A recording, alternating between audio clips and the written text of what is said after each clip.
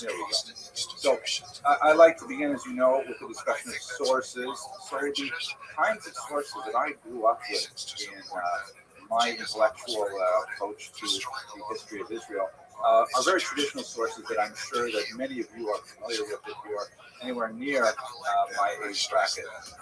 I've read, for example, Walter Leclerc's great History of Zionism, tremendously important tome, very big, thick volume that goes through the 18th and 19th century in particular, and then taking it up to the establishment of Israel. Arthur Hertzberg's The Zionist Idea, a reader that gave me a chance to appreciate the wide range of intellectual roots to the modern Zionist movement. Very, very important work for me. Note, by the way, that they're born within a couple of years of each other. And here's Chaim Herzog, who was born in 1918. These are three people really of a generation. And all three of them witnessed the development of the State of Israel in their early 20s. Really a very formative moment. And their historical approach to the State of Israel is really colored heavily by their experience of the miraculous creation of a state in the Middle East for Jews. Chaim Herzog's work was especially influential to me in his masterful account of the Arab-Israeli wars, which we're going to spend some time on today as well. However, I'm of a certain generation historically, and the materials that I read that really had a formative influence on me have been seriously challenged by many historians in the last 20 or 30 years. In particular, people like Tom Segev, and you'll see that he's born, a good 25 years later than some of the other historians. It was a very influential perspective, but very controversial because he's taken to task many of the really central ideas that were held dear by earlier historians. This is a clear evolving field, and like many historical controversies, probably go through a pendulum balance between the two. I'm going to try and give you primarily the traditional view of the State of Israel, here by most historians, but I'll give you some of the correct balance that comes from many of the so-called new historians who are more critical of the State of Israel as a political entity.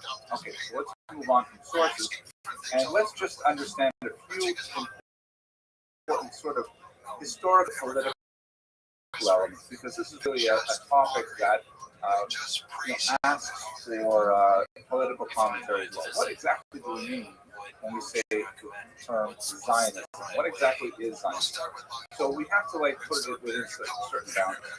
First of all, there is the yearning for Zion of the mountain in Jerusalem, and so it's kind of like more historically, it's a metaphor for Jerusalem in particular, for Israel as a whole. The idea of the yearning for Zion, the desire to Zion, is almost as old as the Jewish itself. We see it perhaps most poignantly in the Psalms. I believe it's Psalm 137, where the Jews who were exiled to Babylonia, they're approaching the rivers of Mesopotamia, the rivers of Babylon, and they forced to sing a song of them, and it's a dirge as they yearn for a return because they are being taken away by the conquerors of Israel in the 6th century before the Common Era. So the idea of desire to come back to Israel really is as old as Judaism itself. On the other hand, there's something that's more properly called with a capital Z, or as my compatriot Canada would say, a capital Z, Zionism, in the sense of modern political Zionism. And this is definitely related to the historical yearning for Zion, but it is a modern phenomenon that in many ways has a lot of similarities to a lot of nationalist movements of formerly stateless peoples in Eastern Europe. And much of its birth in Eastern Europe, that's where it had primarily a huge political impetus for Zionism, came from Eastern Europe, that in turn were influenced by the early. It is at once a really ancient movement, and it also is a very modern movement. And in many ways, we can break those apart as we get further on in the class.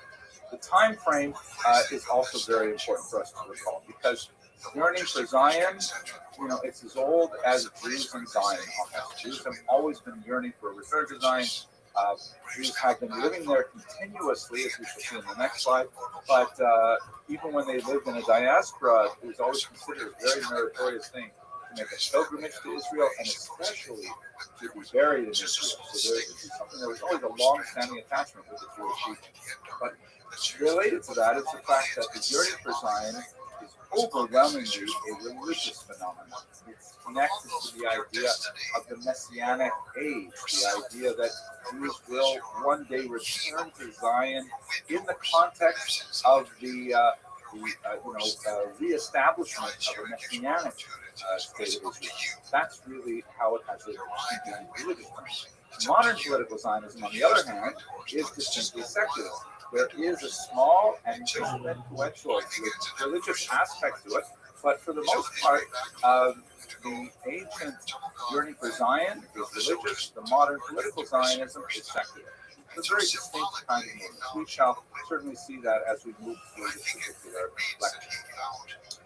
Now, let us also look a little bit at the political context, and in this context, we could get a lot more deep into the whose land is it anyways kind of argument, which I think has a lot of merit, but maybe more in an ethics or a law class or even in a political theory class. From a historical perspective, let me just lay out the basic arguments that still have to be played out in the court of political opinion to a certain degree, especially in the court of military. So we should understand that there was always a settlement of Jews in Israel. It was very tiny at some points in Jewish history. For example, in the 13th century, when Nachmanides was exiled from Spain as a result of his very strong performance in disputations at that time, he came to Jerusalem and he only found a minion for Yom Kippur by bringing in Jewish villagers to the city of Jerusalem. Can you imagine that you did not have a prayer forum in Jerusalem, the center of Jewish history, unless you brought in some of the villagers from the surrounding area? So that shows you just how tremendously denuded the population was of Jews. It was overwhelmingly Arab and Muslim at that time. That's the 13th century. But nevertheless, a tiny trickle of Jews always present in Israel. We can never say that Jews were never in Israel. They were continuously established.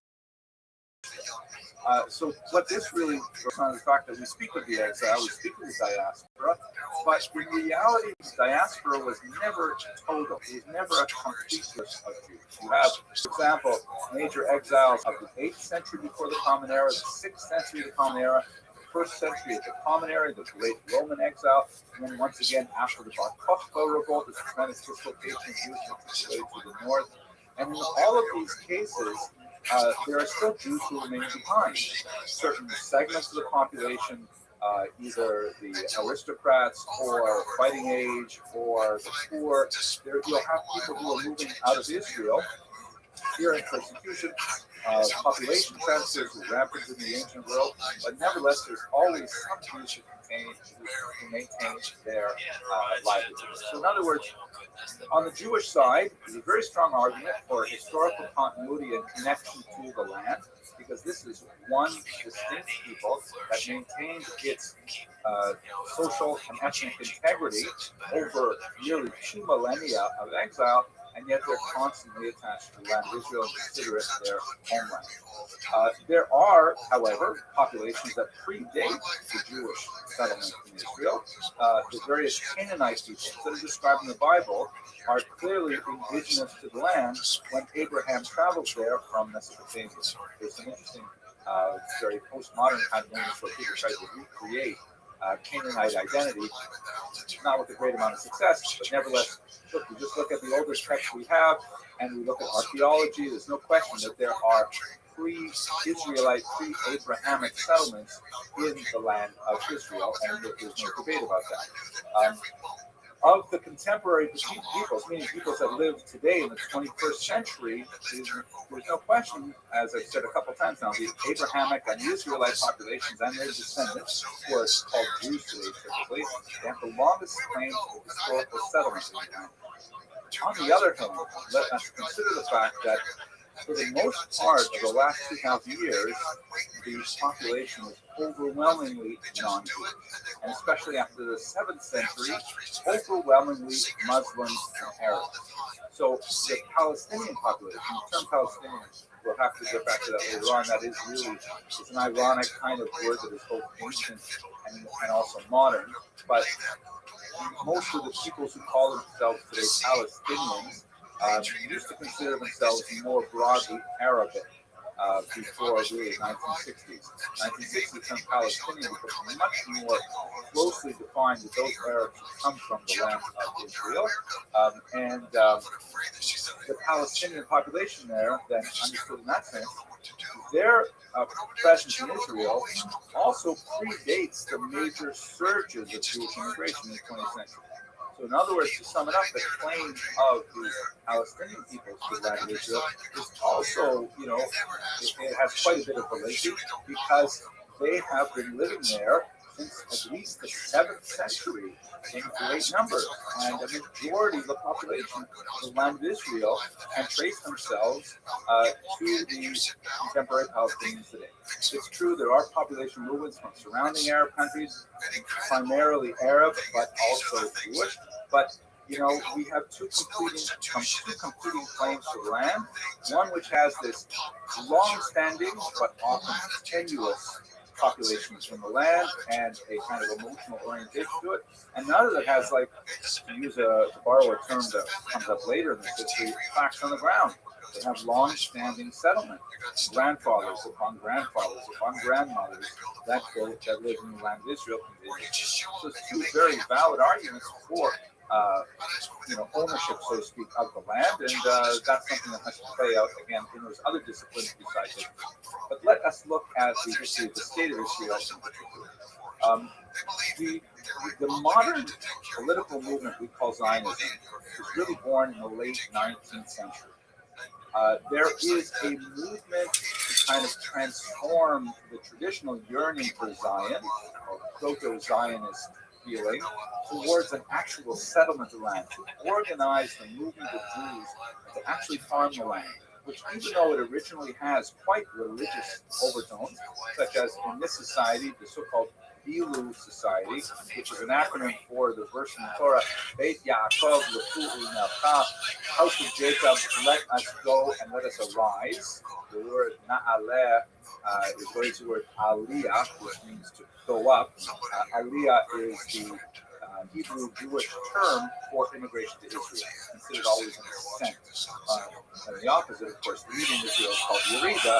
It's called descent. It's not a neutral term like immigrate or migrate or something like that. It is either go up to Israel or you go down from Israel. So this particular society, there were a lot of societies in the 1880s that were bent on, in fact, moving people to Israel and farming the land, actually settling it, but often without any kind of ambition to stay there.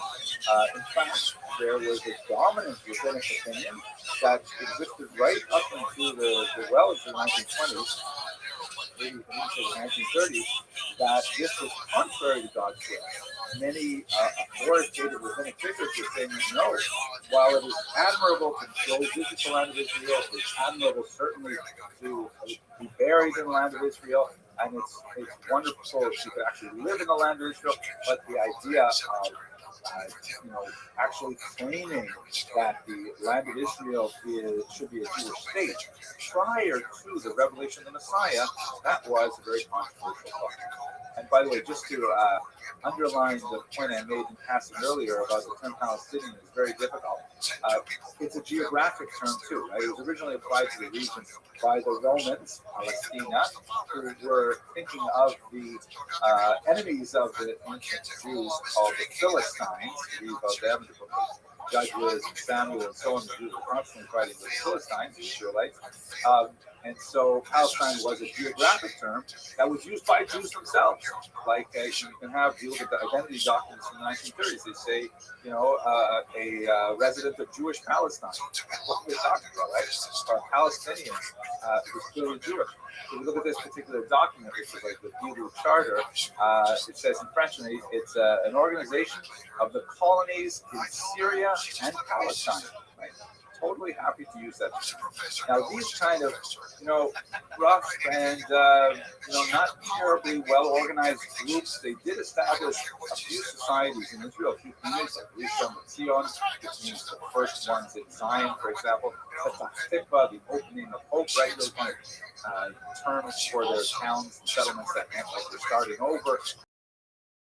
But political got its start under the like Theodor Herzl. So, Herzl lived a too short life. Was an Austrian journalist who was, although he had some strong sort of pro-Jewish inclinations in his youth, had essentially lived a very assimilated lifestyle. And in fact, that didn't change as he grew closer to Zionism. His vision of Zionism was very much like he wanted to recreate Vienna in the Middle East. He wanted to recreate a kind of a civilized Western society on the model of Vienna on the Mediterranean. The city of Haifa is in many ways modeled on this kind of idea.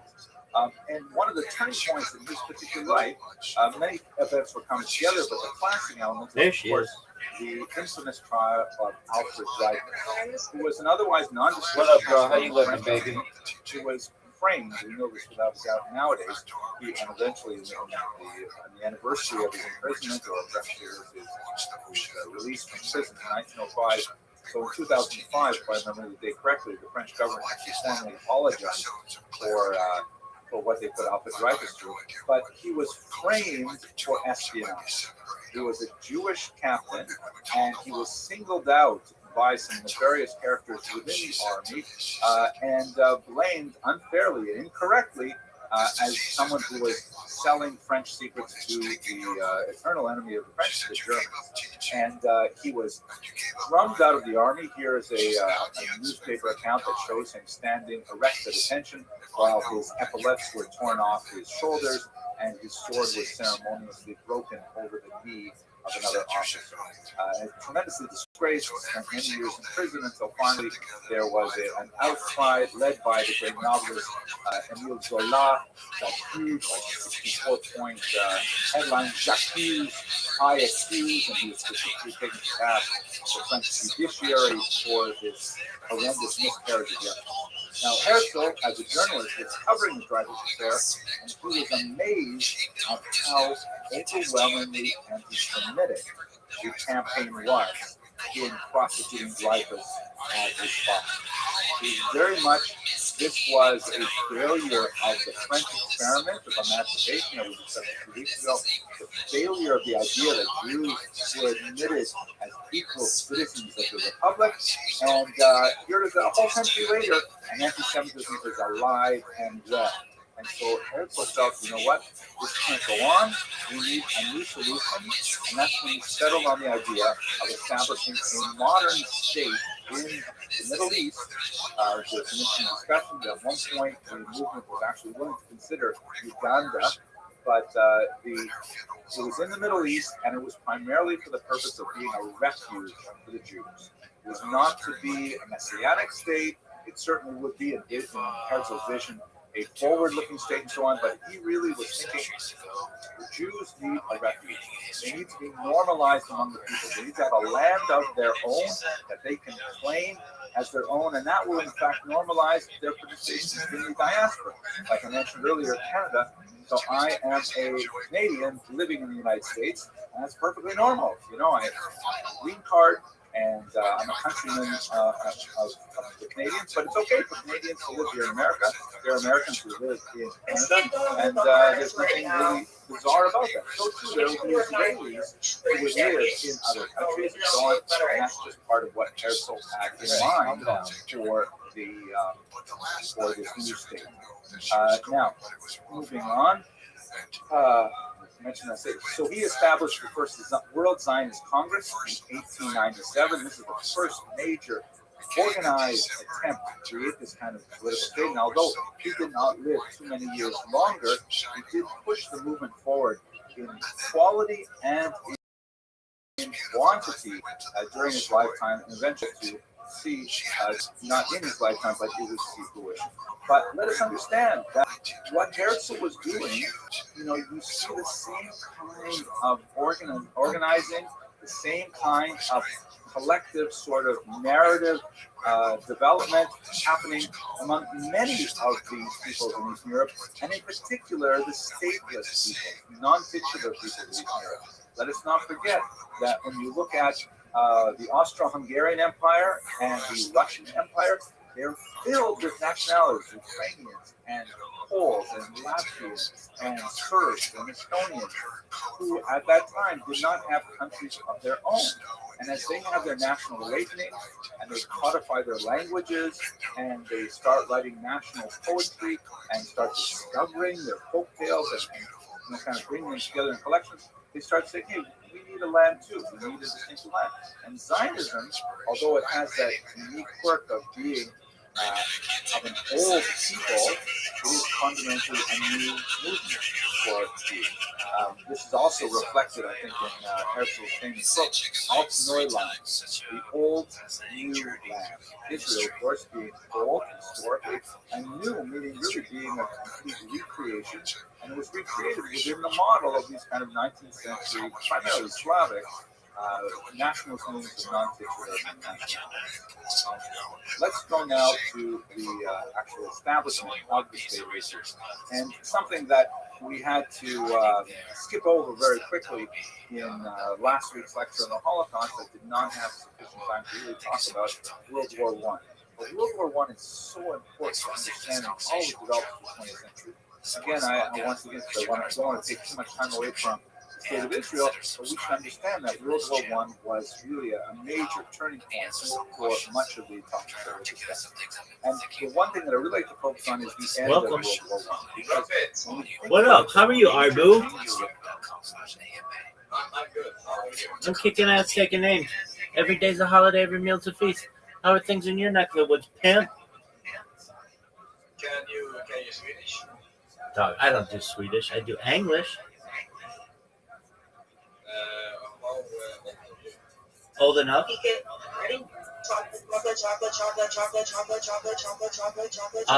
Adi, you're interrupting. Arbu, how did you find out about me? I don't know. I just clicked, and it's live stream, so I just clicked and pressed. Excellent. How's your day going? It's going good. I'm playing Roblox. Excellent. You want to stream it? I don't know how to use this. That's okay. In the bottom left corner, you'll see screen sharing. In the bottom left corner, you see screen sharing. Yeah, it's right next to the camera.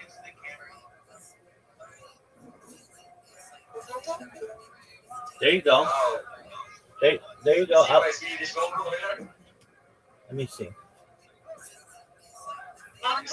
Yeah, that's beautiful. In Swedish, we call this curla, more like. Very nice. We call it curla.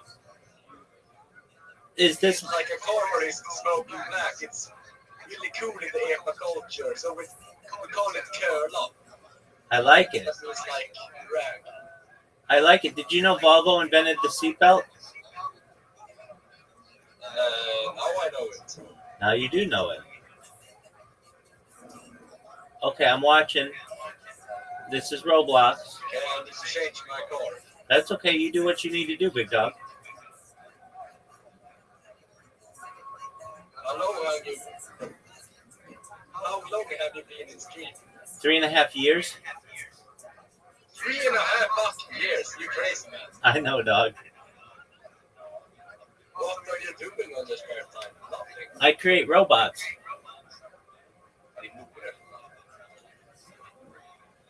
Did you find out about me? Did you find out about me from Discord, from Kick, from? No, some friends said it.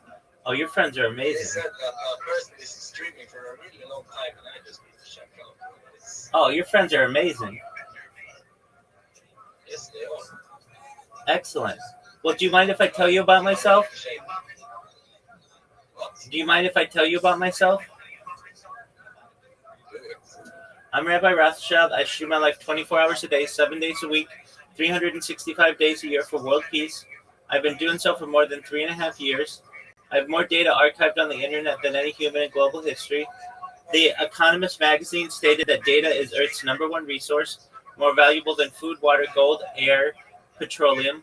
I have more data online than anybody, and that may make me an influential person someday. And if that happens, I want to make you, my friend Arbu, all your friends, all your family. I want to make sure that you're financially independent if you're not already. I want to make sure that you have generational wealth if you don't already. And I want to make sure that you are able to start charities and philanthropic organizations of your own. How does that sound? Sounds great to me, man. Excellent. I talk about things to help the world, like ending world hunger through the use of technology such as agricultural drones, floating greenhouses, saltwater greenhouses, hydroponics, vertical farming, cloud seeding. I talk about ending world thirst through the use of technology as well. I'm sponsored by a cryptocurrency that's worth about $100 million. And one of the things that we do is we build wells in developing nations like Nigeria for the less fortunate. I'm an advocate for the Life Straw program and most importantly, desalination technology, where you pump earth seawater onto land to make it drinkable. How do those things sound to you? Sounds great. Excellent. I see you keep changing cars. That's cool. You were driving really fast. Yes, I'm a dangerous boy. I need to drive fast and call my nurse. I just had the coffee. Okay, I'm watching. Now are you on a racetrack now? I'm on a drag strip with a Volvo V70. Okay, yeah. TDI. Det är 52-52T det egentligen. Yeah, I know that car. You used to be able to sit backwards in it, right? Yes, I think so. Yeah, word dog. Mr. Pajikowski had one of those. See? Yeah, dog. Now I need to change car again. That one. Now what? Tractors in Gombe.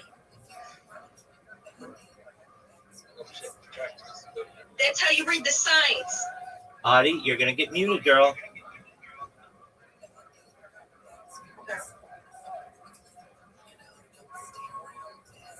I'm good. Really angry. It's all the birds are up in a second.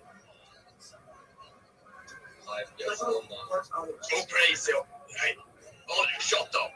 I will read. I don't know what the fuck that is. Hey, passa dig jävligt noga. That means watch yourself in the Swedish. There you go, big dog. What other cars do you have? Oh shit, my BMW is stuck in the barrier. Are there guns in this game? No, it's no guns. It's like a Swedish drug simulator. In Sweden we have... but what the fuck? Oh, you're a baker.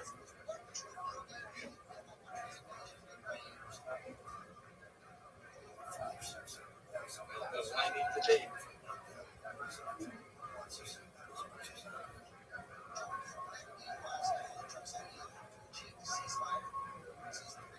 Audie, you fucked up. I just had a new friend here, and you flapping your lip, being wild.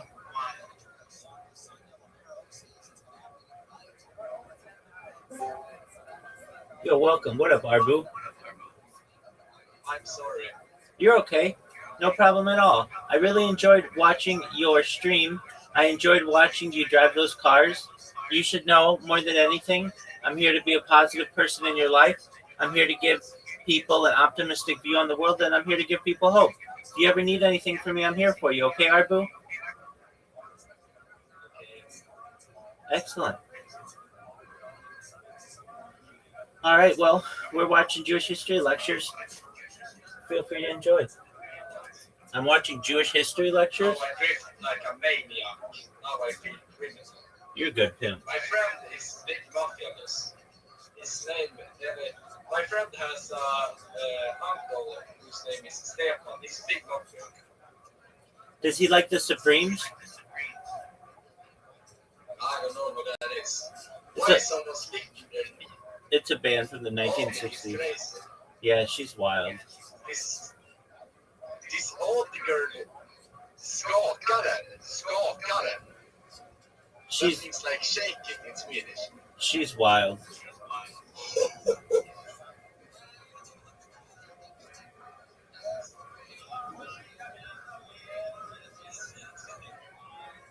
She's wild. Hello there, Mr. Sex Object. What? What up, Pim? All right, here we go. Wait, I need That to leave. occurred as a result of World War I. Excellent, Arbu. We'll see you. That's cool. Here's a look at Are what the you world crazy, looked girl? like on the Are you crazy, on girl? the eve of World War I, 1914. You can see that the world. Let me just move my face. I'm not sure how this will come out in the recording, but I'm actually moving my screen around here. You can see that Central Europe is divided between three huge countries. This woman is Really one wild. country, two empires. Is it Germany, Austria-Hungary, and the Russian Empire? This woman As is I mentioned, wild. there are lots of little peoples who are subsumed within those multinational empires. 1900. When we get to the end of World War I in 1918, and especially in years later when the boundaries are codified by the various post-war treaties, the Treaty of Trianon, for example, Versailles, we see that there are all these new countries created at the expense of these three major countries from the past. The Russian Empire, of course, has internal revolution. It becomes communist with the revolution in 1918, and that's several months after the Tsar was overthrown in 1917. And their boundaries are knocked back to the east, leaving room for the creation of a new country, Poland, which bisects Germany, separating it from East Prussia. And the Austro-Hungarian Empire is totally destroyed. Austria and Hungary, the titular nationalities, are reduced to a tiny little rump state. And in the Yo, place girl, of you this having a wild national day? Empire, you've got this new country, Czechoslovakia, Yugoslavia, Moldova, Romania, Bulgaria. These are all. I have you emerging muted ashes because of you this, scare people this when you talk. massive state. And so there are a lot of peoples who simply did not make the list. They were not part of the post-war peace treaties. You And wild. they said, hey, we deserve a country of our own too. The Jews were included in that. The Jews were also arguing, hey, we need a country of our own. But the difference with the Jews is they didn't want a country. This woman is in where a they moving lived, car. which is primarily in Eastern Europe. They wanted their ancient homeland in Israel, which actually worked out fairly well for them. Cray because cray in at a that good time, way. the Ottoman Empire was in control of Israel. You can see here, it's the darker shaded area, and it was called the sick man of Europe because it had already been declining significantly over the course of the 19th century. And when it was defeated in World War I, it was ready to collapse on its own. So when General Allenby of the English marched into Jerusalem at the end of World War I, the European powers, in that kind of like hubris of the post-war moment that indirectly led to the Second World War and the tremendous devastation, they simply took rulers and compasses and divided up much of the territory that they had conquered between themselves. And so when we look at Israel, the way that worked out is the British took a massive chunk of what would be Iraq, and they took a massive chunk of what would be Israel and Jordan, and they claimed them as the British mandate. In this map, you see that Israel and Jordan are part of one big country, which was called Transjordan, Palestine, different iterations. Ultimately, they were separated at the Jordan River Valley, so you had Jordan as a country unto itself, and only the Israeli part of it remained as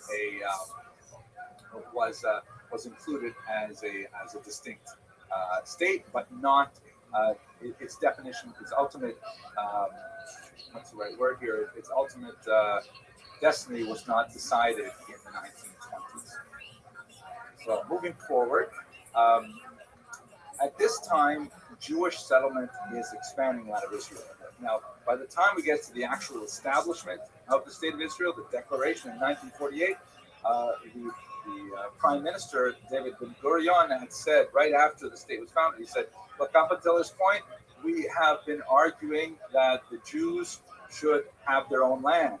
Now I'm really worried that we're going to have a land without enough Jews. So the population of Jews moving into Israel before 1948 is actually rather small.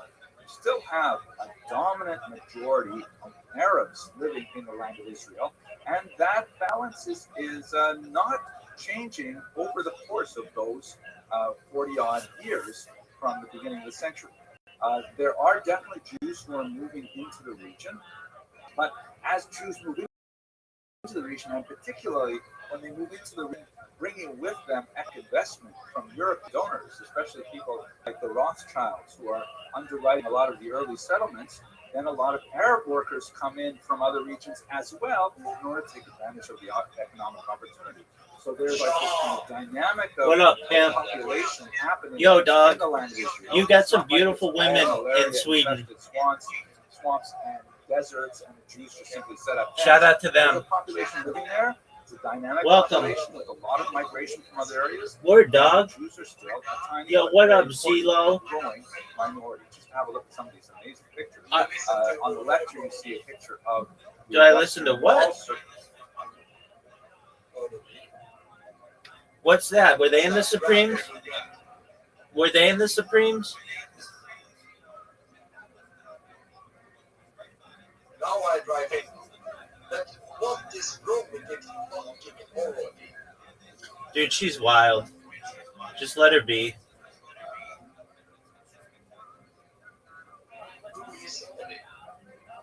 She's a person in the server.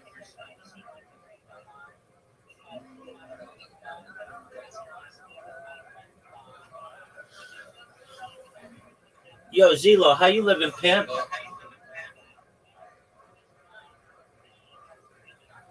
Xylo, can you hear me, big dog?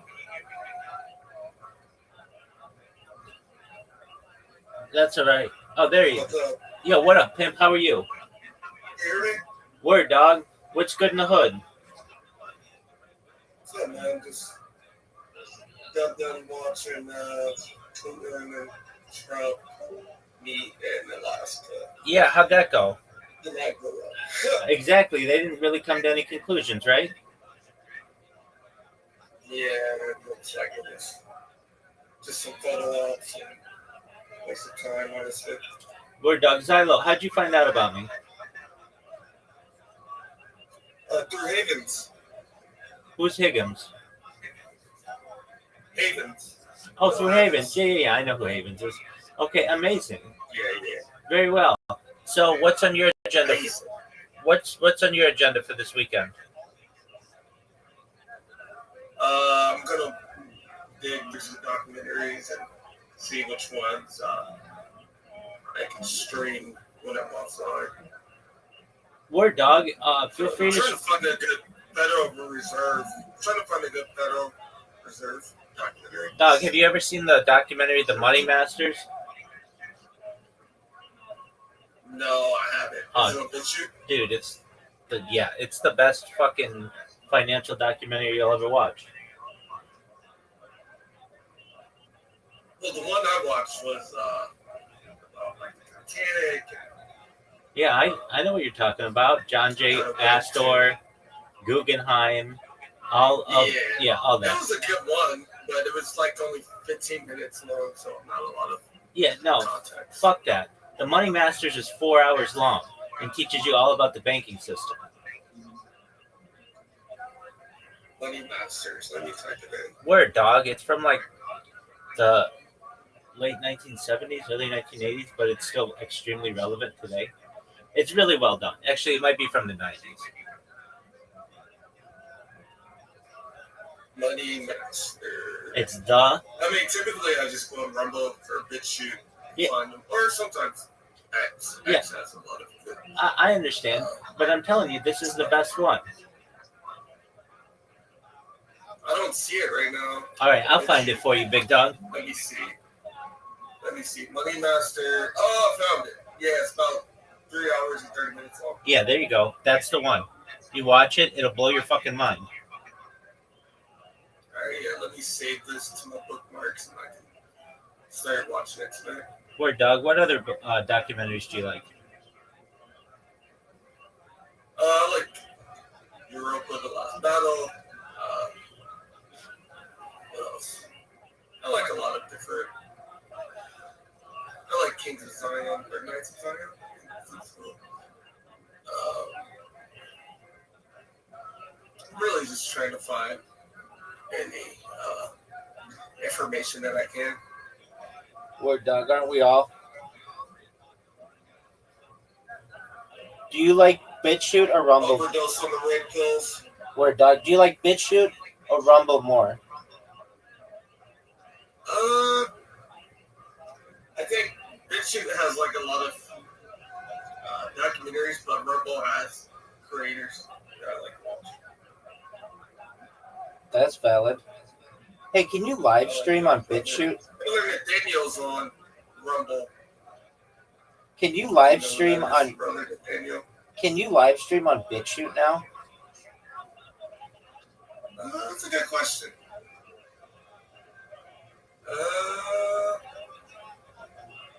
I'm on there right now. I don't see any live stream sections, so probably not. I see someone's live streaming.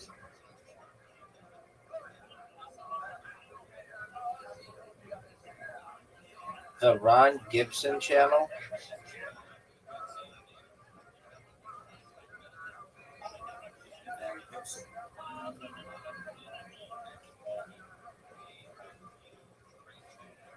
Which documentary are you watching right now? It's live streaming.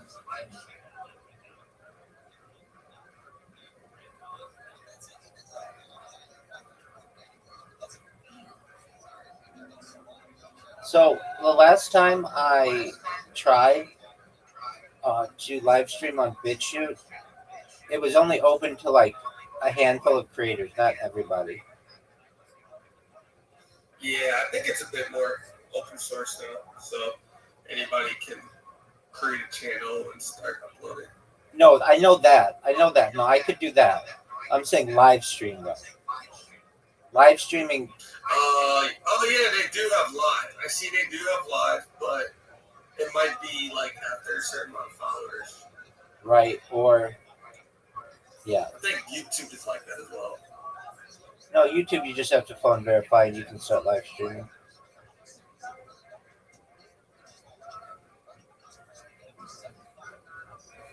Do you have any good 9/11 documentaries?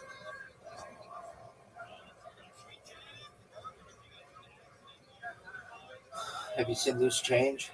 That's what I'm looking for, is a 9/11 documentary. Have you seen Loose Change Final Cut? I've never heard of it. That's the big one back in the day. That one was very controversial. Oh, nice. Let me look it up. Okay, yep, I can see it. 2 hours long. Word down. Save this one. If you're into that kind of stuff, Evans watches a lot of.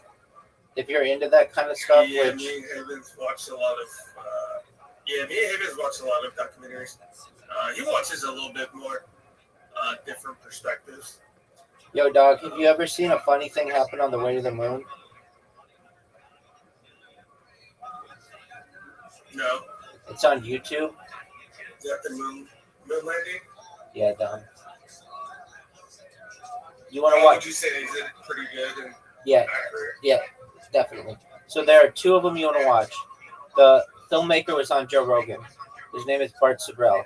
Okay, you want to watch a funny thing happen on the way to the moon, and then Astronauts Gone Wild. He made both of them, and he confronts all of the astronauts on the Apollo missions, and some of them punch him, some of them kick him, some of them say they're going to have him whacked by the CIA. It's wild. What is it called again? Funny thing happened? So in YouTube, put in a funny thing happened on the way to the moon, Yep, I see it. and Okay, then you also It's how many? 53 minutes long? It's about 50 minutes. Exactly. And then you want to also watch Astronauts Gone Wild. It's like Girls Gone Wild, but Astronauts Gone Wild.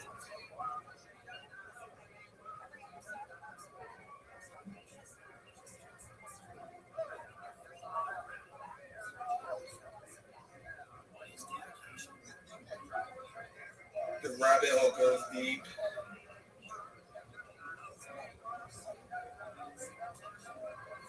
Well, I haven't looked into any moon landing conspiracy stuff yet. Just at the That's te- on my list. I just haven't gotten to it, but I do want to get to it because that's the only one I haven't looked into. Oh, there are a bunch of them. Yeah, you're just at the tip of the iceberg, dog. Astronauts Gone Wild is fucking amazing. Okay, yeah. Let me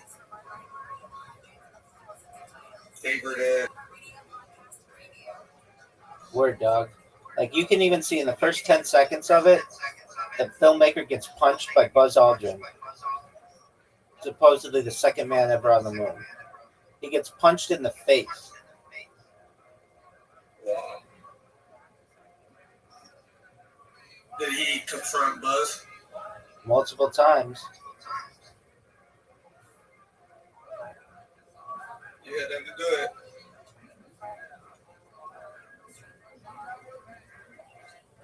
What about some Bohemian Grove or Pizzagate stuff? Where can I find information on that? Yeah, I don't know about the latter. I mean, I know about it, but I don't know. They'll make really good documentaries about it. Have you seen? It's called. There are two really good ones on Bohemian Grove. One is called Dark. Uh,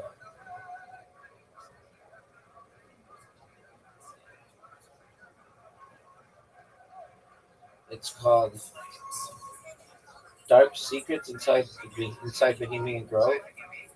It's from 2000. It's an undercover investigation. You get to see leaked footage. That one's amazing. Have you ever seen it? Yeah, I have seen it. That's the one with Alexa. Yeah, I've seen this a while ago. Maybe I should rewatch it now that I'm older. And then I watched this when I was like 18, maybe. And then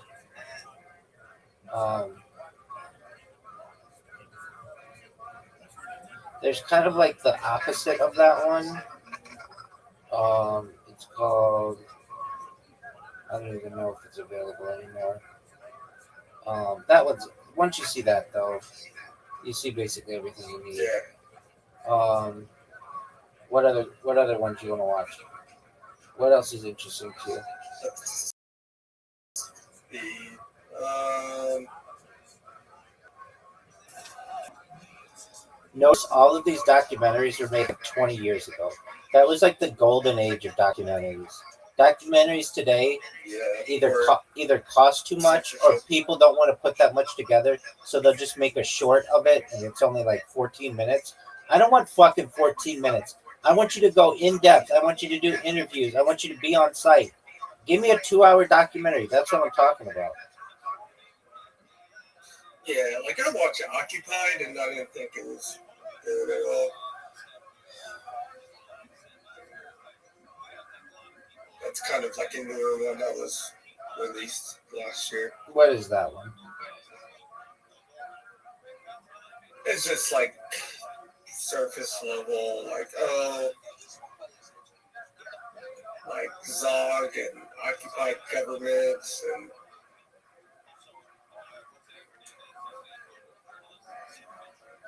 kind of just going over the surface level stuff. I think it was by Stu Peters or something. I'm not gonna look at this.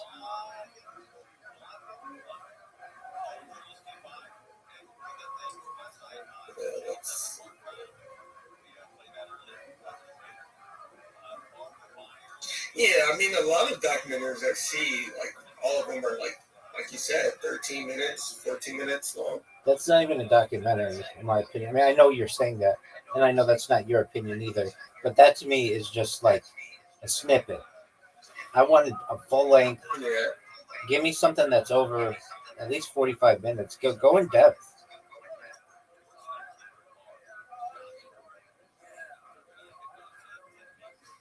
I find a lot of the documentary, or they're not even the documentaries, whatever, those 14-minute things, they're not even like new information. They're just clips of other documentaries.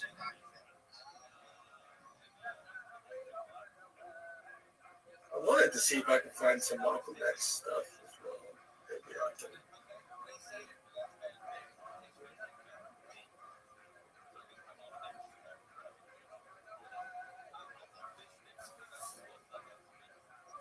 So which one should I start with for the moon landing? Should I start with astronauts going wild, or should I start with funny things happen? A funny thing happened on the way to the moon. I'll watch it with you right now. If you stream it, I'll watch it with you. Yeah, I'll probably. I'm thinking about maybe watching it. All right, Either we'll do the screen share, tonight or tomorrow. and I'll watch it with you. I'm not gonna watch it right now. Okay. I'm just picking out right now. I'm trying to find all the ones I want to watch for the next couple days and weeks. Trying to build a library of good documentaries.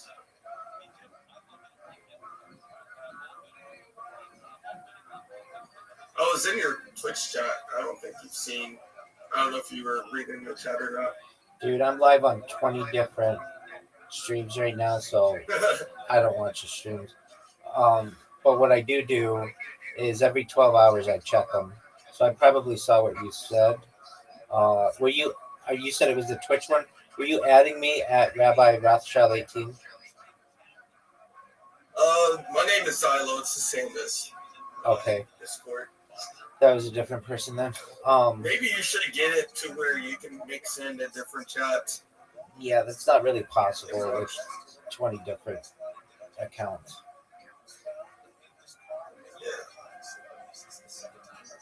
Yeah. If it were, I'd be doing it. What platform do you prefer? YouTube. It's the one that archives things the longest.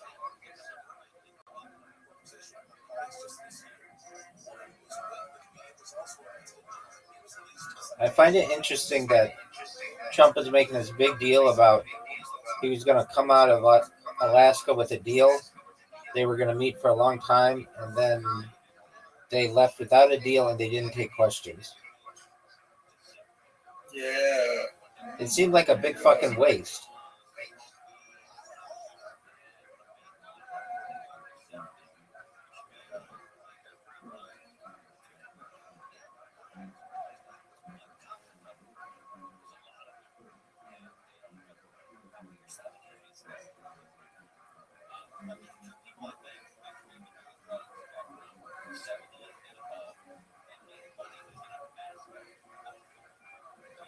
Did you watch it? I did not. I just checked Or out. did you just see the highlights? Yeah, just the latter.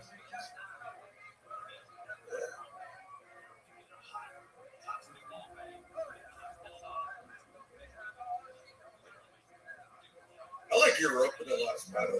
I think that one's great. But that one's like 10 to 11 hours long. What It's a is great that? documentary. What is that? Europa, the last battle. Yeah, what is that? It goes into World War II, then it goes into the Federal Reserve. Kind of touches on all of it, but mainly goes into the corruption around World War II. Oh, check that out. Yeah, it's like one of the most popular ones.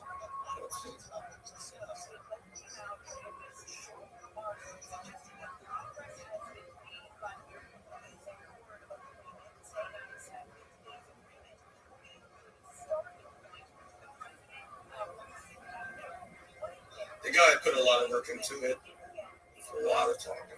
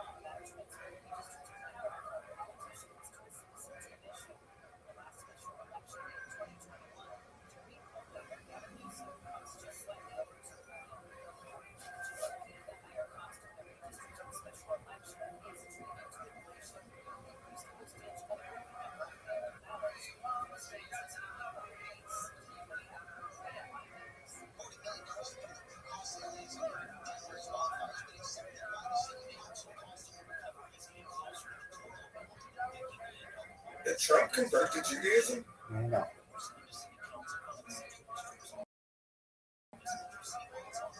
His daughter did, but he has not.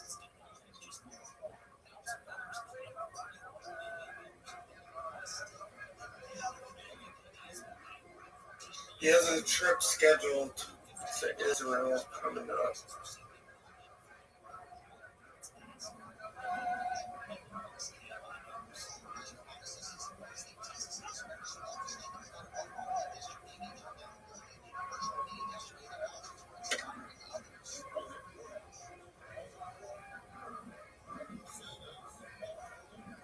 Yeah, so next month he'll be in Israel. And see what happens there.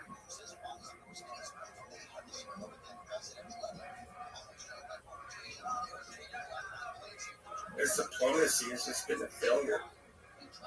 I mean, he's trying. I mean, it looks like he's trying. Word dog. But I mean, as he said, he would have the Middle East and Ukraine fixed in a day. And all he's done is had blowback. He's had down approval ratings. A lot of people don't like him, even in his base. It's not what he wanted. Yeah, him voting asking calls really pissed a lot of people off. Word dog. Ghislaine Maxwell going from whatever maximum security to now she's on work release. It's like, come on.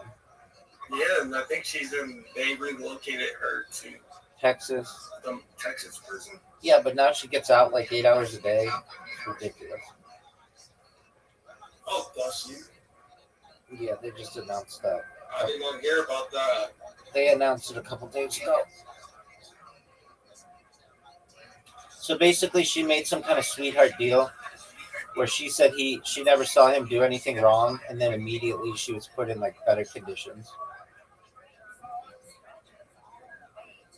Wow. Yeah, so they made some behind the scenes deal.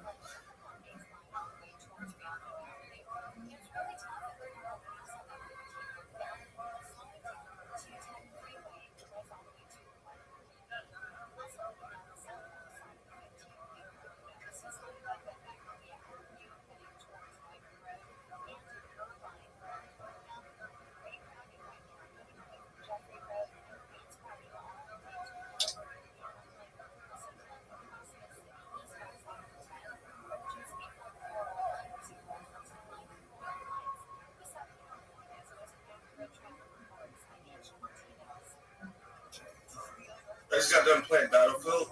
Yeah, I got my ass wrecked. Battlefield 6. Yeah. I didn't really, I don't think it's any different from the last game. It's just better graphics, honestly.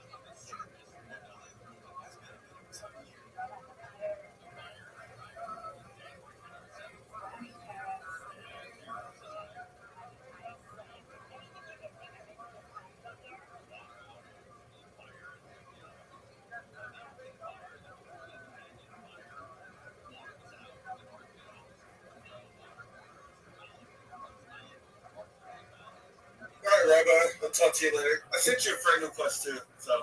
Take care, Pam. And I'm at my maximum amount of friend requests. You can only have 1,000 on Discord, but I'm always in here, man. If you ever need to speak with me, I appreciate it. If you ever need to, okay, for sure. feel free to send me a message. My messages are open. I appreciate it. Okay, cool, for sure. All right. Cool, Excellent. yeah, Hey, dude, come back. Hold on. Before you go, when you want to watch those documentaries, if you're bored, come in here. I'll watch any of one of those with you, and generally, and let me know what you think about them when you watch them. Okay? Oh yeah, I'm down. Especially the moon. That one's fucking wild. All right. What times do you usually are you in Discord? 24 hours a day, dog.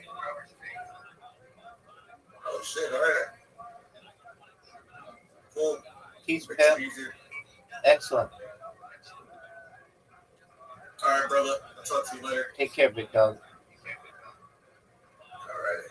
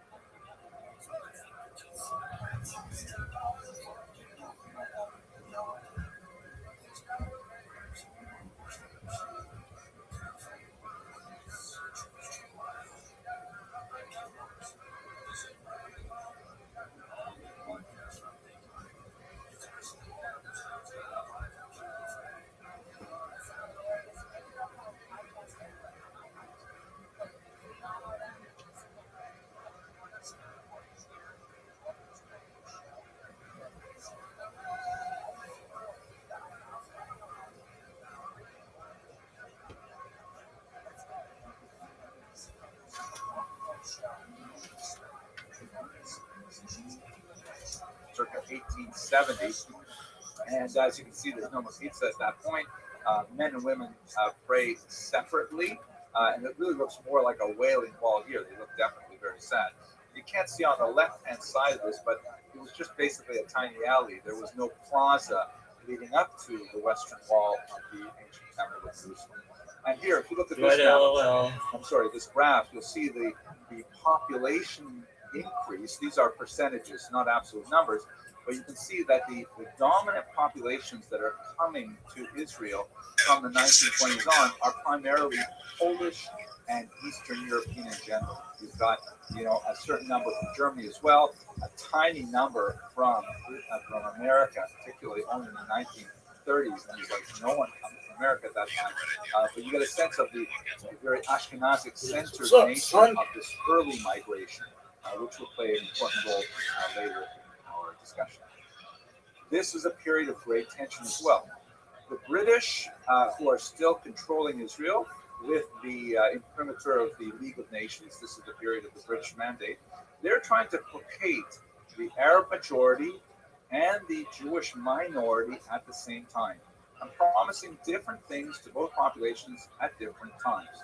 The Balfour Declaration of 1917 promised something that Jews were overwhelmed with, that His Majesty's government, meaning England, viewed with favor the establishment of a Jewish homeland in Palestine. Amazing. They're overwhelmed with it. But at the same time, the Balfour Declaration goes on to say that provided it doesn't prejudice the situation of any of the non-Jewish peoples currently living there. So how do you do that? How do you manage both populations peacefully? And then we have the white paper in the 1930s, but I won't get into too much detail given the scope of this lecture. What I can tell you, though, and what is very important to realize, is that there are punctuations of extreme violence and rage that erupt primarily among the Arabs directed against the Jews at certain points in this mandate period. There are some fascinating analyses of the economic roots of these things. Like, for example, one of the criticisms of the Yishuv, the Jewish settlement in Israel at this time, is that perhaps they're relying on too much Arab labor. And this is especially kind of an argument put forth by the very socialist-oriented kibbutz groups, like the Coalition political movement, that were saying that here, we're come to Israel to try and normalize our lives to be farmers and soldiers and to, lead a healthy life, not like that urban ghettoized life that we knew in Warsaw and places like that. And what is it that as soon as we get here, we start hiring cheap Arab labor to pick the oranges in the fields? No, we should be hiring Jewish labor to pick the oranges in the fields, and that hopefully will draw more motivated, ideologically sensitive and trained Jews from Eastern Europe and so on. And so ironically, by firing and refusing to hire Arab labor for internal ideological perspectives, that would anger the local Arab population, saying, what are you talking about here? We're living together in this land. You have work to be done. We're happy to do it. We want to get paid, and now you're taking away our jobs. There's a lot of economic turmoil going on. And so you have some terrible massacres, like in 1929, an attack on the Hebron, Yeshiva, and so on. Arabs are beginning to wake up to the idea that is quite contrary to Islamic theology, that, wait a second, the Jews are not here to live peaceably as subjects of an Islamic state. They're talking more and more about establishing a Jewish state. And that is a problematic thing for Islamic theology, because Islam, and I can't speak with expertise about this in general. I'm primarily reading about this in primarily English language Jewish sources. So those of you who are on the internet who will take issue with this, please do, and provide your comments in the comment section. But Islam divides the world into two types of places. There is Dar ul-Islam, the land of Islam, and there is Dar ul-Harb, the land of the sword, with Harb and Khereb, the Hebrew obviously related. And the idea that once it becomes Dar ul-Islam, where once a state or a region becomes Muslim, it's really not supposed to go back to being non-Muslim. And that is certainly true with regions like the Iberian Peninsula, where I am told that to this day there are Muslim countries that are uncomfortable with the fact that Spain is no longer a Muslim region.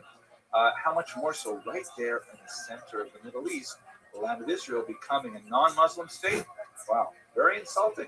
And so there's a lot of ideological resistance developing as well, even among these fairly illiterate agricultural populations. They're developing more of a political sensibility. Now, last week we spent a lot of time talking about the Holocaust, so I won't go into it at all in detail here. Let's skip right past it and talk about the post-Holocaust era, where the immigration problem that the early Zionists had, the concern that there would not be enough Jews actually in the land of Israel to run it, to populate it, to farm it, to keep it running, that was something that was sadly changed by the Holocaust, because you had hundreds of thousands of displaced Jews, among millions of displaced people in general, who primarily settled in these temporary displaced person camps that dotted Germany and Italy in particular. And the Zionist movement were very active in recruiting Holocaust survivors, saying, what do you want to go back to Poland for? Your family is killed, your villages are destroyed, there's nothing for you left in Poland. And they found a very sympathetic audience. They said, well, why should we go back to those regions, those blood-soaked lands, the so-called bloodlands, and some of these Snyder's very perceptive work? Why should we go back there? And so Zionist ideology, which was gaining popularity throughout the 20s and 30s anyways, was extremely popular in the displaced person camps. And so there was a period known as the period of Bricha, of escape, in which Zionists did everything they could to break the blockade against British mandated migration bans on Jews and allowing them to get into the land of Israel. England not wanting to exacerbate the tensions between Arabs and Jews in the land of Israel, and also dealing, by the way, with the tensions between Muslims and Hindus in India and Pakistan at exactly the same time. They're trying to actually keep Jews out of Israel after the Holocaust, which simply did not make sense within the context of what the world knew about the suffering of the Jews during the Holocaust. And there was kind of worldwide sentiment outside of the Arab world at any rate. Well, yes, let them go to Israel already. Why should you force them back to Poland? If any people deserves a land of their own, it would be the Jews after the Holocaust. Just to give you a slight tangent here, give you a sense of the degree of suffering. This is a document that I wrote about recently. I discovered it in the YIVO archives in New York City. It's actually a form document, the form letter that was written up in one of these. It's produced in one of these displaced person camps, and it was designed for a husband-to-be to formally agree with witnesses before a court, that if his first wife, who disappeared in the Holocaust, if his first wife were to reappear, then he would approach the Beit Din with his second wife and ask for an adjudication as to what would be the correct course of action under Jewish law. Now that in itself is a tragic kind of scenario, but the fact that it was so common that they had to produce a form letter is especially chilling. I mean, my gosh, so many people whose lives were disrupted, marriages torn asunder, parents, God forbid, children killed. This is a population that had been horribly, horribly brutalized, unlike anything else in history. And so there was a worldwide sentiment that really was in favor of allowing the Jews to return to Israel and establish a state. Whoops, I just opened up the wrong program here, sorry. Here, for example, is a photograph of concentration camp survivors from Buchenwald actually landing in Israel in 1945. They would soon be arrested by the British and put in jail for illegal immigration. But clearly, that it argues against human sensibilities. You just want them to be able to enter their land as much as possible. So the UN, the British, and were incidentally being increasingly besieged by Jewish activists who were trying to force them out and to open up the borders to settlement, and also to Arabs who were resenting, the incursion of Jews into the land of Israel. So the British mandate said, you know what, this is too much for us to handle. They gave the problem back to the League of Nations, or its successor organization, then called the United Nations. And they said, okay, you know what, hands off. We're just going to leave. which is exactly, by the way, what they did in India. And just like we will have a war in the Middle East as a result of their abrupt departure, we've also had a war in Southeast Asia as a result of their abrupt departure. And the UN came up with a plan in 1947 that essentially divided the land of Israel into 7 distinct areas. You can see on the left the 3 green areas joined by a tiny little waste connections would be Jewish populations. The Jewish population at the time was primarily settled on the coast around Tel Aviv and some in the Galil in the north, and not too much in the Arava, the southern desert region. And the other areas, which were predominantly populated by Muslims, would be an Arab state. Jerusalem, which is heavily populated by Jews as well, was to be an international zone. It was too complicated because the Jews considered it their traditional capital, and the Muslims also considered it an extremely holy site and were loath to give it up to the Jews. And so the 1947 plan said, you know what, we'll just keep it international. Amazingly, for many, the Yishuv leadership under Ben Gurion accepted this, and in 1948 they proclaimed the state of Israel within the boundaries of that 1947 plan. The Arab nations surrounding this region, of course, there was no Palestinian nation to speak for the population at the time, but there were surrounding populations, the Egyptians, the Syrians, the Lebanese, the Jordanians, and so on. They all refused to accept this partition plan, and they invaded. And this begins the War of Independence, that's the Israeli term, for a war that lasted from 1948 to 49. Simultaneous with this, there is an unfortunate, for the perspective of the refugees, bolstering of the Jewish population in Israel, because many of the Arab nations in the region began to persecute and drive many of their populations directly out of their native lands where they had lived for a couple of millennia, and they end up moving to Israel. So you have a huge surge of emigration to Israel from the Arab populations, that is, Jewish populations living in Arab lands, and their resettlement from it. This will have tremendous implications for Israeli politics, but that we'll have to discuss a little bit later on. Okay, let me move on. So much to talk about. So little time. Now, I think one of the best ways to describe the state of Israel is through its map. This is essentially its military. So let me walk you through the major military confrontations that Israel has had with its neighbors, and give you a very brief sense of how that affected not only the external shape of Israel, but also its internal character. Because Israel has always been a state that had to be ready for war, and it really altered much of their internal dynamics, both positively and negatively. So here's a map that shows you the results of the 1948, 1949 War of Independence. On the left, you see another version of the UN partition plan that I showed you earlier.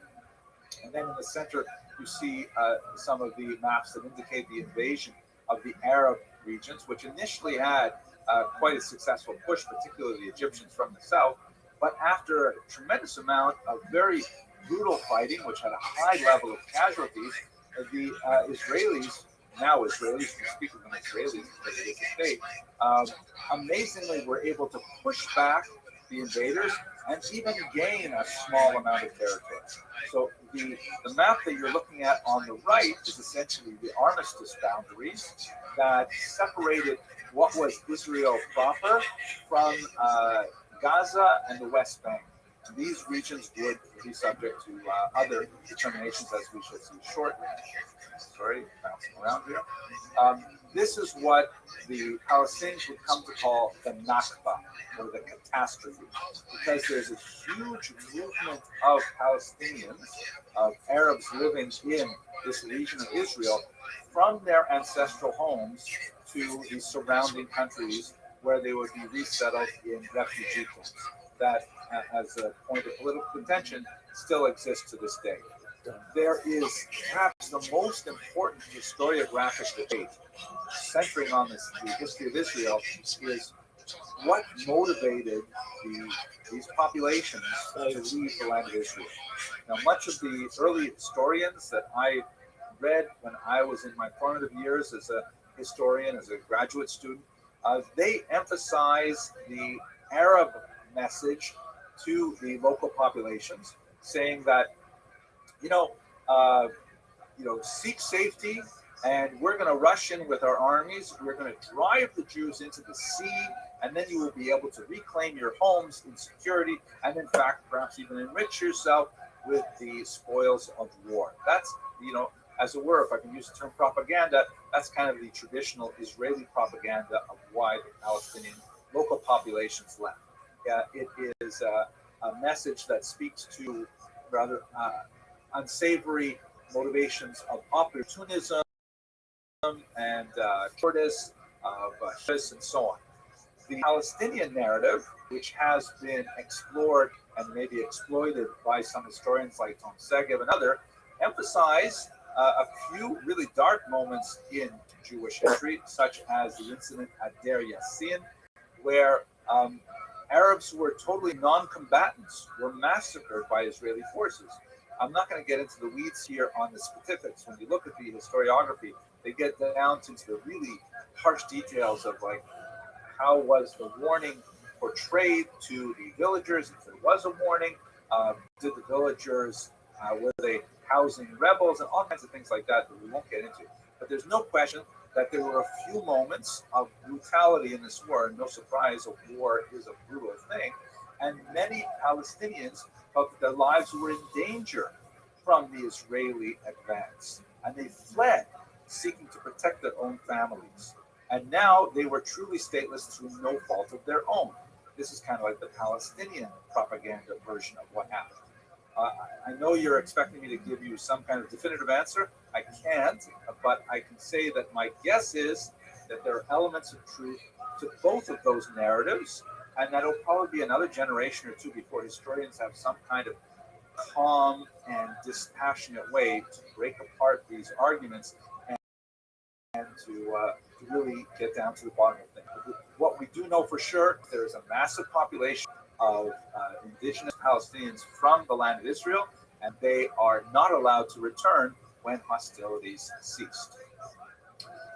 And here, as the point of extension I mentioned earlier, one of the arguments for that the Israelis typically point to is that they were settled in these refugee camps. It's actually contemporary map, fairly recent. And there are Palestinians and their grandchildren and great-grandchildren who are living in these refugee camps to this day. And the big question is, why aren't all these Arab states absorbing these Palestinian refugees? A huge amount of argument over it. There was actually a revolution in the 1970s related to the Palestinian population in Jordan. But nevertheless, that is the contemporary situation, and it gets further into political science and into history. But that's part of the ongoing problem: is what do you do with all of these Palestinian refugees who very much consider themselves citizens of Palestine, even though they have never set foot in it, and they're living, like regions removed from the region. No one gives a There's shit. an ironic parallel to Jews. Put it in who also 17 magazine now, you fuck. Subjects of Israel for thousands of years. Now, if we move on to 1967, the incredible Six-Day War, where the Arab countries surrounding the land of Israel decided to attack en masse, Egypt and Syria in particular, and the United Nations totally failed to maintain their peacekeeping mission in the region, and Israel, faced with almost certain invasion with tanks massing at the borders, decided to launch an extremely successful preemptive attack. And within 6 days, they were able to first claim air superiority, which was a huge advantage, and then actually not only successfully defend themselves, but execute an incredible military victory.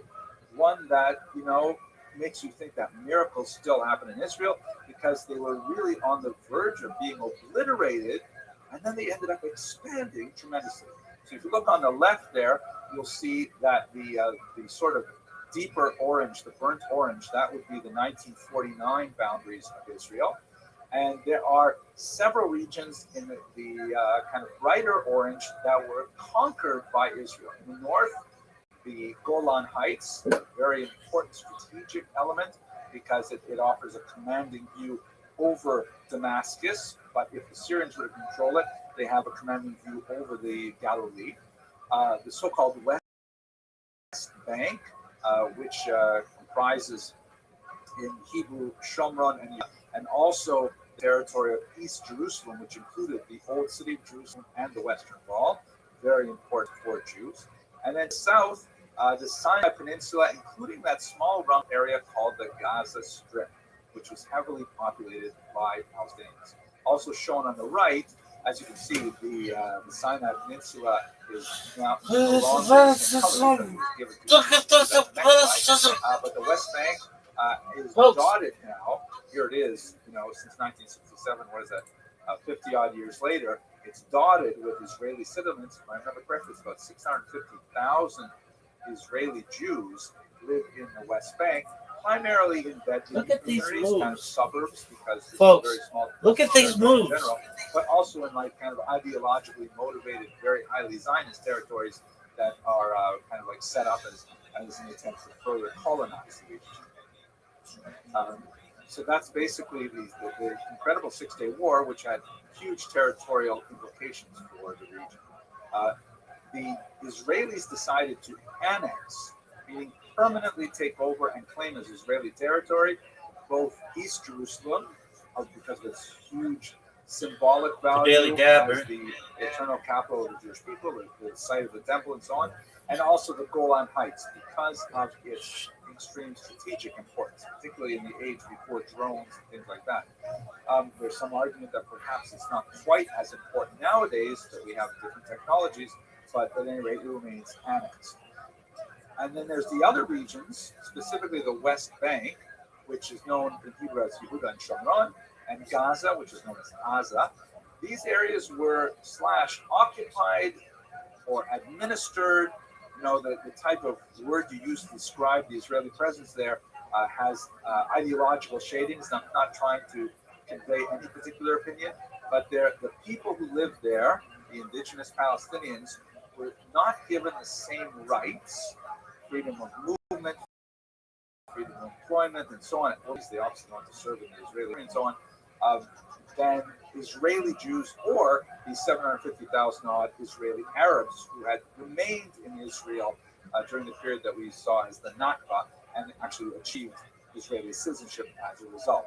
So this is what, when critics refer to Israel as an apartheid state, it's not a very fair comment for a lot of reasons if you compare it to South Africa, but this is where they get this idea that there are people living in Israel who were born in Israel who do not have the same rights as other people who are also born in Israel, and they're awaiting some kind of permanent solution.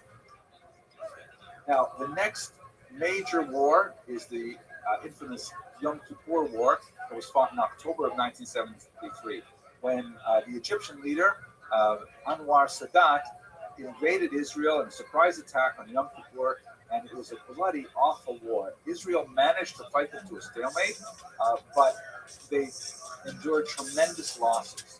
But with that win, Egypt was able to save enough face that, this is them crossing the Suez now, by the way, that Anwar Sadat was able to heroically be the first Muslim leader to officially pick up the phone and call the Prime Minister of Israel, who was at that time the rather hawkish Menachem Begin, and say, I believe it's time for us to make peace. And amazingly, under the leadership of Jimmy Carter, shown here, the President of the United States, they signed the first Israeli-Arab peace treaty. All of the other nations remained officially at war with Israel, although it was not a hot war for most of that period. And in exchange for that agreement, shown here, the Egyptians received the Sinai Peninsula back, right? So you can see here there's three different stages in which the entire Sinai Peninsula was returned for peace. The Egyptians did not want the problematic Gaza Strip.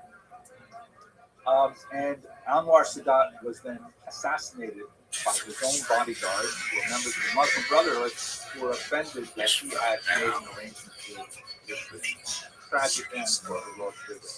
This is ironically mirrored by the Oslo Accords that took place in 1993. This was an agreement between Yitzhak Rabin, shown on the left, Only Harv. and Yasser Arafat. How do you like me, baby? Palestinian Liberation Organization, very important organization that had certainly its roots in terror, but eventually became more of a political movement. Zoot, you little bitch! How you living, pimp? Dog. Dog. Zoot. Zoot, can you hear me? Yeah. Did you get a rubber band?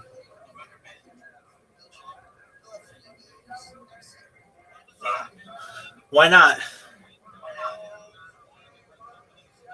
I didn't go outside. Okay, that's cool. Are you ready to play? Okay. You know what game.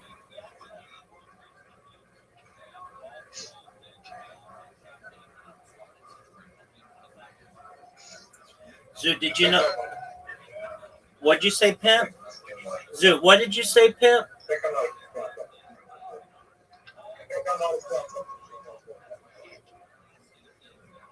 Dog, no one can hear you. What did you say?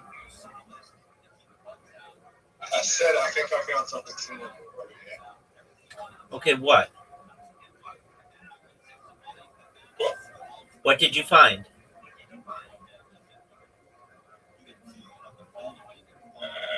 That's something really. Okay. Rubber band.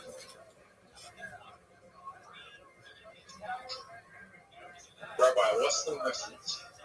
What's the what? Okay, what game we're playing? Doug, how about you check your fucking invitations and you'd know?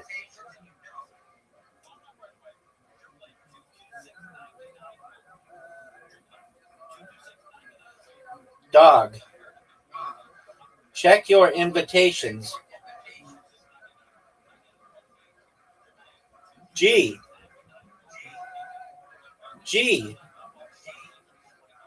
Dude, what the fuck are you doing? That's not right.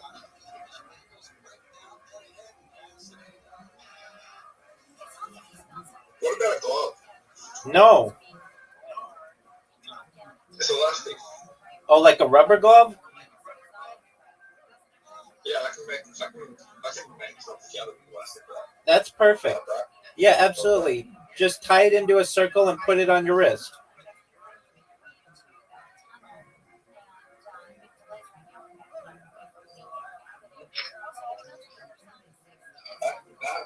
That could work. Word, dog.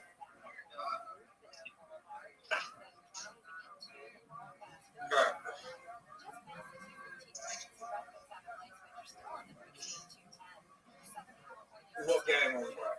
How about you check your invitations? Did you tie it into a circle and put it on your wrist?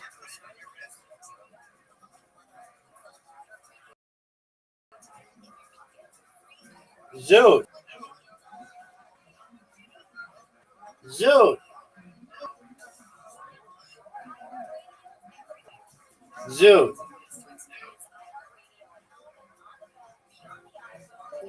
Oh, you fuck.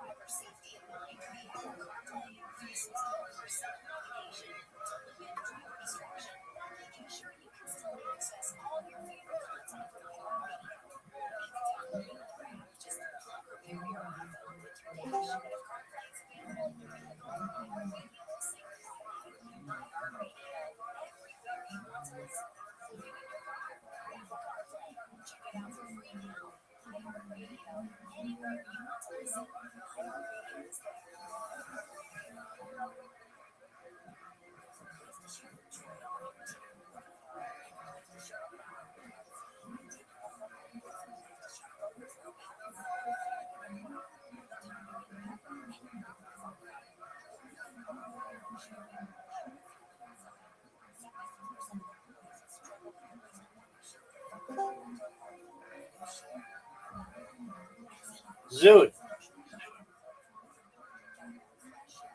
Zoot. You disconnected. Zoot.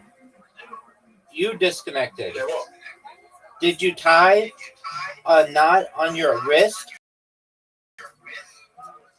yeah. Let me see it.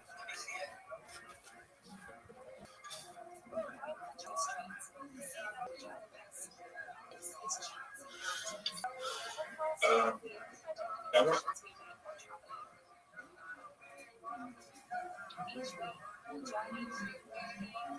Yo, pimp. I don't tell me camera. Dude, I don't know. Just put your wrist in the air like that. That's perfect, dude. He said, Yeah. Do you have tattoos? I check my picture. Do you have tattoos? No, I don't have to send the tattoo. Oh, okay. So every time you have a tick, okay, every time you have a tick, you're just gonna flick your wrist, okay? All right. Should you guys have it? Fuck no. Do you think I would look good with tattoos? No, I think you look like dog shit. Yeah, sure. That's not funny. Okay, but it's true.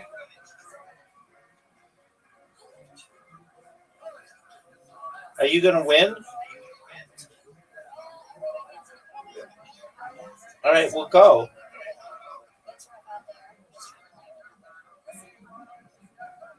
I just want. I don't know about that, son. Are you gonna go? I just selected my trying to select my monsters. But we're using the same monsters. Guaranteed. What the fuck just happened?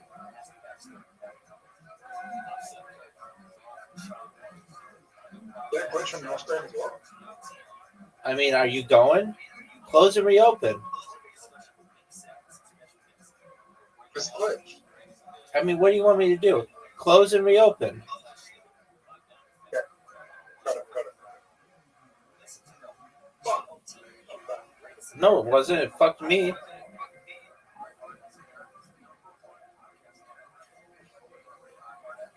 No, you got it.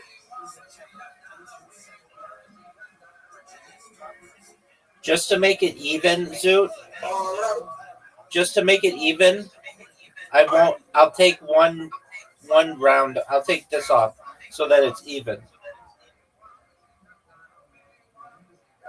I didn't choose the electric guy. Yes, you did. I chose the fire guy. No, you didn't. You I chose chose the the fire guy. dog. You have the electric guy and the. Yeah, but He- no, I chose the fire guy. Zoot, are we in the same game? No, you did choose the electric guy. Yeah, we are in the same game, but I chose the fire guy. You have the electric guy.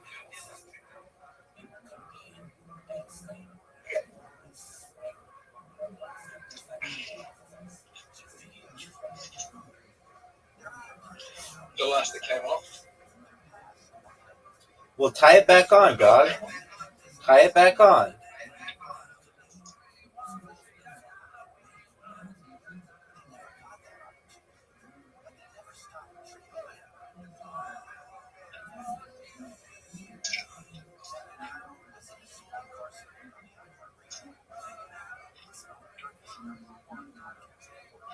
Zoot, are you aware it's your turn and you have 15 seconds?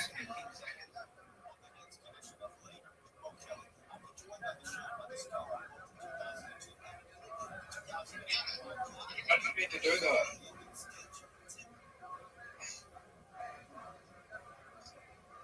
Fuck, that was a bad turn. It could have been worse.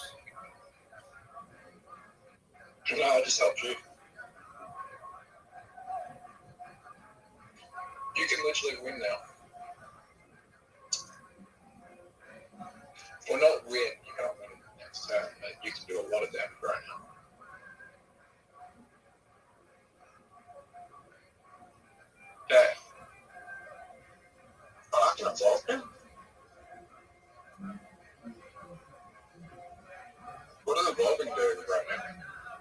You can do it with fewer berries. Okay, cool. So that's our special ability right now. Word, dog. Which stage is ability there? Right now? What'd you say, Pimp? Okay. How to do That's okay. So flick your wrist. I gotta put the thing back on. All right. Well, it takes like 10 seconds to tie something. So go put the thing back on. I'll wait for you. Doesn't take 10 seconds to tie it.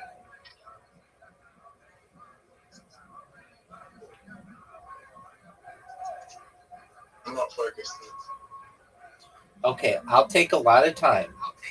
So you have like a minute to do this.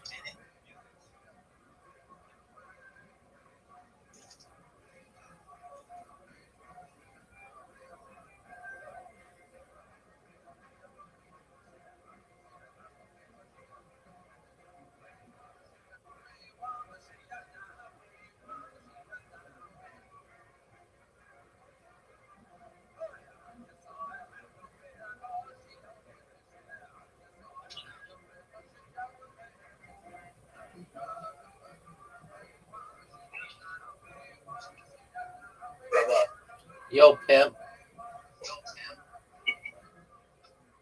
is Dogecoin a good long-term investment? Yes. Word, dog. Did you tie it?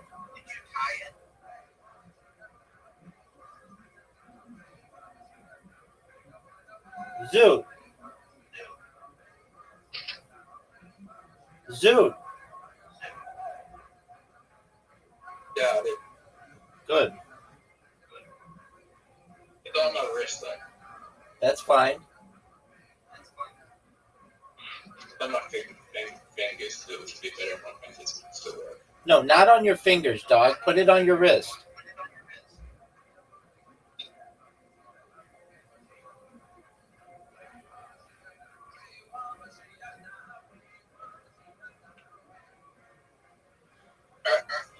Oh, I think I know how to tie it.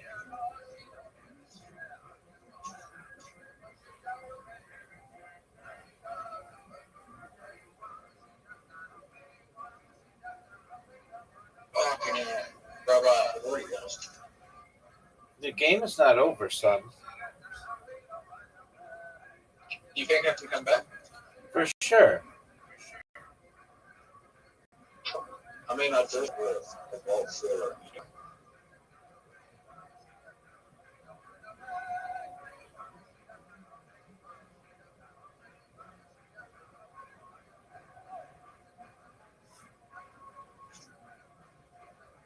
Is the thing tied on your wrist?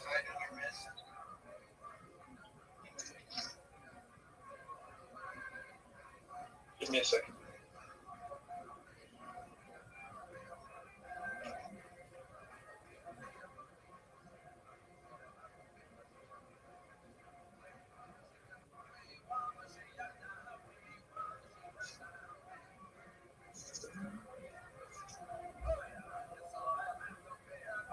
Please be on my wrist.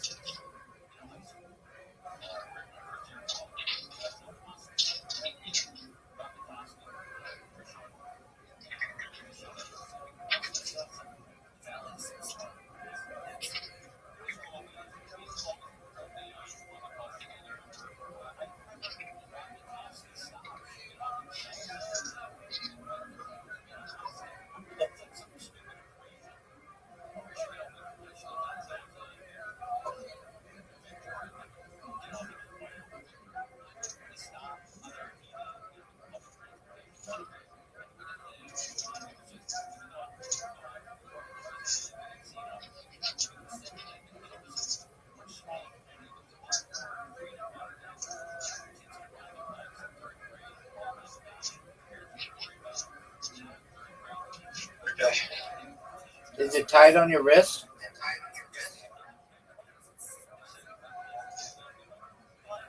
Dude.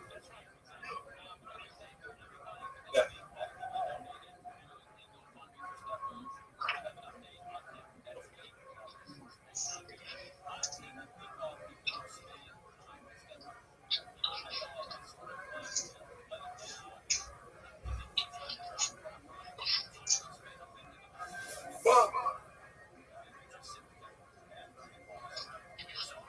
Is that a good move?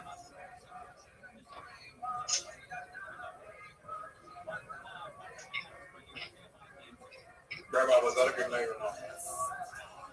Maybe.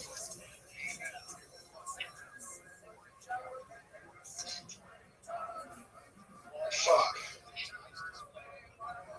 If you get the fire, I'm dead.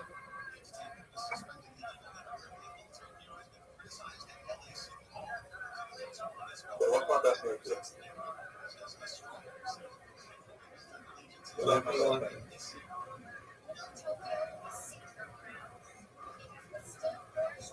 What's the best move here? Whatever you want to do, baby. Right, this move right time.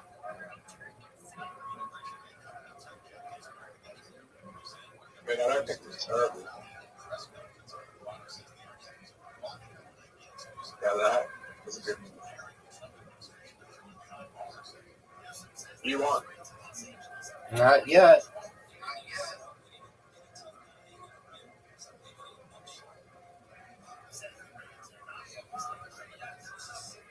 Okay, I'm the winner. 5 points.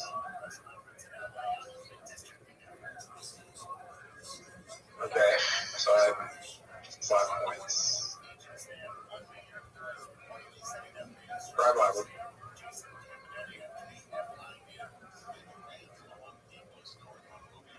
I can say a good move for you. Fuck.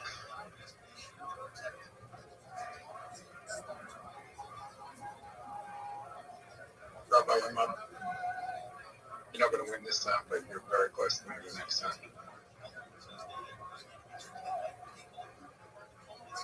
Oh, I think you can win next time, maybe. You want right, really? You're done.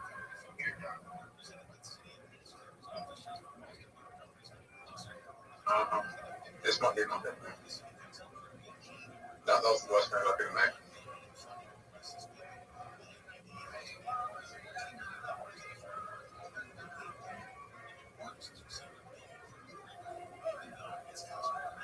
Holy shit. Rabbi, go. Why?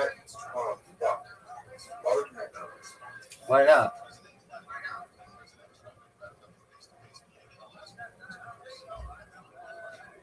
Fucking hell.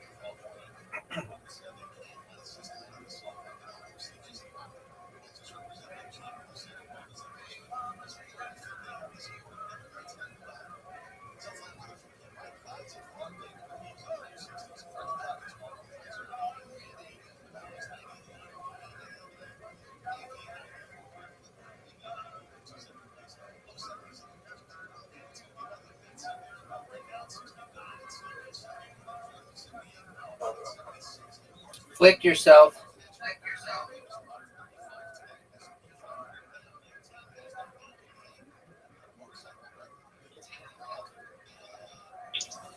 Fuck, it came off.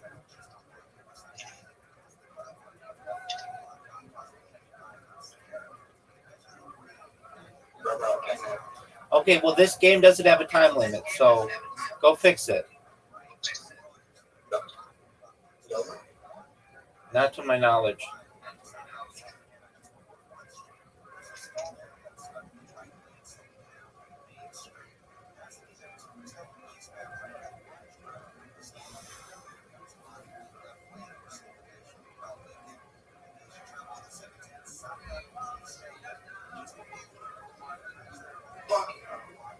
I mean, why? How are you so shitty? How are you so shitty at tying something? I'm socially accountable. Yeah.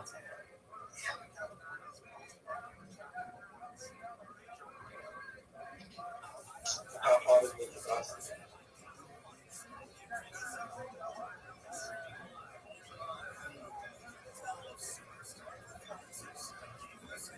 Like,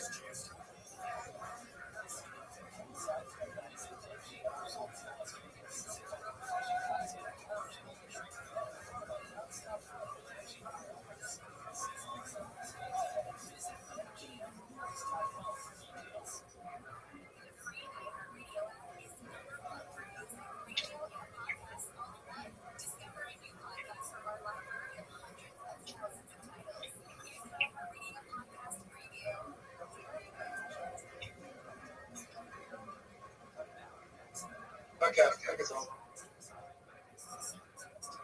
All right, go. Fuck. I'm like, So you're like, you need to focus on one thing. Stop playing the game. Tie this fucking thing on your wrist. Reinforce it.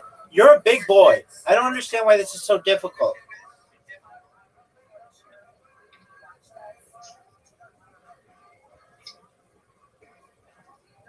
what? Dude, don't talk. Just tie.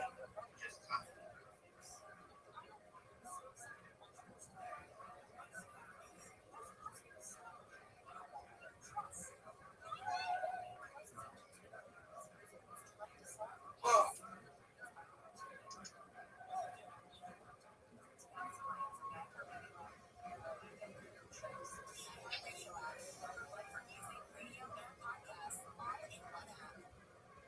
it really cooked. Lord. That's a Lord. Dude, you don't have a Rolex. What? Dude, just tie the fucking thing on your wrist.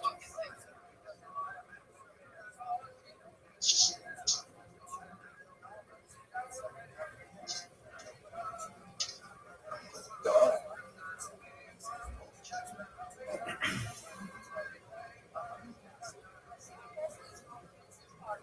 Couldn't have done a lot.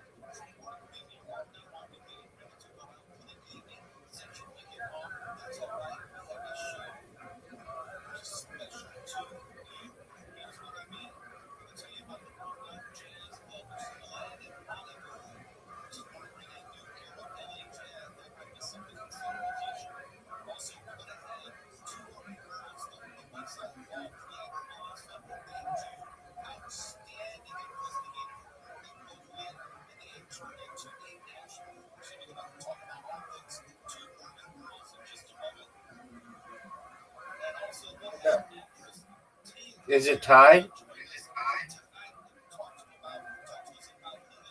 It fucking was. You need a rubber band.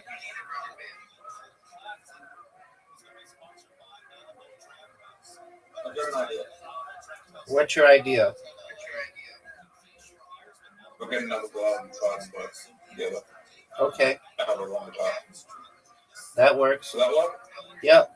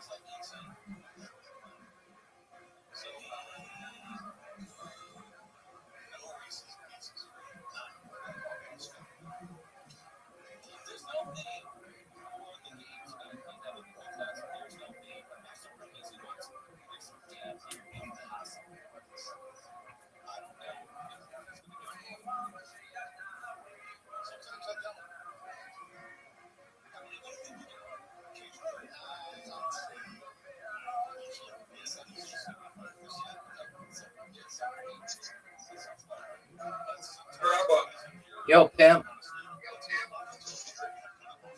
if I just wear the glove with this chance to see effective. No. No, because it's gonna look stupid. You're not Michael Jackson. Why? Just tie Yeah. two gloves together. Okay, Zoot. Then here's what you do. Do you know the part of the glove where there's the wrist elastic? Just cut that off and wear it like a bracelet.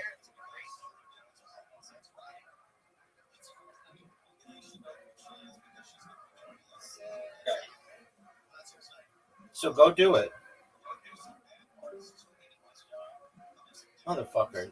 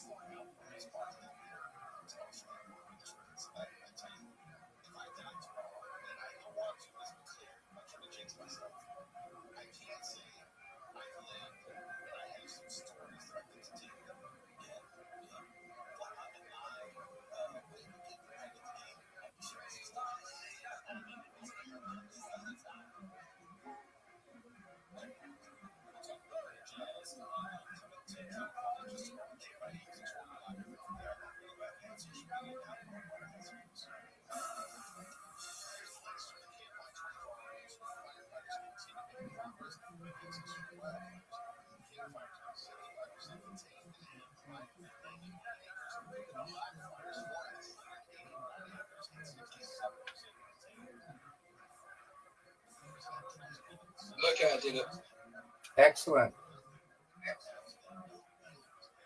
but it's not that fat. That's okay. It's pretty loose. Like That's okay. It just needs to be it just needs to be a reminder. And whenever you have a tick, you just snap it.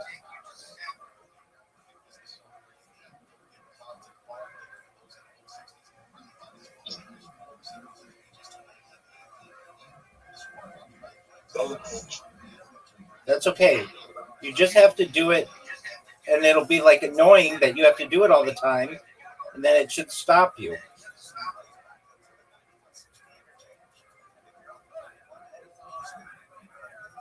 tick up.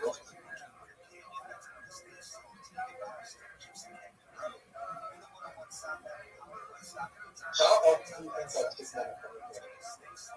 About 5 times every 10 minutes.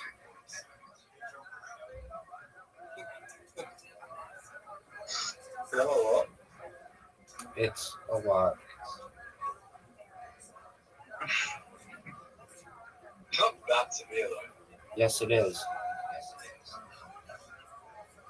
Really? It causes you to just randomly say the N-word and that you're gay and how much is in your crypto wallet. It's like all stuff that you don't want to necessarily share with just random strangers. And if they don't know that you have Tourette's, they're going to think you're weird.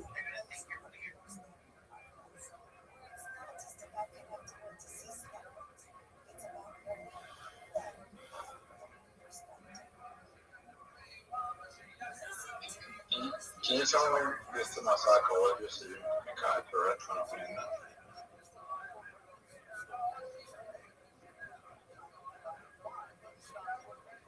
Do it. What'd you say?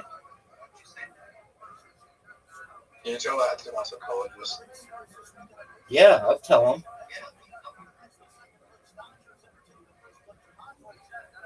I would say the name what though.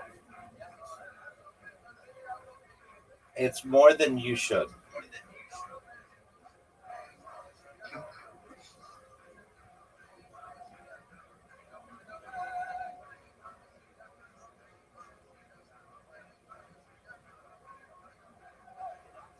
If we were famous, would I get cancelled?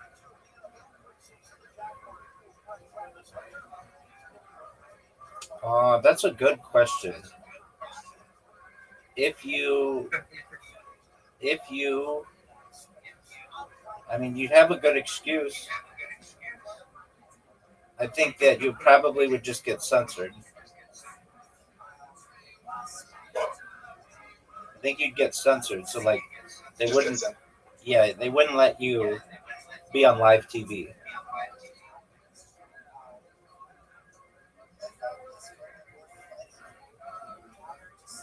I've been on that series. Sure.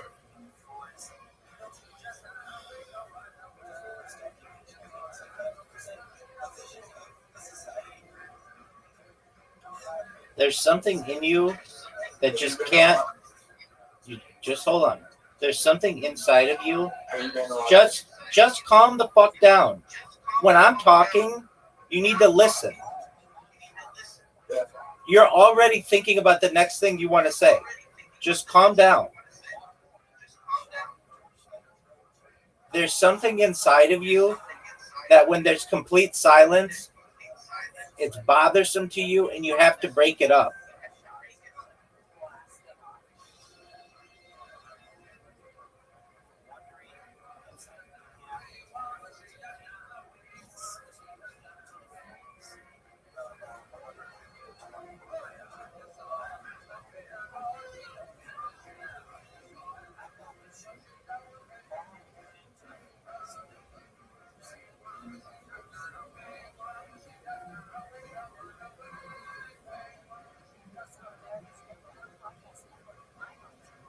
This is the longest I've ever heard you not talk, I think, in our entire friendship.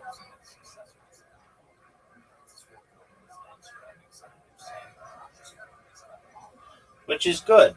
It's okay to just be quiet and play the game. I mean, I like talking with you, but I know, like, internally,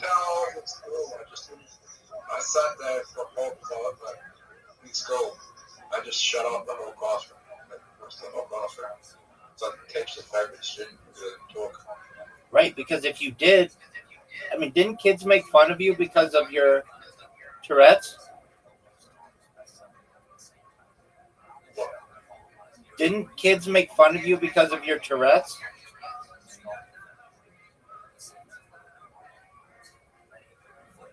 My Tourette's didn't come on until I was 13. What do you think brought it about?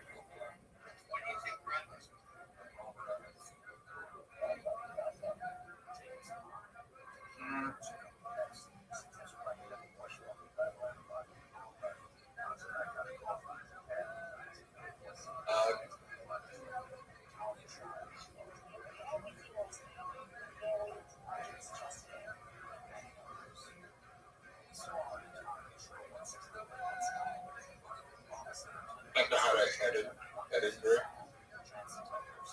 You had a head injury at age 13? Yeah.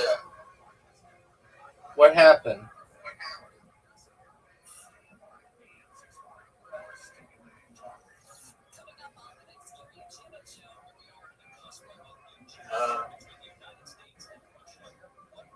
My brother would pick me up every time I came home.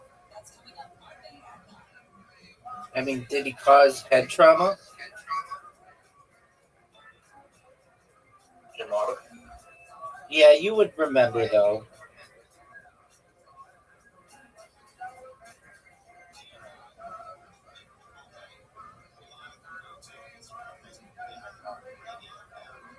I mean,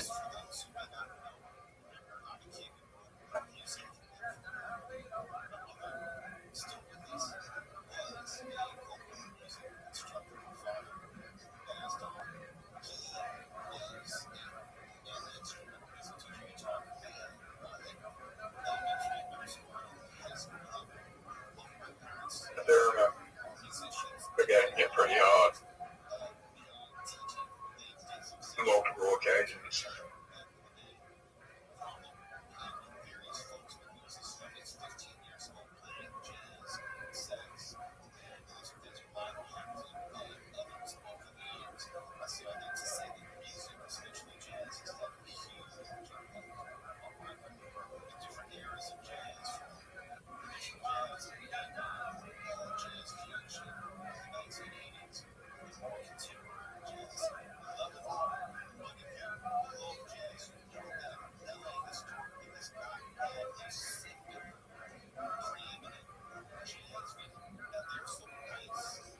Good move, too.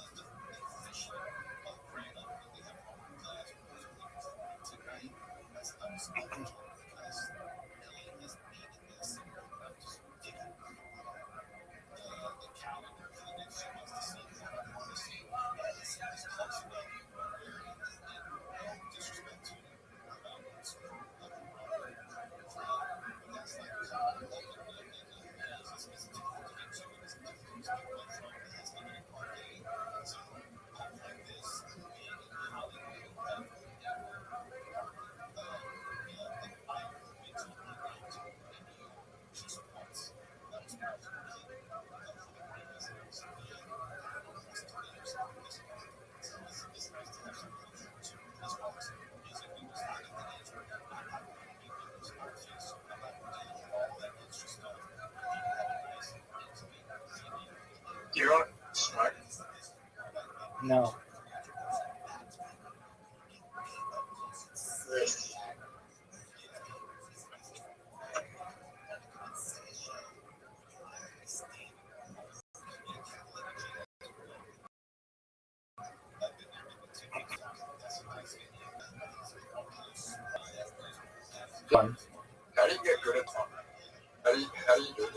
Consistency.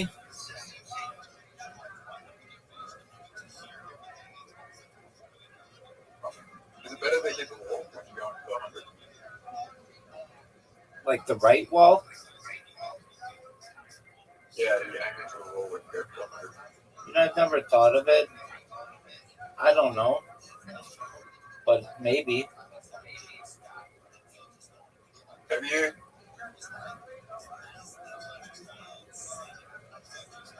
ever thought about what your life would look like growing up in another country?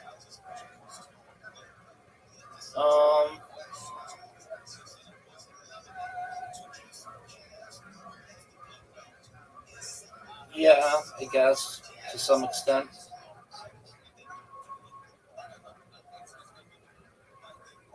You thought what you would be look like if you grew up in Australia?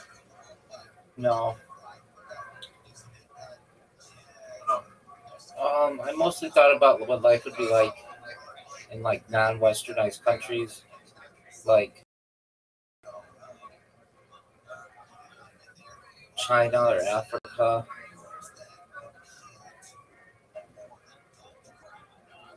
or Russia. Why not Australia? Because I think Australia would be very similar to growing up in California.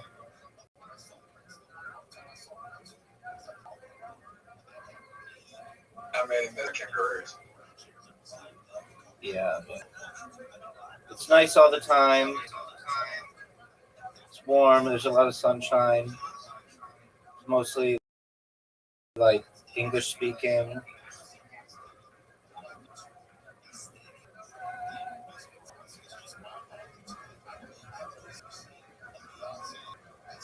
Everyone in Australia speaks English. Okay. Does everyone in Australia accept my invite when I send it?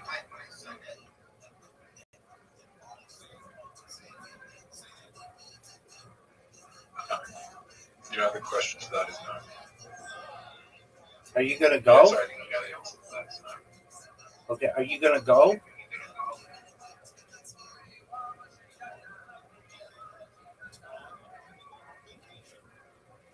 Give me a second.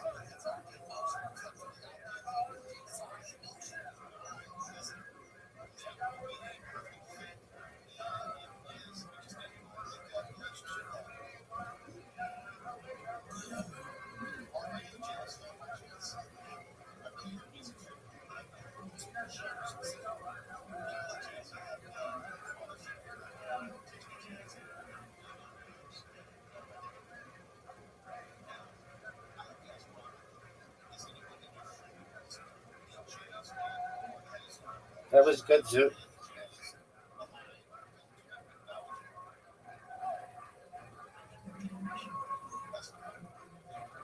No, I think the best way to make it is to order content. Is what? Best way to quit smoking is to order content.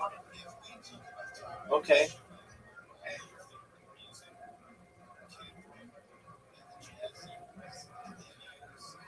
Actually, that's not true. That's the other way. Some people want to quit cigarettes. Do you have a lot of homeless people in Australia?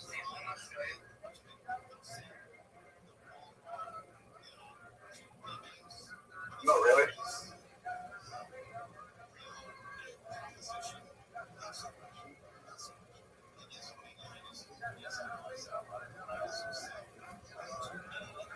It's very easy. Not. It's very easy to get out of homelessness in Australia.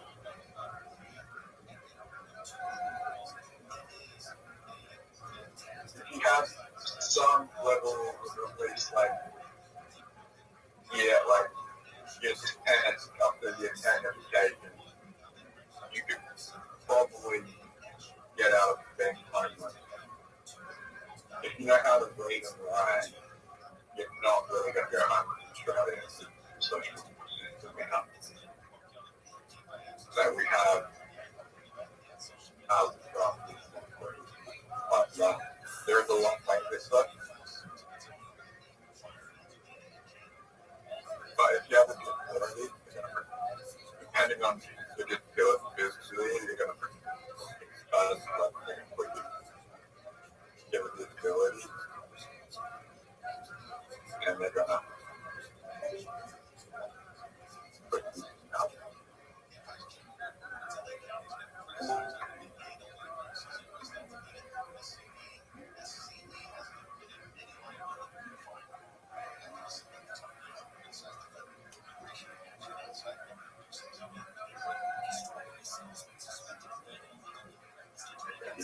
did. I really think Zeus, sit, slap yourself.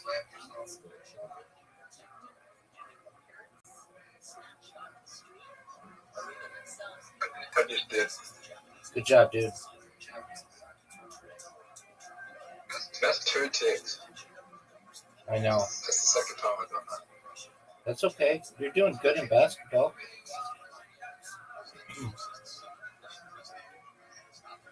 You're doing well in basketball. I just had another tick. Okay, It wasn't a vocal tick. it happens.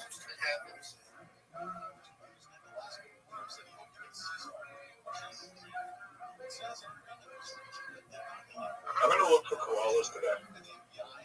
Cool. You gonna get chlamydia? Koalas not getting chlamydia. I thought all koalas are like a huge proportion of them have chlamydia.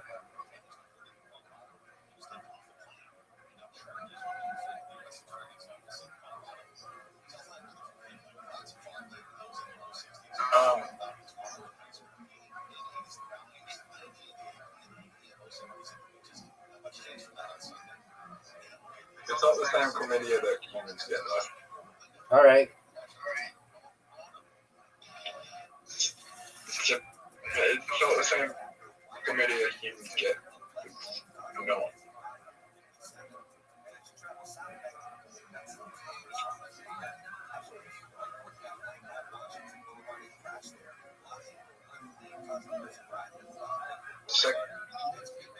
Slap yourself, Zoo.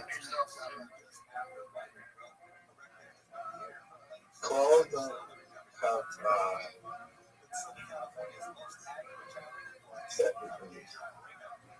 No shit.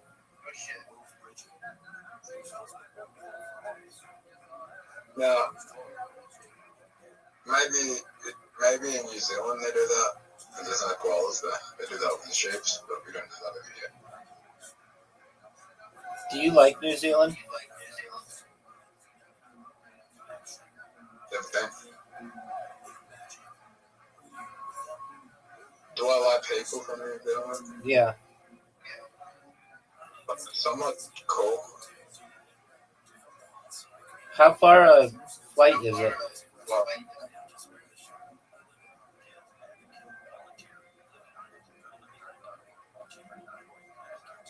like 6 or 8 hours. Wow.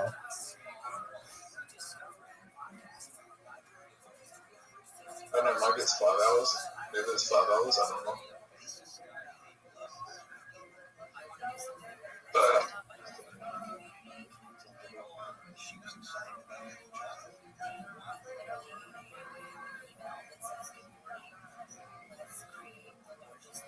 can you tell the difference between New Zealand people and Australian people? Slightly.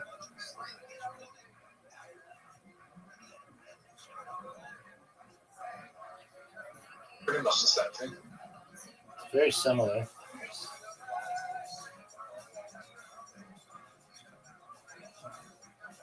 I can tell the difference. You can or you cannot. Okay. It'd be like you. It's like you. Like they kind of tell the difference between like Canadian and American. Okay.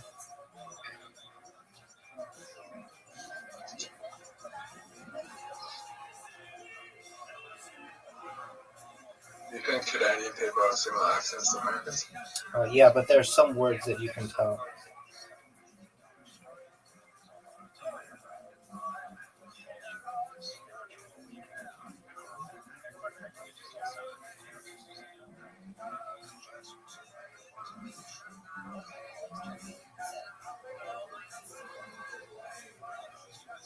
Oh, am I in trouble?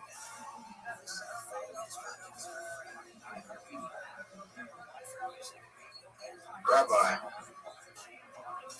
You still might win, dude.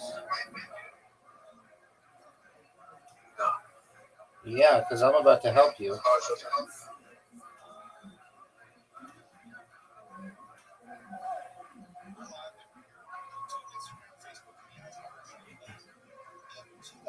Great time.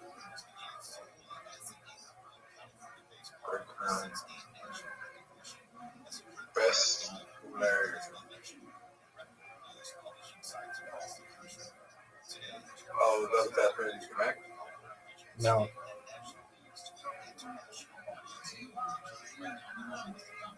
Good enough.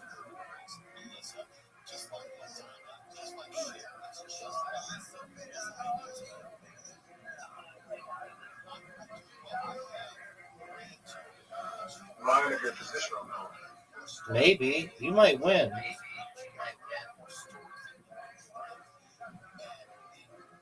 Okay, No, I now can't win. now you can't win. You could maybe draw somehow. I don't know how, but maybe.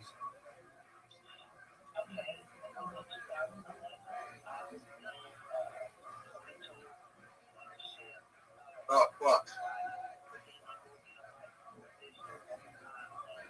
I didn't very too badly, but spikes, yeah. Do I think the best out? Do you what?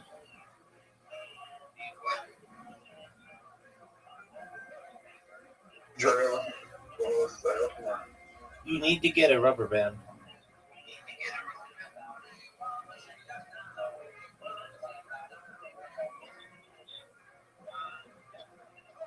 No, this works. Okay.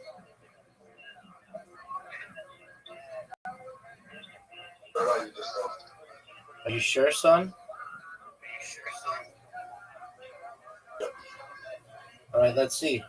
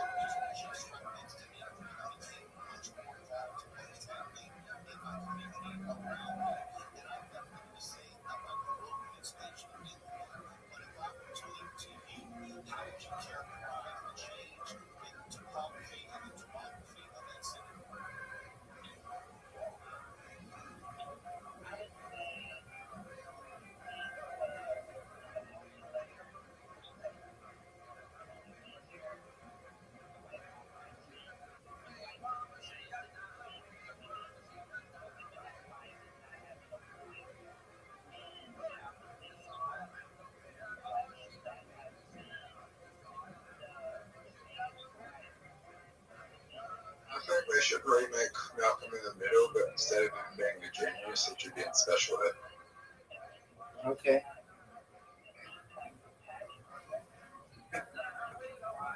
Dude, you just won.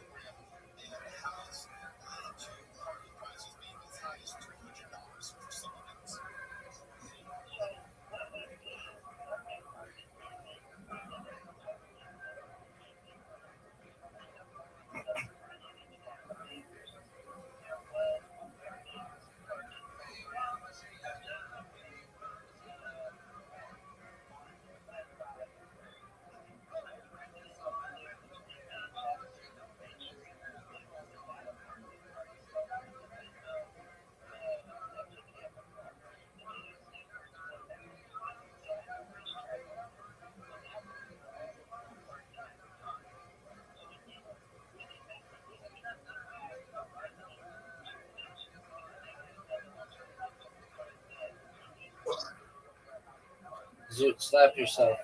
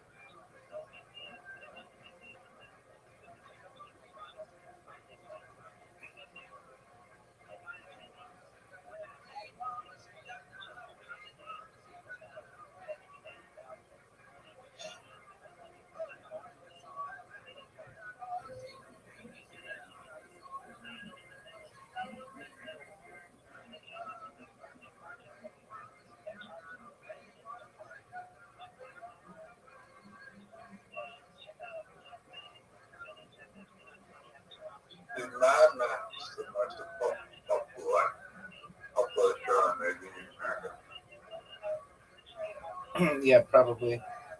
Or that one movie, Queen Petunia of the Universe or whatever.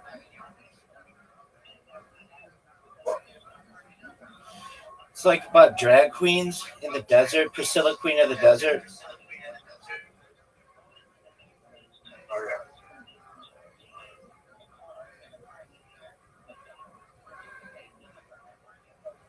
That's no, I'm a big fan of that one.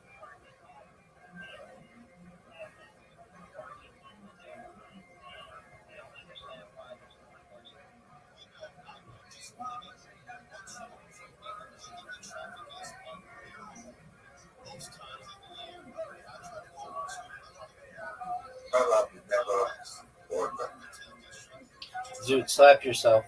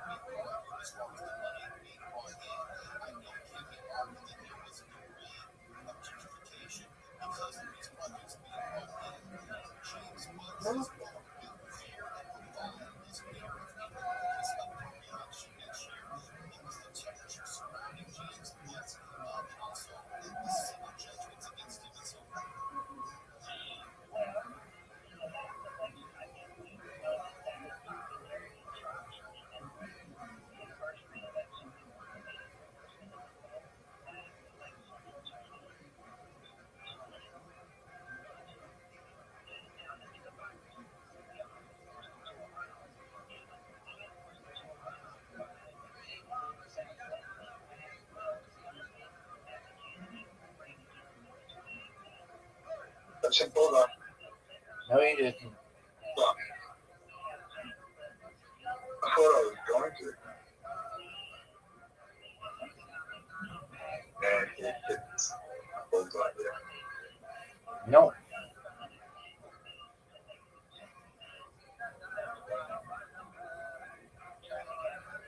That is where it can show. No.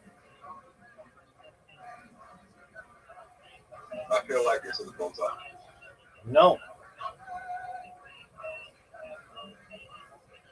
Are you happy with that show? No. Very happy with it though. That looks. No.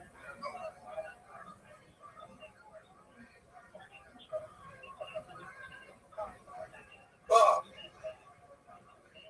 Why am I so bad? I don't know, Pimp. That was not a bad show. I did better than you on the last show. Okay.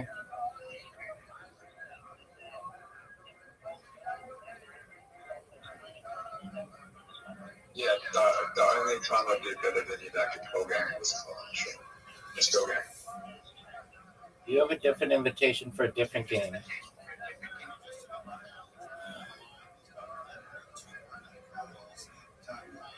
Rabbi, you ready? Yes, sir.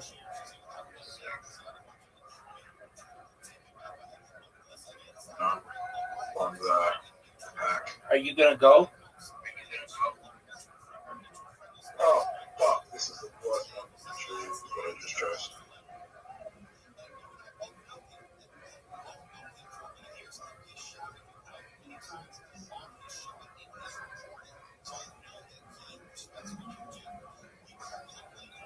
Does the water tiles get shuffled help us at all? I don't know.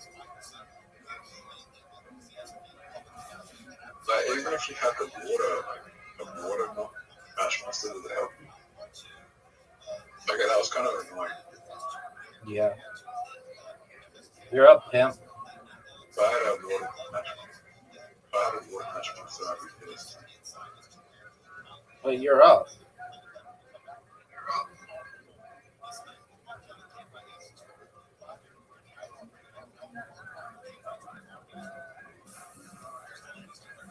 Do you bet the people who drew this were like, let's just draw Pokemon that are going to get rejected? Perhaps.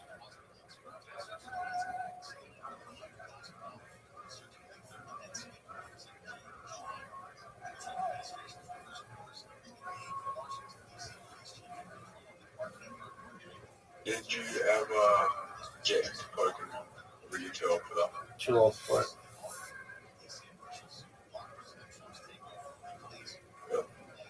Word dog. Good job, Zoot.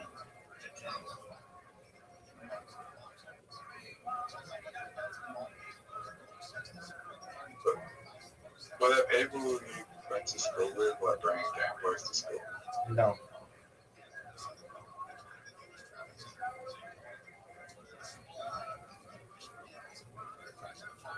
You would have been made fun of if you brought a Game Boy to school. Why? You would have just been like, go outside and do something. Like, not that Game Boys aren't okay, but it's like we were the Game Boy. I had a Game Boy. I would have never taken it to school. Here's the thing. It wasn't allowed in school when I was a little kid. And then when they started making them, like the Game Boy Color and all of that, we had outgrown that.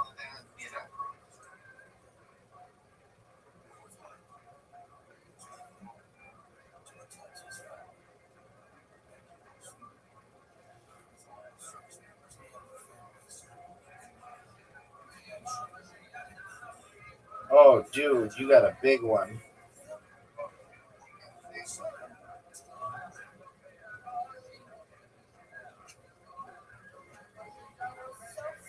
I fucked up. Yeah, you did. But no, you'll get it back.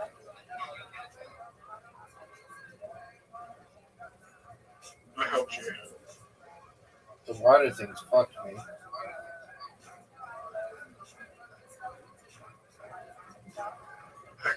I could have got an extra bit.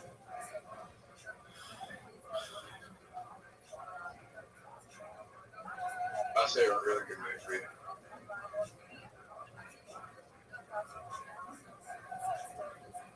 That would just help me. All right, let's see what you do with it, son. You don't know what helps or hurts you because the water tiles get shuffled. Oh. What up, Oh, Pimple? How are you? Yeah, that's why I used the extra move on the shuffle because now I can that's why. All right, Zoot. There are a lot of purple tiles.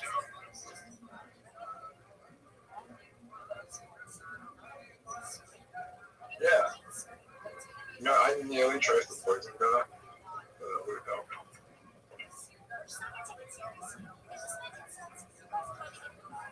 Oh, fucking hell. Do you still... Stop yourself, Zoot. Yeah. Is this a good move or not? Yep. I don't think it was. Okay, Pimp. You were in the position to like, really fuck me up, yeah.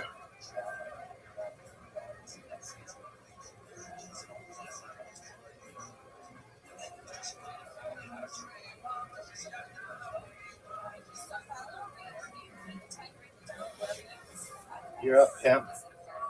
Okay. Zoot, slap yourself.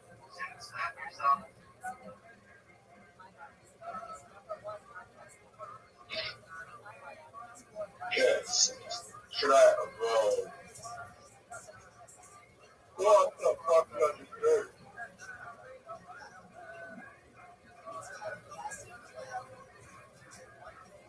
Holy shit, that was bad.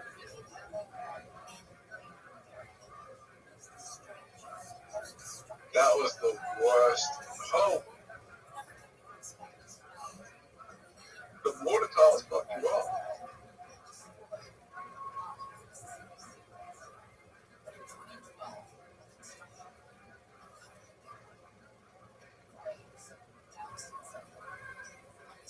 I don't know why you did that. Because I'm amazing.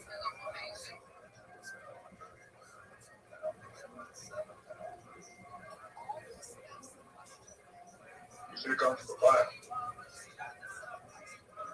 No.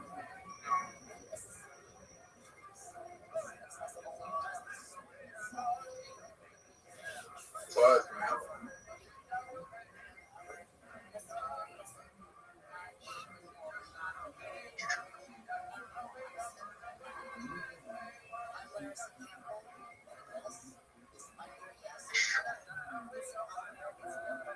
That might be that happened.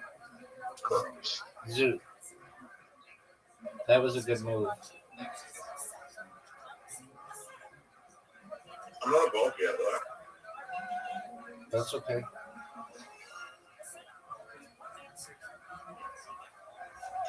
That was a good move by you. Thanks, baby. Oh, you're gonna have me again. No, I'm not.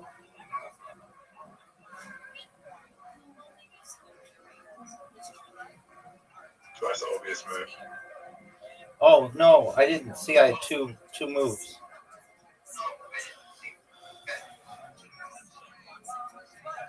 Yep. It sucks. What just happened? Water tile, son. Did you say that? Water tile, son.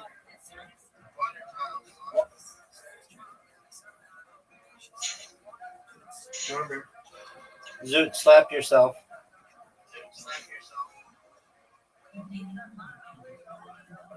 That's about 8 times.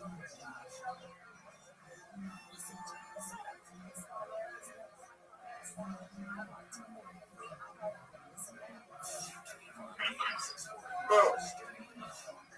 Again, 9 times.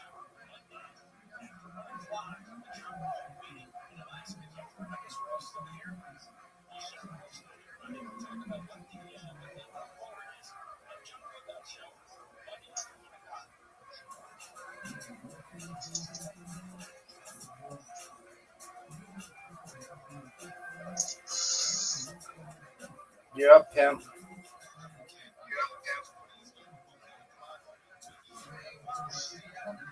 Tax 60 times. Elastic, Zoot. Zoot, slap yourself. Snap yourself. The more I think about it, the more I twitch. All right, you'll get over it.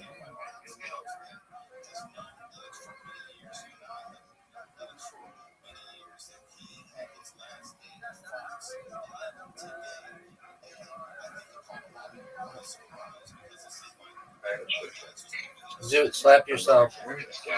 Okay. Okay, I understand it was not.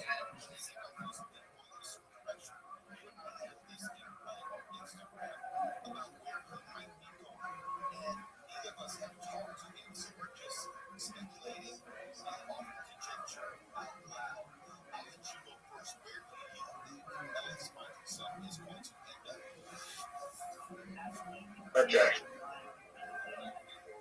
What's up?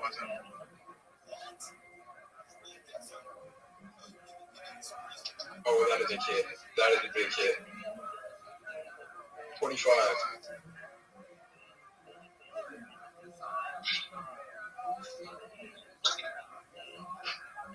What do you think happens next?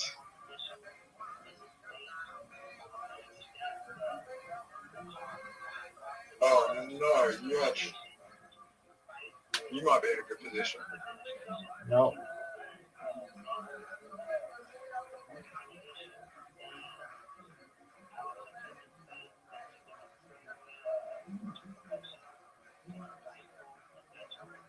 Oh, big time.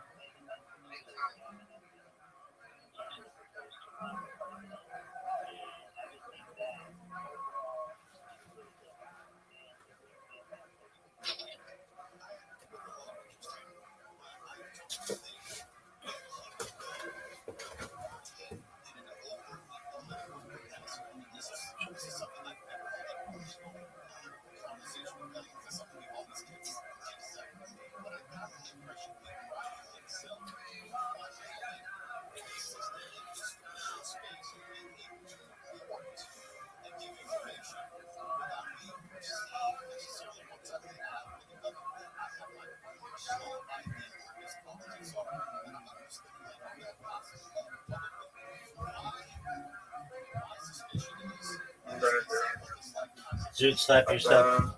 Zoot, I slap. think I'm gonna go Zoot, with this. Zoot, slap yourself. Okay. You need to work on, before you say something, having the entire sentence completed before you say it in your head. You'll get through this. Dog, you're doing really well.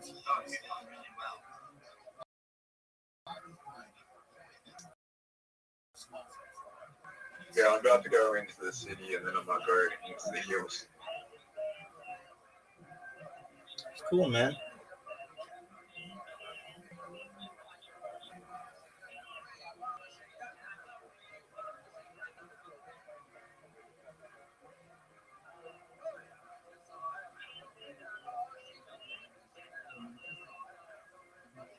We're tight. I'm beating you. I have both of my guys upgraded. You have your red guy with 3. Both my guys have 0.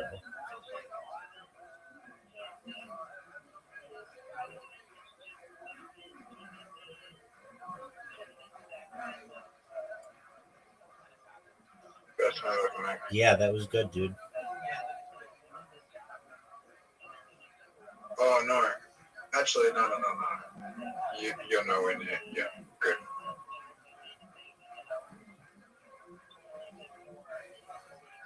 Doesn't the red tile is really far away. You might help me here. Okay. The red tiles are really far away from each other. The green tiles are really far away from each other. Word, dog.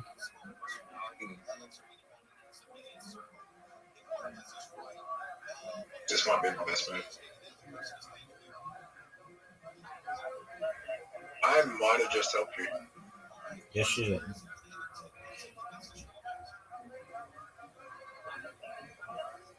Hmm.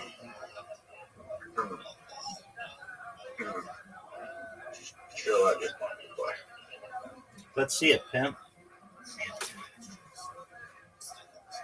Nope, that was not the play. You can do about 25 damage if you want to. Yeah, it could. I made a mistake. I got distracted, son.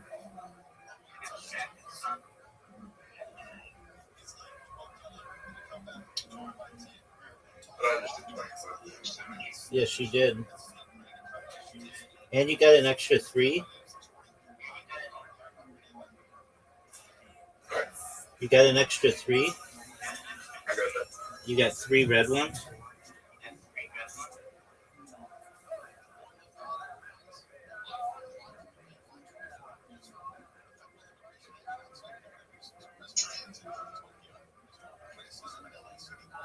That might make a small difference. Oh, fuck. The tile shuffle just saved your life.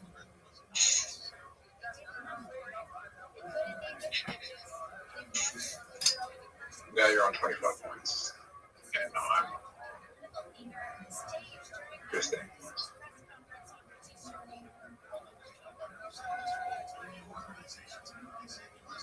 Rabbi, the tile shuffle just saved your life.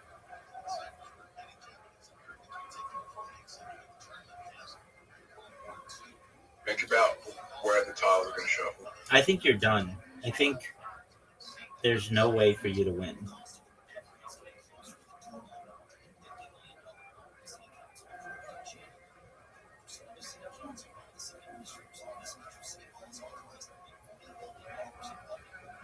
Maybe. If you move the blue and the red one and something crazy happens, yeah, that's like your only chance. Oh, man, you came really close. Do the red on the red. There you go. Oh, no way. Oh, you get another chance? Oh, you came really close to winning. Let's see what you could do. I don't know, like the purple on the yellow.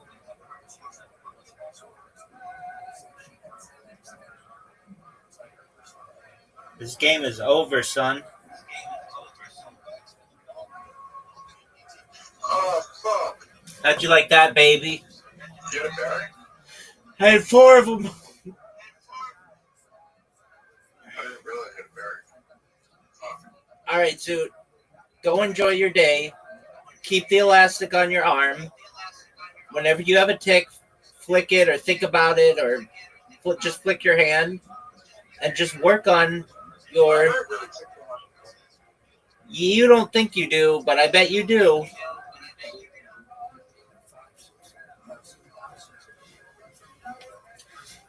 Oh, that's gotta be a tough life.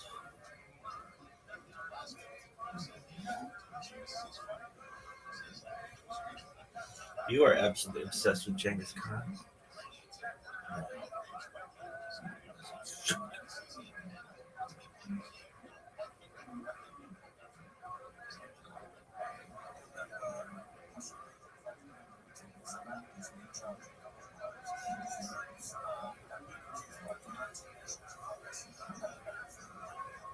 YouTube, the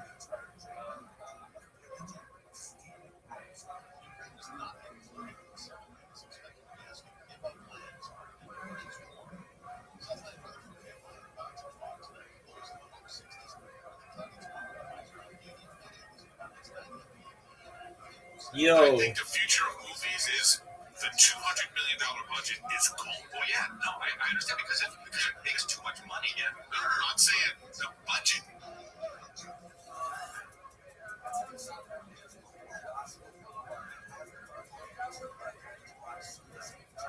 I think the future of movies is the $200 million budget is cool. Well, yeah, no, I understand because it makes too much money. Yeah, no, I'm saying the budget. I know. Well, it's $10 bucks. Yeah, I know it's gonna be 14 cents. We're gonna have a basic universal income. You guys are out of your element. What are you talking about? Sometimes we don't know what we're talking about, but that won't stop us. Nothing can stop us. I show you use the love, just rebrand it out. Get stronger, better, bigger power, cause it is a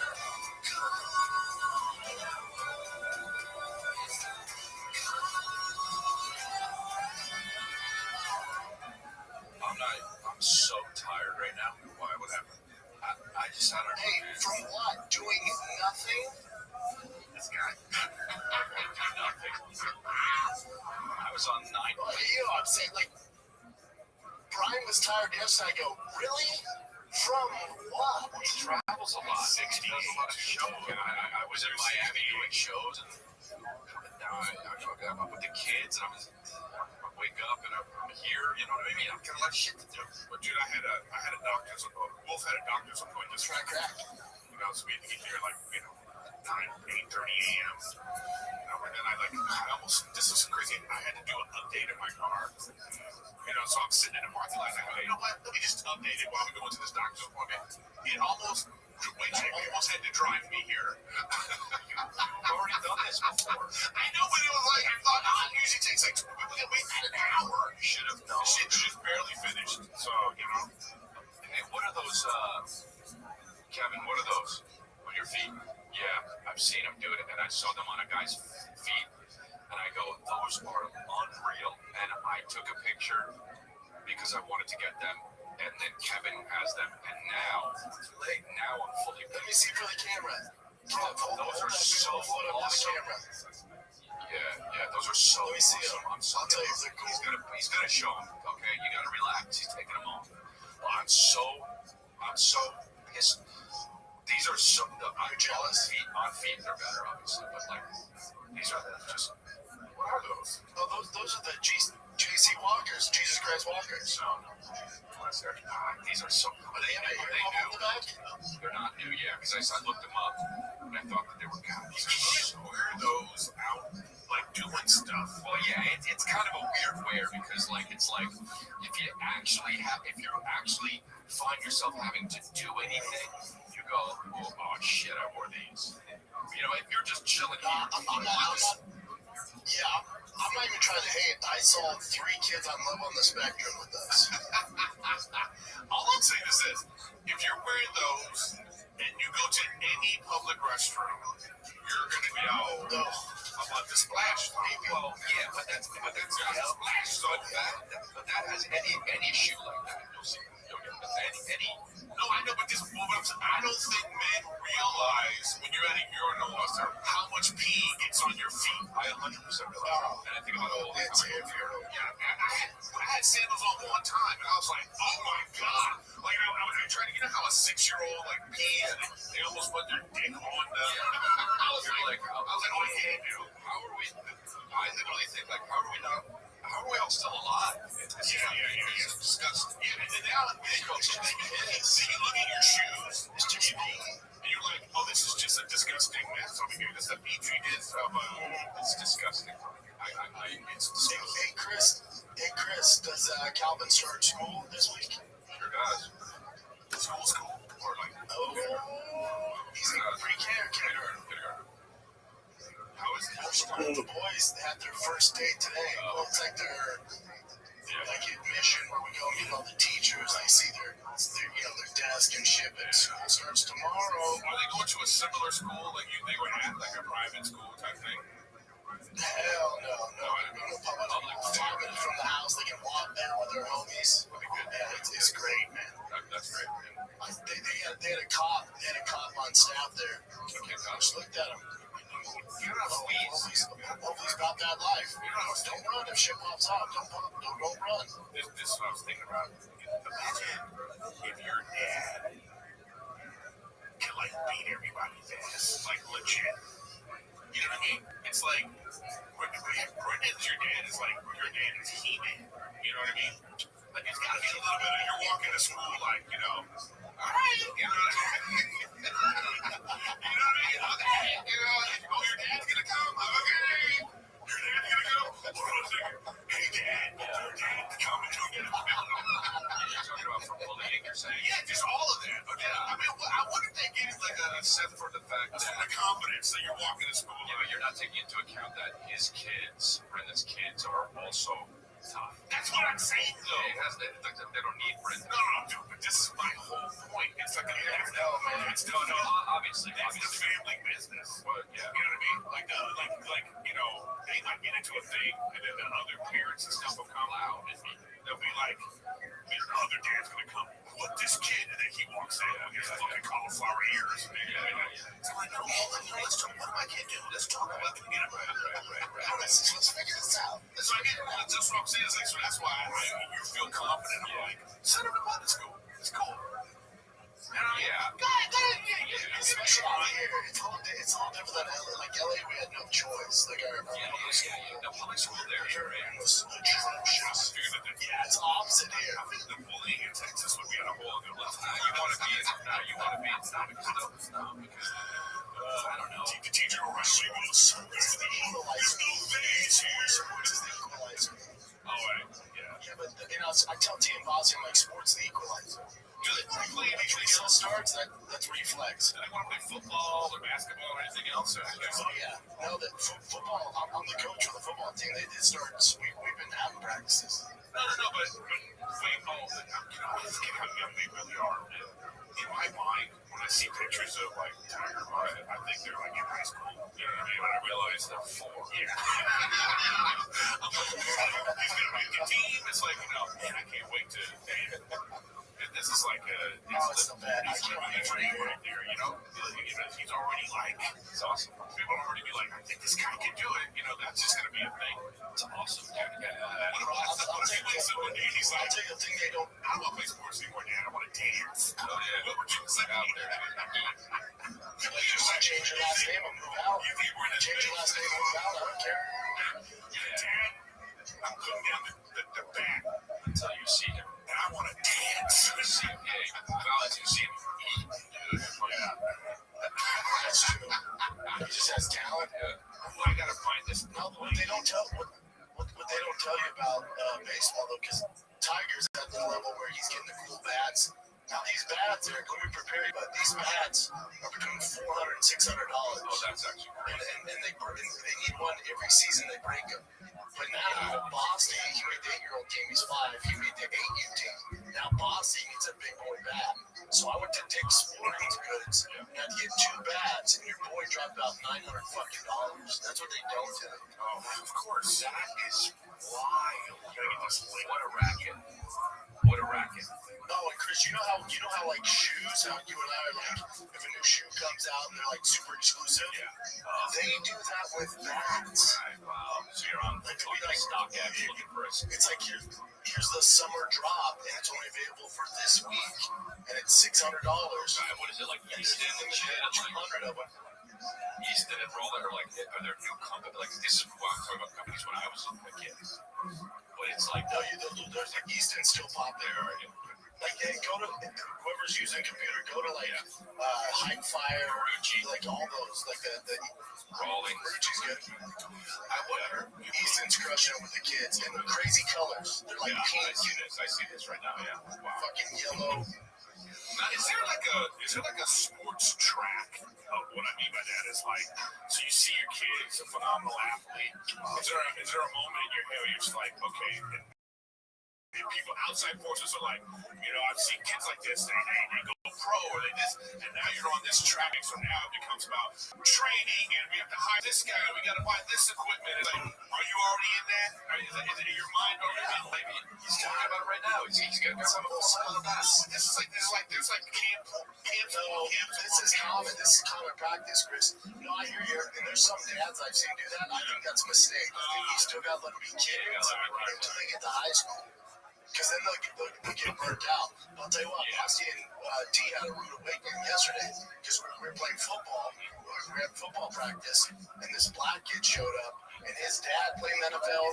His brother plays Division I college football, and his other brother's the #1 recruit in Texas. This dude came out, he's Tiger size, but he's black. Tiger learned a few things. Wow, that's cool. With black. You can't go, why are we black? Tiger's trying to play defense on him, like press him, like, buddy, you gotta back up. You're white and slow. You have got to back up. Right. He's got a little across the border in him, though. You know what I'm saying? Oh, no, he had that Mexican. He's getting off the current. Yeah. He got a little bit of that, you know what I mean? Black dudes have that fast twitch muscle. But for no reason, you saw how Kevin threw that fucking sandal over. Quick as shit. Also play defense like this.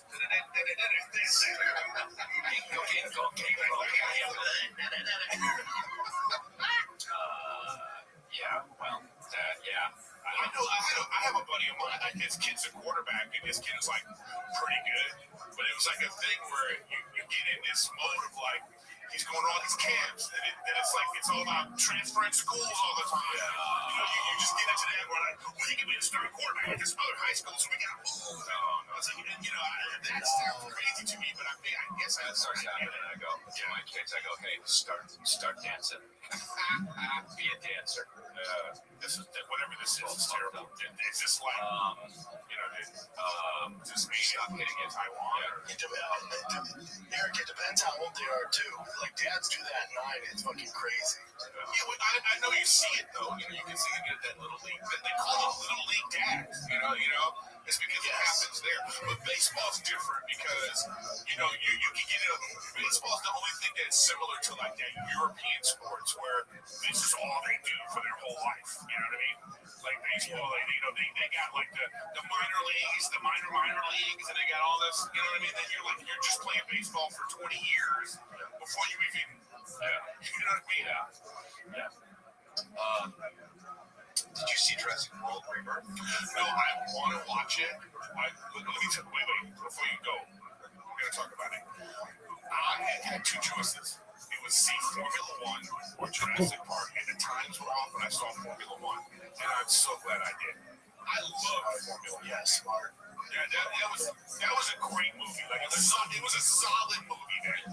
I also Brad Pitt's highest grossing movie ever. What? Yeah. And Isn't that crazy to think? It's his highest grossing movie You know ever. what? Brad Pitt makes certain choices, man. He never, like, he had an article, he had the interview, he was talking about these Marvel movies are ruining young actors. Superhero movies are, he said superhero movies are ruining. So he's never going to make that choice. But this is like Tom Cruise could have been in this movie. But wait, what I It don't, would have been the same kind of thing. but what I want to know is Top Gun, but cars. Yeah. But how do they say it's a top grossing movie? Because wasn't it on Apple TV? No, it was an Apple-produced movie, but it was You should have been. yeah. So it's like Superman, Fantastic Four, Jurassic Park, and Formula One are the highest grossing movies of the year so far. So yeah, I mean Formula One seems like it would be better than Jurassic World. Yeah. Well, here's my thing. How many, like I had a clip about this. How many fucking islands? Well, they go back to the same one. You want to ask me if I saw It's the same island. Did you see it? 20 years, man. There's always some secret island that they had the dangerous I didn't see it last night. I heard the movie's atrocious, Chris. It's been the same island. It's been 20 years. They've come to this. It's took it over. Okay, it's like the vegetation is gone crazy, and there are mutated dinosaurs. Okay, have you ever heard of a fucking? Oh yeah, I know what a T-Rex is. Hey, the T-Rex. Oh my God. The T-Rex. T-Rex, right? No, T-Rex is. It's my dick Rex. No. Clearly. You don't want that. My clip. My D-Rex. T-Rex is Jurassic World Rebirth. First of all, Jurassic World Rebirth is bad. It's bad. Okay, it's bad. Oh, is it? I know. But yeah, no, but Is it Fast and the Furious bad? no, it's not that bad. Oh, okay. Good. It's just like well, what's watchable? I mean, like, is Fast and Furious watchable or no? On a plane, it's great. So it's like this situation. I'm surprised. Have you guys seen that new Ice Cube movie that's like the lowest rating of all I time? want to watch it just for this reason. I have It's right up your guys' alley. a hot take on this Ice Cube movie. I didn't see it, but I know it's got 0%. Everybody's. I think that we need to forgive this movie a little bit, and here's why: because it's obviously a movie they made in COVID. It's obviously that. And they just covered it because it's a shared screen movie.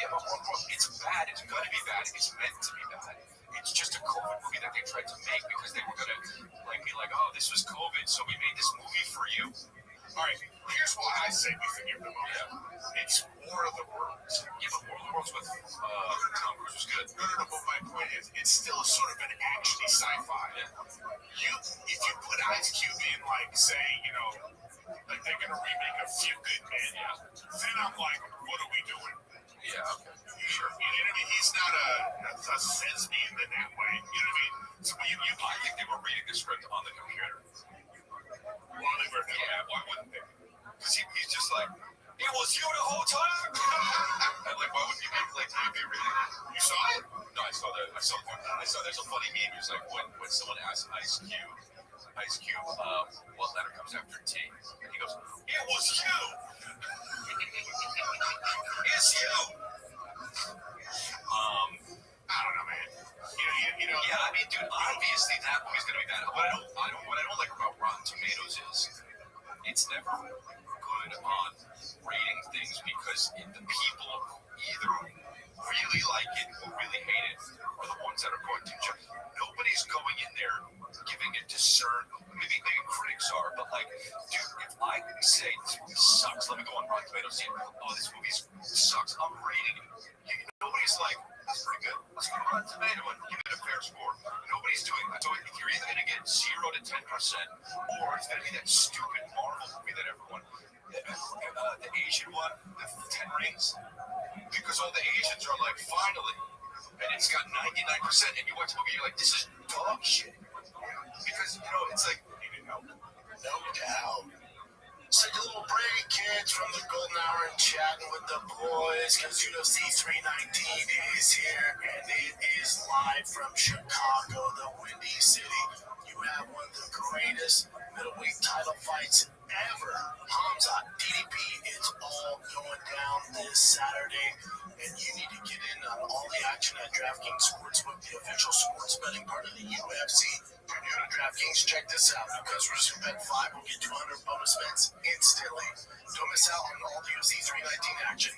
Download DraftKings Sportsbook app now and use the code GOLDEN. That's code GOLDEN for new customers to get 200 in bonus bets instantly when you bet just $5. Only on DraftKings. The crown is yours. Gambling problem? Call 1-800-GAMBLER. In New York, call 877-8-HOPE-NY or text HOPE-NY 467-369. In Connecticut, help is available for problem gambling. Call 888-79-7777 or visit ccpg.org. Please play responsibly on behalf of Good Health Casino and Resort in Kansas. 21 and over age. Eligibility varies by jurisdiction. Void in Ontario. Bonus bets expire 7 days after issuance. For additional terms and responsible gaming resources, see dkng.co/audio. So how was Jurassic World? Jurassic World, first of all. All right, yeah, hello, hey, it's 2000. No, it's not. It's 2025. This is not Jurassic World. Yeah, you mean it's not 1990? Yeah, Jurassic Galaxy. Well, that's 94. It came out in 1994. Okay, we're not talking about when the book came out, but yes, 1994 was when it came out originally. No, but it's not. Look at when the first Jurassic Park came out. Go ahead. 1993. So I was more right. I was more right. Yeah, he's right. I would win both. Yeah. It was in the theaters in 1994. Chris is closer. It was for sure in the theaters in 1994. It was for sure. And Ronaldo came out in 1990. Oh, I was right, too. Boom. Hey, all I said was Jurassic Park came out in 1990. You know what? I'm really right. Motherfucker, I'm the K-Rex, and that stands for knowledge, dude. I know about these Rex. Yeah, but that's your D. No. I'm not going to delete from the episode. But I think that, okay, Jurassic Park, well, obviously the first one was really great. I loved the first one. I saw it at the Hollywood Bowl this week with the symphony. Oh, really? It was incredible. I saw that movie 9 times. I went to see that movie 9 times. Because every time that dinosaur came on the screen, I was like, yeah, it was pretty great. They did a whole new thing when they did that. Yeah, you go. That was the first time you saw something. Did you know realistic? Yeah, true. They were going to do it a certain way, and then this guy was like, this industrial light sound. Yeah, but he was like, I can do it better. And they're like, no. And then he was like, keep it anyway. He showed him. Hey, you want me to shit all over your guys' love for Jurassic Park? You know, velociraptors in real life are the size of chickens. The guy who did They're not scary in any facet. They'll rip their apart. The guy who did that, you know, the animation, cracked it open. He's Harlan Williams. Oh, I know that. We talked about that. There she is. That's right. Hold on. Now, I don't. That was great. Jurassic Park, Jurassic World Rebirth is bad, but Still talking about that? but Jurassic World Rebirth. Why are everything from the title on is bad? Rebirth means nothing. It's kind of like you have this great universe.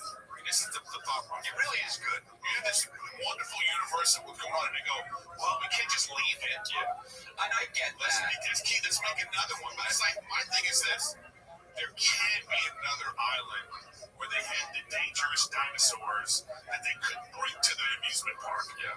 It's almost 40 years. This guy keeps talking about all these other islands. It's the same island. It's not the same island. It's the same island. There's one fucking island, Eric. There's more than one, but on this one, they go back to the original. Hey, when they start Jurassic World Rebirth, if the movie plays, it should say, how bored are you? Question mark. Yeah, it should say. All right, can I give a hot take now? It should say, nothing else to do, huh? This is my hot take for both of you guys. My question. It's my question for both of you guys. Brendan, you guys, when you watch movies, everybody in the house, you guys watch movies. Now, when you saw Jurassic Park the first time, and then we've had CGI now for 30 years. And every time there's CGI, we've been told that this is a team of people working on animation and it takes months and maybe a year to do this.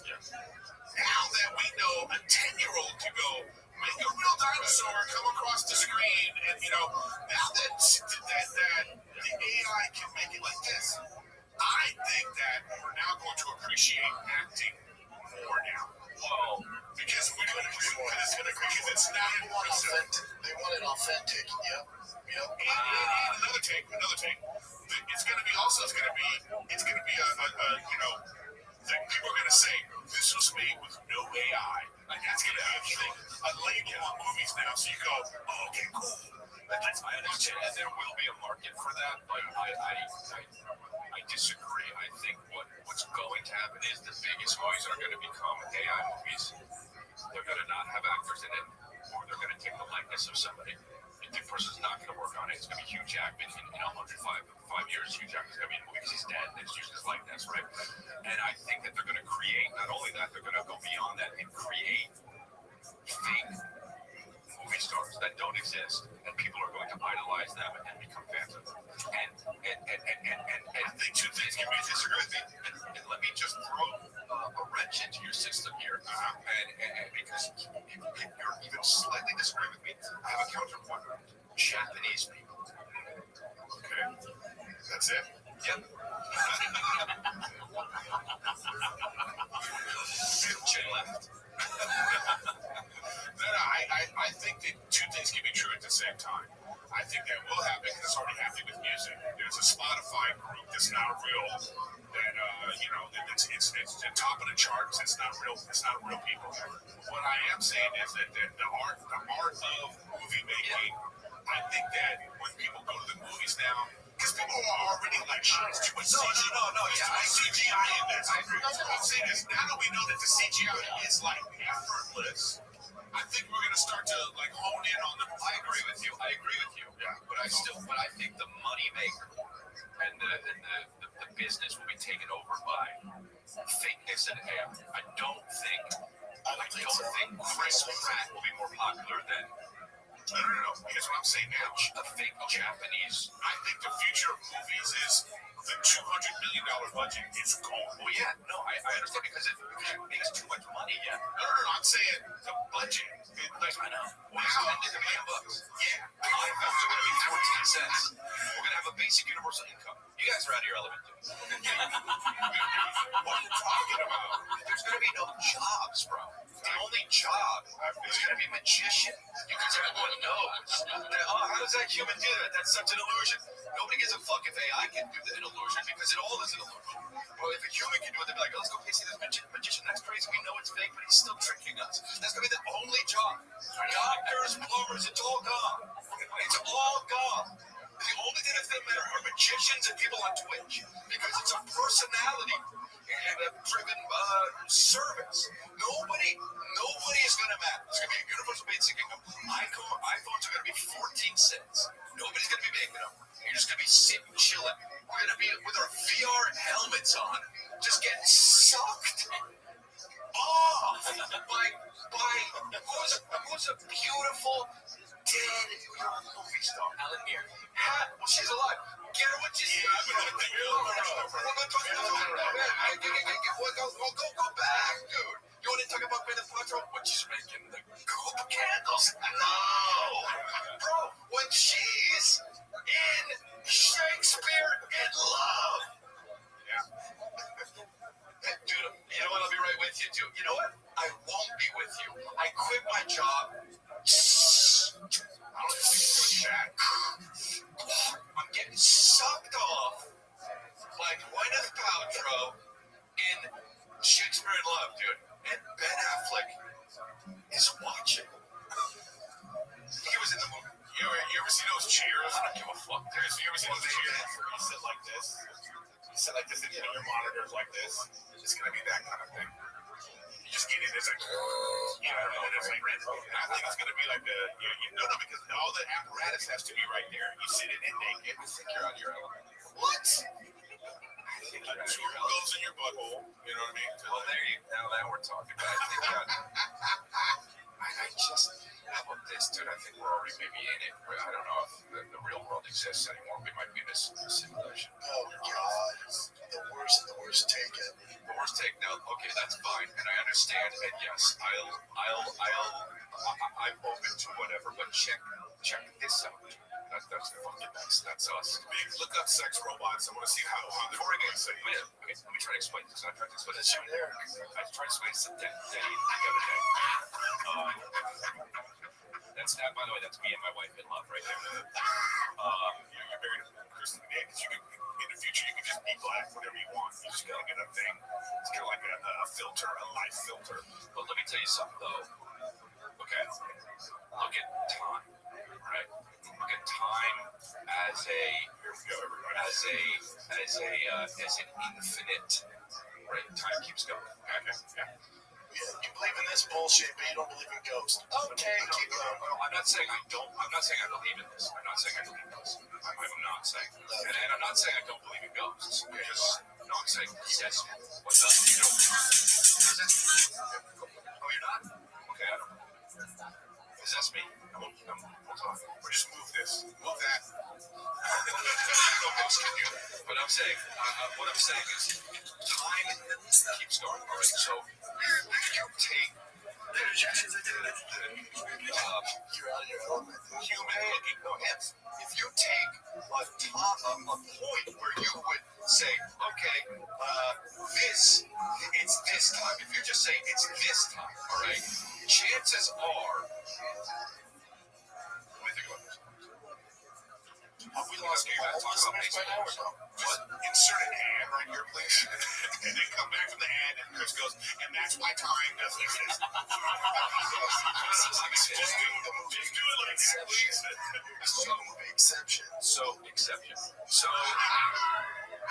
it would be that, but it couldn't be because of this.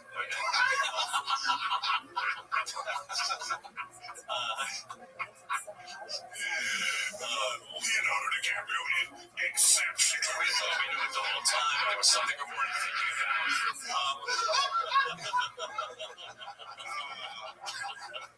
If we only thought about that one goddamn thing.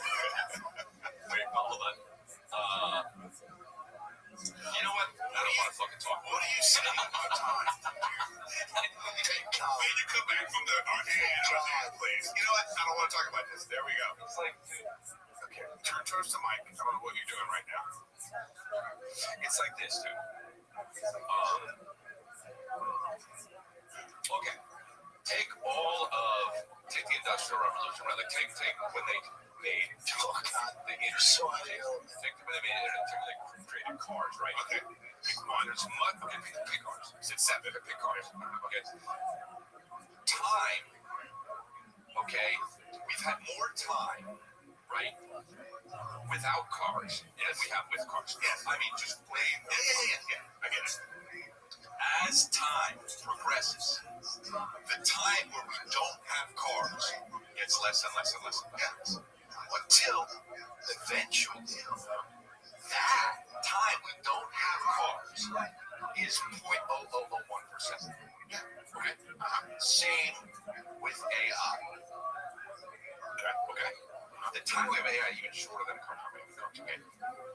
Now think about as time keeps going and going and going and going. On a scale, if you were to pick a time to be, period, you would probably pick a time where we would be in a simulation in AI because it had to have existed more than it hasn't because time keeps going. So there is a better chance that we are in that time, percentage-wise, than we are in the time without AI. Because of how if all of time is this table, bro, you know, and you just said, what's in Chris's coffee? Yes. So, and I'm not saying that that's how it is. I'm not. No, you're right, dude. Spot on. Well, you're saying I'm saying like the chances are almost nil that we are not in a simulation if you think about it in that way.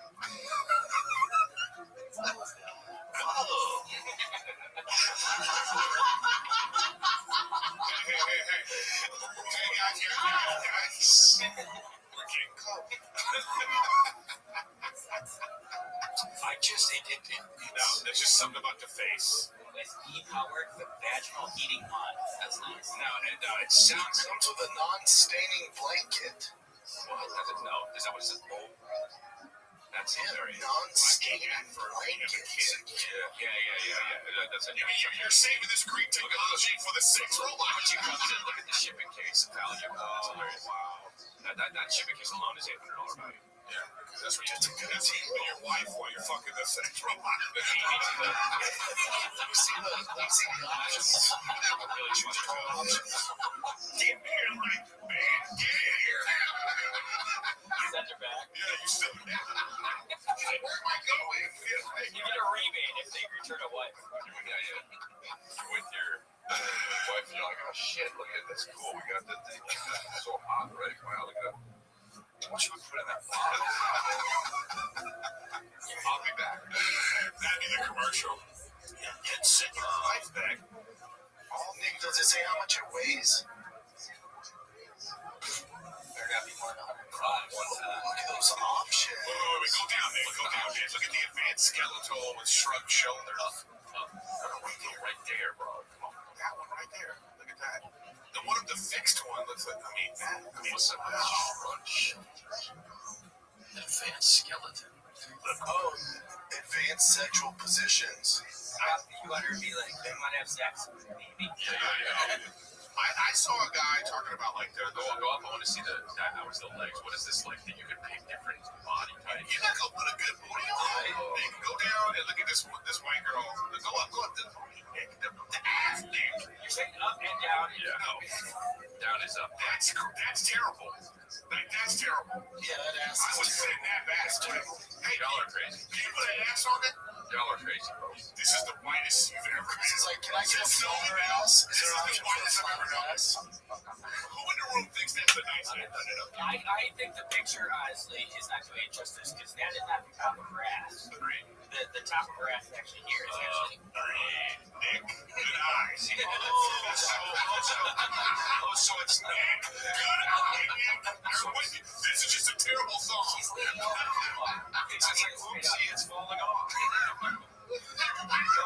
Hey, you're kidding. Oh, I want to throw it. I almost threw it. I like the kick. No, go up. That's what it should have been. Go up. Now look at her. That's a flatter one. Look. She looks. Hey, dude. Hey, Eric. Hey, she looks fine.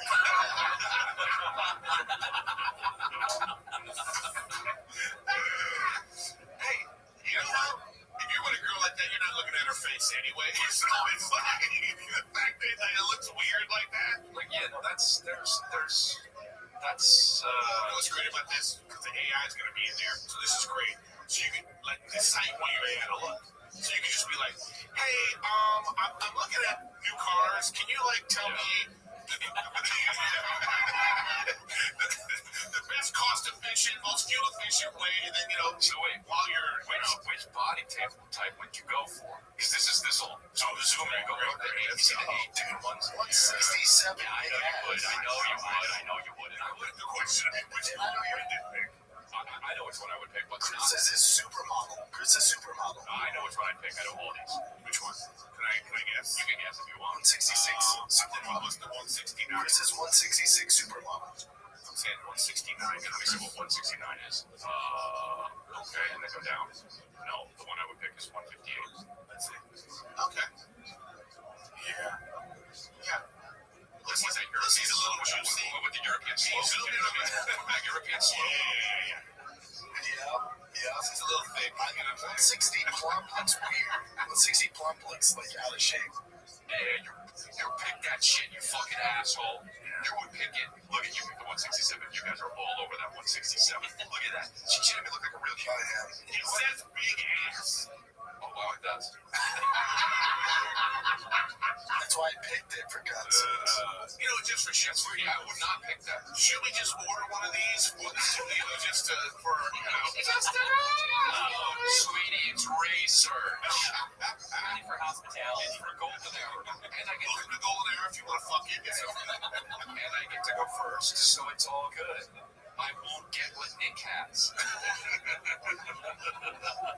Hilarious. Like, that's how you would get it. That's how people are going to get diseases now. So none of your friends fuck So you. we have to get tested. Nick has herpes. Well, that needs to be unpacked. That whole story needs to be like. No, but you can't. But can they walk? Like, this is what I don't like about this. Not yet, but they will, bro. No, but this is my point, though. It's like, if you have to do all that setup, so this is what you have to do, actually. This is what you have to do. You gotta get your doll, you gotta take it out, you gotta get it dressed or whatever, clean it up. Then I have to set it up on the wall. Okay, take care of sick. Because you have to put the leg up on the wall, and then I have to walk out of the room and come back in and go, yeah. When you just wait for me like this? Yeah, like, I can't do all that. No. It just takes away from it. Yeah, it does. But why don't they make a zombie movie where the thing is they just fuck him and not kill him? That would be crazy, right? If they made, where's the zombie movie? This isn't real. That's not real. That's not real. Because that girl, That's all. because that's how you want The whole thing is just like almost double no, but why don't they make a zombie movie where the fucking zombie they just go, yeah. it's like sexual assault. It's like but they don't get but they run and they just fuck you and like the dudes are like, oh my god, that dude, come on, we don't want to get fucked. We need milk, but we don't want to get fucked. We need to go get supplies. But dude, walk backwards. No, then you're gonna be like, Right. But that one's never a good one. That'd be fucking awesome. Bro, I want to be in it. they're gonna put you in there. Okay, what's up? That's why They're gonna CGI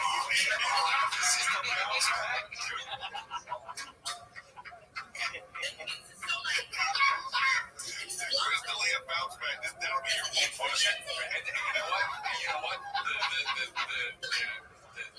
Like when a human does wrong with the society, you put a clamp in that opens his mouth and you send him out.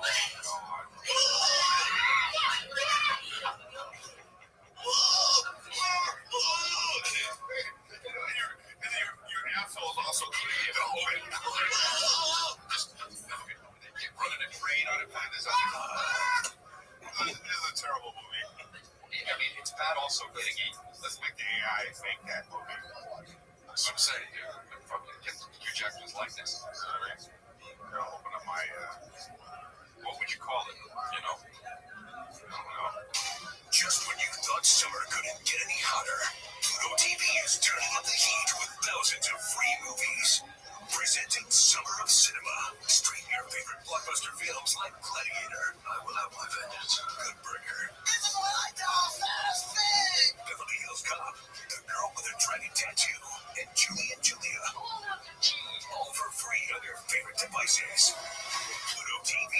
Stream now. Pay never. What's this? Cristiano Ronaldo got an egg for his wife. Isn't it like, you know what's in there? There's a tracking device in there. 100%. Here. But it's just so he knows when she's not walking in. Because he's not tracking her. He's not tracking her to see where she is. When you give your chick a ring like that, she's already there. She's opening the door for the mistress. Look how stupid this is. It's like this. Oh, hey, Tatiana. Look how stupid this is. He's in the other room. YouTube commented congratulations on their Instagram. I know. Cringy. There's a certain amount of money that it's like, She said yes, like there was ever any doubt. yeah, what are you talking about? So he was single until now? I think it's $400,000. That shit looks like this. No, they have six kids. There's no way that's 400,000, Nick. Who told you It's that? gotta be more. I heard 400,000 euros. That's dollars. It has to be. Now look it up, you know. That's way more than that. You don't know. That could be like The percentage of us being in the simulation of the time when simulation existed would be. you just figured it out? Never mind, 2 to 5. Did you find $1 million? Yeah, and I'm sure they're clear. There's no clouds in my stones. $5 million ring. He bought a lab-made diamond. Safe. Yeah. Oh no! This one, this one. With this ring, you get pictures of the kids that dug it up. You know what I mean? It's just, you know what I mean? That's not one dime. I'll tell you what's alarming is their arms are the same size. Well, yeah, because he's thin as fuck too. Goes running around. They soccer. But that's not one diamond, is it? Wow. Yeah, dude. Then there's two diamonds. No, I thought it was pieces together. I didn't know. No, it's one diamond. It's one diamond. That's what's so shocking. What's shocking is you already know. He went cheap. Why do you know? He went cheap on the this like a rope tying in with a little string. Oh wait, hold on. Why does Brendan always show of this ring? What did the ear to the ground? That's not ear to the ground. That's ear in another man's butt, bro. Miss Aquarius. So you're not this guy's like my wife told me this morning about flying fuck. Yeah, but I don't give a fuck. Honestly, I'm not even being a hater. I thought he was gay. Okay. I mean, you know, fuck. This guy's fucking. Yes, ma'am. You have an invitation. Alright, I just got on. Alright. Okay. How was your day? Yeah, good. That was good. How was yours? Lovely. How was your physical therapist? I know they were in an accident. Yeah, well, I don't know. I just know that lady called this morning and told me that he was in a car accident and that he's okay. That's all I know. Okay. Do you have physical? Do you have it on Monday? Yeah, I don't know. He'll call me. Let me know.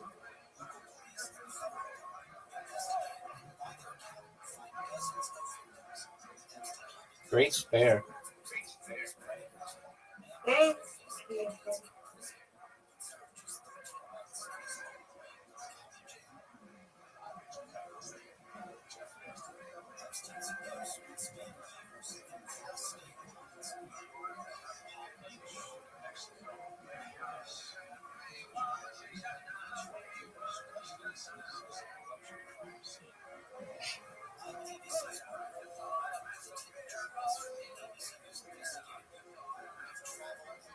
Okay. Come on, Rabbi, you got it. No doubt, Miss Aquarius.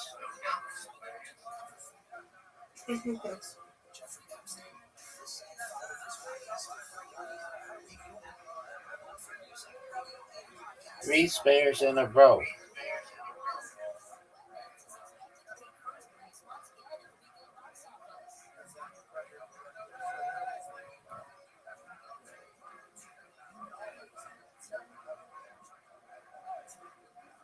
Get it. Yay. And you did. That was great. Thank you. You're welcome. Okay, this is like an impossible shot.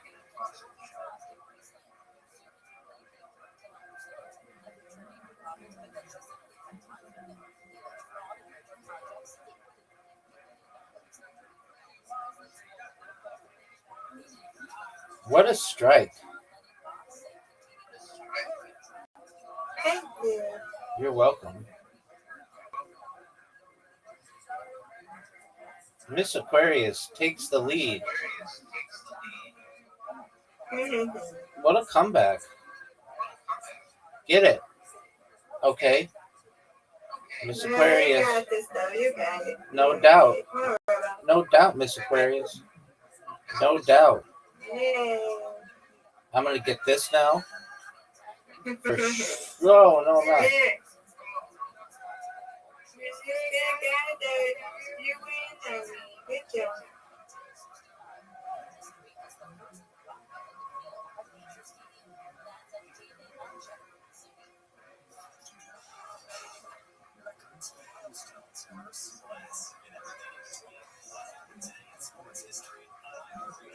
There you go.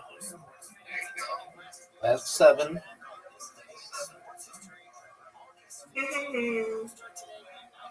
Get it.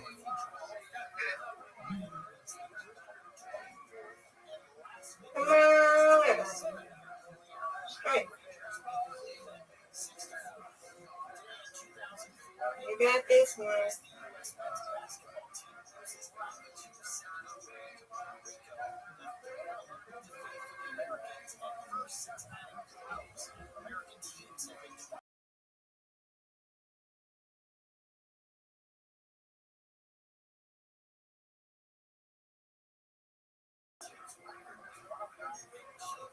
Get it.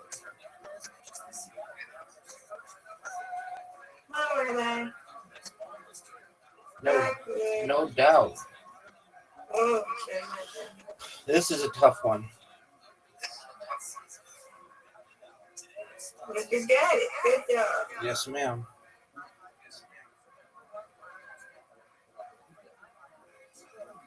Get it.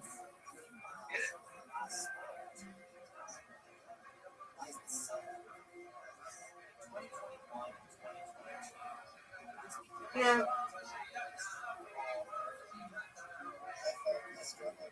Not good.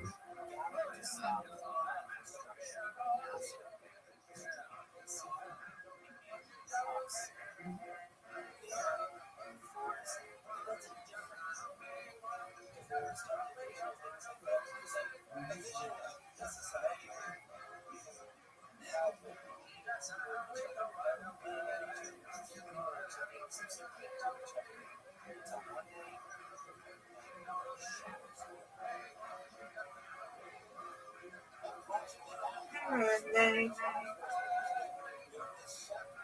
That's what I'm talking about. That's what I'm talking about. That is what I am talking about.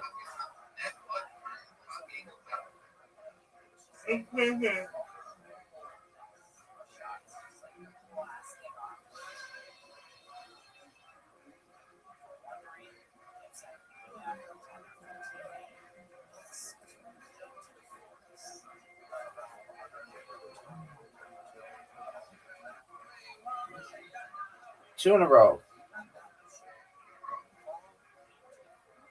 You got it.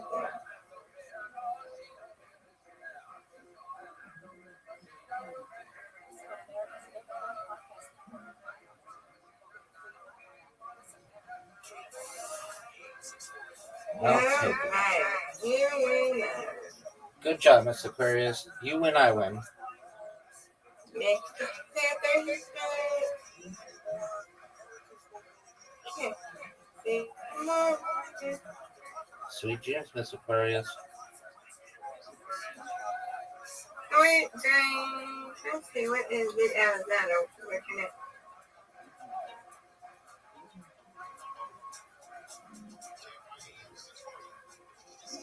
Oh, you're looking at Kent.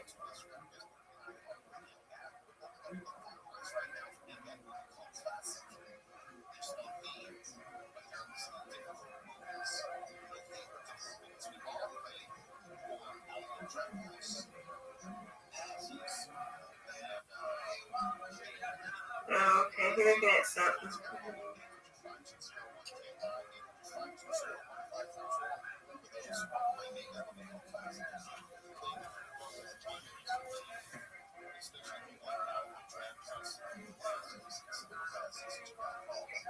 Alrighty, I'm telling my daughter.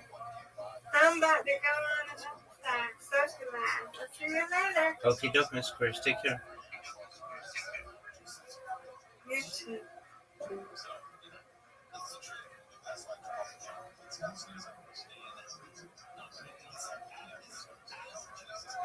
Sorry.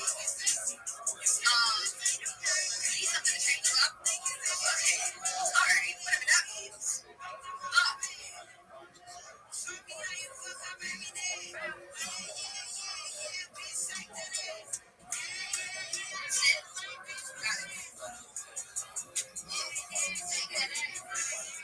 They made me never dance.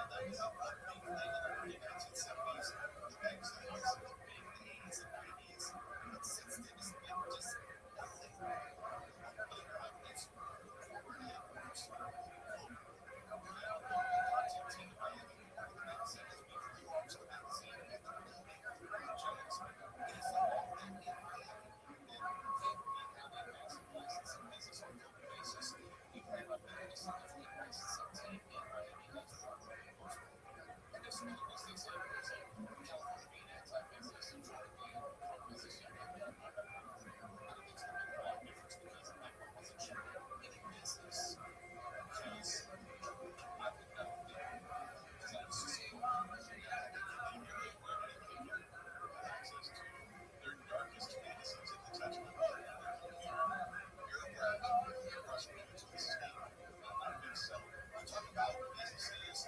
I should have seen this teacher.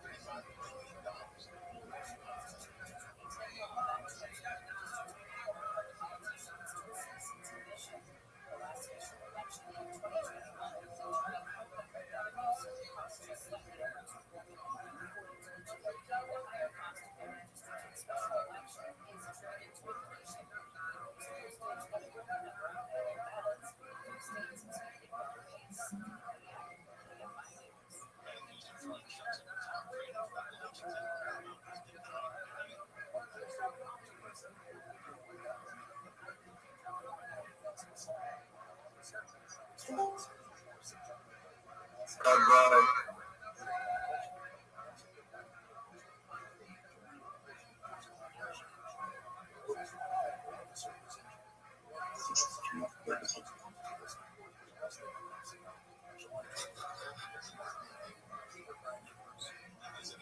Rabbi is here. Streaming.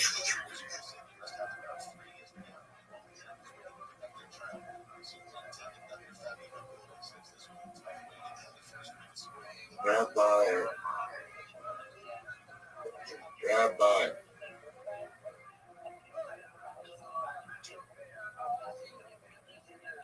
You know what I hope happens to this person? That he can slides up. Absolutely. There's Rabbi.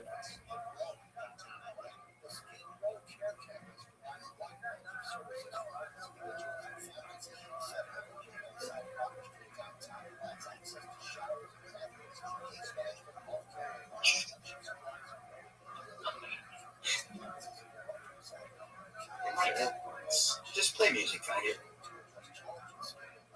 No, I'll play music. I don't know what my app.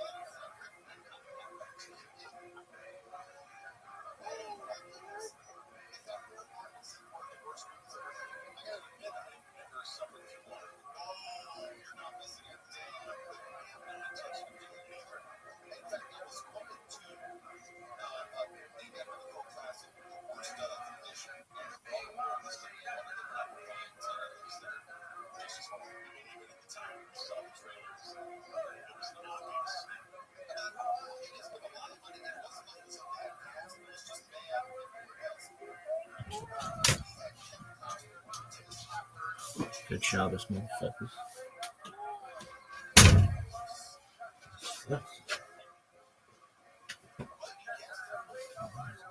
Bullshit.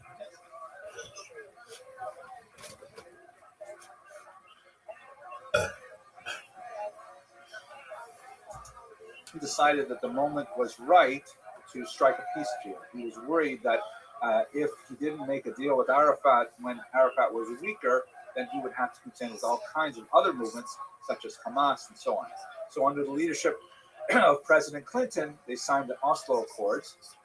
And this was kind of like a big step forward in what the Israelis and the Americans called the roadmap to a two-state solution. And it was supposed to be kind of like a creation of both a safe Israeli state, like within safe, secure borders, and an incipient Palestinian state that, with acts of confidence, would eventually become a full-fledged state. That was the idea. It has not worked, but we shall see. But Rabbi, for his efforts, was also assassinated, this time by a Jewish extremist who felt that he should not have made any kind of accommodation with Yasser Arafat. This is, however, the result of the Oslo Accord, that an institution called the Palestinian Authority would be established. It had some powers of statehood, kind of like at a municipal level, but they were ultimately supervised by the Israelis. The relationship did not go well. There was a lot of corruption within the Palestinian Authority. Some elements of the Palestinian Authority were not willing to give up their support of terror organizations, and the confidence-building gestures did not occur. From the other side, the Israelis continued, depending on which leader was in power in Israel, continued to build Jewish settlements in the West Bank, which Palestinians saw as obstacles to an eventual land-based peace, and so it ended in a stalemate. Here's a picture of Gaza. In 2005, a rather different movement happened. Gaza was incredibly crowded, small but very successful Jewish population living with a tremendous amount of security, i.e., like enforced security by the Israel Defense Forces within an overwhelmingly Arab population.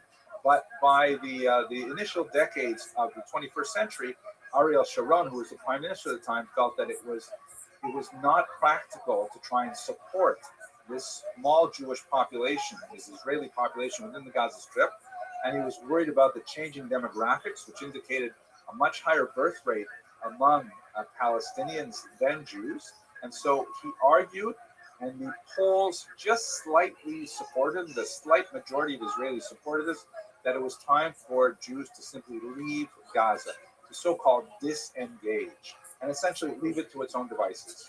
So that's ultimately what happened. It was a tremendously heart-wrenching moment in Israeli history. There was huge protests against it.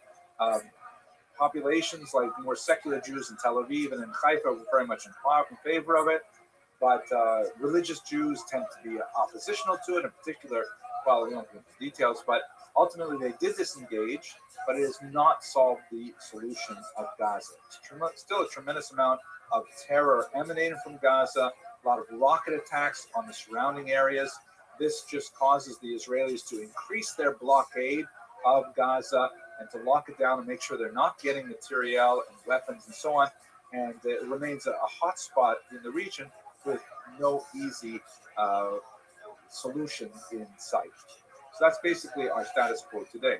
Now, to move to the current moment, I may take a couple of moments to go over 60 minutes. I'm sorry, but we should finish the story. We do not have any great progress in the region, and the two-state solution, by and large, does not seem to be working. But the latest iteration of this under President Trump, led by his son-in-law Jared Kushner, is this so-called vision for peace. We don't know exactly what will happen with this model, but it has, in my humble opinion, it seems very much like if you were to ask Israelis who are still in favor of the two-state solution, what would be your best deal, this would be it. In other words, it essentially favors the Jewish perspective of what a two-state solution could look like, without us really consulting too many of the Palestinians who obviously rejected it. But there is certainly support in some regions of the Arab world for it. Many of the Arab countries surrounding Israel, who have now made peace with Israel, are fed up with the ongoing conflict and would like to put it to rest. So this map includes in the green areas regions given to a kind of a stronger Palestinian authority, crisscrossed by Israeli access roads and still supervised by Israel, and military control is certainly to be in the hands of Israel. Some expansion of those regions you can see in the south to the south of the Gaza Strip for industrial development, and some rather ingenious tunnel work that connects Gaza to the West Bank. But at this moment, as I'm speaking in 2020, it doesn't look like it's really going anywhere. But this is the current plan on the table from the current administration in Washington. Okay. Now, I am over time, so I'll try and quickly run through the last things I want to say. Obviously, we could spend a lot more time talking about it. But one of the key elements, looking at the internal society in Israel, Israel has a very fundamental philosophical challenge, and that is it clearly wants to be a Jewish state, wants to have a Jewish character, that's the whole raison d'etre of the state, but it also is very much influenced by Western norms, specifically the value of democracy. It wants to be a democratic state. Now, it's very difficult to achieve both of those things simultaneously. How can you be some kind of ethnic state and be a purely democratic state simultaneously? It can't always work. And so we can identify three main fault lines of this crisis. The first is that the idea that I mentioned earlier, that there are people living within the boundaries of Israel that do not have the same rights as other people. There are three main categories. There are Jewish Israelis who have full rights and responsibilities, like serving in the IDF. You have Israeli Arabs who are full citizens and have the vote and actually participate in the government and so on, but have certain privileges that they do not have to serve in the army, for example, but they suffer a certain amount of social pressure and social discrimination. And then you have the non-Israeli Arabs who are primarily living in the West Bank, who do not have the same rights of movement and employment and so on as Israelis, whether Jewish or Arab. And that's a very difficult thing to maintain.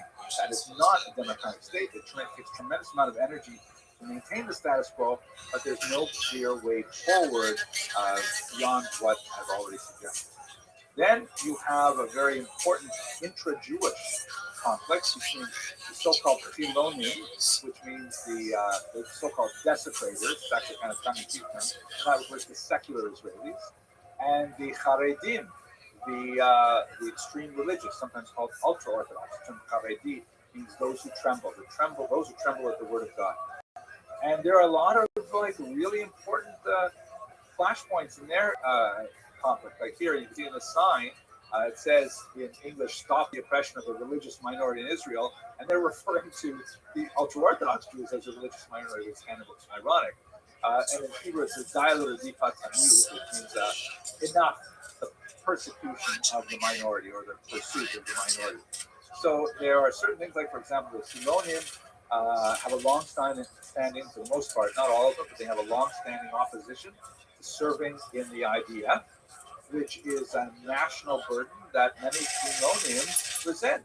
Why should it be that the youth of the Haredim are not exposed to the effort and difficulty and danger serving in the armed forces? And of course, the Haredim respond by saying, the army is overwhelmingly secular, it's assimilatory, it contravenes our values in so many ways, we can't possibly participate in it, but we do our part by supporting Land of Israel through our prayer and our Torah study, which is definitely a very viable way to support the state from a religious worldview. The Haredim insist that the state should lean more religious with less bus services and movie theaters and beaches open on the Sabbath and on Yom Kippur and things like that, where the Chiloniim say, hey, we're a secular state. We're free to do what we want democratically. Why should you dictate to us our religious sensibilities? So there are all kinds of areas where this is an ongoing conflict in Israel within itself. And then finally, we didn't have enough time to really talk about this. There's so much here. What about those non-Ashkenazic Jewish populations in Israel? And I'm thinking about all those Arab Jews who achieved a tremendous amount of political importance after the 1977 election of Menachem Begin, who was not himself Sephardic or Mizrahi, but he recognized the validity of their claims. They feel they've been largely sidelined for much of Israel's history, which is very Ashkenaz-centric, and that the Sephardic and Arab populations were really poorly used. And it's even more so for African populations like the Ethiopian Jews, who feel that they suffer a tremendous amount of racism in Israel, and there's reason for that argument as well. So there's a lot of internal struggles between the equitable treatment of all populations in society that speak to this central divide. Can Israel be both Jewish and democratic all the time in every place? And to this point, no one has actually adequately solved that question. So let us conclude. I apologize once again for taking a little bit long, but maybe we can cough it up to we can attribute it to the fact that we've just concluded Yom HaAtzmaut, the Israeli Independence Day, and we can reflect on the fact that, Israel is such an amazing country that has been able not only to survive such phenomenal existential threats to its existence from its very inception, military threats, economic threats, internal assimilatory threats, and yet it thrives and it lives and it breathes, and it's one of the most dynamic places really on the face of the earth. Samuel Heilman, very important American sociologist, argued in one of his books that, given the current realities of Jewish life in America in particular, and in the diaspora writ large, it could be that the only future for Jews is really in Israel. And that's certainly something that bears a lot of thought for those of us who are living in the diaspora. Thank you very much for your attention and your continued engagement with this lecture. I hope you all stay safe during this era of COVID-19. Next week, we will conclude this series by looking at the 21st century. We'll go back to Samuel Heilman's work in particular, and try to understand what does this all mean for the Jews. Thank you very much for watching.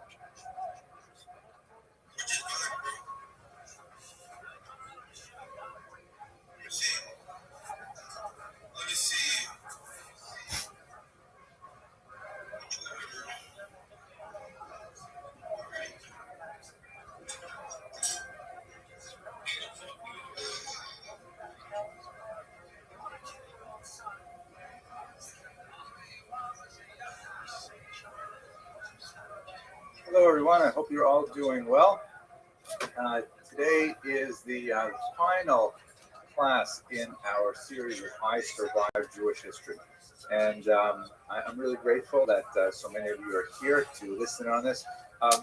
My goal for tonight was to try and focus on, 20th century developments. The majority of the talk was going to be about what has happened to American Jewry in the 21st century. And that's what we'll focus on tonight, a little bit more detail perhaps than I originally intended. And then I was going to look a little bit at Europe, a little bit at Eastern Europe, and finally at Israel, which we talked about a little bit last week. So in reality, what we'll do tonight is we'll focus more closely on America, because that is where we currently have the largest proportion of world Jewry, not a very significant majority. There's actually quite a few Jews living now in Israel, and significant populations in Europe, even after the Holocaust. But that's really where most of my scholarly energies have gone in the 21st century. One last word of caution, in that I'm a historian, not a political scientist, and not a prophet. So I tend to get weaker as a scholar when I look at what's going to happen, or what happened just recently, because historians like to have a lot of time to think about things in the past, sort of contemplate them, and kind of like digest them. So most of the 21st century material we haven't even had a chance to digest properly. Okay, so most of the data that we're going to speak about today comes from a very important survey that was conducted by the Pew Research Institute. It's called A Portrait of Jewish Americans, and it was conducted at the beginning of the second decade of the 20th century. And it gives us, as the title implies, a very detailed portrait of what was going on with American Jewry. Who were they? What are they like? What do they break down? And it's an incredibly detailed survey of what it looks like, a cross section of American Jewry as a whole. And it has a little bit of frightening information. And in fact, the American Jewish community has reacted to it, but has not really found solutions to some of the problems that are uncovered by the Pew Research Report. In many ways, the Pew Research Report confirmed a lot of earlier research that had been questioned. There were a lot of questions about earlier surveys that were done of the Jewish community, thinking that perhaps the method of surveying individuals was inappropriate. It was not accurate. It wasn't reflective of the American Jewish situation. The Pew Report of 2013 really put all those concerns to rest and said, no, this is definitely the trend that American Jews have been following. However, even though a lot of those trends are essentially, to put in a word, self-destructive, that these trends are pushing Jews towards assimilation at an incredibly rapid rate, we have this saying in the Talmud, Ein mazal Yisrael, which means there is no predestined future for the Jewish people, meaning their kismet, their fate, their destiny can change at a moment's notice with the right kind of attitudinal shift or behavioral shift. Everything seems like it can go out the window. That's part of the reality of Jewish history, and it's very true. We see, for example, just look at the 20th century, which we left last week. We have the clearly the worst massacre in Jewish history, the worst genocide, arguably, I think pretty fairly, in world history with the Holocaust. And then 3 short years later, the Jews established their state in Israel, the first time in 99 years, a feat that had not been repeated by any other nation ever. The only thing that comes close is perhaps the rebirth of Poland after about 200 odd years of, not even 200, but more like 150 years of disappearance. So the pendulum of Jewish history swings with tremendous rapidity, and we see phenomenal change in a very short period of time.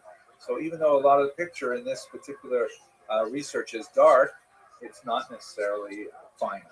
So let's have a look at some of the research that was discovered in this Pew study.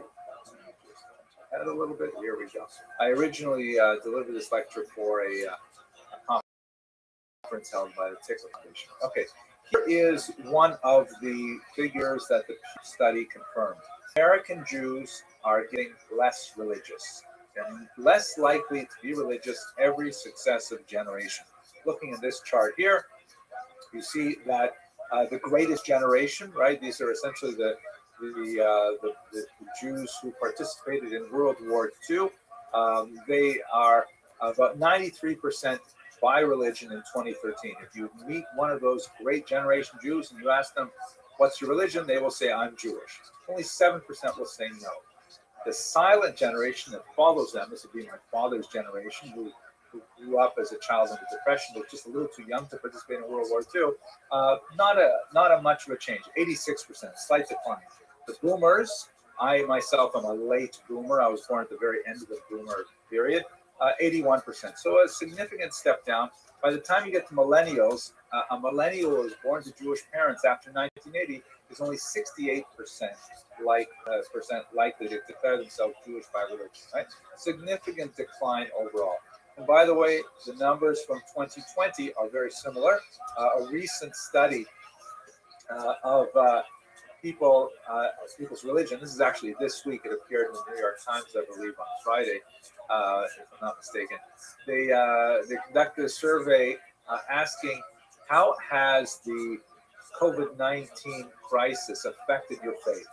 Has it made you more religious, less religious, right? So a lot of the numbers are like in the 20s and 30s, but when it comes to Jews, only 7% of Jews say it's made them more religious, which is exactly the same number as non-believers. So you'd like to think they're probably even the same people. At 7% of Jews, only 7%, the smallest number by far, are willing to state that the current crisis has made them. So Jews in America tend to be departing from traditional religion in a very significant way. We will see there's qualifiers to that as well. Now, if we jump ahead over here, this is one of the most significant factors related to the decline in Jewish affiliation over the last century. You can see that marriages that took place before 1970, only about 17% of them involved a non-Jewish spouse. Still a very significant number. You go back to pre-war Germany, it was around 30% or so. So you can see that marriages occurring in every year thereafter, there's a significant increase in the price of intermarriage. That a marriage that involves a Jew is more likely than not to involve a non-Jew. And that apparently has been right up till our time.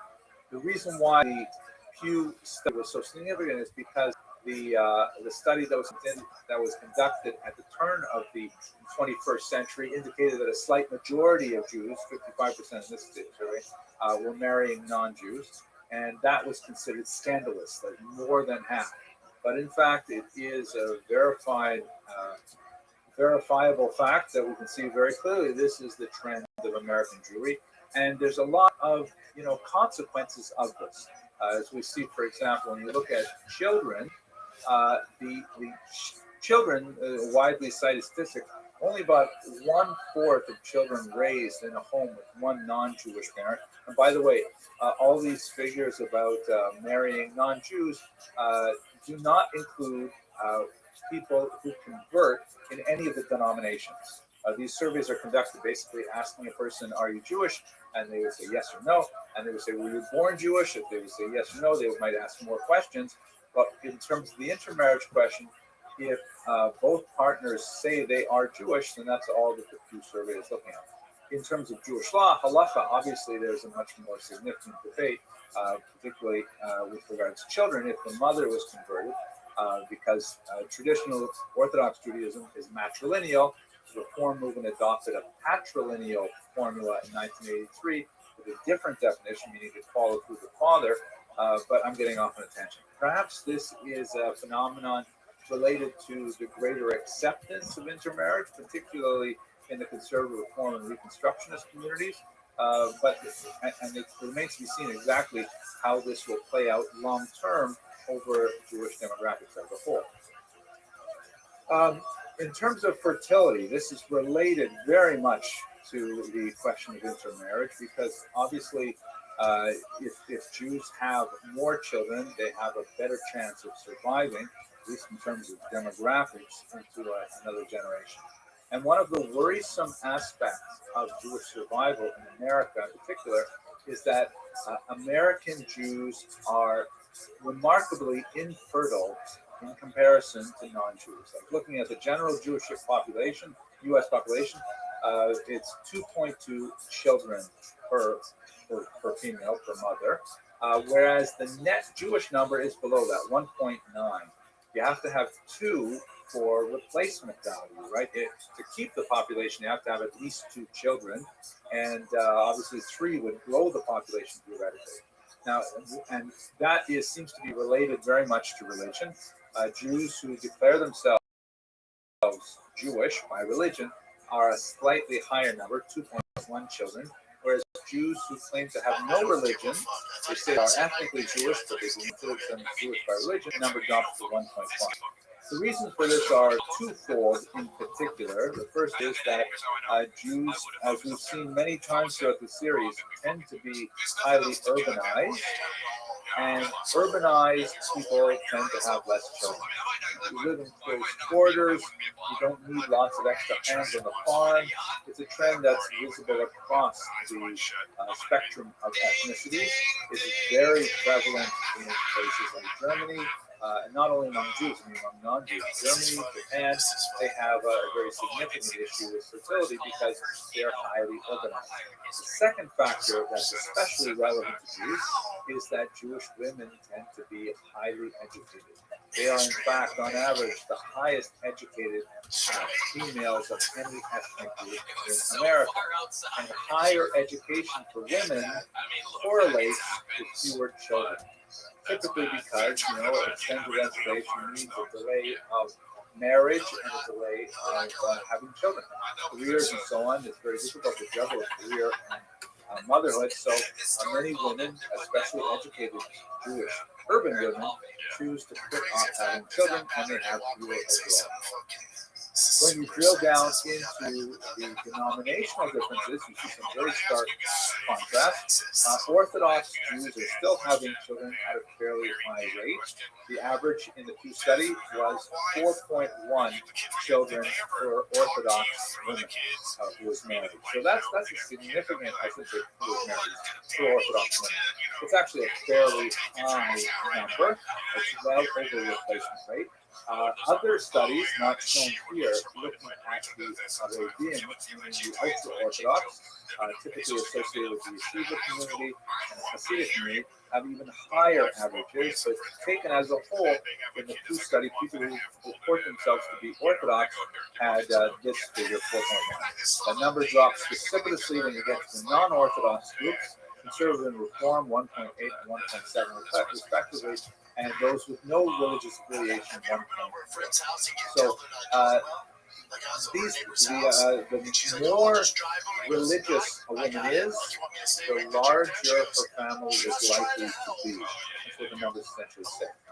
When we go even further from the right wing of the denomination, when we go into intermarriage, you see that if a woman marries a Jewish man, she is more likely to have children. If a woman marries a non-Jewish man, less likely to have children. And of course, Jewish women who have children without marriage is comparatively low, 0.2. But you see, the overall picture is clearly there are more Jewish children born into Orthodox families than there are per capita than there are into non-Orthodox families.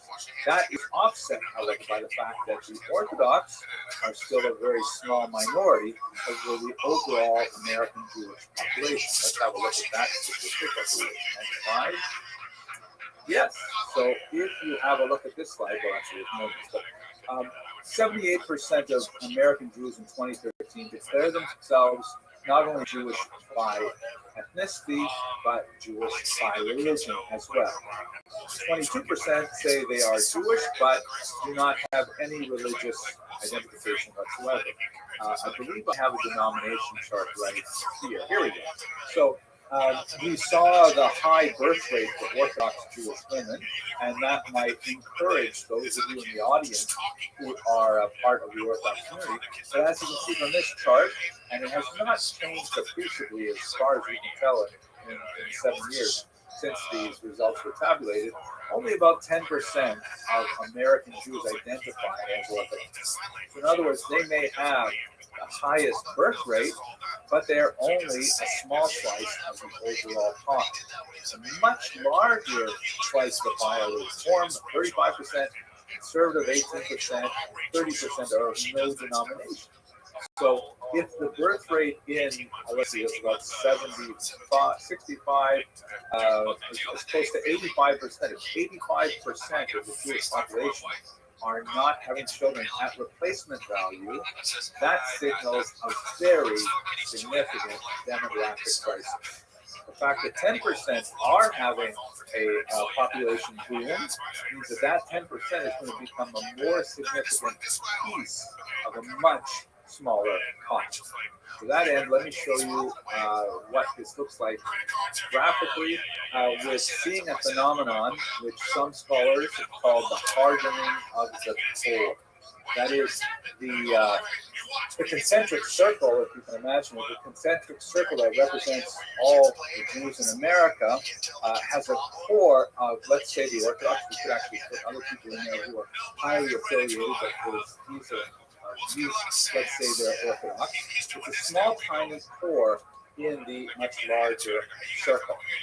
But what we see over time is that core gets larger if you were to run into a person who is, affiliated as a Jew in, let's say, 50 years, it's far more likely that that person will be Orthodox, because only the Orthodox Jews are going to have that really high rate of reproduction and of affiliation.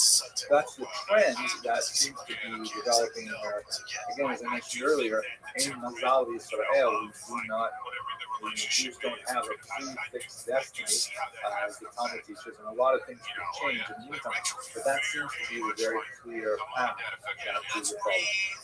Again, if you happen to identify with the Orthodox movement, that's not at all cause for some kind of triumphal celebration, because it spells disaster on an economic level, not let alone the demographic aspects. Let's just go a little further into the numbers here.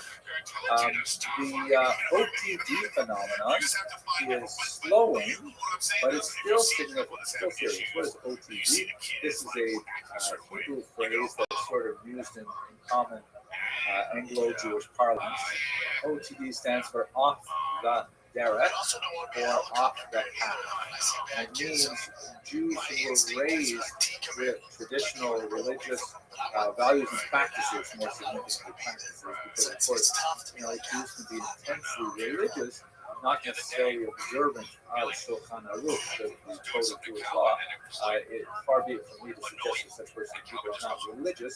It's just you don't have a very good vocabulary to describe people who are, let's say, deeply spiritual, but are not necessarily observant of the practices of Jewish law. So if you look at adults who are still Orthodox today, when they were raised Orthodox as children, so we find that if a person was over the age of 65 and was raised Orthodox, then 1 out of 5 of those people, 1 out of 5 of that generation of Jews, would still claim to be Orthodox. That means 4 out of 5 Jews who came from Orthodox families who are older than 65 are most likely not observant today. Very, very high recidivism, or that's not the right word, very, very high return to a secular behavior or abandonment of traditional behaviors for like observing the Sabbath and keeping close to things like that. So the numbers really are stark for older people. But ironically, and this is kind of like some glimmer of hope for those who wish to see the Orthodox movement succeed. The younger a person is, the less likely they are to leave the fold. And that's especially true if you look at the youngest age group, a person aged 18 through 29, someone in their 20s basically. If they were raised Orthodox, there is a 4 out of 5 chance that they are going to still be Orthodox today. So the retention rate is much higher. It's a difficult number to work with, because you could say that, well, maybe the cliff for most of these people is some kind of lifestyle adjustment that has to happen when the kids move out of the house, or maybe it's just a phenomenon, a fad. We can't really rely on these numbers, but I would like to think that this is related to the hardening of the core. It's much more normal and possible now to live an Orthodox lifestyle because of the growth and maturity of the Orthodox community in America. The fact that there are not only a plethora of Jewish grocery stores, but there are many, many opportunities for kosher dining in these enclaves of high concentration of Orthodox settlement, where there is a synagogue in every corner and there's a tremendous amount of social services. It could be that the American Jewish community has really matured to a point where it's much easier to be Orthodox. You can easily live, for months without ever having to make a decision about whether or not to buy a product because it's kosher or not, because the stores you go to are all completely kosher. These are new things in America that may contribute to that sizable retention rate. So it's still a serious factor. We have 17% of those young people who choose no longer to identify as Orthodox, but nevertheless, the trend is in a positive direction. Again, caveat, we're only talking about 10% of the American Jewish population, so roughly 90% are going in the completely opposite direction. And we see this when we look at numbers like the enrollment in schools, which has just exploded. The number of children in Orthodox schools is phenomenal. And it's specifically on the more right-wing end of the Jewish spectrum. Chabad, which is of course Chabad Lubavitch, the Hasidic movement, Hasidic in general, which would include like Satmar and Ger and so on. Massive rise, 82,000 children. So that means a 24% increase between 2008 and 2013. That's within 5 years.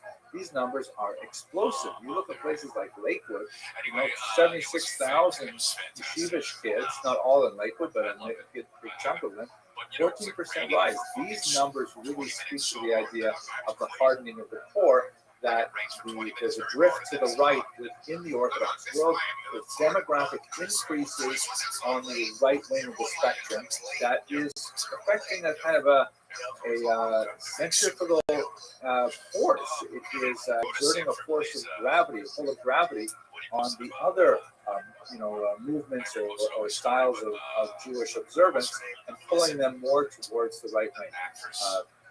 Fascinating kind of analysis, I think. Now, let's look at some of the danger signs. This is a really important part of this lecture.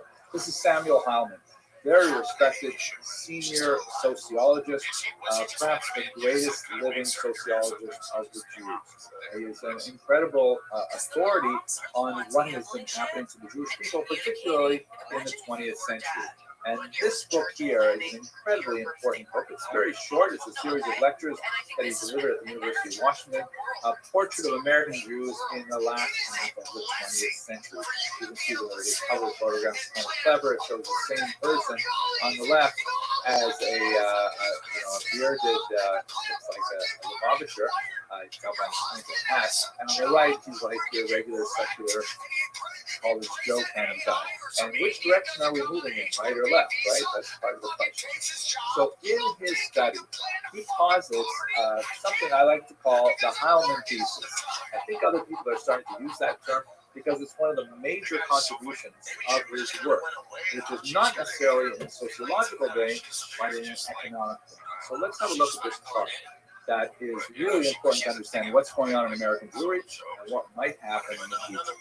So Heilman puts on a y-axis the number of Jews in America. Okay, the higher up you are, the more the Jews there are, the lower you are, the less Jews there are.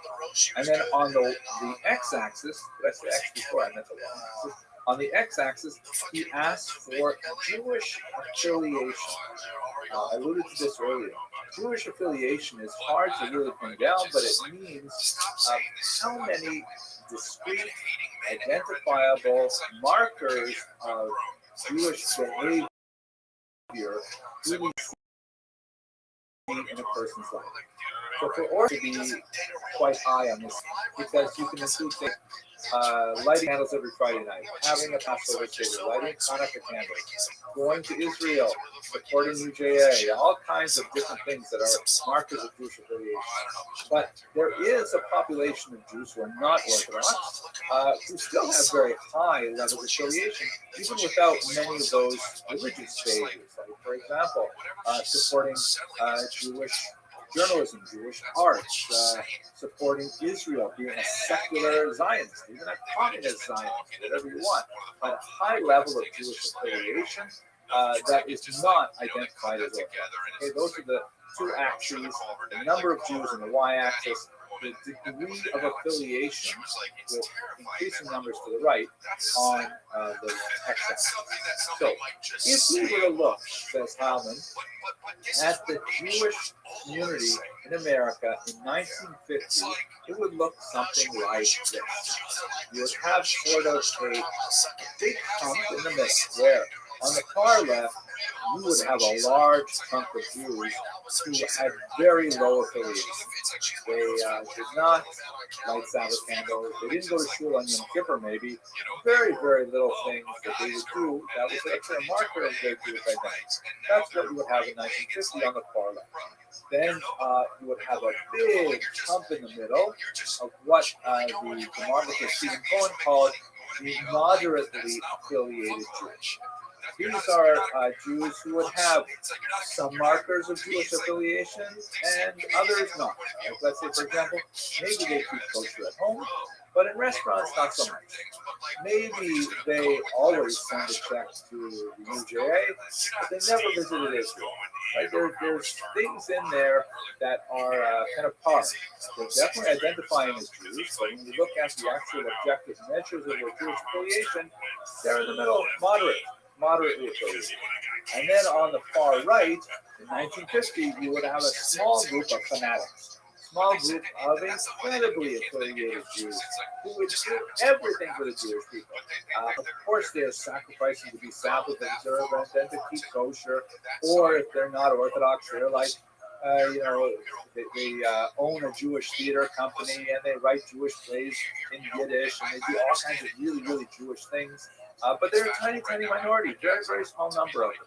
But that's basically what 1950 looked like.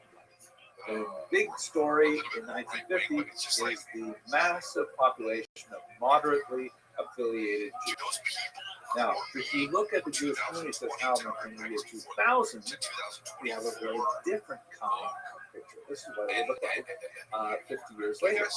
You would have a big shift of that bunch of moderately affiliated Jews to the left of the scale, making them far less affiliated, meaning far more Jews, a much larger proportion of Jews are highly unaffiliated and have very little connection with Judaism.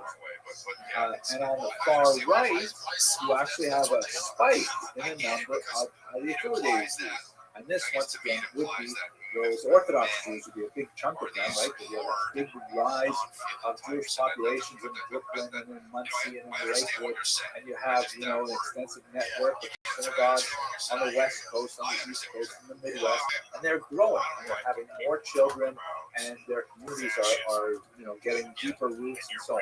So there's actually an increase. It's obviously a much smaller increase than the increase of unaffiliated Jews or lowly affiliated Jews, but nevertheless, it does represent an increase. And who's gone? Who's missing? The moderately affiliated Jew has taken a big hit demographically. There are very, very few Jews, for example, who will keep kosher at home, but not keep kosher in restaurants. More likely, they either keep kosher everywhere, and that will place them far to the right, or they don't keep kosher anywhere, and that will place them more to the left. Those Jews who are kind of like partially affiliated, they barely exist nowadays. People are either all in or just in a tiny, tiny bit.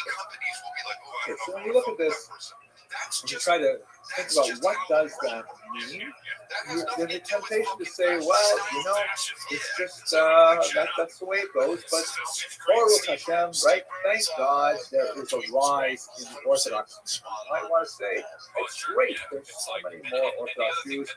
Don't worry, they will carry the day. They will carry Jewish civilization forward, and they'll preserve it until there is again a resurgence among those moderately affiliated Jews who will come back to Jewish identity. And so you might want to say that if you were a fan of the Orthodox. But that is you're missing a very, very big piece. And this is perhaps the greatest contribution of the final piece. Take a look at this. I just show you the gap between Jews and Orthodox. What about the money, right? What happens if we look at the economic aspects of this change? So, in 1950, the moderately affiliated Jew was charitable. This is a long-standing observation of Jewish people, that they tend to be more charitable than non-Jews quite frequently in America, donating to Jewish and non-Jewish causes alike.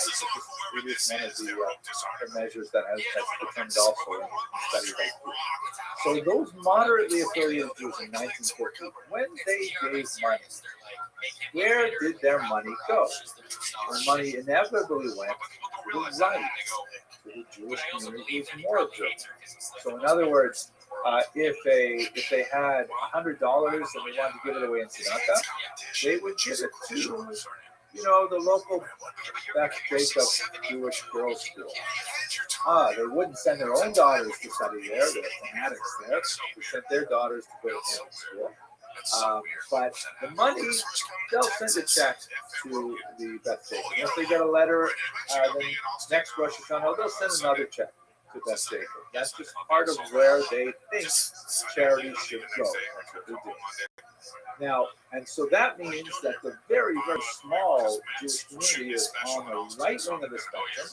They can afford their lives because it's really expensive to keep in place the infrastructure of Jewish life. You have to pay for institutions like synagogues and mikvahot, and you have to run schools, right? The day school. And day school tuition is crushing. It's huge. It's a massive amount of the disposable income of Jews of this time and our time as well.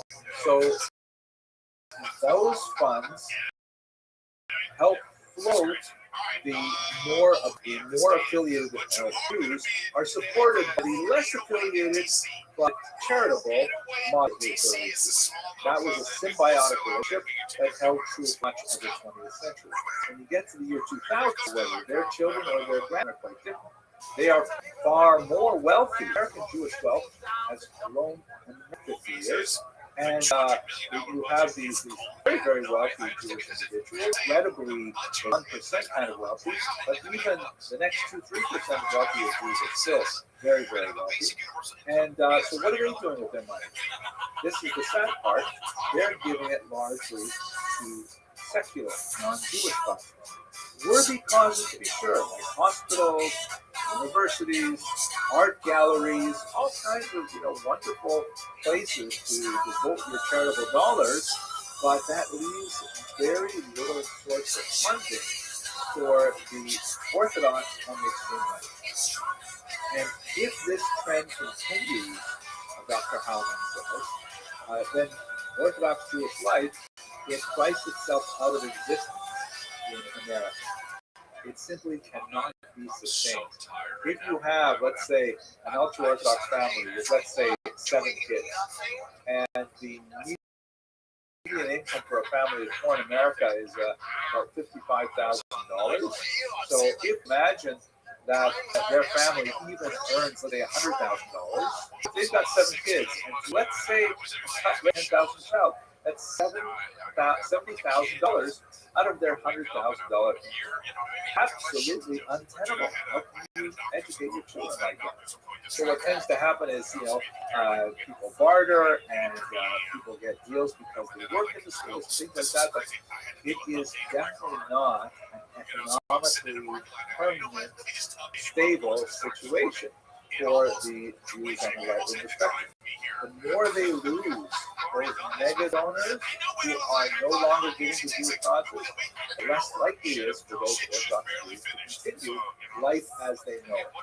So Dr. Howman's thesis is that unless this economic reality changes, and I'm sad to say there's no real change in sight in the 20 years since he first published this thesis, American Jews will have to move to Israel. Only in a nation state like Israel, where Jewish life is heavily subsidized, because Jewish life in Israel is basically life in Israel, right? Like you have the Jewish calendar and you have free Jewish education in the schools. It's true that many of the extreme Orthodox who feel that that the state-sponsored Orthodox schools are not Orthodox enough, but that's more of a detailed question.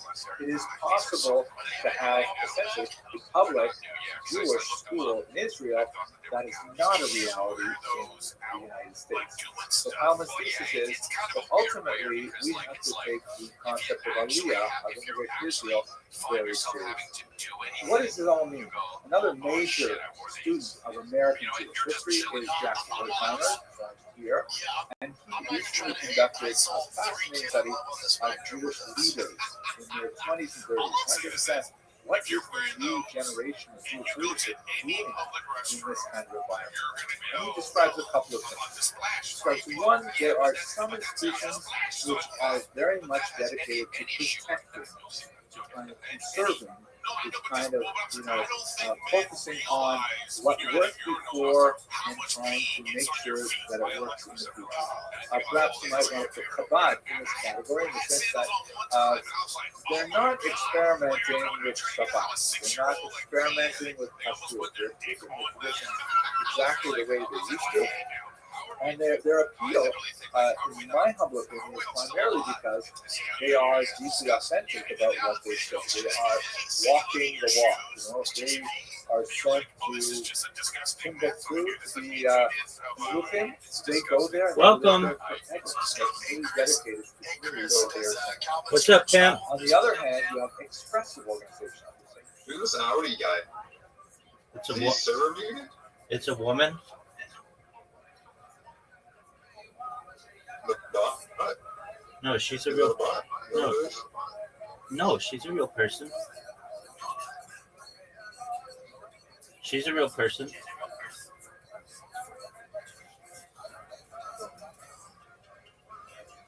I didn't see what they were server muted. It looked like from outside. They are server movement muted.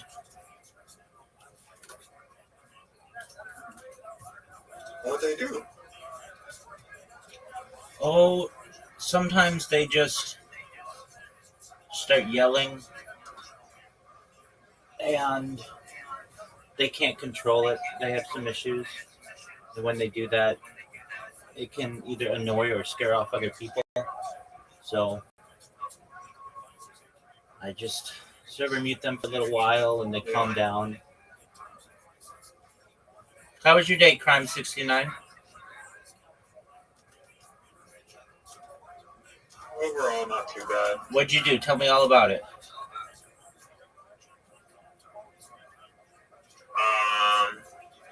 Mostly just sat around the house and smoked weed when I wasn't cooking. It took me like 4 minutes to double my money and then lose it all back. I was telling myself I was gonna take out most of it and leave $20 to play with, but I couldn't help myself. And I lost. I like Keno a lot. Keno's been killing me. I need to get out of these bad habits. I haven't taken money out of the casino really in like 3 months.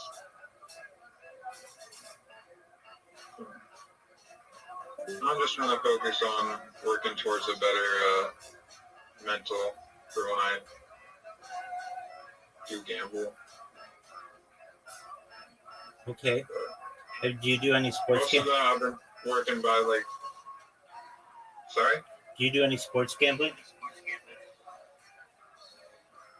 I'd like to work towards that, but at the same time, I just kind of would like to get a gambling partner or something, or just something set up for myself.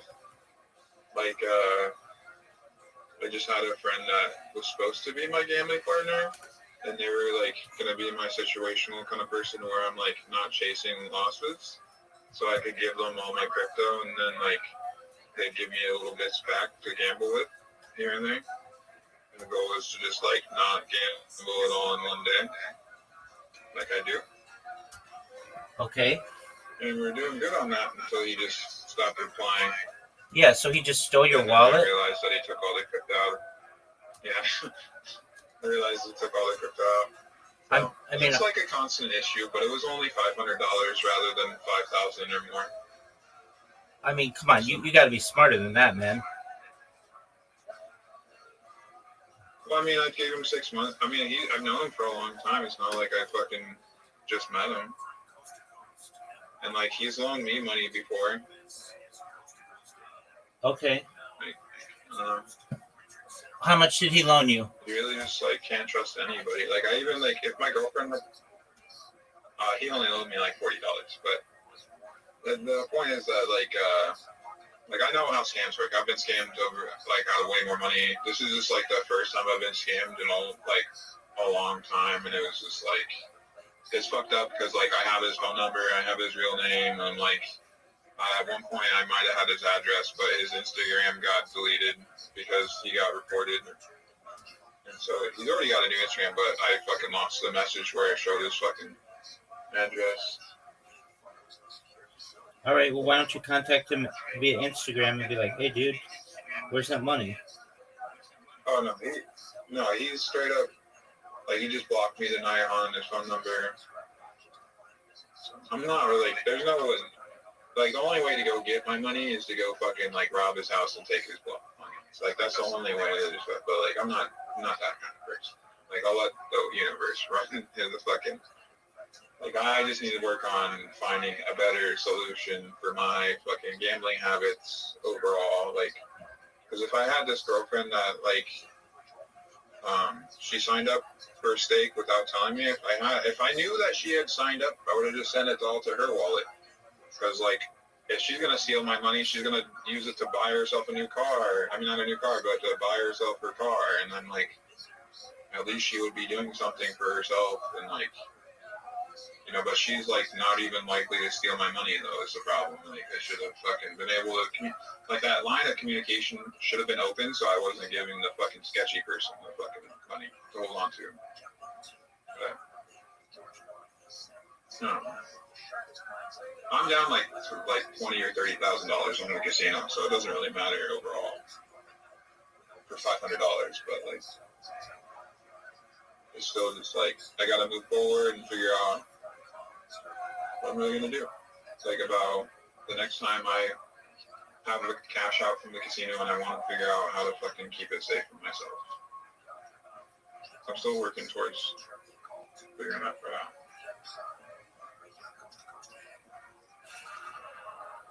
Well, my roommate made me a nice sandwich and he paid me $120 that he owed me today. All right, that's cool. So they're cool. And I bought a keyboard for him. So then I can play Battlefield and it'll be a little more fun. Are you gonna play Battlefield today? You know, I probably can't stream it because my computer's just not gonna fucking handle it. But I'm looking at getting a little cooling pad that should be able to help my computer run better. So then maybe I will be able to. Because my computer's not that bad. It just needs like a little bit of boost of like just to make sure it's running optimally. And that's just gonna help if it's cooled down adequately. They have these like fucking but they have these vacuum coolers that just like it's more than just a fan. It's like a vacuum, so it's sucking my air. Because the other normal laptop stands that are just like fans, but these ones have a little memory foam around the edge that seals that in.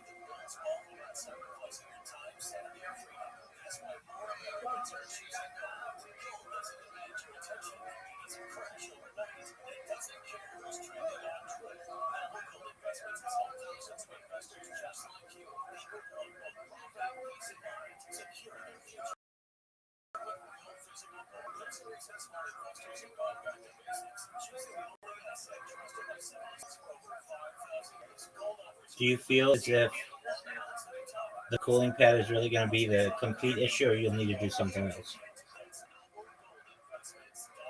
I need to get a better computer. Yeah. But it's going to bring it to the best of its capabilities.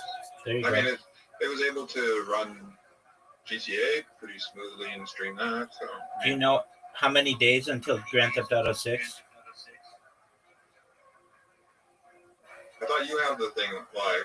Fuck yeah, 283 days, 1 hour, 17 minutes, 55 seconds.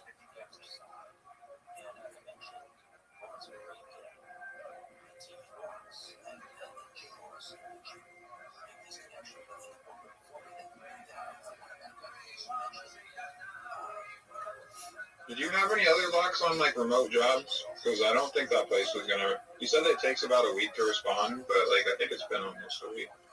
Did you take the test? Yeah, I took the test. I sent you the picture, but I did everything. To what account? It's the one that you talk on. Oh no, that's not the one that you should send it to. Um, no big deal. Just one moment. I mean, okay, so they just didn't respond. Yeah, I haven't emailed him yet. Okay. Yeah, I mean, the best one, or this way to find out is, I mean, let me just ask a little bit about your background. Do you have a degree in anything? Yeah, I'm pretty, like, so I do, like, most of the mechanic stuff and, like, labor. I don't have a lot of, like, intelligence and all that, what's it called, background. Like, I don't have anything that says I'm smart on paper. Okay, that's all right. No big deal. Okay, so you want to work remotely. You don't want to work with your hands anymore. Is that correct? I'm just looking for money in general. Like, Okay, so I'm trying to work towards being able to create, being able to manage my time. certainly. Are you a member of the subreddit remote jobs? No. All right. Well, that's the first thing I do is join that subreddit, and then they have like a bunch of people who post things in there every day of different opportunities to be able to work remotely. Secondly, do you have a LinkedIn? Yeah, no. Okay, so I create myself a LinkedIn. I create myself a ZipRecruiter profile. I create myself a Monster profile. I create myself a Career Builder profile. I create myself an Indeed profile, and I would start applying for remote jobs. You think I could build off of my Indeed profile? Yeah, I mean, there are a lot of positions where you don't need that. They're looking for like entry level people. A lot of times, what they'll do is they'll have like customer service. They'll send you a phone, and then you just answer calls all day.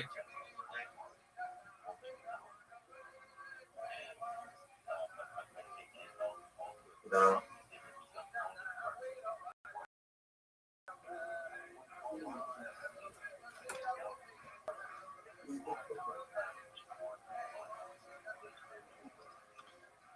Do you have a Reddit account? I need to sign in to Reddit. Do I need to sign in, or do I just look at it, right? Yeah, I mean that's fine. So I'll look at it with you.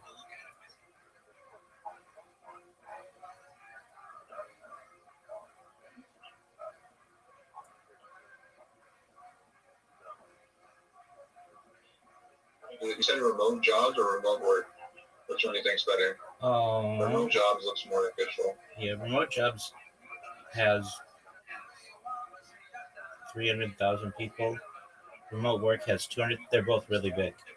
So both of them, and then you would go through. Okay, yeah, I saw this guy. So I scraped 220,000 remote jobs. This guy who did this, he basically like built a bot to just scrape all the information on him.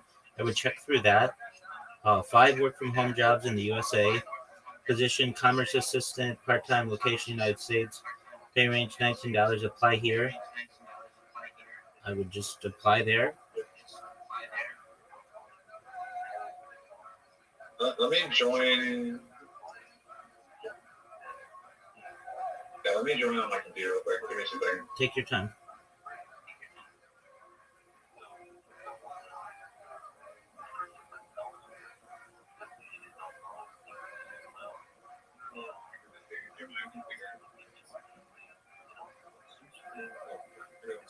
Take your time.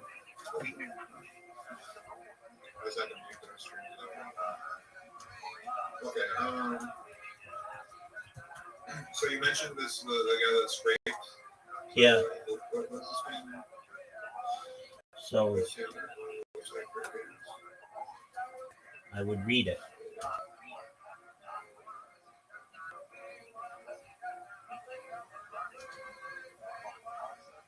So what did he say? There's something like,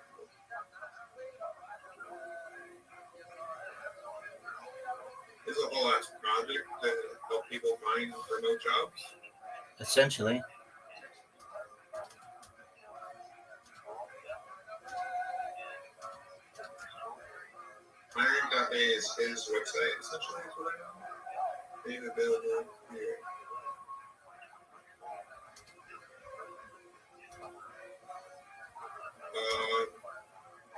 So this does all the work we were talking about for me, pretty much.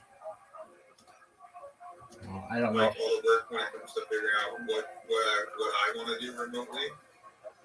I don't know about that. I mean, just read it. What does it say?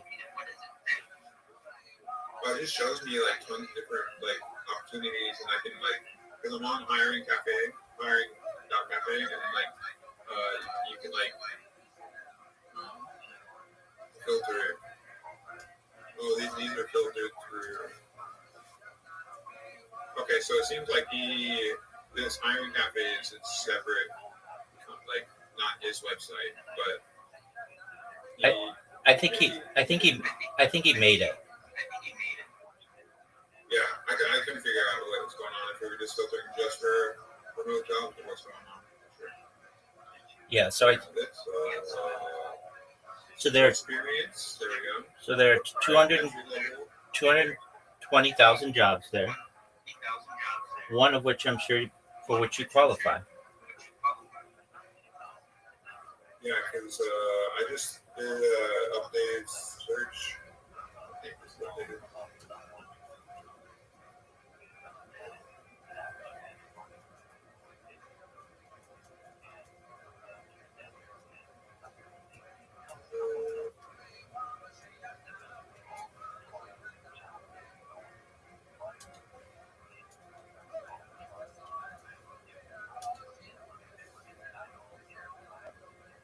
Yeah, entry level and remote jobs, there's still like 40,000.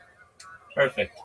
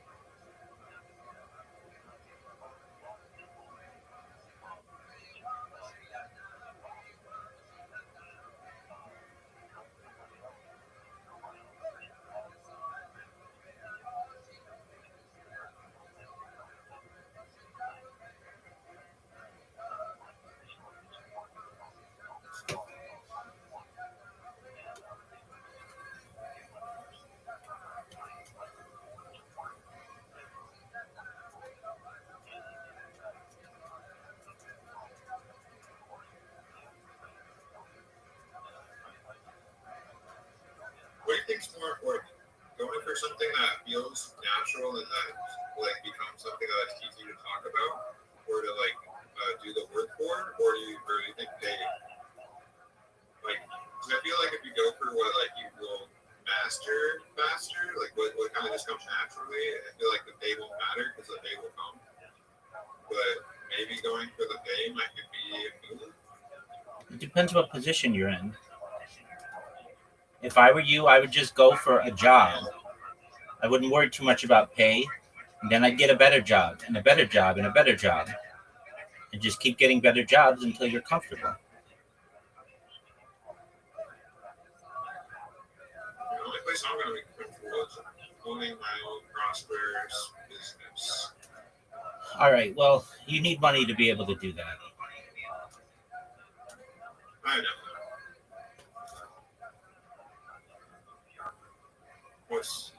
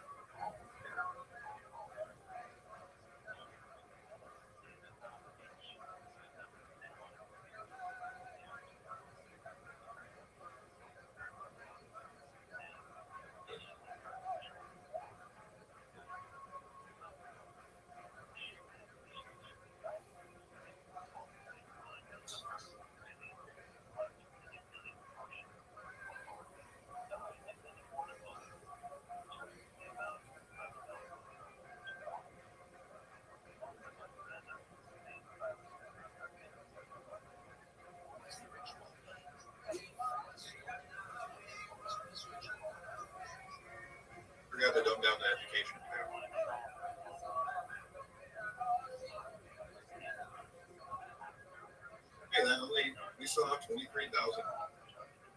No.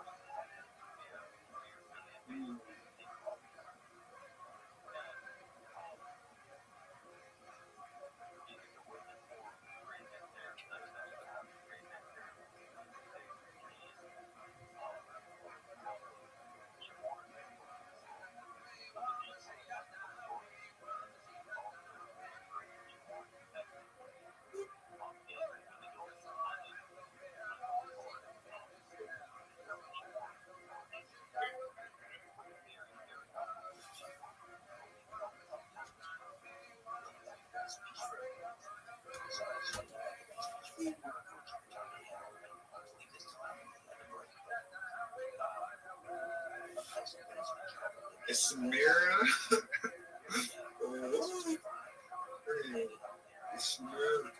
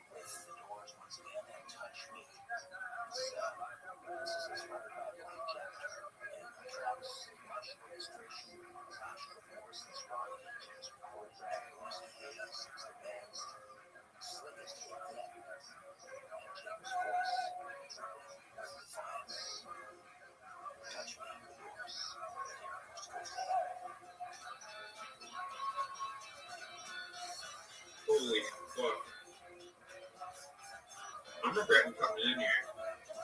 Why?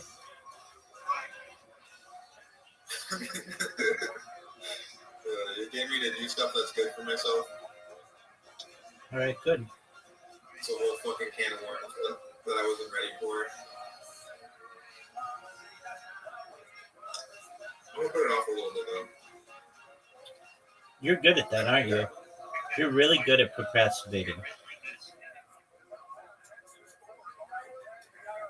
I what? You're really good at procrastinating. Yeah, so much that I still didn't hear what you said. You're really good at procrastinating. I mean, I heard you the first time, but I didn't. You know, like I didn't audibly hear you, but I heard you through the universe and understanding. Like you really did put out the promise. I know. The second time you did. Okay.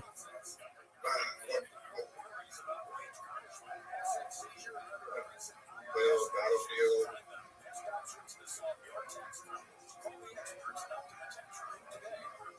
Yeah, I wouldn't be procrastinating if it was actually my fault that I'm in this situation. I'm really in this situation because I live with people that can't respect that I have a door. And that if I say it's too early, you shouldn't be waking me up the next day. At the same time. Shit goes on for me. Now my door just has a bunch of pieces of cardboard over it saying, do not disturb. Unless you're here to talk about money.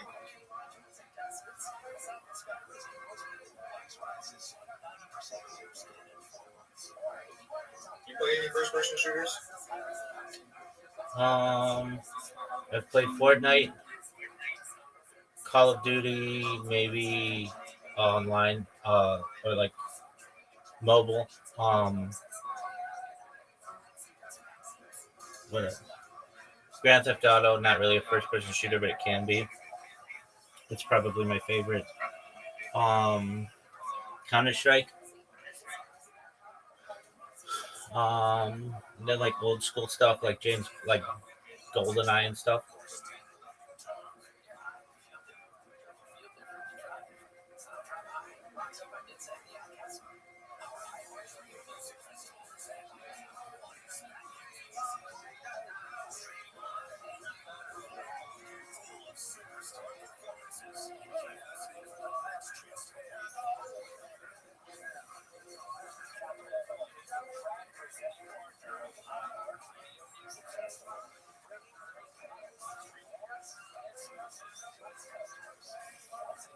We're starting up the cameras.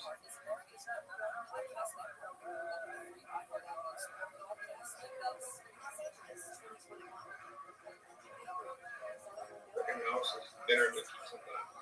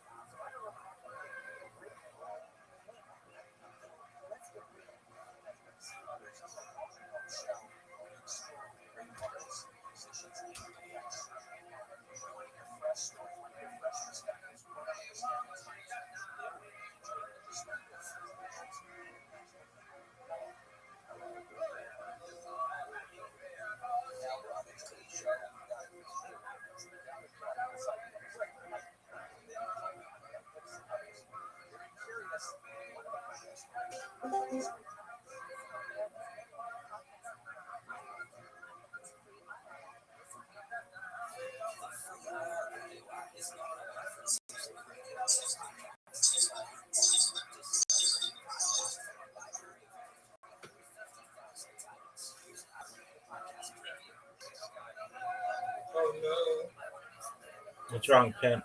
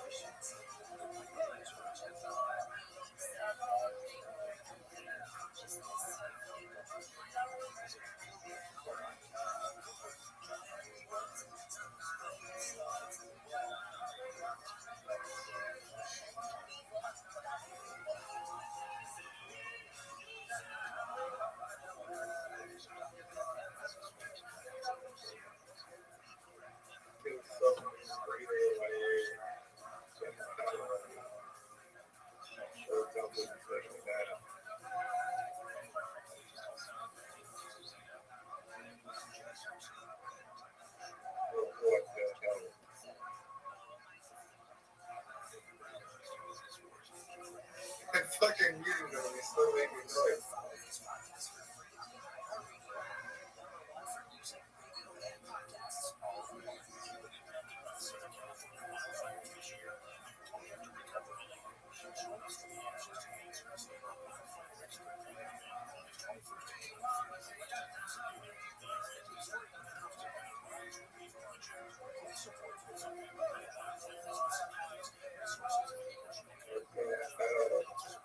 It sounds like he's snoring. That's for real. Sorry.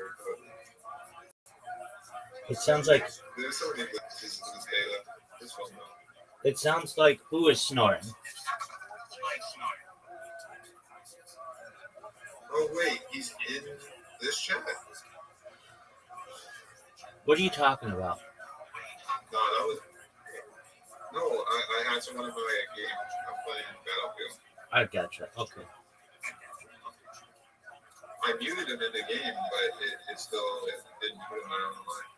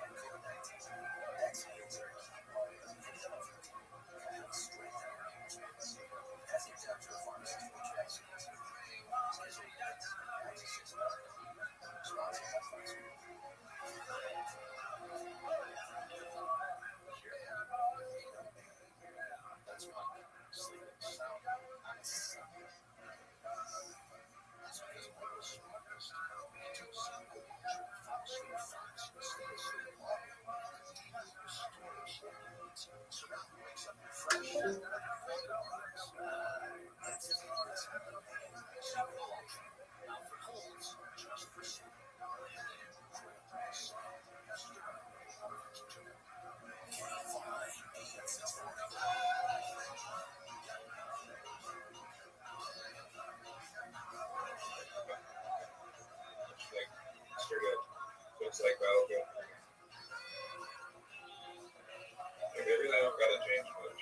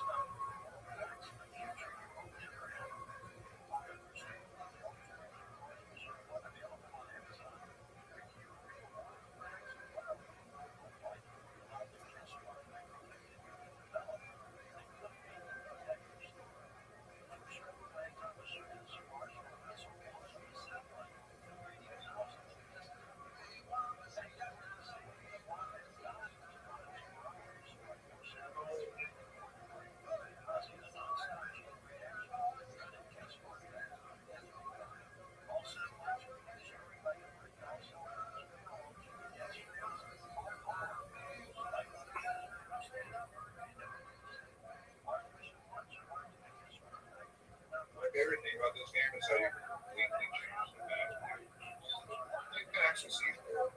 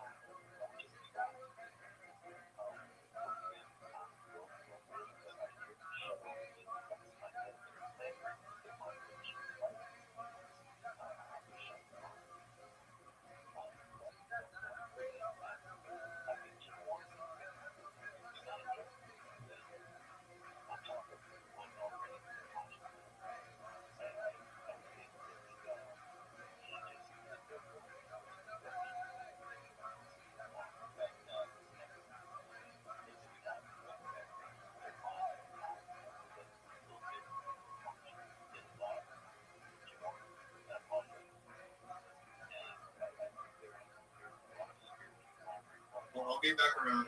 I hope you have a good night. Thanks for helping me get started on that. Absolutely, pimp. We'll get you what you need.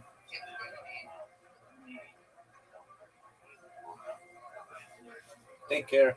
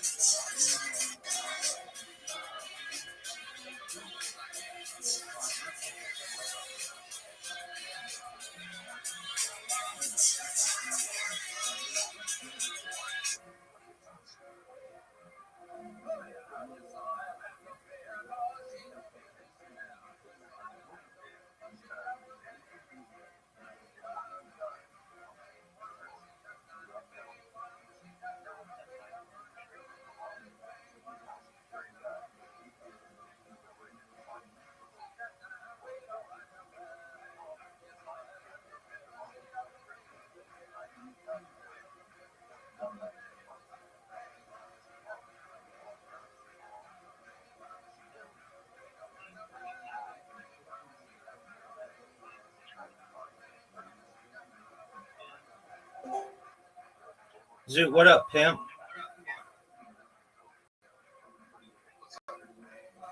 How you living, big dog? Not a tip, but Did you slap yourself? Okay. What did you do? you know what I said? What'd you say, pimp? Public got a tip, and I said I didn't realize I was circumcised until I was 15 because I look at other people's penis until I was 15. I said that. Oh, you poor thing. Just what an embarrassing what an embarrassing thing to just say. Yeah, but it's not. What happened? I just had a tick, and people looked at me weird, and I kept on looking.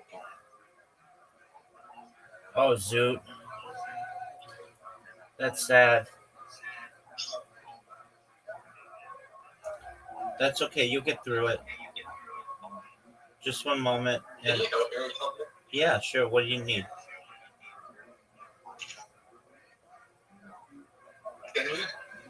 Can you test my memory on like numbers? Remembering numbers?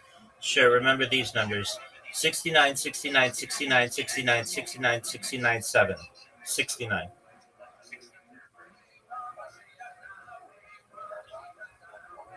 69, 69, 69, 7, 69, 69, 69, 7. No, that's not correct. What are No, sir.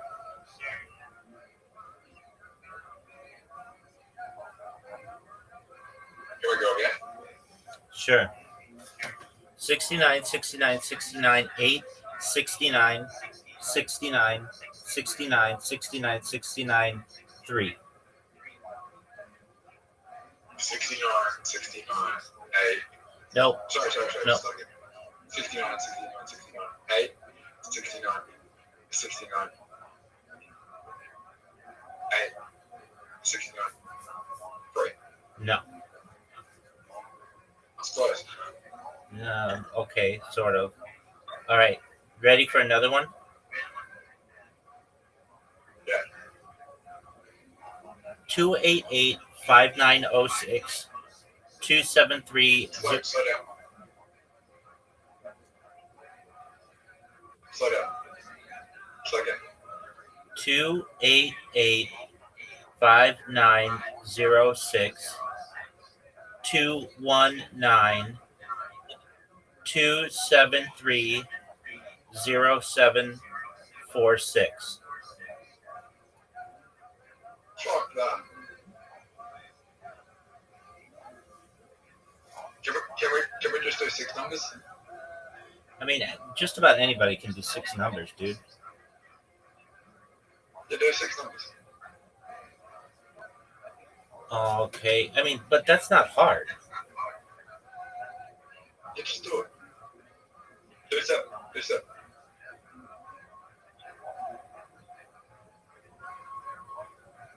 631 7. 574 3.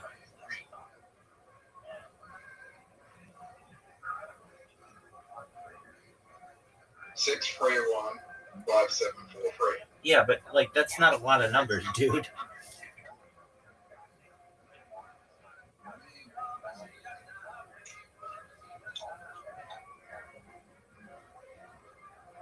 Just try 8.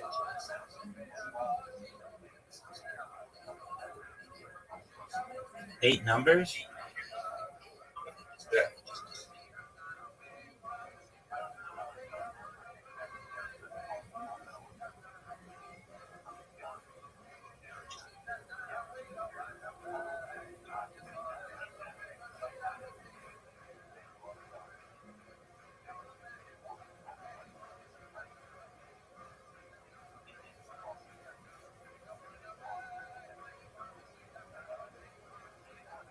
Three 312 646 78.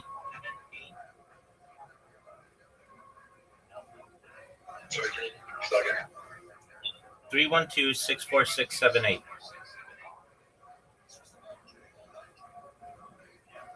312 64478. No, that's incorrect. It was 64678. Okay, so again, Dude, try different numbers. dude, this isn't impressive. Try again. I'll do it one more time. I'll do 10 numbers. Okay.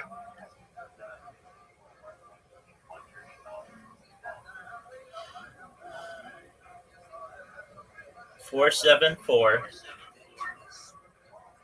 273 0746.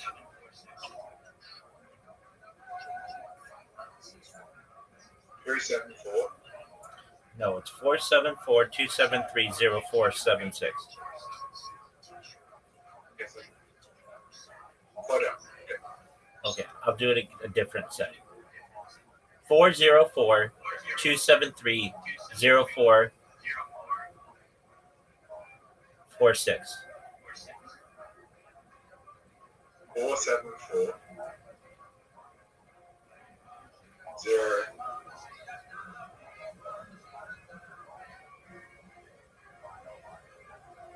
3 4 7 6. That's incorrect. Not even close. Nope.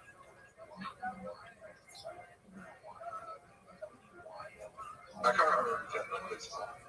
All right, well, most people can't. What's the best way to remember 10 numbers? To just work on pattern recognition.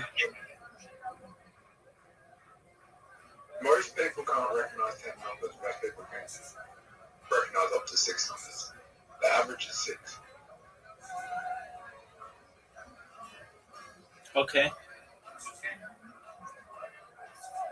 The average is 6. Above average is 8. And then if you get to 10, that's superior. If you can get to 14, that is very superior. All right, are you going to accept the invitation that you have, or are you just going to keep jerking yourself off raw?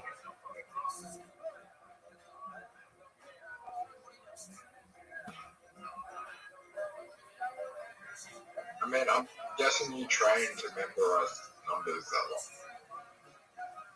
long. No. I just grew up during a time when landlines were a thing and nobody had cell phones, or very few people, and you definitely didn't have a contact list, so you just had to memorize these things. It was like something that they taught you in school. And also, people weren't so worried about like getting doxxed in their numbers and stuff like that. Like, everybody's telephone number was in the telephone book.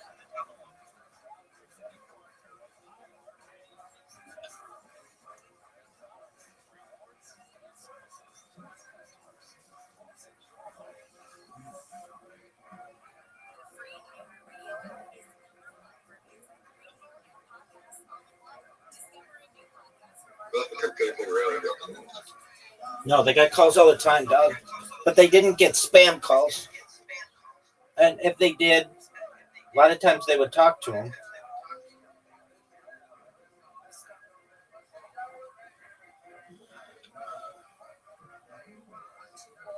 You feel like people get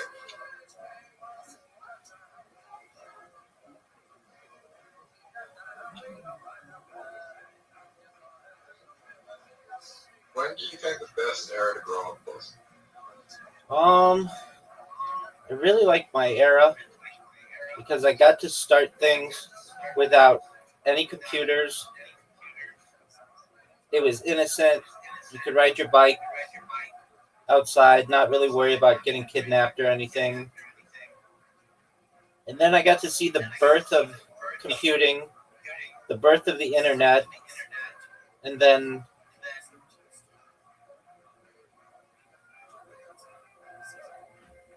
getting into Web 2, social media, and now into Web 3.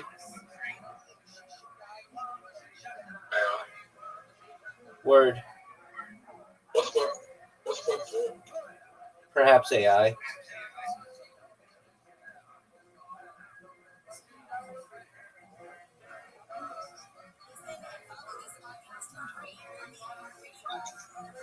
don't think Web 3 is. I don't think Web 3 actually Web 3. What'd you say, big dog? I don't think Web 3 is actually Web 3. Okay. No one really uses it. I'm in agreement. So maybe AI is Web 3. And like crypto and stuff is just like Web 2.5.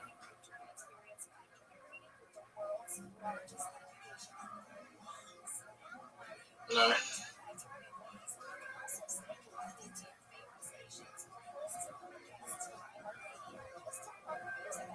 So you mean to tell me you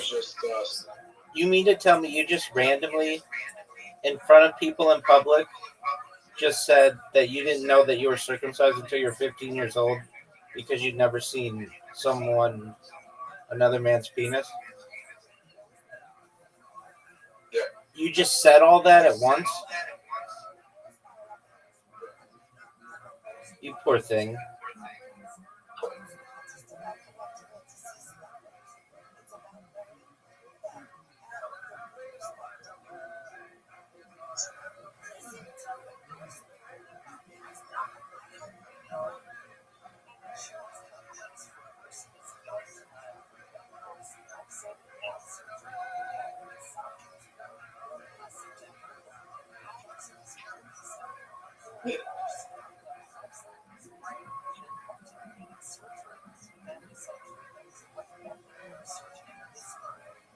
I just won.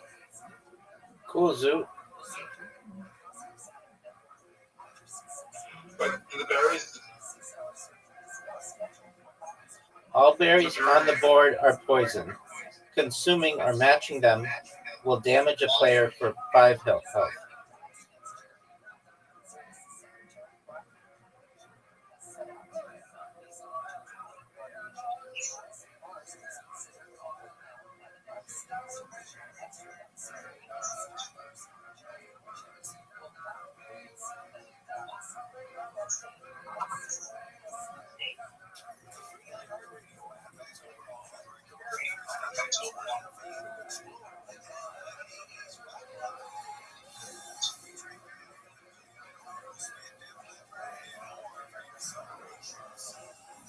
Zoot, slap yourself.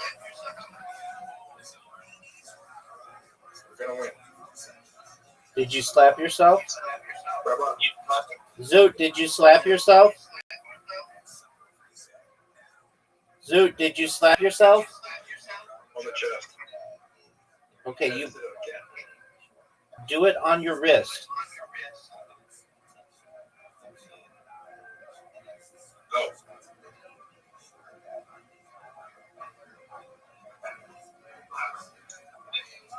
Did I tell you my dog got out yesterday? No way, what happened with Yoshi?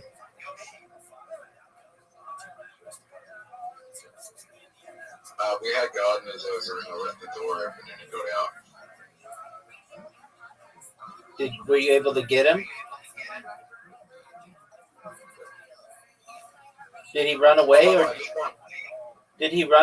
or did he just stay there?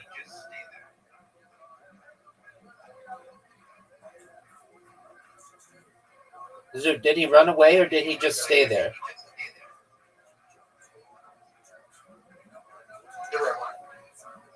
No way. How did you get him?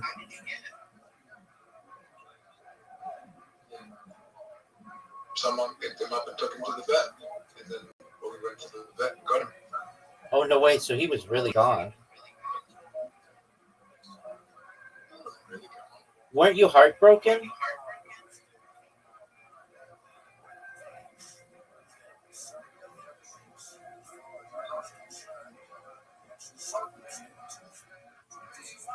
Rabbi, can you remember 10 numbers? Yeah. I'll test you in a second. I'm not going to be tested. I'm good. I know how intelligent I am.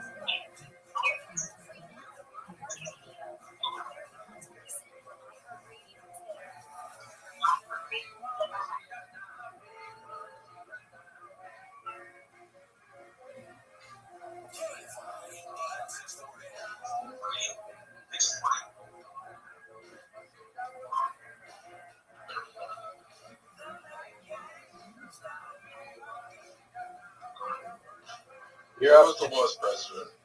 You're up, pimp. That's subjective. A lot of people say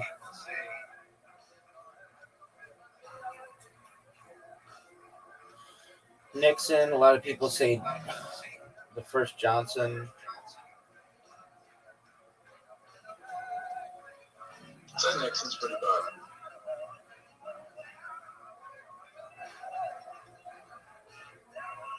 Do you know why I say Nixon is bad? Why is that, pimp? He took the dollar off the gold standard, which has fucked us for the last 54 years. A lot of people. That really fucked the whole. A lot of people say that, big dog. That was like a really dumb decision.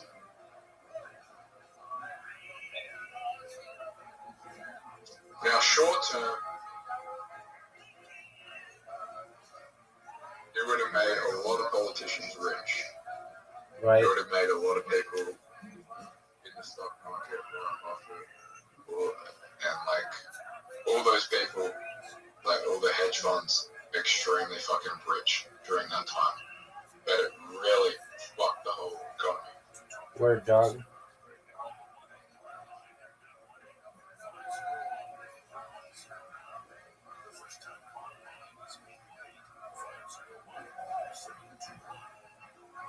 And Trump might be the only president that is trying to fix what Nixon did. But he's only doing that for his benefit and his family's benefit.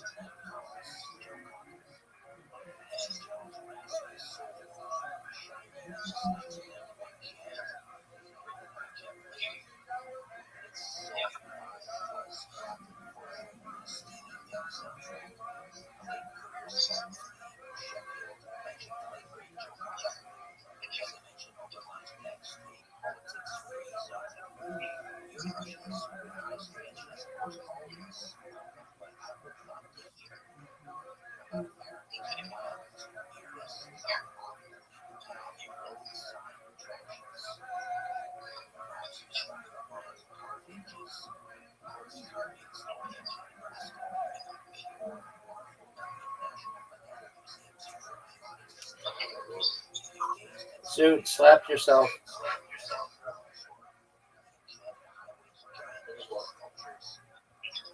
Zoot, did you slap yourself? Zoot, did you slap yourself? Good job. Alright, Rabbi, which way do I go? What do you want to do? I think I'm going to do this.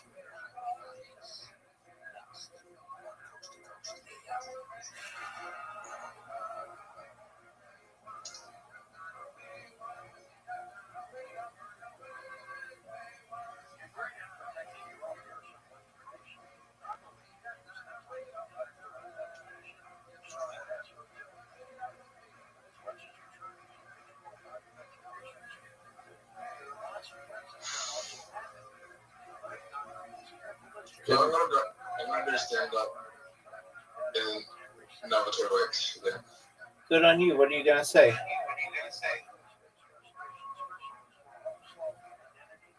I'm going to go on.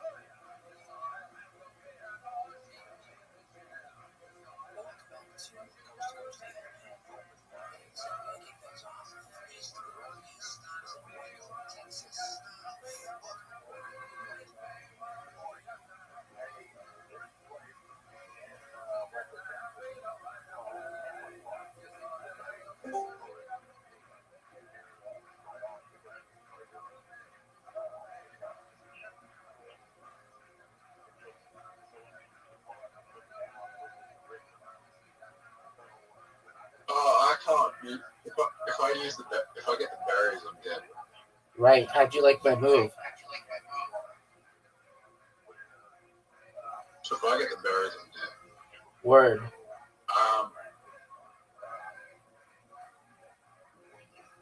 Oh fuck, that's bad, man. I don't think you can win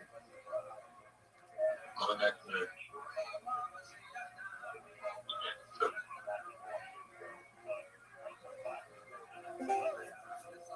Watch You me. just did damage.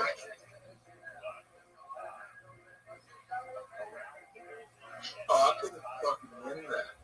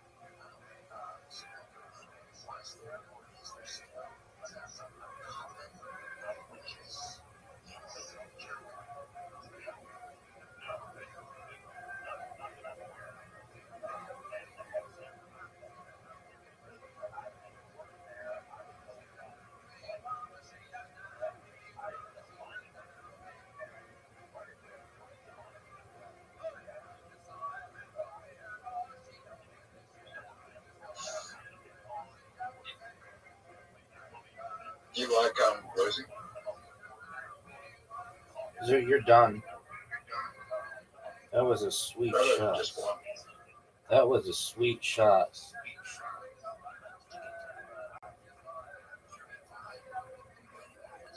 You have never beaten me in this game. Big dog. I'll give you a free. You've never beaten me in this game.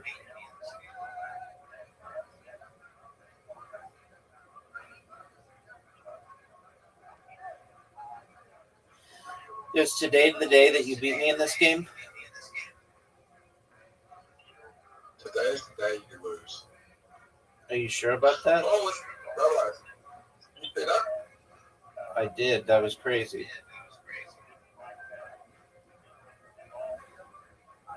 Are you proud of that move?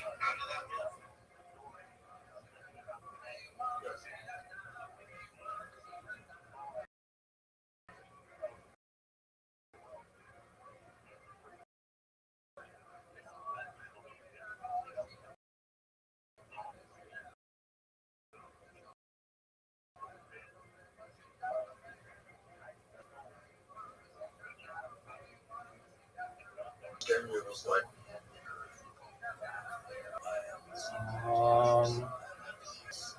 There was a Ninja Turtles game on Nintendo Entertainment System that had this one level that was like basically impossible for me to do as a child. It was an underwater level, and whenever you touched the side, you got electrocuted, and it took forever to get there. And back then, games didn't have saves, so you had to literally beat the whole game again. And I, to this day, have never beaten it.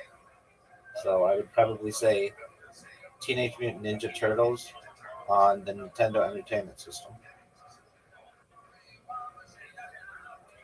It's notoriously hard.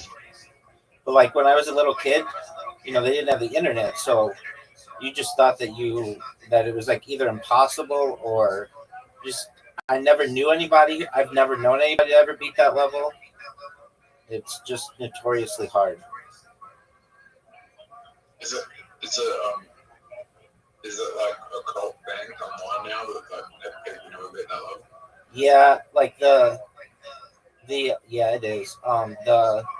You know who Angry Video Game Nerd is?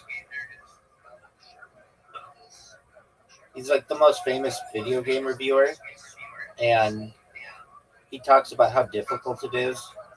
And there were just people, as I was, who could never beat it.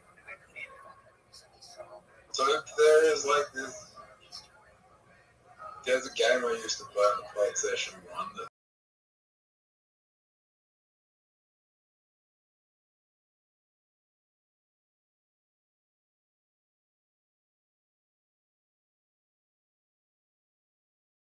is like locked to play it on Twitch all the time because it's or it's fucking hard. Like the algorithm is just like it's locked. Like there's very few people who've beaten the game. Like without like you can do saves and stuff, but like people play through the game without trying to save because it is like nearly fucking impossible to beat because of the fucking algorithm. Like it's like fuck. It's like playing a slot machine. Zoot, you might win.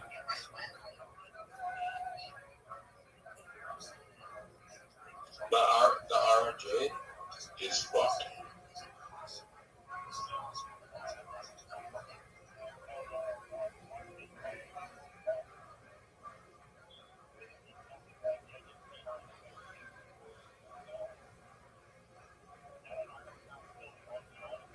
Zoot, are you gonna win? So Rabbi, Zoot, I just asked you a question. Zoot, are you gonna win? yeah. I'm gonna try. All right, that's an honest answer.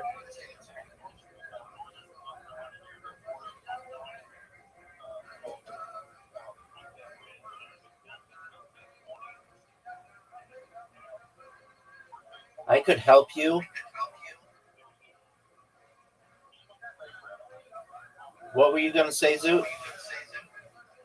Did you have anything rare as a child?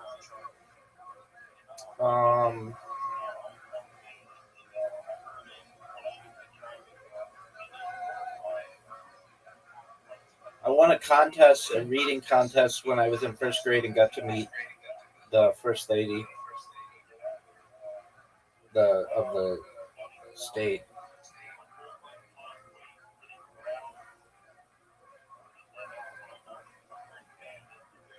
Aside from that, Zoot, slap yourself. You just said you suck. No, I didn't. Okay, well, I beat you. Okay, so have I told you the story of my first phone? Tell me about it. Oh, you mean like, did I have anything that I owned that was rare?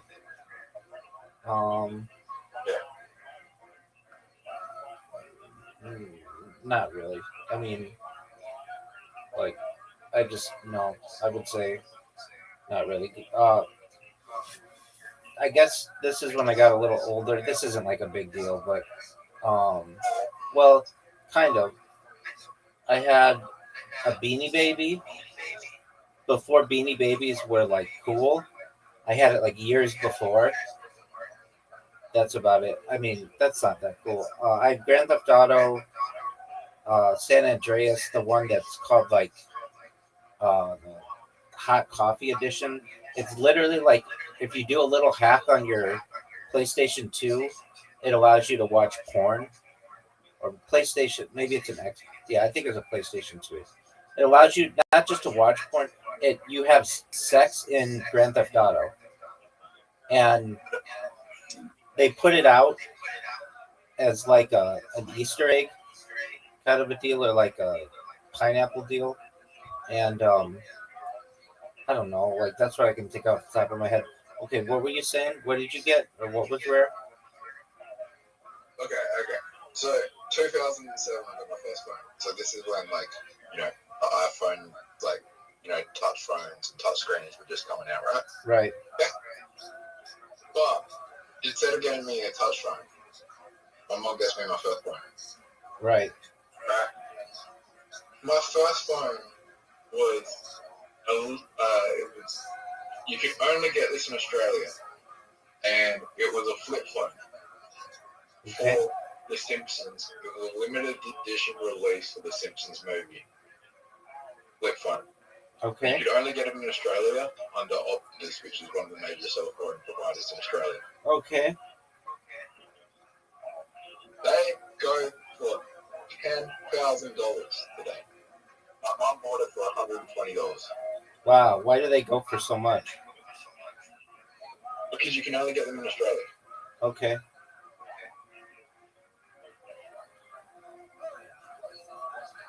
Do you still have it? I don't have it anymore. Oh. No. Even if I did have it, it's not in the box. Oh, so it has to be in the box? Yeah.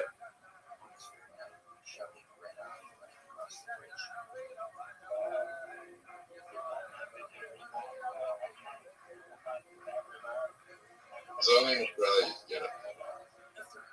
Was it for the Simpsons movie? Yeah.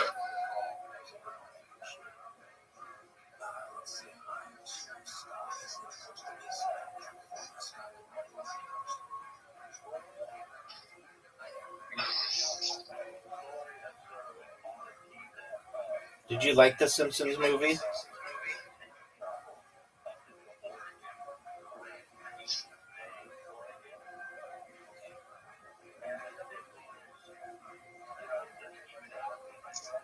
Yeah. I would have liked the Simpsons maybe better if I still had this fucking phone in the box. Right.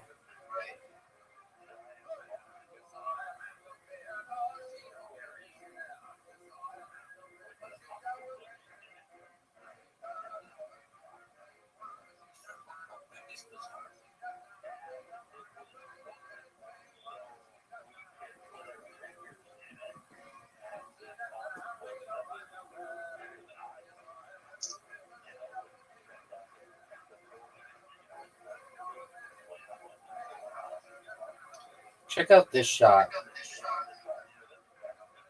Oh, man. Boy, you've got some difficult shots. So you have Banny Babies?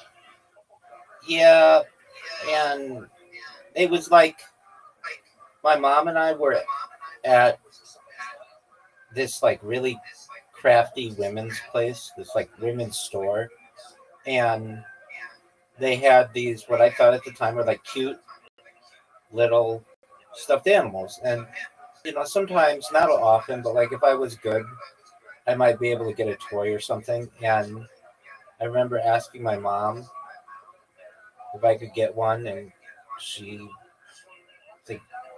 looked at the price or whatever and saw that they were like not that expensive or whatever, and I was being good that day, and so she was like, okay. So I got this little monkey, and his name was Bongo, is like the name on the tag.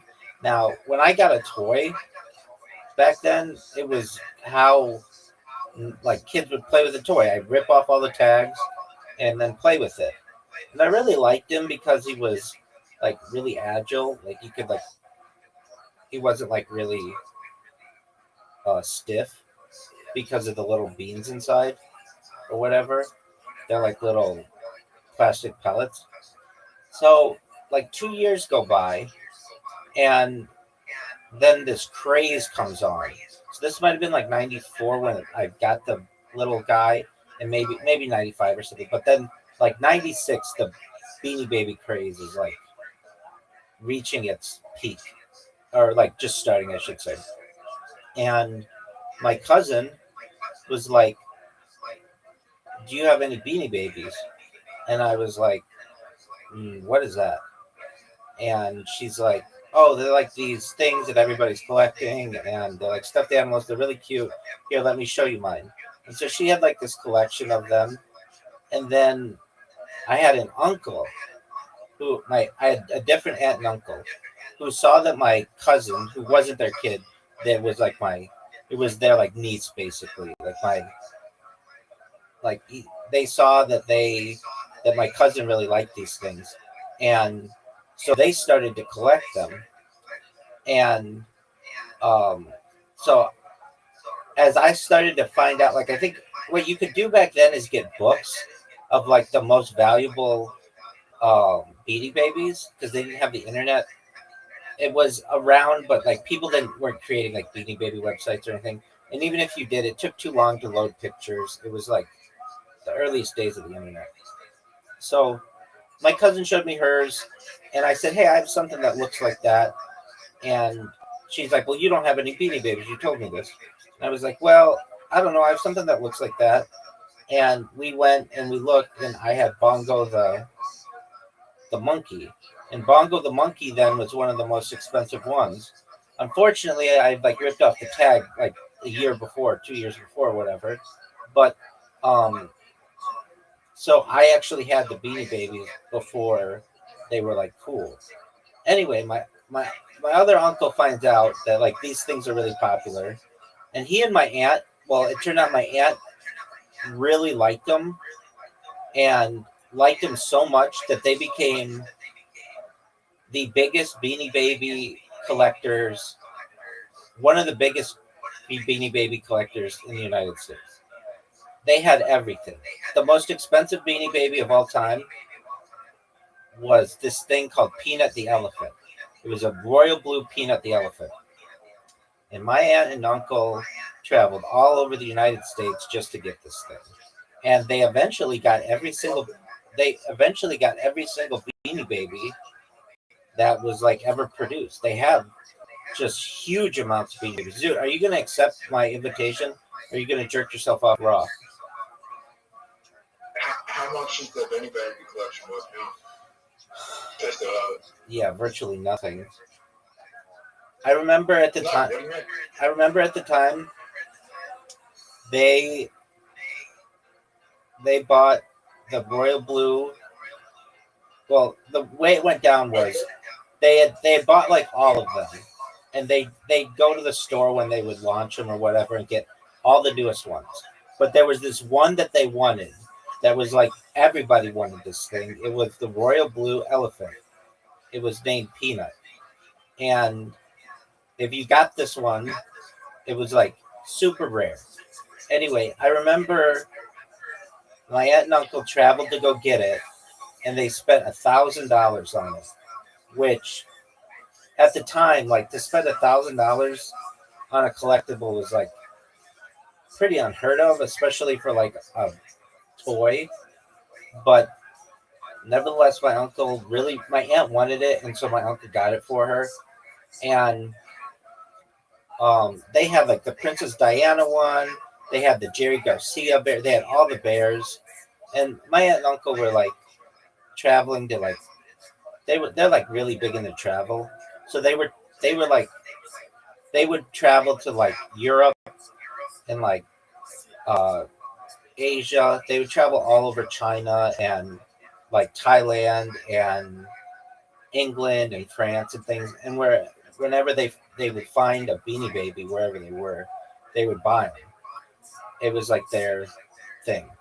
So anyway, my aunt and uncle eventually got all of the Beanie Babies, and then the market crashed, and that Peanut that was worth like $1,000 went down to like I don't know. It still held its value pretty well, but like basically then you would get people who would counterfeit them, and I would say my aunt and uncle probably spent I don't know tens of thousands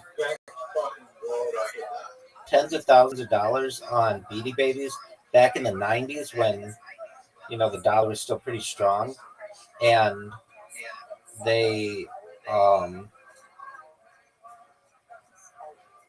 they were like the biggest fucking Beanie Baby collectors I ever knew. Baby Babies are still working up today.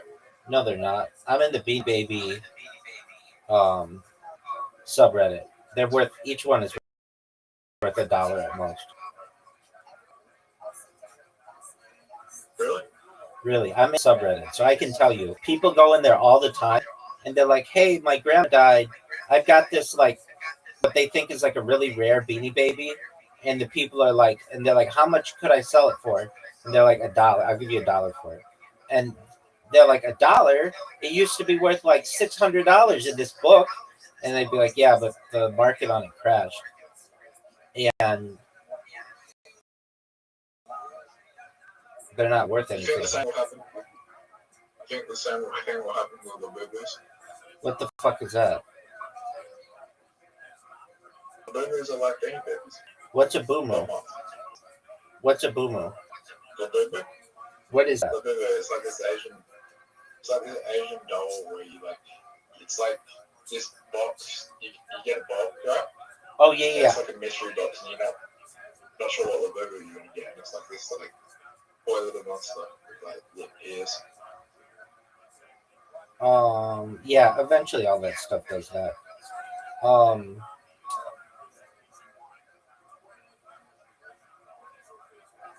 the best way if you're gonna if I were gonna be a if I had the money and I had children, I would, if they really were into something, let's say they were into like, I don't know, action figures or something, the best way to do it is to buy two of them.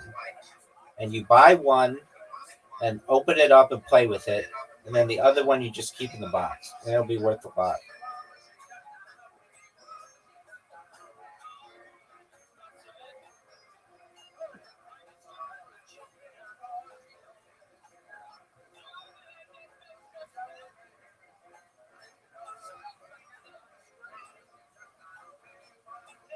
Dude, this might be one of the greatest shots you're ever going to witness.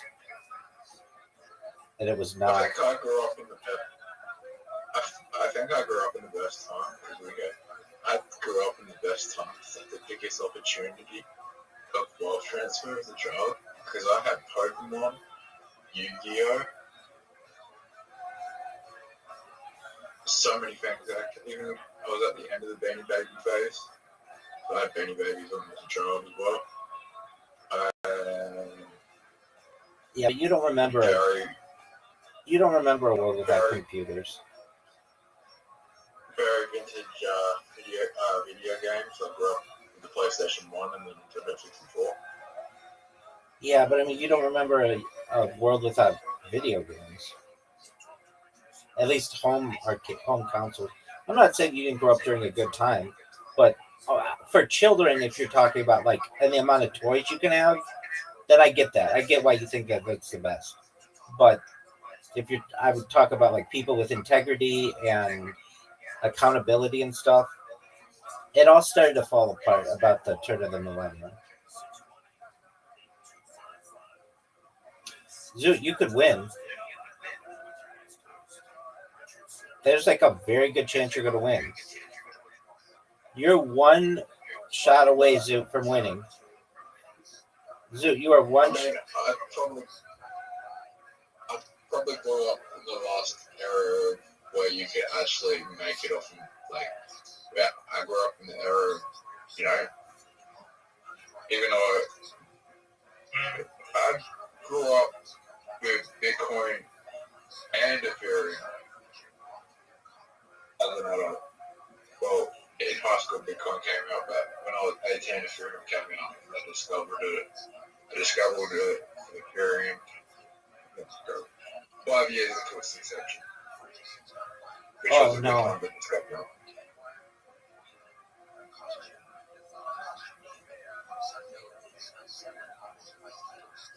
Oh, Zoot, how'd you miss that shot?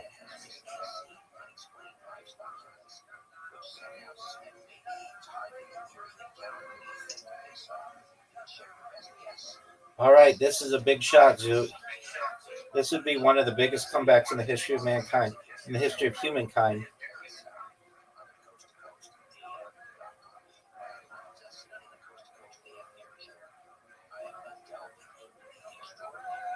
Zoot, you won. I'll be back. Good job, big dog. I'll be back. Sounds like a plan. I'll be back in about 20 minutes. Excellent.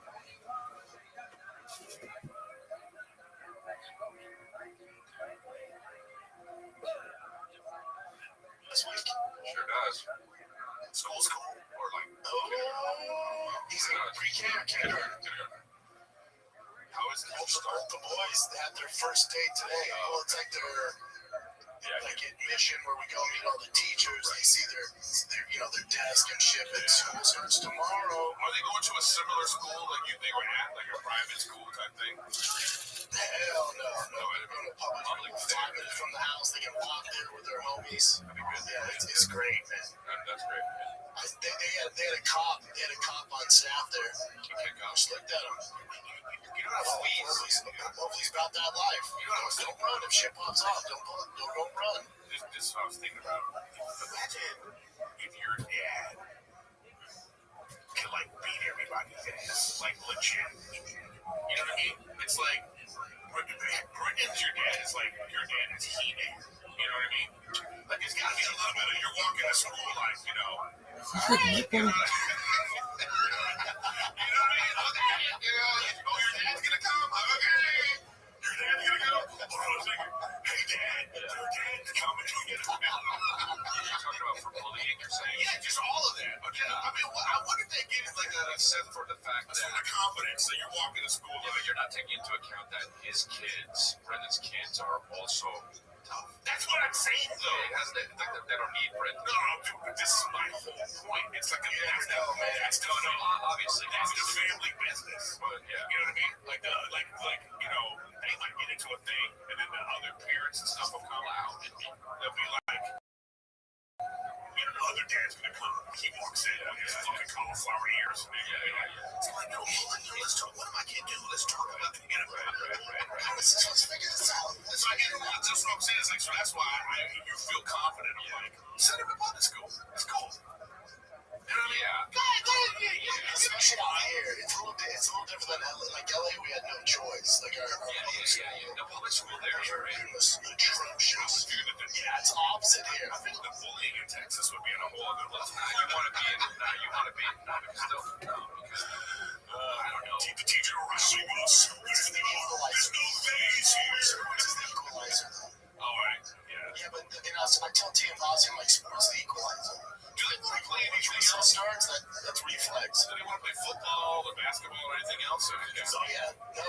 Football. I'm the coach for the football team. It starts. We've been having practices. No. But wait. I forget how young they really are. Yeah. In my mind, when I see pictures of like Tiger and Martin, I think they're like in high school. You know what I mean? And I realize they're 4. Yeah.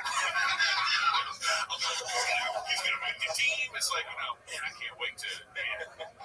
This is like that's the training right there. He's already like, it's awesome. People already be like, I think this guy can do it. That's just gonna be a thing.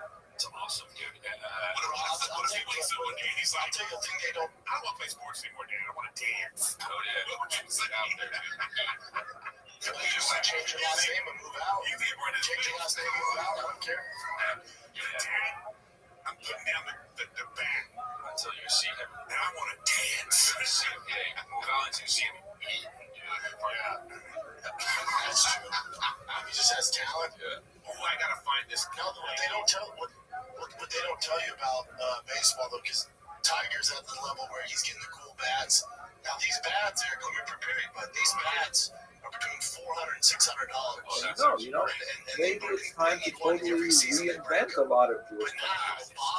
We initiate with millennials. Millennials like things so totally different. And it goes from the moderate reforms, which would be unacceptable in Orthodox communities, like, let's say, playing guitar on Shabbat.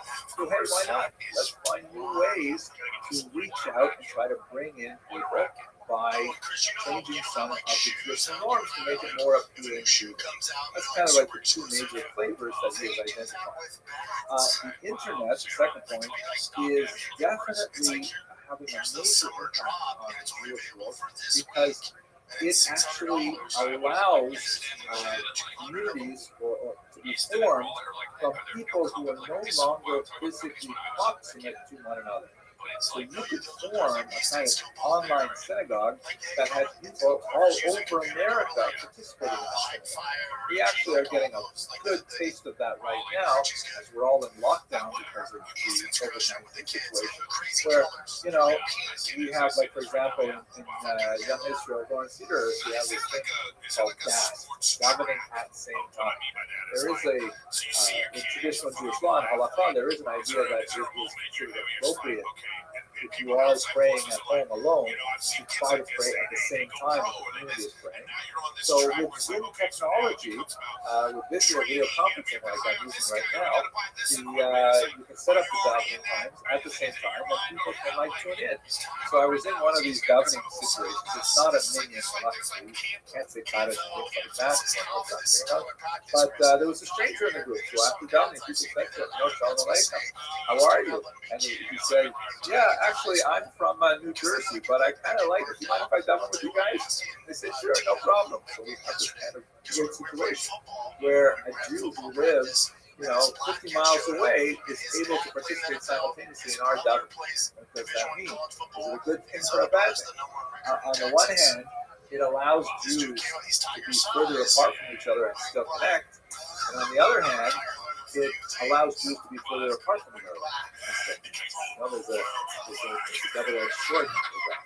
So the internet has a power of reaching out for these individuals all over the place, but it has no way to really bring them in the physical community, an actual proximate community, and it's hard to imagine Judaism without that kind of community. It reminds me of that famous book title.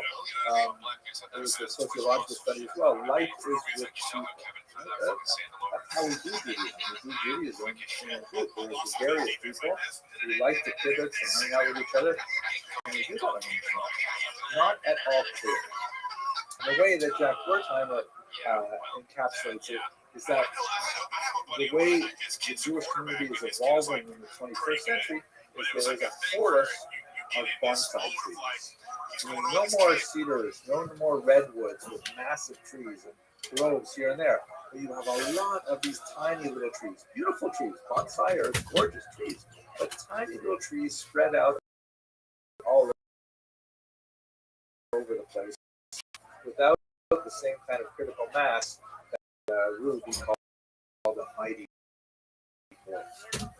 Okay, so that basically brings me to the conclusion of what I wanted to say on American Jewry. I'm starting this series, more opportunities in Europe and Russia as well, but unfortunately the exigencies of time did not cooperate. I would, however, like to reflect briefly on the scope of the 12 lectures that we've offered in this series. We were interrupted right about halfway through by the coronavirus and were forced to go online. But I think that in itself is kind of a metaphor for what we're doing here. The Jewish community has endured incredible challenges, multivalent challenge with very different complexion across time.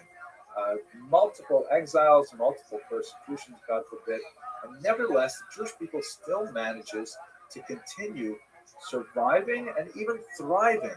The oldest continuous civilization on earth, the Jewish people. How is that possible? Such a tiny people who are able to withstand such phenomenal pressure and yet at the same time even make massive contributions to the civilizations in which they live. This is one of the conundrums and one of the mysterious aspects of Jewish history. And I have to frankly say, since we're at the very end of the series now, it is a great reservoir of faith for me personally. As a historian and spending time looking at how easy civilizations are snuffed out by the fortunes of war and economy and, God forbid, plague, things like that, it amazes me that the Jews managed to hang on. And I'll conclude with a story that I think is illustrative of the way I approach Jewish history as best I can, as a professional historian, but also as a believing Jew. So this is a story, maybe apocryphal, but it's some of the best stories are apocryphal, right? And apparently it occurred in the yeshiva where I studied, or Samneach in Jerusalem. apparently, Or Sameach is an institution that tends to attract students who did not grow up with the benefit of a strong Jewish background, and they're interested in it as adults, typically college age. That pretty much defines me. They have advanced studies there, but it's a very serious adult institution, really catering to college age males. So one of the students that was attending class there happened to come from West Point. He was a student of America's premier military academy, and he ended up in yeshiva, like a lot of people, like I did.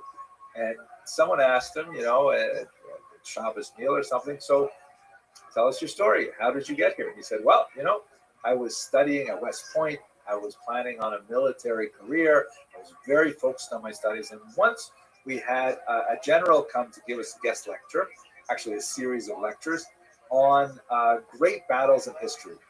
We looked at the Peloponnesian War. We looked at, the Battle of Waterloo. We looked at all these great battles and wars in history. And the general would analyze why one side won and the other side lost. That military strategy. And we were to learn from the experience of the ancients and medieval and modern battles how things would go. And it was a great class. But about halfway through the class, I began to wonder, wait a second, why didn't we study any of the Jewish wars?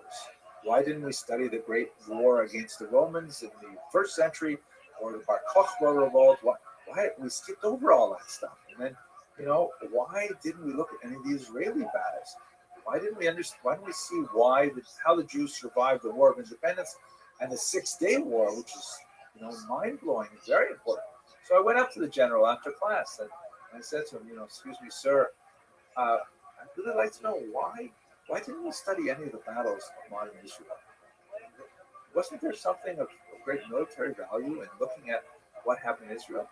And the general responded to him, son, the reason we didn't study any of the Israeli battles is because those victories conform to no known standards of military strategy that I have in my studies.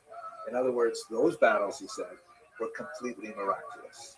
It's impossible to understand them anyway at all.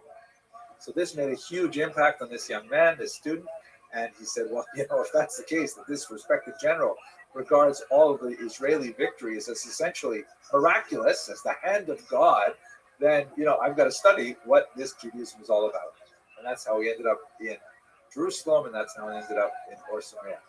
And I think that story speaks to me very much, because sometimes I'm studying history and I'm saying, oh my gosh, what incredible pressures, what it must have been like to be a Jew at that time. And nevertheless, they survived, and nevertheless, they end up creating this poetry or this science or this music.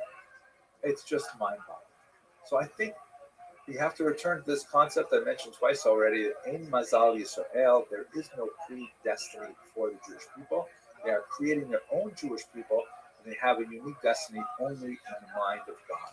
That's what we're ultimately searching for. That's ultimately what we're trying to live up to. And with this, I'd like to conclude this series on I Survived Jewish History. Hopefully, we will begin the next series back in our lecture hall, and we will be able to continue it with all of us in good health. And to all of you who are watching this on the internet, I hope that you all enjoy good health and escape this horrible plague unscathed. Thank you very much for your attention, and I look forward to speaking in the next series of lectures.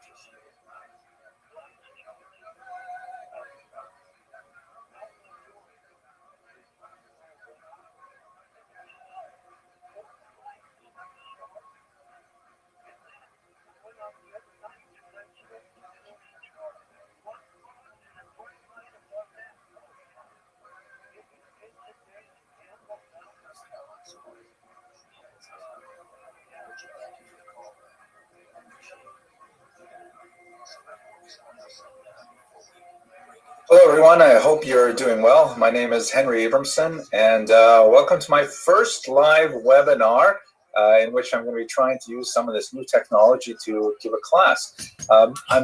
We're all in very difficult straits thinking about the implications of this coronavirus situation, and it's stressful on all of us, but looking back in history, I found so much fascinating material that I just was excited to share it with you, and I'm glad that so many of you have decided to join me for this brief webinar. I'm going to take a very large approach. I'm going to try and survey the entirety of Jewish history in less than 60 minutes, and I have a couple of surprises along the way. I'm going to try out some of these new technological devices, and I'll have some time, hopefully, to deal with some of your questions at the end. But for the time being, let's get straight to the material, and let me share my screen here. Great. So our topic is plague and pandemic in Jewish history. I am not a scientist, I'm a historian, and I've decided to just kind of take a broad look at how Jewish history and plagues and pandemics have intersected over the last 3 millennia. And it seems very clear that plagues and pandemics don't intersect with Jewish history. They are really part and parcel of Jewish history. There's so many parts of Jewish history that are completely dependent on the development of plagues, and at the same time, this is part of human history, part of ecological history, and so on. There's so many fascinating elements. Let's go straight into them. So, first thing I'd like to share with you all is the observation that we have been here before, that the current situation, which is certainly the worst pandemic in the last century since the Spanish flu, perhaps even longer than that, this is something that's just not at all new in history. Our previous generations, even our generation, dealt with Ebola and dealt with SARS and bird flu or avian flu and so on, all these kinds of things, swine flu, H1N1. And so we've had some familiarity with it. But there are a few things that are unique to the period that we're living in right now that I think we can meditate upon. Thinking about where we've been before, look at this document just for illustration. This comes from the National Library of Israel.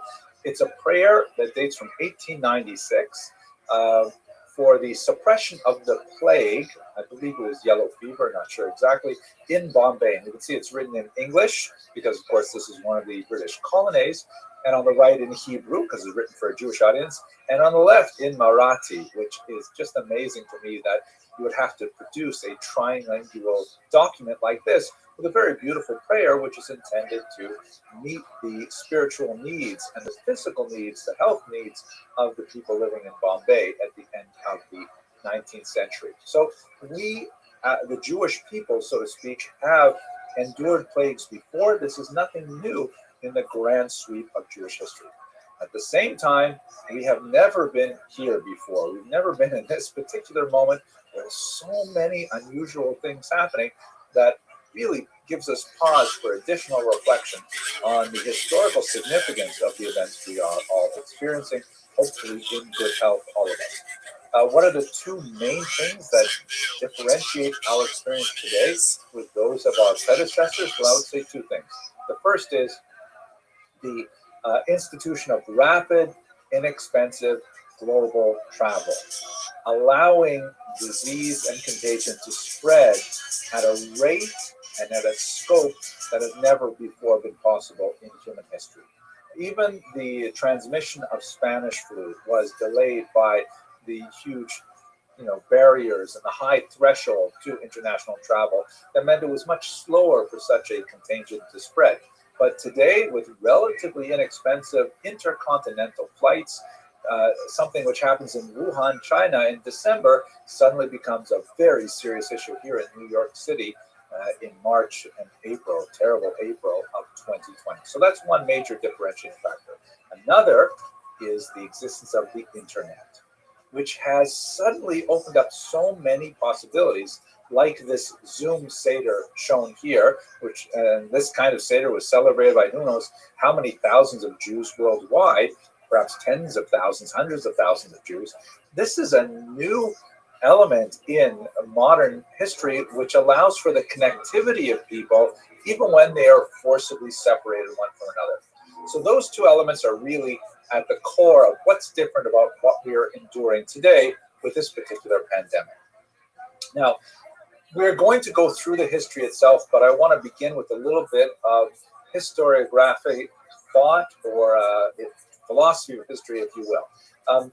People, come up to me and they say, well, you're a historian, can you tell us what can we learn from history about the situation we're in right now. Like, what are the lessons of history?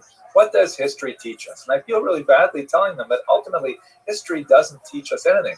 History is, by definition, something which is in the past and therefore does not exist, right? History doesn't actually have that kind of like didactic message to it.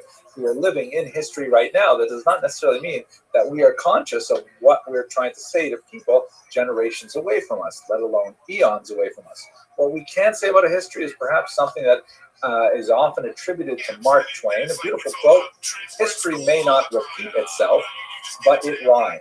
Right? The idea being that there are certain tropes, certain trends, certain developments that we might be able to project forward in time or reach backward to find and to apply them to our times. Now, ironically, Mark Twain apparently never actually said it anywhere like these words. The closest thing to this concept is something he said in 1874 and was published. History never repeats itself, but the kaleidoscopic combinations of the pictured present often seem to be constructed out of the broken fragments of antique legends. Powerful statement, much more amenable to the historic imagination as well, because what we're dealing with today is we're looking back, hoping to derive some kind of edification, some kind of consciousness of what are we supposed to do, how are we supposed to react to this, and history does offer us some kind of models of mistakes as well as successes that we can emulate. But another way to take Mark Twain's comment, by the way, is what the essayist Mark Birnbaum wrote around the same time. History, it has been said, does not repeat itself. The historians repeat one another. So that's essentially what we're going to be doing for the next 45 minutes or so. Okay, one last word of introduction. The inspiration for this particular class and the research that I put into it is basically because the synagogue that I govern in the Young Israel of Lawrence Cedarhurst, we're faced with a conundrum. One of the cherished dates on our calendar is the upcoming holiday of Shavuot, which is commemorated with, among other things, an all-night communal Torah learning session, which I have really enjoyed for so many decades. I've traditionally given an all-night class that has given me so much inspiration as I learn with students, and many people enjoy it as well. This year, unfortunately, because of the stay-at-home stipulations, we're faced with a situation where we cannot gather in our synagogue. And by the way, we're talking about a lot of people. We typically draw about 800 people to our synagogue on Shavuot, and this year we can't bring even the rabbi. So we are going to adopt a strategy where, since we are socially distant in space, we will instead expand in time. And the Shavuot program is going to take place partially before the holiday of Shavuot, partially after the holiday of Shavuot, and certain halakhically acceptable activities, that is not using electronics and so on, will take place actually on Shavuot. And so this class is part of my preparation for that much larger event on Shavuot. This is, by the way, conducted under the leadership of our phenomenal Rabbi Yaakov Trump, no relation. And the goal is to prepare our community to discuss some really difficult and fascinating aspects of Torah study and how it relates to our current situation.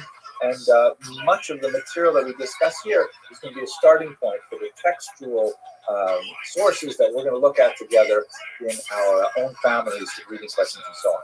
If you are interested in participating, we're going to be producing a pamphlet with texts and ephemera and art and things like that for home study over the holiday. Just contact the shul at this website. Okay, enough preparatory materials. Let's get right to the subject at hand. So if we look at plague and pestilence in antiquity, this is something that, of course, goes right to the very core of Jewish experience. In fact, the experience, the basic experience of Judaism is certainly the Passover Seder, which even from the point of youngest childhood, Jews are inoculated, if you will, to the notion of disease, particularly through the study of the Haggadah and the experience of the plagues. Here is the Golden Haggadah from Spain, 14th century, I believe, that shows the Egyptians horribly afflicted by plagues. And I know for myself as a child, these kinds of images in the Haggadah, because we usually use illustrated Haggadah. There's so many wonderful ones to choose from, including, for example, this 1920 Art Deco Haggadah, the Eisenstein Haggadah, which has these simple cartoon-like depictions of the first you have lice, and over on this page you have the boils, the skin. These are like extremely evocative things that are buried deep into my childhood memory, along with, I'm sure, most Jews around the world for many centuries. So there's kind of like an early exposure to the idea of illness, at least through the mediation of the Haggadah, God forbid through the actual experience of it. But when you look at the text that we have, the vocabulary of contagion is much more supernatural in nature. When you look at the Bible, you've got supernatural plagues that are brought upon a people explicitly by God, strange kinds of supernatural etiologies, meaning the source, the reason why a particular plague happened. And there's all kinds of weird expressions of the plague, like, for example, a plague on a house, plague literally on a house, like on the walls of a house, or a plague on clothing. These kinds of things appear in the Bible, depending on which kind of translation you use. Sometimes the somewhat vague vocabulary is rendered as leprosy, which is most certainly incorrect, because how do you get leprosy on a garment or on a building? But nevertheless, in the context of the biblical discussion of plague and pestilence, you have the precedent of quarantine, where the Kohen, the priest, would require that a person who is showing signs of contagion remain within a building, and they're checked on in a certain amount of time, and so on, and then they're released after a certain amount of time.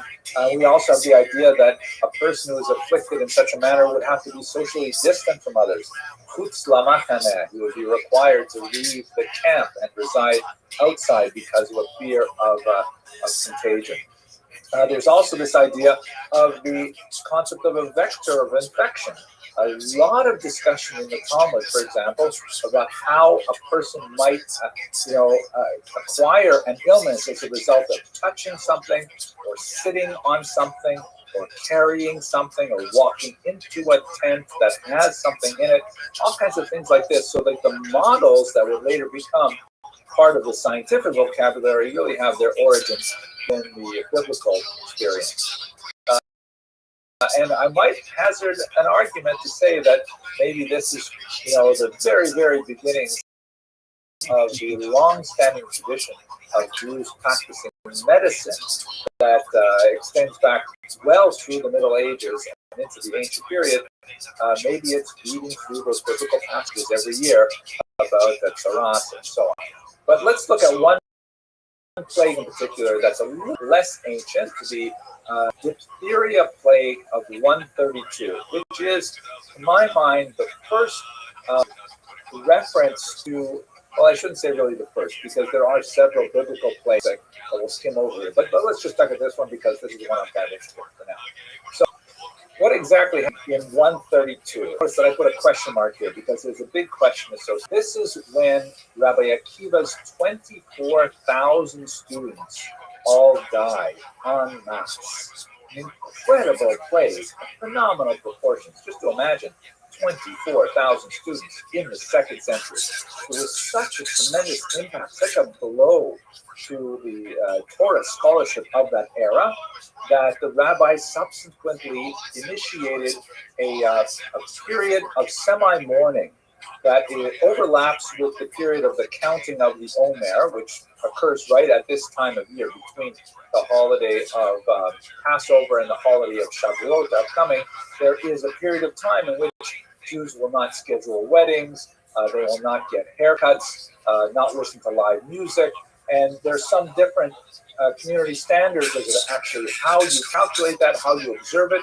You might notice I have a haircut today because my period ended just a little while ago with the 33rd day of the Omer. But at any rate, here we have an example of a massive plague that seems to be very unusually targeted at a particular age group, that is men of fighting age, potentially. Now, why is that so?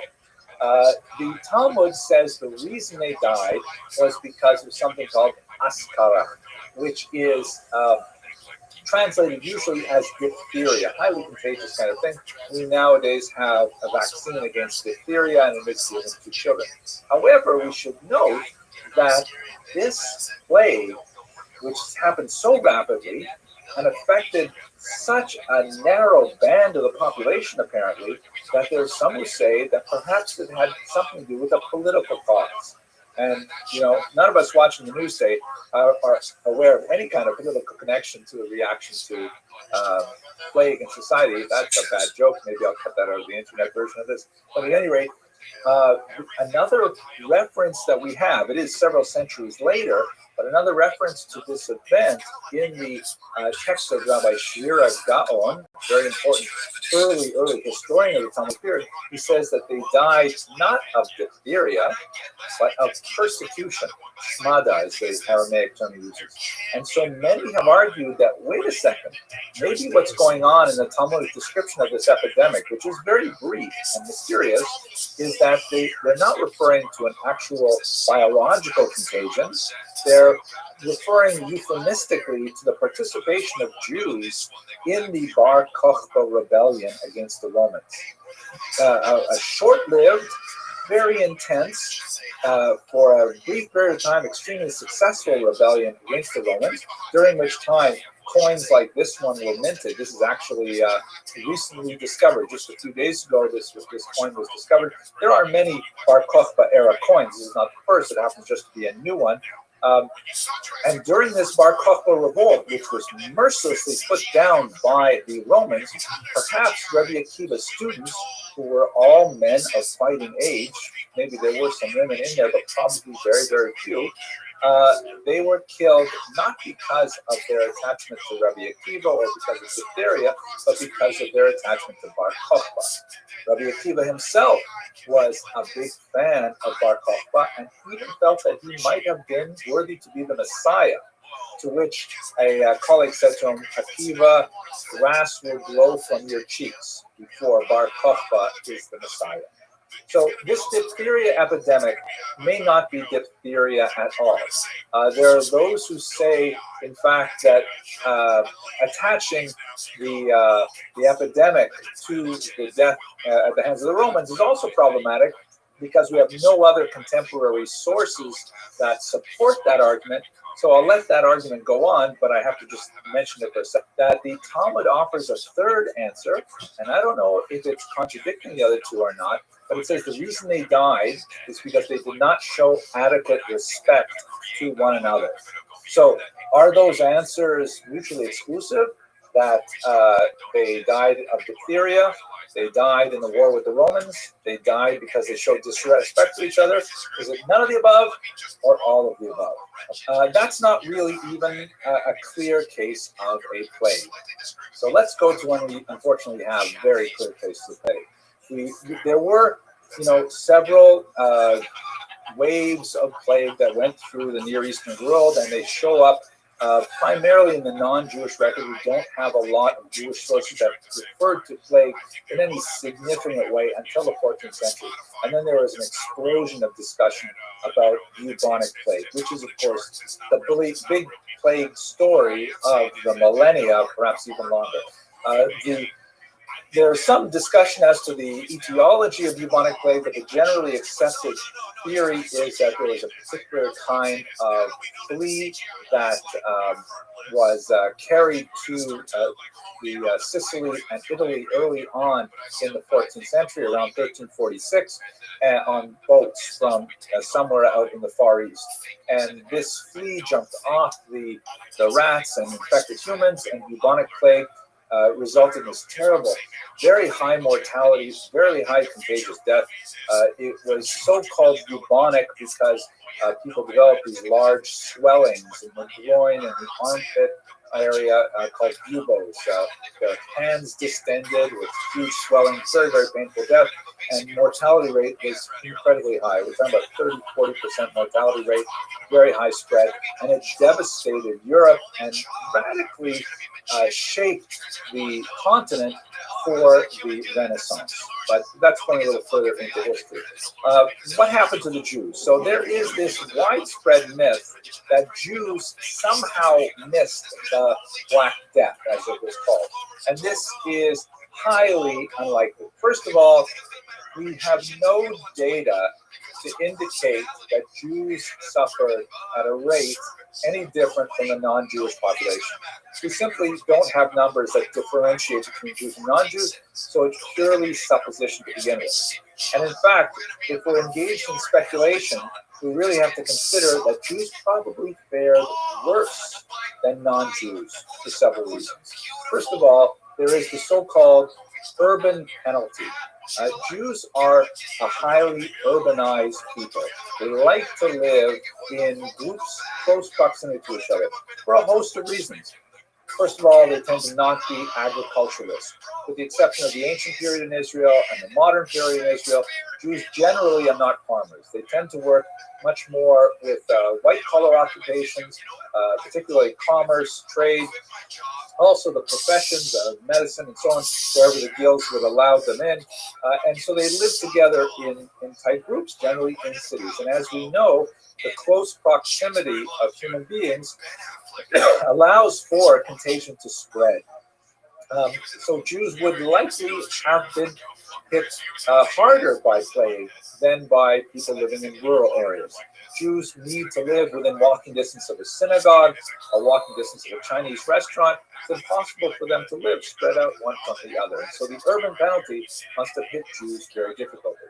We also know in later plagues, cholera, for example, that Jews living in cities fared worse. So it's easy to imagine this was the case as well for the Black Death. There's this interesting theory, I really like it, that, well, hang on a second. You know, Jews historically and culturally tended not to keep dogs as pets. That is also a somewhat suspect argument. I don't know of much in the way of documentation to support that, but there are definitely passages in the Talmud that regulate the keeping of vicious animals as pets. So perhaps that's where it comes from. There's certainly a cultural bias that you see in the 20th century and onward. So the argument goes, well, if Jews didn't have dogs, they must have had pets. They must have been cats. So if Jews kept cats, those cats would have chased the rats away. The rats, which carried the fleas, which carried the contagion, there you go. Because the Jews didn't like dogs, that's why they got the Black Death far less. That's the argument. I don't think there's a lot of weight to it, but there you go. Now, the last thing that people say is because of Jewish cleanliness. And it is true that there is a mandated amount of cleanliness in the Shulchan Aruch, the Code of Jewish Law, including the ritual washing of hands, regular bathing, and so on. But we should understand that the standards that would have been used in the 14th century are far below what would be considered okay by Dr. Fauci and the CDC. We're not talking about washing with soap for 20 seconds saying happy birthday twice. Not even close. It's washing without soap. It's washing very cursorily. And even bathing would be, at best, a once-a-week affair. Women were known, of course, to go to the mikvah in particular, the ritual immersion. And I just happen to have something cool to show you. I was, last year, I had the good fortune of traveling with Kosher River Cruises to Carpentras in France, which actually has a mikvah that dates right back to the 14th century, the exact period that we're talking about. And I brought my video camera, so I have a 2-minute video to show you the mikvah in Carpentras, which is absolutely stunning. And you get a sense for what it must have been like to engage in cleanliness at that time in order to avoid contagion like the Black Death. Not so lucky.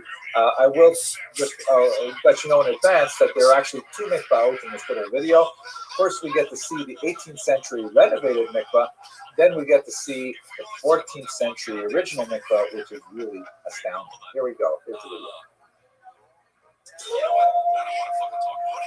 The basement of the Carpentras synagogue houses the original women's section, where women would have gathered for services, which they would listen to through a vent in the roof. According to a Christian visitor who visited the site in 1599, they were attended by a blind rabbi who would translate the reading of the Torah and the prayers into Judeo-Provençal for the benefit of the women who rarely had literacy in Hebrew. This mikveh is from the 18th century. Okay, we've had more time. Okay, and The mikveh used in the 18th century and onward was more similar to modern-day mikveh, which would be heated and filtered, and using water in a separate container, which we'll see shortly, that was actually conformed to the requirements of Jewish law, whereas the place where people would immerse was primarily a more comfortable place with heated and clean water. okay, so this was the 18th century, the water from the mikveh. So you put some wood under, and you make it heat, and then the water goes. In the basement of the 14th century Carpentras synagogue is the community mikveh, a ritual bath. You can see that the water is still quite clear. It's right from an artesian well. The light dusting on the top of the water is from the flecks that come off the limestone walls. Originally, of course, you would have descended here in candlelight, which must have really heightened the mood of solemnity associated with the ritual immersion, since no natural light can descend into the space. So there is a better chance that we are in that time, percentage-wise, than we are in the time without. The Carpentras synagogue also featured two ovens, one for weekday use and one for Passover matzah. But the most amusing thing about the Carpentras synagogue are the discoveries associated with the new excavations, and these are fantastic. I'll tell you about them in the next video. Okay, that was so much fun. I hope you enjoyed that. I like that. Okay, so now let's go to the social upheaval of the era and specifically the Jewish aspect of it. The huge devastation, and we're talking about 20, 30%, 40% of the population in some places being killed as a result of the Black Death. Phenomenal change going on in society. And people all over look to find ways to respond. Perhaps the most significant for our purposes was the sudden explosion of movements like the flagellants, or those who whip themselves to self-flagellate. And these were Christians who believed that the plague was a punishment for licentious behavior on behalf of the population, and they felt that they had to repent and purge themselves of their sin by physically walking around, often without shirts, and whipping themselves as they went, and inspiring other people to do the same. The flagellants in particular were very quick to blame others in society. This had a very significant and deleterious impact on the Jews. Just to give you a sense of the mood, these are a few woodcuts from Hans Holbein, who about 70 years later, which is again kind of like the distance we have from the Holocaust, captured the mood of the people by showing this phenomenal Book of the Dead that describes how a skeletal, death-like figure seizes all kinds of people. Here, seizing a soldier, even a businessman. The death is present, even a joyous celebration of a wedding. He's playing a drum, very ominous. And this most terrifying image, again, this is early 16th century, of death leading away a child by the hand as the anguished, very impoverished mother and sibling look on helpless at the child's dispersal. Terrifying kind of images that capture the sudden threat of illness and contagion. How did this affect the Jews? As you might imagine, the Jews were the blunt of tremendous violence. And it is in this period, the Black Death, when certain anti-Semitic tropes really begin to be expressed for the first time, and they would have dramatic implications for future expressions of anti-Semitism. This is a 14th century rendition of the Jews in a community being burned alive because it was felt that they were somehow to blame for the Black Death. There was a widespread canard, a widespread lie that actually had originally been circulating that lepers, people suffering from leprosy, had somehow poisoned the well waters of Europe, and that anyone who drank from that well water would get the plague. Later, in the late 1340s, the legend kind of morphed a little bit and adapted and became much more powerful. The idea that the Jews were in league with the lepers and with the devil to create this contagion. So you see on the left here, this is a woodcut roughly from the period that shows a Jew in a kind of like an oriental costume, kind of exotic hat and so on, and he's holding in his hand a little bag, a vial. That was not a vial, but a little sack that, according to the various legends that were circulating at the time, that was made up of the flesh of dead lepers, and spider venom and all kinds of nasty things, the hairs of witches and things, and it would be dropped into the well waters. You see that he's holding it over the water, and spinning out of the water is a diabolical figure that then urinates his poison back into the water, and that anyone who would drink of that water would then be poisoned. This was also added to an incredibly noxious belief that circulated in the 13th century and especially exploded after the Black Death, that Jews needed as a ritual requirement to re-crucify an innocent person, specifically a young boy, because children are innocent, in a vicarious reenactment of the Passion of Jesus. And this is called the ritual murder charge. It was added to that was the notion that somehow Jews needed to drain him of his blood and use it for this nefarious purposes, a ridiculous idea called the blood libel, which ironically the higher church, the popes and so on, tended to attack and issue bull after bull saying it's not true, the Jews don't do this, but the lower clergy, in line with popular sentiment, never propounded this myth and had tremendously negative implications. So here in the period of death, we have a very close association between Jews and disease. The Jews are somehow carriers of disease, vectors of disease. We can go straight to the 20th century for similar examples of this myth, which clearly has very strong implications. This is a Nazi propaganda poster for a Polish audience that warns people to stay away from Jews because they are carriers of fleas that have typhus, right? The fleas, the Jews, we have to analyze the Jews, the quarantine community, and so on. Another element, so by modern anti-Semitism is really composed of two basic elements. One is this kind of quasi-scientific aspect, like here you see the idea, we have to do something different with Jews because Jews are intrinsically different from other human beings. They are intermenschen, to use a German term, or they are somehow biologically, genetically different. And the second element also has its roots in this Black Death period, the notion that the Jews are somehow locked in an international world conspiracy, that there is somehow a plan for these Jews acting together to dominate the globe. Here's once again a Nazi propaganda image that displays this kind of ominous sort of Jews and interconnection, and they're really controlling all of the allies, Roosevelt, Churchill, and Stalin, and it's really the Jews behind it all. This is the notion of a conspiracy theory. Those two elements, this kind of quasi-scientific element and the conspiracy theory element, that are very central to contemporary anti-Semitic thought. And just to bring it back to Contagion, this is one of those images that I found very chilling. It's technically not anti-Semitic per se. It appeared in England, and the part that makes me nervous about it is kind of the ominous silhouettes that's used to represent people. And this is, of course, tracing the expansion of COVID-19 from patient zero, who happened to be a modern Orthodox Jew living in Westchester. He's not really patient zero. He just happens to be the first major case that was discovered in New York. It had been spreading by community for quite a bit longer before he arrived, but nevertheless, he was the first known case, and they were able to track, you can see here it's clearly labeled Yeshiva University and Young Israel, New Rochelle. So this kind of imagery makes me very nervous about how it is perceived. Although it does not seem to be explicitly anti-Semitic, you never know how people are going to read these things.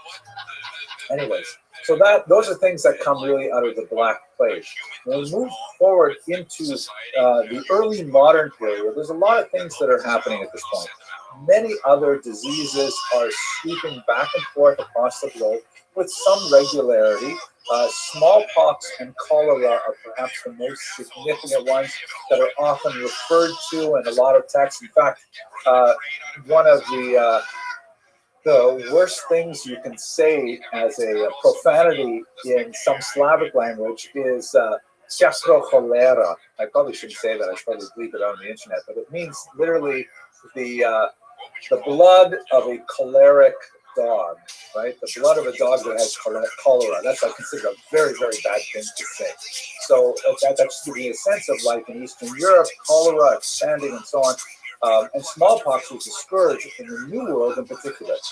And what I really want to point out on this slide, before we go on to look at some of the other historical elements, is that these diseases wreak tremendous havoc on Jewish history, along with all other histories of human beings.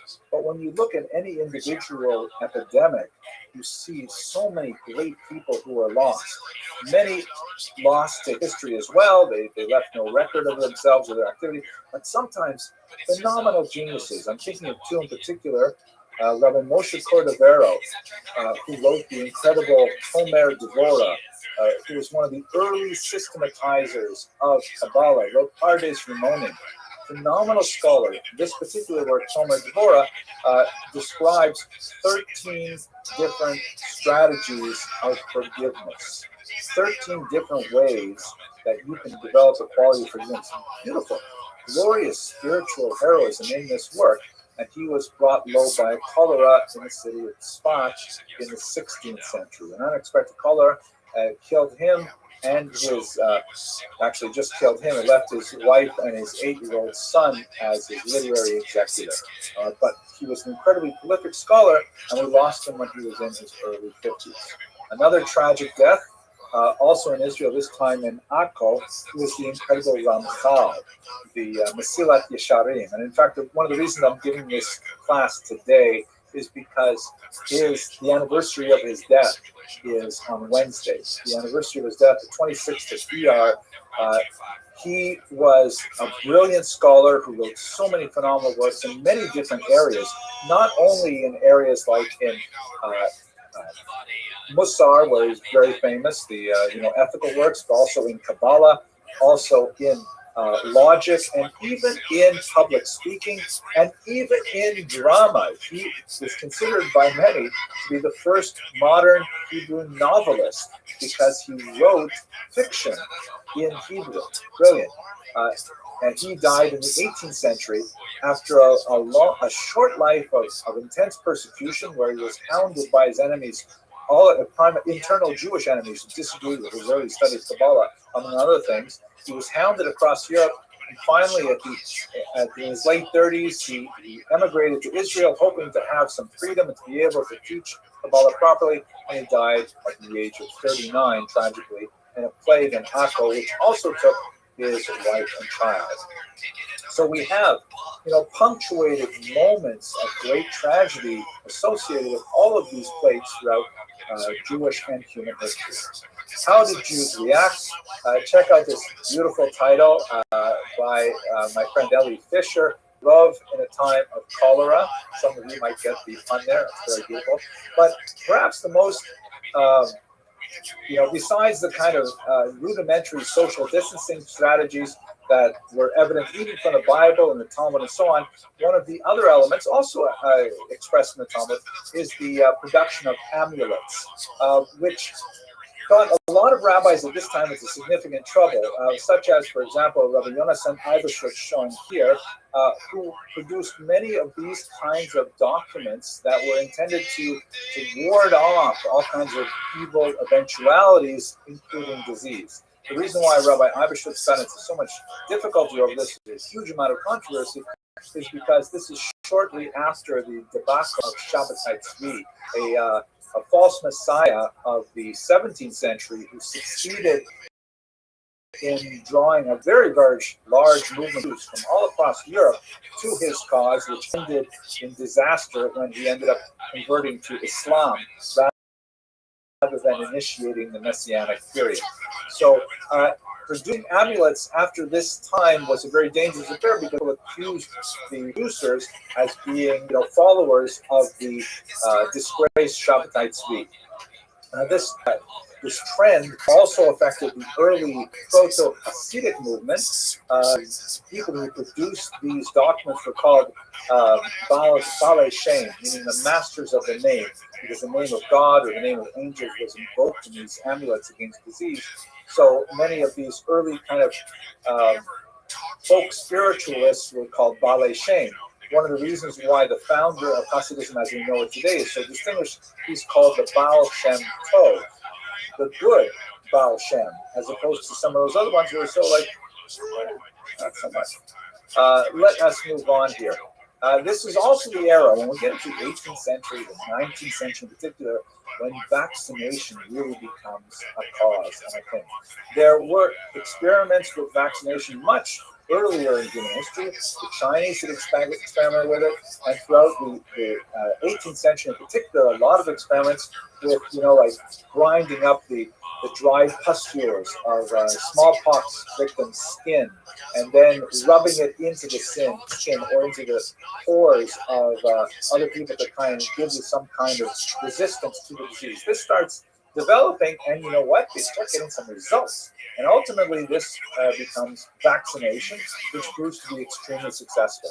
Jews, you combine the idea of Jews in medicine, development of vaccination, and in many cases, Jews become the great heroes of vaccination, like Jonas Salk, whose ethnic origins go back to the same world as Jonas and Iverschutz and Rabbi Akiva Eger, who we'll discuss shortly. Although he grew up in New York City, he nevertheless developed a polio vaccine, which was an incredible scourge that affected so many children.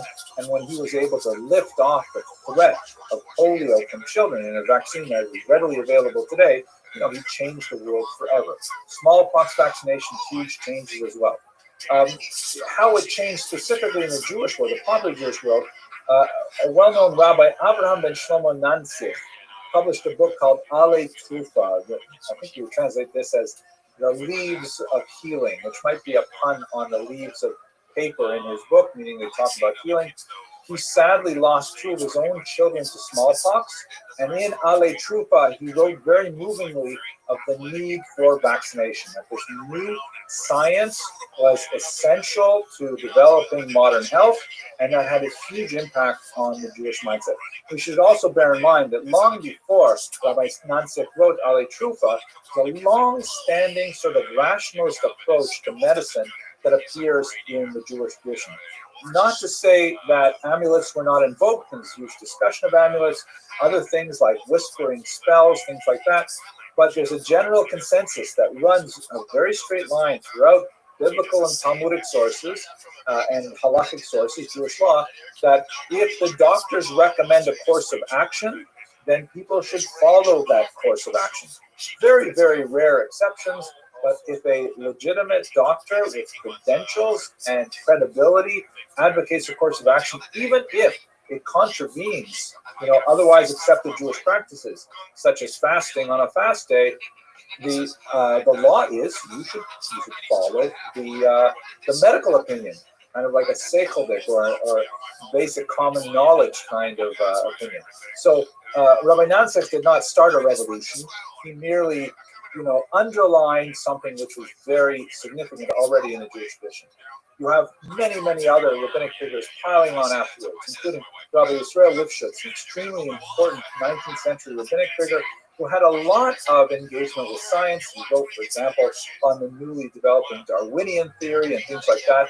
And he argued very firmly that, yes, vaccination works and Jews should be vaccinated along with everybody else. Now, another thing that develops in the 18th and 19th century is the initiation of social distancing on a much more concrete basis. There was a very significant cholera epidemic in 1831 that took a tremendous toll on the population of Eastern Europe. So the question went to Rabbi Akiva Eger as to how Jews should manage it. And he said, among other things, following public health opinion of the day, that prayer quorums should be limited in size. The minyan should be limited in size. People should stand far apart from each other. And in fact, he argued for enforcement of those norms. He said that the non-Jewish police force should be invited in, if necessary, to maintain those social distancing strategies.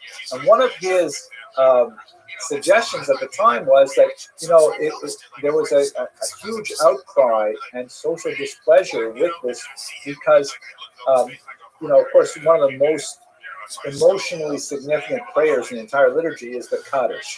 When a person loses a loved one, God forbid, Lo Aleinu, one wants to say the memorial prayer for the dead, the Kaddish.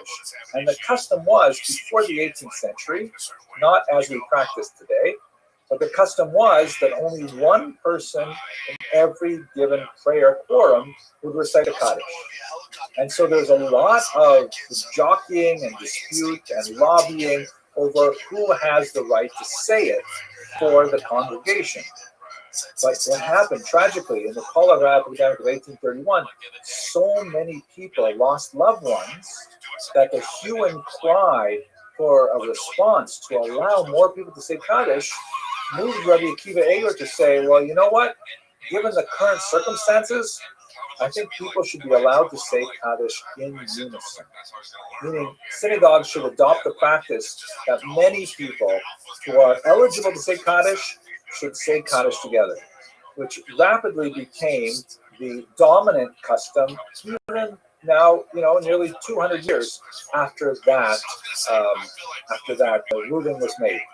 And one more really heroic and amazing story. I actually was not able to find this in a source that really hit home for me, but it's widely reported that in this cholera epidemic that fell in the fall, in the autumn, the great Rabbi Yisrael Salanter, when I mention his name, I really have to straighten my tie because it's a huge instance in my own thinking.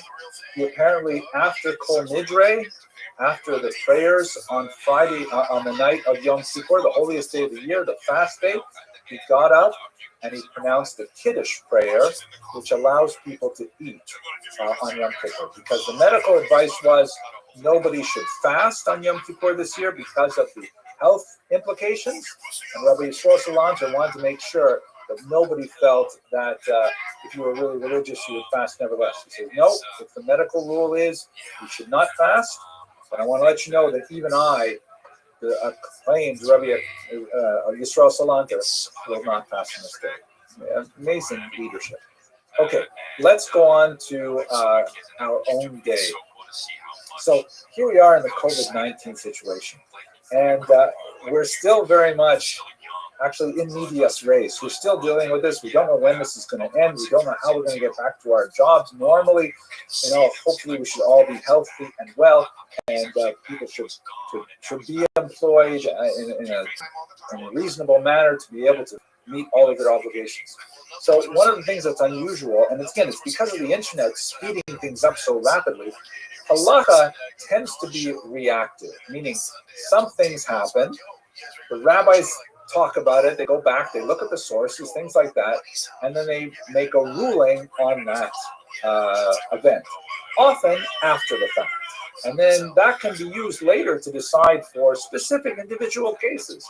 But the idea of making broad generalizations for lots of people, it's not typically the way halakha works. It tends to be something that rabbis use kind of like to draw large canvases, but for specific questions, they only use a scalpel to deal with the specific surgical need of an individual. That's changed so much because so many people are looking for direction.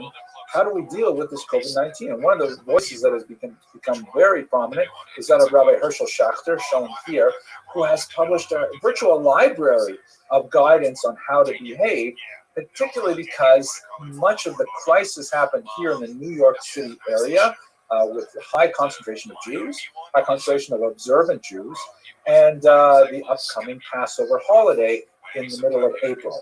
And so a lot of his rulings came out because of the need of how do we, for example, this is a time when people typically buy new vessels for use in cooking and eating, and they have to be immersed in a mikveh. but it might be dangerous to go to the mikvah. The mikvah might be closed, and how are we supposed to deal with that? So we published a lot of rulings, many of which were surprisingly lenient. I happen to know of more than one archive of COVID-19 materials that are being collected to try and document all this stuff that's happening right now. My colleague David Sellis is doing perhaps the most significant one here in the United States. But that doesn't mean that everybody is like falling into lockstep. We have this phenomenon of people who are flouting rabbinic authority, flouting medical authority, and doing their own things, sometimes out of a very, at least explicitly, strong religious impulse. Here's a letter that just appeared yesterday from the Young Israel Deerfield Beach, actually 2 days ago. I saw it yesterday. And this, you got to check this text here. This is written by the leadership of the Young Israel, a very large Young Israel in Florida. I'll just read the first paragraph. It is with complete disgust and revulsion that we are forced to share with you that in spite of our own Mora Da'asra's clear halachic guidance, meaning what the rabbi said, and those of the Orthodox Union, Young Israel, Agudath Israel, the RCA, and other rabbinic organizations, plus recent medical guidance by Rabbi Dr. Aaron Blatt, there were a number of people who blatantly violated our shul's policy and indeed participated in a rogue minyan this past Shabbos at Upminster J. One of the funny things going on Twitter, by the way, is some people spell rogue wrong. They spell it rouge. Good and saying, can I join that maybe? But sorry to say that. We're almost over. So people, they decided to form a rogue minyan. Minyan, no, the shul was closed. The synagogue was closed. Like my synagogue was closed. People nevertheless defied the rule that people should not be gathering on the internet. Now listen to the last part. This level of raw spot and dangerous in bold and italics, sofek pikach nishposhos, translate possible danger of death, meaning like this is a situation where people could die if you do this, cannot be tolerated. This type of behavior and the individuals who perpetrate it must be responded to with significant consequences. And it goes on to list. They'll be stripped of their current positions, no aliyah to the Torah, all kinds of things like that. Wow, really strong language, but it gives you a sense of this particular cause. The stress is based on Jewish communities. So I want to conclude because we're at the end of the hour, and I want to remind you that, Jews are resilient. We have somehow lasted 3,000 years, 2,000 of them in an exile, in a diasporic condition, often as a minority in hostile environments. And we have found ways of adapting to incredible types of social, economic change. And we will find a way to adapt to this as well. I reiterate that I'm very excited about what Rabbi Trump is doing in the Young Israel in Cedars by expanding the Shavuos program into time, because we cannot participate in space in the same way. And if you want to receive the PDF of the materials we're putting together with lots of text and lots of questions for you to engage in with your family at the table, we'd be very happy to share them with you. The website is yilc.org. And with that, I'm going to formally conclude this presentation, and I'm going to open up for questions in the chat session. But thank you very much for your attention. Thank you much for your endurance, and I hope you found it useful. She was like, it's terrifying men run the world. That's something that somebody might just say, oh, shoot, But this is what Amy Schumer's always saying. Yeah. It's like, when she was coming out, she was like this. Remember, she had to start talking about sucking dick. That's the other thing. It's like, shit, for real. All of a sudden, she's like, are you for real? All of a sudden, she's in her ivory tower. It's like she's one of those fat on Callan. These female comics, it's like some of them, they were, a guy's girl, and then they. Okay, so ladies and gentlemen, just to frame things, we want to just take a moment, because Neil's not going to thank himself. We want to thank Dr. Adams for really taking this time. That's what Adams like. And this is a generous time. Dr. Abramson is the dean of two colleges. He has a full-time job, and he writes, and he gives lectures, and people come from all over to get to him in Brooklyn. Well, now we have the opportunity of having people come from all over to hear it in the 5 towns, which is very, very gracious But he takes his time, his expertise, his humor, and his perspective and adds it to us. This is a four-part series. Please tell your friends, please join us, and please enjoy. Thank you very much, Dr. Anderson. Okay, thank you, Rabbi Trump. But let us get straight to the material because we have really quite a large amount of Jewish history to cover in a short period of time. Rabbi Trump did offer a short word of introduction. Right. Thank you. I'm a huge fan of Rabbi Trump personally and of this Kehillah, where, of course, I've been governing for the last few years. And it's a tremendous boost for me to be able to give back to the community a little bit with some of the knowledge that I've acquired over several years of study. I want to thank in particular the people who have worked hard to put this together. We've had some tremendous support by our head of the Committee for Jewish History, that's Sylvia Rothenberg, and we have that fascinating and very sophisticated poster by Ricky Adler that's in our front lobby, and I'm really grateful for everyone who put this together. Okay, let's go right to the material here. Why this series? Well, Rabbi Trump and I spent some time talking about what would meet the needs of this Kehillah. We thought it would be nice to give a vast overview in a very short period of time so that people would fill in the gaps in their own body of knowledge of Jewish history. So that's what we're going to do in 4 blindingly fast lectures. We're going to cover absolutely every moment in Jewish history, and hopefully you will remember all of it. We're trying to make it a little bit more sophisticated, so if you follow online, you'll see that there are some optional readings, not quite at the undergraduate level, but nevertheless, if you want to augment your study a little bit, you can get access to about 100 or so pages of materials that will hopefully fill in some of the lacunae in your knowledge. Okay, let us begin with one of the most difficult aspects of this topic. Because we are doing a survey, we have to begin with a little bit of historiographic theory.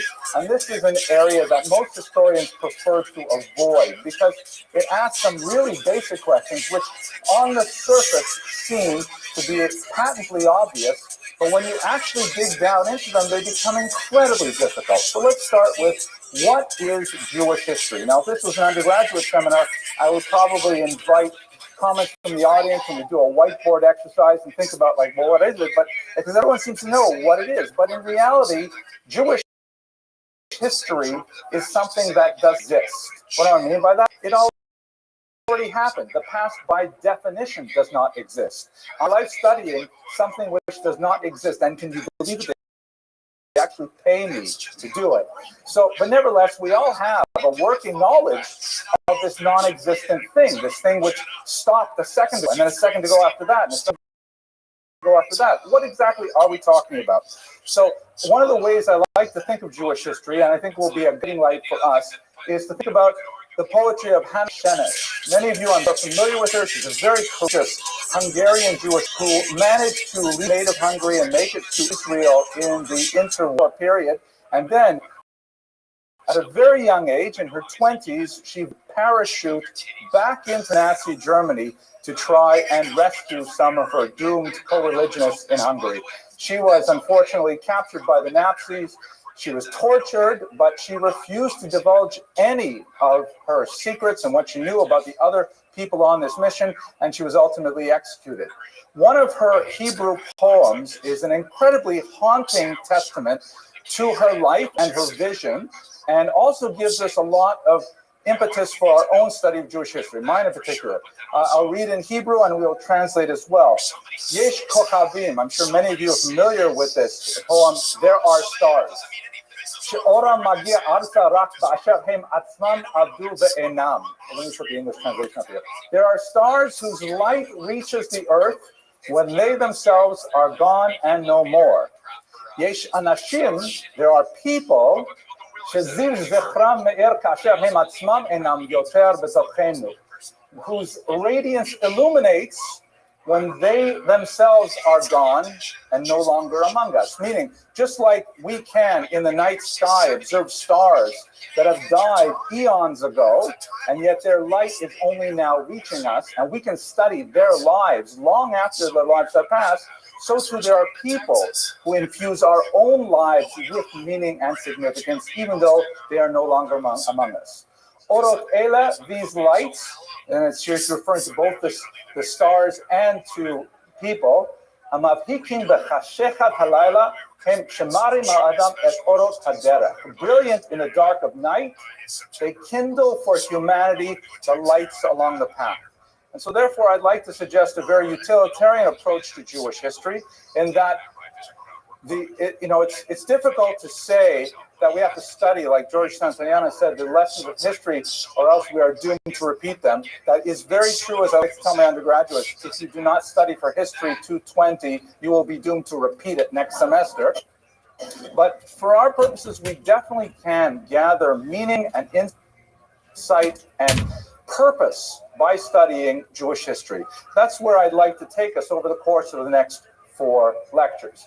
Now, the periodization that we're going to study is somewhat artificial. We're going to look at 4 distinct periods. First, we're going to look at ancient history today. It will be the most challenging of all of the lectures because we will be looking at some very difficult material. I hope to present it in an intellectually authentic manner and yet not offend our religious sensibilities at the same time. Then we will go on to the medieval period. The terminology medieval is really Christian in origin. It means between the eras. It means between the classical era of Rome and Greece, which was considered a golden age, and then the era of the Renaissance, literally the rebirth of that same civilization in later Europe. Those terms don't exactly fit with Jewish time, but nevertheless, we'll use those rough markers. We'll look at the period from the close of the Mishnah and the large depopulation of the land of Israel in the wake of the Bar Kokhba revolt in the 2nd century, and we'll take it all the way up to the cataclysmic Spanish expulsion, which was a huge, devastating impact on world Jewry, comparable only to the way the Holocaust has had an impact on contemporary Jewry. Then we'll look at modern Jewish history, which basically extends from the Spanish Inquisition and expulsion of late 15th century up until roughly the turn of the 20th century. And then we'll look at the last century right up until our present day. So I've spaced them out here in 4 equal lectures in terms of minutes. But if you try to look at them in terms of actual gaps of time, you can see that they're really quite uneven. We're going to spend a lot of time today in 60 minutes, and then we're going to be looking at less and less time over the same amount of actual lecturing time. But that's, at any rate, the format of the course historiographically. We're going to go over these various periods. One other thought in terms of theory before we get to the material itself. We should understand that history is a kind of an art in which the understanding of the discipline depends very much on the lens through which one observes it. One of the things that undergraduates often think is, why do we have to keep writing new history textbooks? The true answer is because the textbook companies can then make money off selling them to you. That was a joke. I know some of you got it, but the reality is because every historian frames the same facts in a very different way. Again, I don't have the luxury of time to speak about this in detail, but let's look at 3 major encyclopedic historians, and I'll give you a sense of how historiography changes depending on who is the historian. We start with one of the greatest of the encyclopedic historians, Heinrich Gretz. Many of you may have, perhaps even as like a bar mitzvah present, the 6-volume English translation by Henrietta Zold of the History of the Jews. And I'd like to call his historiography heroic Jewish history, because the model that he used to describe Jewish history is one in which, the Jews are such wonderful, decent, ehrlich, intelligent, good-looking people, and yet society keeps putting them down. And we're always subject to anti-Semitism. But we nevertheless rise up against this horrible persecution, and once again, we're put down again. But we nevertheless irrepressibly rise up once again. And this is a very kind of like, you can see why it's a great bar mitzvah gift, right? Because it's a feel-good kind of history. It doesn't talk about the nebuchs that we know in real life. It certainly doesn't talk about too many of the Jewish criminals that unfortunately you read about in the New York Times. It's a kind of feel-good Judaism, which we should understand was extremely appropriate for his time and place in late 19th century Germany. And he was taken heavily to task by another historian, Heinrich von Kreitschke, who argued that this is exactly why we have to get the Jews out of Germany. And his slogan, "Die Juden sind unser Unglück," the Jews are our misfortune, was coined largely as a response to Heinrich Brett's somewhat sanitized version of Jewish history. But nevertheless, a very strong working model for generations. Jews have worked with this model of Jewish history. Shimon Dubno, who was martyred by the Nazis in 1941, his last words to his students as he lay bleeding on a street in Latvia was "Schreib und verschreib," write and record. He offered a chilling last imperative to historians to say we must record the data of Jewish history. And even in that particular phrase, you hear the difference, because Shimon Dubno is much more of a social historian who likes to take a more realistic approach to the spectrum of Jewish realities, to the fact that there are Nebuch Jewish criminals, that there are, heterodox movements, that there are all kinds of things which we might not necessarily, but nevertheless, that is part of the grand story of Jewish history. History was extremely influential, in particular, in the evolution of the so-called Federation movement here in America, because he was the architect of this idea of a Jewish community without necessarily being bound by religious affiliation. And finally, closer to our own times, the incredible Salo Baron, who criticized both Dubno and Gretz, in particular Gretz, because he said that it wasn't really a heroic type of Judaism he was describing, Jewish history. He was describing a lachrymose Jewish history. In other words, full of tears. That the version of Judaism that Salo Baron criticized was this version in which everything was, completely run through the washer, and that everything came out such that the Jews were always unjustly persecuted and heroically triumphant. So his was a much more sophisticated, university-based kind of curriculum, and almost totally unreadable to lay people. His 18-volume history of the Jews, social and economic history of the Jews, it's a phenomenal book. Social and religious history of the Jews, phenomenal. It takes up about this much real estate on my shelf at the office, but you really have to be an expert in Jewish history to decipher it. So he's the least kind of accessible of historians. So we're going to try and work through these kinds of models as we understand our own approach to Jewish history, which I hope I'll be able to make clearer for you towards the end. We're almost done now with the theory part before we get to the actual history. I have to dip a little bit into philosophy here as well, and I promise this will not take more than a couple of minutes. History is very much related, believe it or not, to a philosophical subdiscipline called epistemology. Epistemology comes from the Greek word episteme, which means to know. It's the science of knowing. And as you can see from Lester Grabb's classic work, Ancient Israel, the subtitle of his book is, "What Do We Know and How Do We Know It?" In reality, one could say that what we know is actually intimately related to how we know it. So, for example, if you were to look at ancient Jewish history in particular, which is our topic for today, and you were to say, I am only going to look at it through the lens of the Bible, then you would find a lot of difficulty with the archaeological record, and vice versa. If you tried to be totally archaeological about Israeli history, ancient Israel history, you would find the Bible in some places unintelligible. And this brings us to the concept of biblical archaeology, which defines two different basic positions on either end of a spectrum. There are a group of people who call themselves maximalists. This is really the term that was used most at the beginning of the 20th century as biblical archaeology really got into its heyday. Maximalist means we're going to use the Tanakh as a map for understanding ancient Israeli history and its archaeology. And that's great because we've got this fantastic document, which is unparalleled in its size and scope and description of really times that happened a long time ago.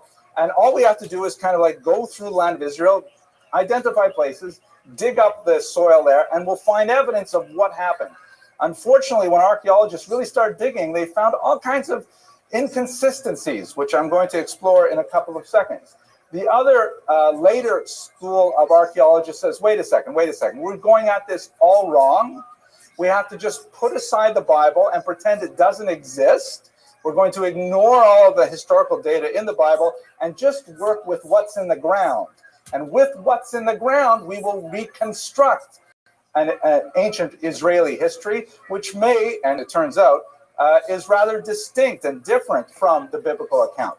That presents some theological challenges, to be sure, and we're going to look at a couple of them, but only in a little bit of detail. In a way, it's a little bit like creating a puzzle, right? You see here, you've got someone working on a puzzle, and you say, well, this is a really hard puzzle. There's so many thousands of pieces, and they're all mixed up, but Baruch Hashem, I have the cover here, right? I have the box that tells me all I got to do is follow the box. It's Starry Night. How are you? Really easy. So that's like having the Bible. The Tanakh is great. What's supposed to happen where? What's good? What are you up to? Slinging dick like it's going out of style, son?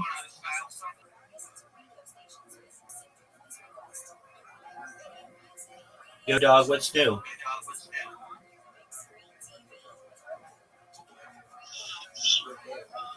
You just woke up?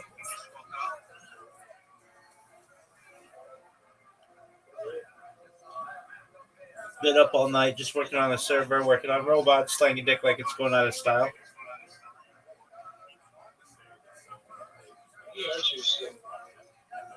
It depends.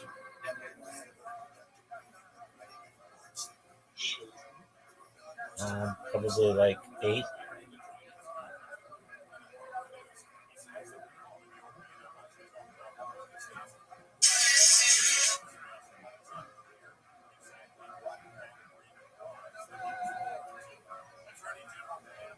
How about you?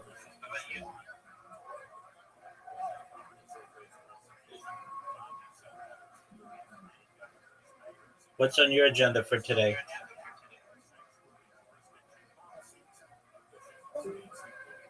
That's tight.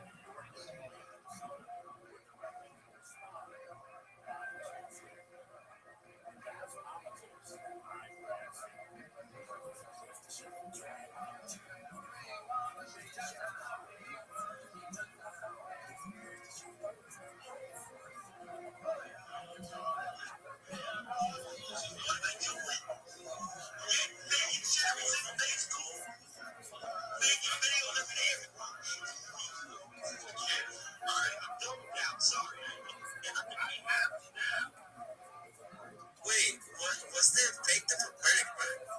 Like when you think of predicate, what it makes you feel? Like what? But the motherfucker took a lot, bro. What the fuck? This was the OG New York face mouse. He started New York, bro. I'm not even trolling, bro.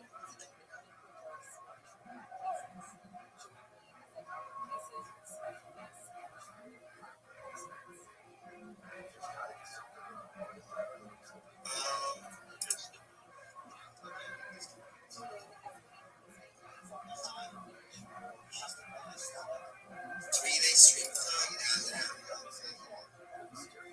What the hell? AB has like someone on his stream too. Why does everyone just have like someone on their stream?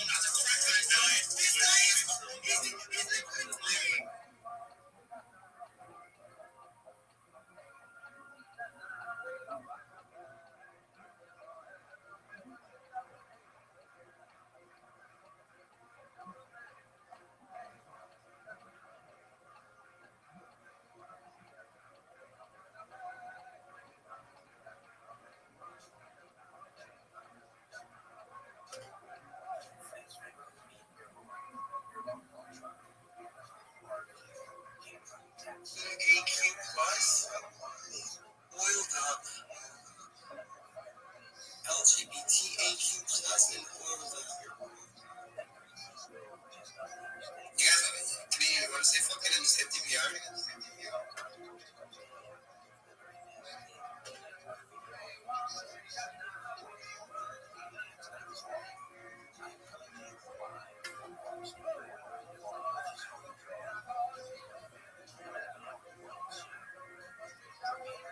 Get the tattoo removed then. He's a reformed man.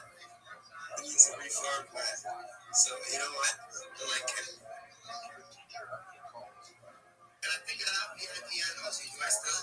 Oh my god, I do have VIP handles. You know what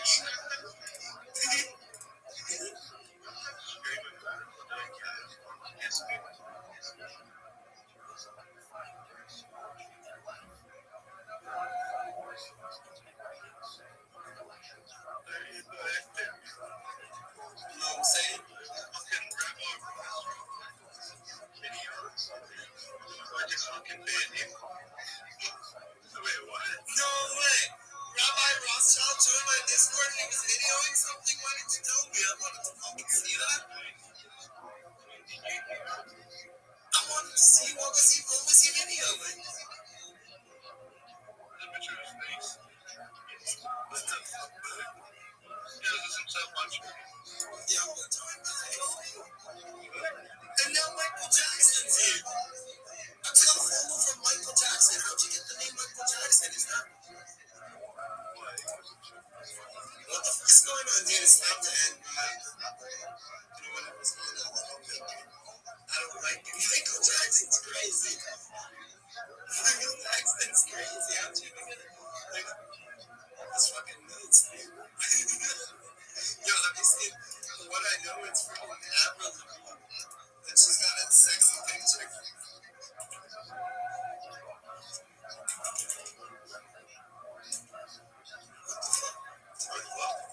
How do you spell Avril?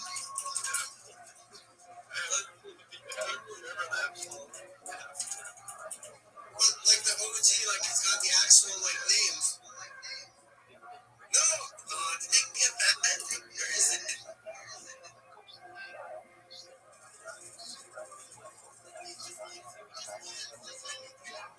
Maybe they got that.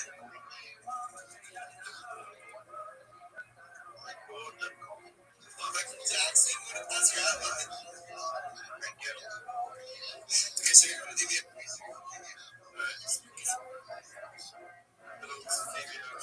Let's go to DBR, spam this channel a little bit of melody. Oh, George, I'm sorry you know.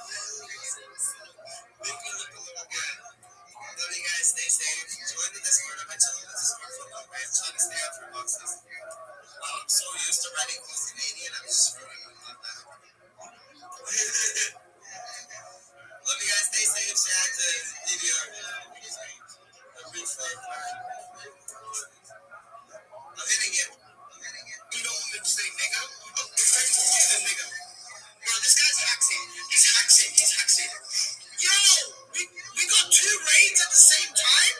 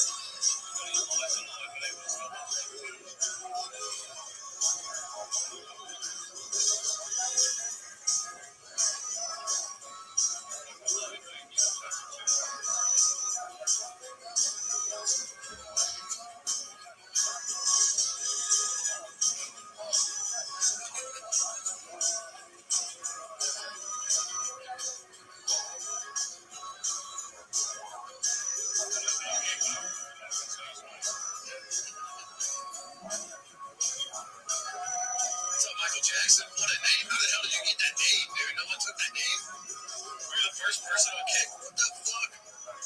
How did you get that name, dude? Guys, we made it. Michael Jackson has joined the kick stream. Did you read the Discord? Did you see the postcard?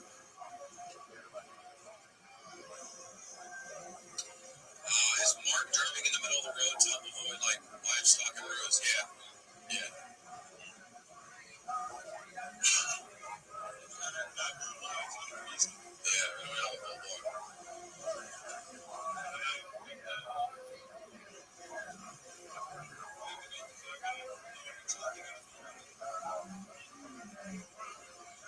You saw Tiger Woods in chat the other day?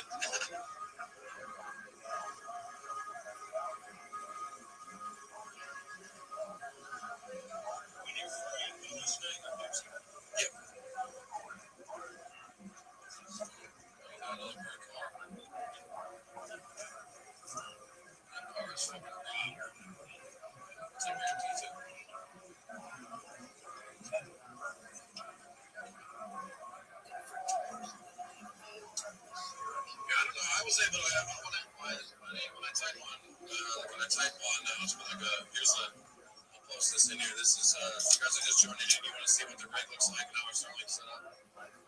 Like on Twitch, I can do the real shit on 3 and my caps. I can't figure out how to do the caps on cape. Look again. I view the postcard. It's in the general, so like just the Mod City. I think it's just called Mod City.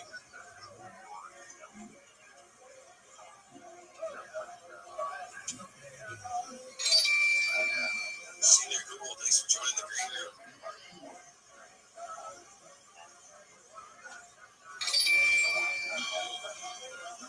Friend, thanks for joining the kick stream. Thanks for joining the green room. Thank you so much.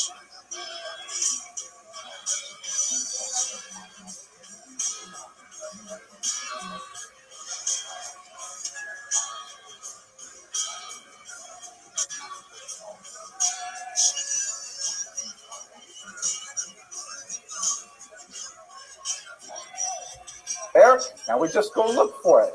Other archaeologists, they know if we ignore it, then all of a sudden we're going to find that there are a whole bunch of pieces that just don't seem to make sense. We found this in the ground. Doesn't look like it should be here. It's not shaped right at all. And that's fundamentally the crux of the problem of biblical archaeology. Do you know history because you know Tanakh? Or do you know history because you know archaeology? And whichever way you work with the data, you're going to have to deal with the other side of the equation. Okay, so, wow, I'm going so fast, I can't believe we made it through one circle in 20 minutes. But Rabbi Trump spoke for about, so I'll take that out of it. Let us first begin with la longue durée. This is a term that was created by the French Annales School of History. To look at history properly, you have to look at larger factors than the immediate people involved. You have to look at things like topology, weather patterns, the economics that are shaped by the land itself. So let's have a look at the longue durée issues going on in Israel. This is a map of what's called the Fertile Crescent.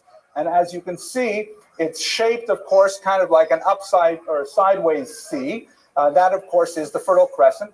and it describes the area of fertility in the ancient Near East, which is the basis of civilization.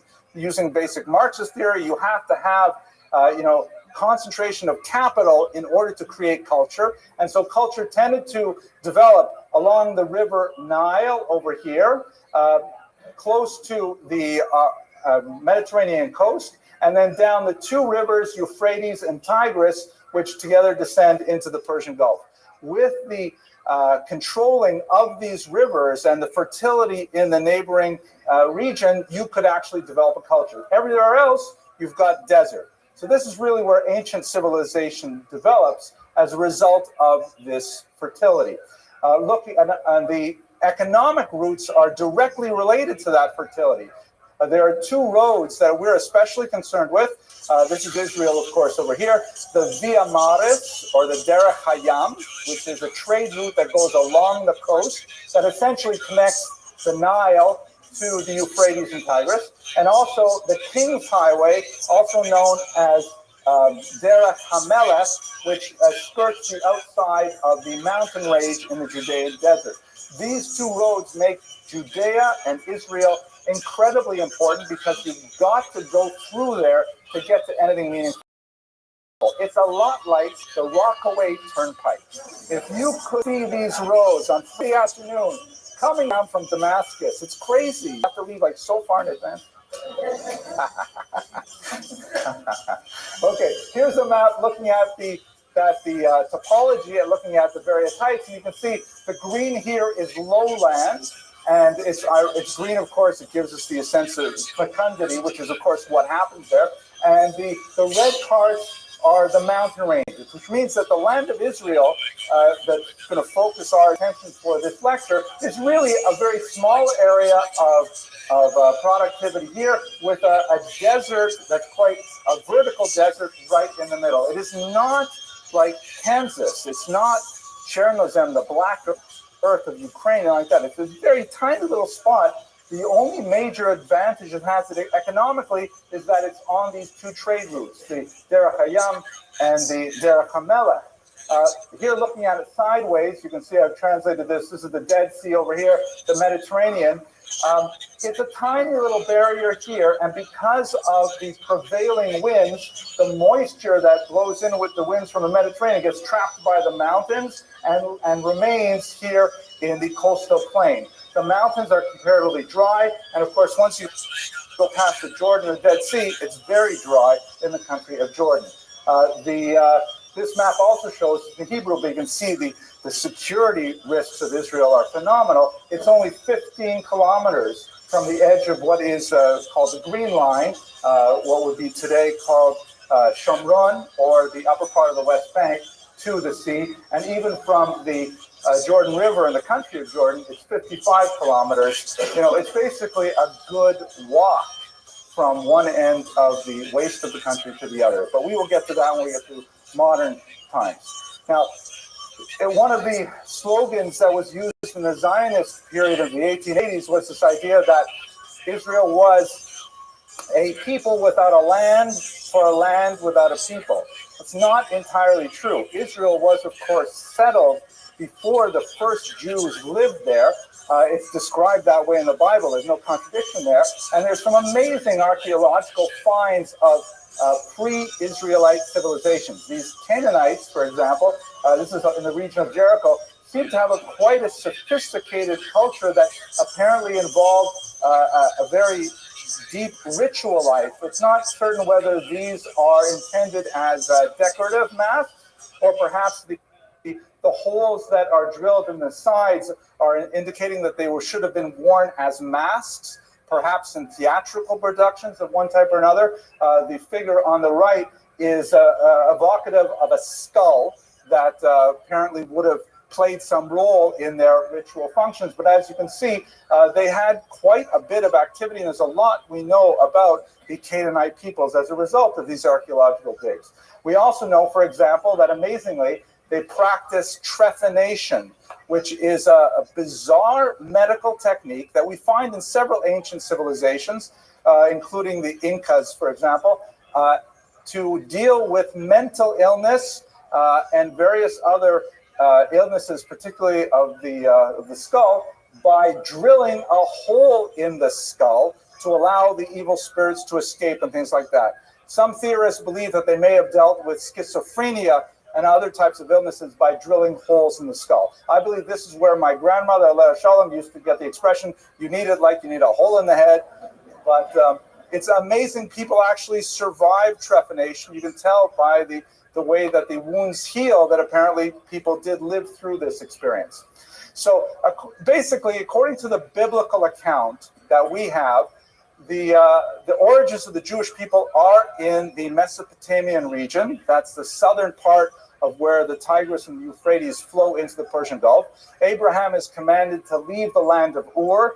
He does not take a direct route because, of course, that would mean going right across the desert. He takes a roundabout route right along the Fertile Crescent and lands in Israel. There, as you know, we'll be reading about it in just a few months, they end up in Egypt. And then there's an amazing thing where God takes a nation from the midst of another nation. And this is the Exodus, which is a tremendous marker of Jewish identity and a defining moment of the Jewish people where they return to Israel.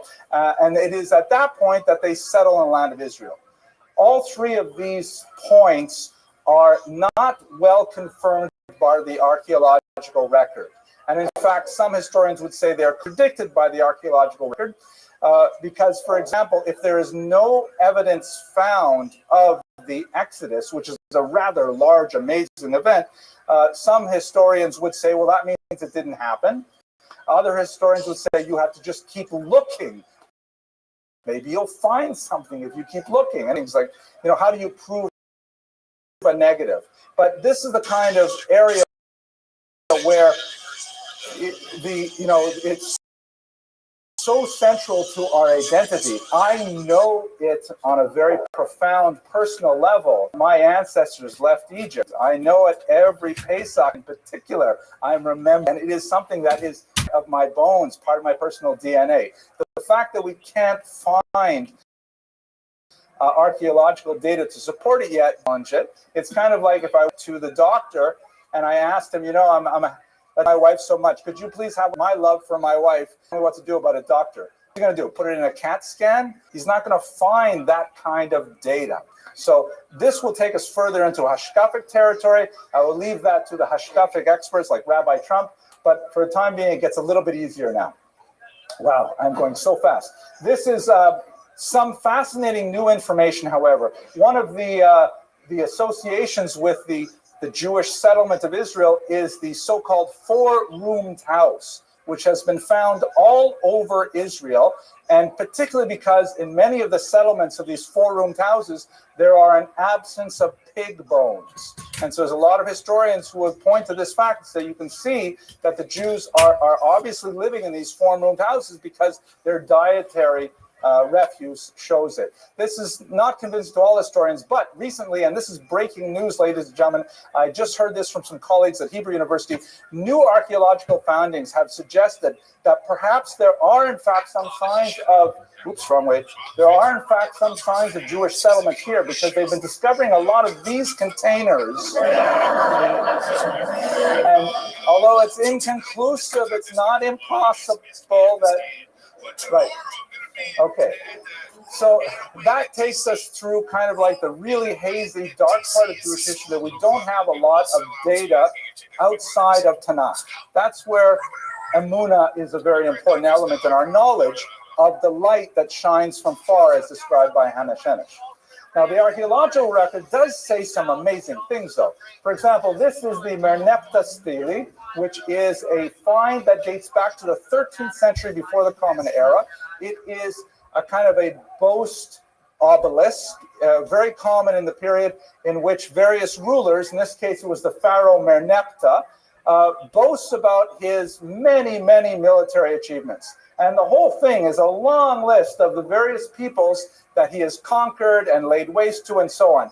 And on this Merneptah stele, we have the very first reference in non-Jewish archaeological material to Israel. And it reads, Israel is wasted, its seed is no more. I mean, it's just like, the very first thing has to be anti-Semitic. Can you believe it? I mean, but that is the first statement we have outside of Jewish sources that talk about Israel. Now, what exactly does this phrase mean? Most historians take it kind of at face value, that there is an entity called Israel. We don't know much about what it means. Is it an area? Is it a people? What exactly is it? Wasted seems to imply a rather physical destruction, that it's over with them. And seed, even if we take seed literally to say they have no more grain, it seems to mean it figuratively that they will have no more progeny. That's it for the Jewish people. 13th century, before the Common Era, we're done with the Jewish people. We have destroyed them once and for all. I'd just like to point out something, just a little observation. So Merneptah says Israel's wasted, its seed is no more. This is what Israel's seed looks like. Right? It looks like this. And by the way, with the stele, we also found Merneptah. This is what he looks like. Right? So, I'm just saying, right? This is Israel's seed, and this is Merneptah. So we know how to file this particular piece of historical information, but nevertheless, it does say a lot about the rest of the trend of Jewish history. Now, going through the Tanakh, you get a tremendous amount of history with phenomenal details about various leaders and rulers, and sometimes secondary, tertiary characters. Phenomenal lessons contained therein on a moral level, a spiritual level, and so on. And if we had more time, I would love to delve into those in greater detail.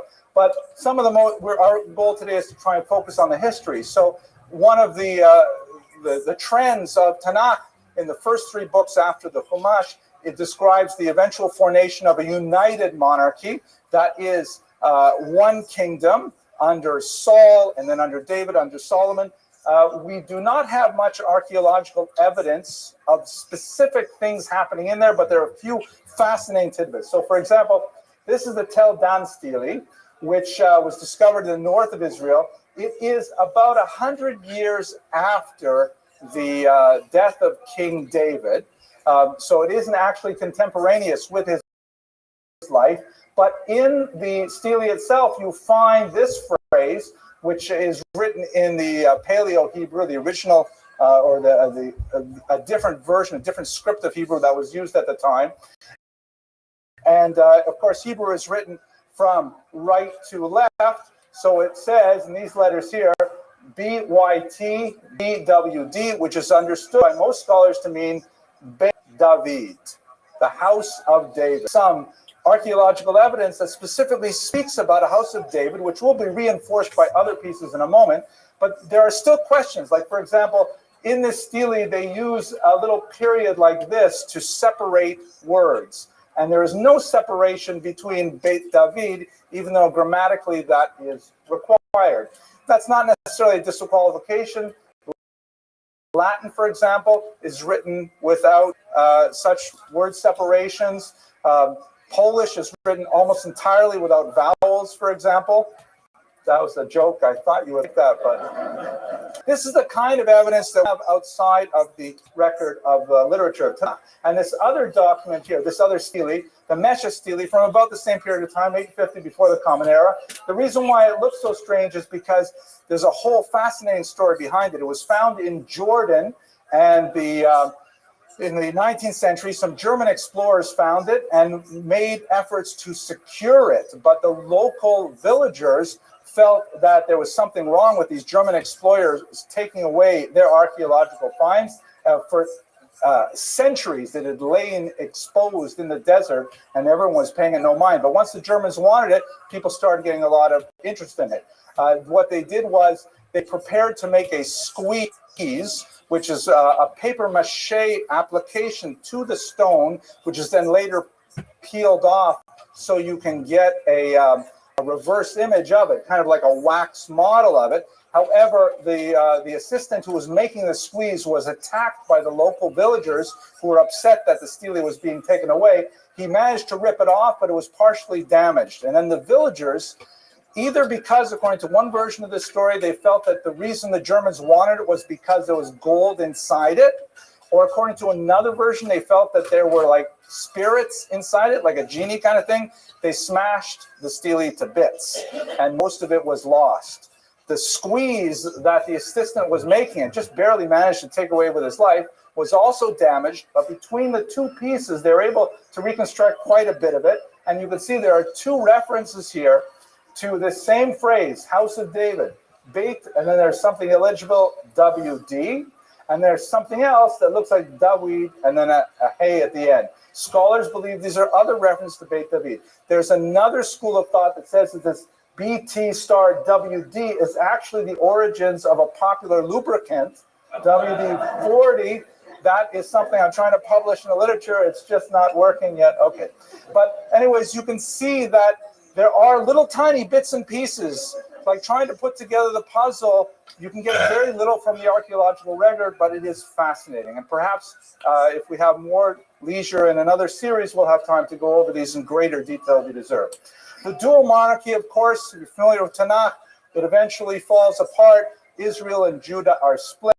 The northern section is attacked by the Assyrians, and a good portion of the population is carried away to the region of Babylon. Again, following La Longue Durée, following the Fertile Crescent, the various settled areas.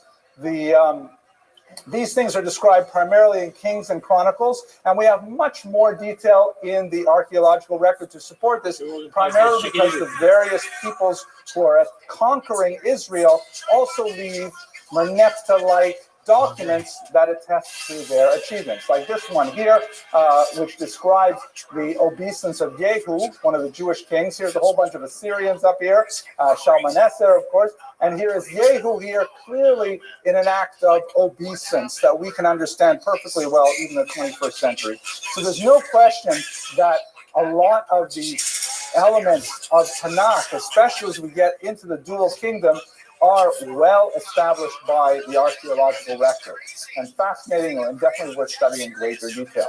The northern kingdom is conquered in the 8th century before the Common Era. A good portion of the population is carted away to the north.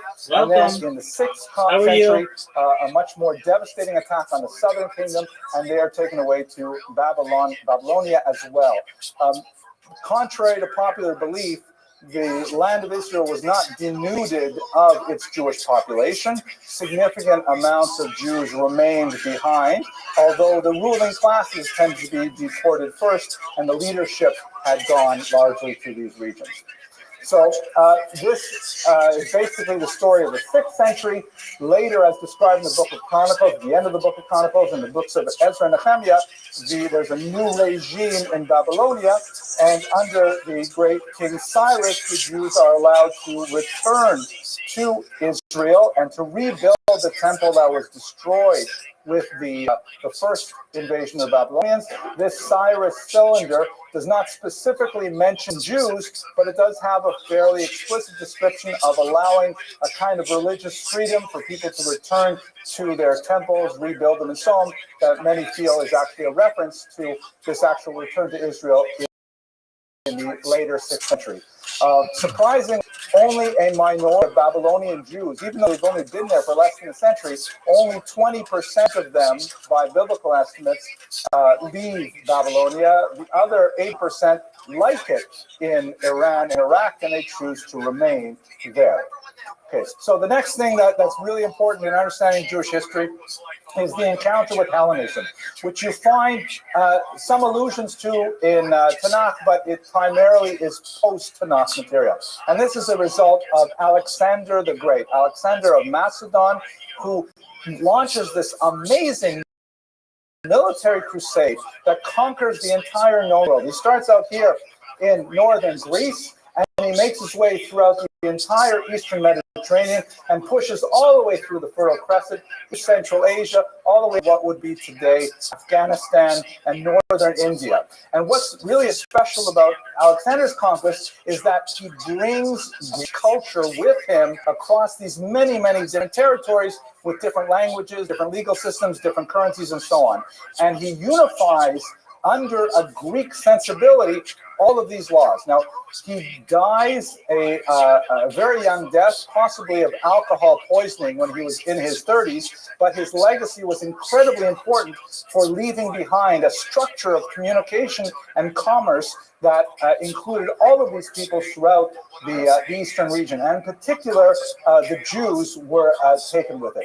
The Jews have an amazing love affair with everything Greek. The term Hellenism comes from the term Hellas, which means Greek or Greece. And there's so much about it that is so different from Jewish culture and so useful and powerful that the Jews take to it with phenomenal enthusiasm. What is Greece? Again, not wanting to go past our time, Greece, the Periclean age in particular, 4th century, 5th century before the Common Era, they're developing science, Archimedes, they're developing math, they're developing art with Sophocles and Aeschylus. They're developing dry cleaning with Euripides, right? Euripides, you pay for these. Sorry, I was thinking that in the back of my head. Anyways, they have Aristotle, they have Plato, Socrates, philosophy, art, literature. It is so overwhelming, and the Jews say they're like blown away. So Greek wisdom was so fascinating to the Jews that we adopted it wholeheartedly. And this was our first major test as a people, in my humble opinion, that since the Egyptian period, specifically because we are so taken with it that we adopt it wholesale. And the Hellenizers in Israel argue that everything Jewish is old-fashioned, that is no mode, it's no longer able to take us into modernity, and they argue for a complete adaptation of Judaism to Greek values. This is where we get the Maccabean revolt of the 2nd century before the Common Era, which must be understood properly, not as the Greeks attacking the Jews, because in fact the Greeks love the Jews. It is a civil war between Hellenizing Greeks and traditionalist Jews. Sorry, Hellenizing Jews and traditionalist Jews. I'm getting a little tired because I'm talking so fast. Oh my God. The Civil War, I know that when you send your kids to day school, they talk about Antiochus, the wicked king, he did to the Jews a terrible thing, and that is certainly true. Talk about it in a second. And they talk about the Syrian Greeks coming down and attacking the Jews, but in reality, that was epiphenomenal. That happened after the revolt was really well underway, and it was Jews fighting Jews during the entire time. It was a fight between the urban, wealthy elites who wanted to adopt Greek values and the traditionalist, rural, we would call them today Haredim, although that's not a really appropriate historical term, but they are like the old school Bible-thumping Jews who finally said enough. The kind of things that are described in the literature of the day is, in fact, something I had to look up, this word epispasm, which is a primitive surgical attempt to reconstruct circumcision. In other words, to reverse circumcision. Why? Because the Greeks loved, for example, the worship of the human form. And the best way to observe the human form is in hand-to-hand combat, of course, in the nude. And so all these Olympic Games and so on were performed entirely in the nude. And can you imagine what it would be like for these Jewish Hellenizing youth coming into the stadium? They're surrounded by all these men watching the games, and they look at this Jew and they say to him, oh, look at these Jews. They take such a beautiful specimen of humanity and they putchki him up like that. So there are Jews who are actually Meithir Bris Avram Avinu. It's a reference in Pirkei Avos as well, which is during this time when Jews were undergoing this primitive, painful surgery. So the revolt was an attempt, successful, to overthrow the Hellenizing influences and to put a line in the sand, ad kan, until this point. Everything past this is too much. Antiochus Epiphanes, shown here, is kind of drawn in late in the game. The reason, by the way, they're called Syrians or Syrian Greeks is because after Alexander died, they had divided up his territory, and Antiochus came from the north, from the Syrian part of the post-Alexandrian government. Here's, by the way, a coin from his period. You can see it says in the top in Greek, Basileos Seleucoi, which means the king of the Seleucids, and there's a war elephant on here. The war elephant is extremely important because when the Syrian armies were eventually brought in to try and settle this civil war, they brought in these amazing vehicles of war, which must have been absolutely overwhelming, and nevertheless, through the courageous and cunning efforts of these guerrilla warfare tactics used by the Maccabeans, they were able to drive them out. Here is a medieval rendition of the death of Eleazar in the Maccabean revolt. Here it is. In the Maccabean revolt, he, of course, heroically charges one of these elephants, and he gets under it and stabs it from below and manages to kill it, but he is crushed in the process. The reason why I particularly like this 14th century European version is because obviously the artist had never seen an elephant or even a picture of an elephant, and they were describing it to him. He's like, kind of like a gray horse. So I'll make it like that. So that's essentially the Hanukkah revolt was extremely influential because it basically said, okay, we love everything Greek. Everybody knows the Greeks are really good at building things and at writing things and at describing things and thinking about things. But we have to set a line in the sand where beyond this, Greece cannot pass. And that same challenge of determining how much of the outside world is allowed to influence our Judaism is a challenge that we still face today, to this day. It is certainly beyond ironic that Hanukkah always falls in the month of December, which for those of us who live in Christian countries, it's the same kind of fight going on even today. Okay, more to say about that in another class. Let's just skip over this here. But, well, yeah, okay. So that takes us basically up until the 2nd century before the Common Era, and then we get to the Roman-Jewish Wars.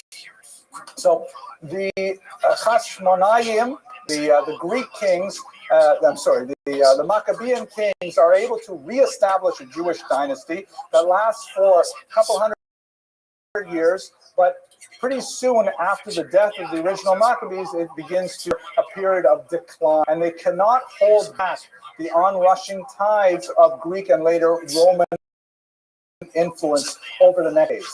By the time Pompey of Rome enters in the year 63 before the Common Era, the Maccabean state is just a shadow of itself, and they capitulate to the Romans, and they essentially maintain monarchy, but they are kings. They're puppet kings. They pay their tribute to the Romans, who use their traditional techniques of divide et impera, divide and rule, to give privileges to the Jewish aristocracy to run the land, but basically they want to collect taxes and maintain the Pax Romana, the Roman peace. So it was during this period of time that there is even further decline in the Jewish status, particularly because of Jewish infighting. If we look at Jewish society around the year 0, in the 1st century, we see a tremendous amount of internal debate, vigorous debate, sometimes violent debate between various sects. Just looking at 4 of those sects for now. And by the way, we have excellent historical data on this because we have many overlapping sources by the time we get to the 1st century. First and foremost is tremendous historian Josephus, who recorded a phenomenal amount of data for us to work with. The problem with Josephus is that we don't know exactly who he was writing for. He was a rebel. Well, there's a lot to say about his life history, but the basic fact is he was originally a rebel against the Romans, fighting against them in the First Roman-Jewish War, and then he was captured and he surrendered to Vespasian, the emperor, and to Titus, his son, who destroyed the temple, and he became a war correspondent for the Romans. He became their official historian of the Roman-Jewish War. He apparently wrote a version of his history in Aramaic, which was intended for Jews, which might have said something very different, but we lost that version. It's no longer extant.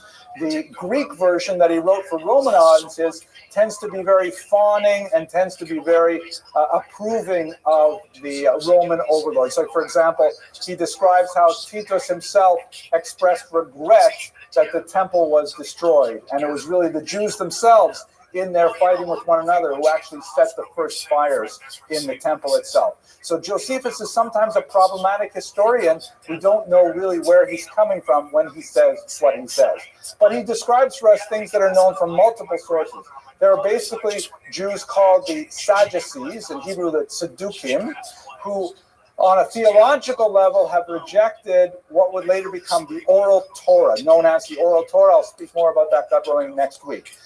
They are essentially of the opinion that the Roman Empire is here to stay, and the best thing for Jews to do is to go along to get along, to seek their own personal advantage in association with the Romans, and they tend to be in charge of the temple.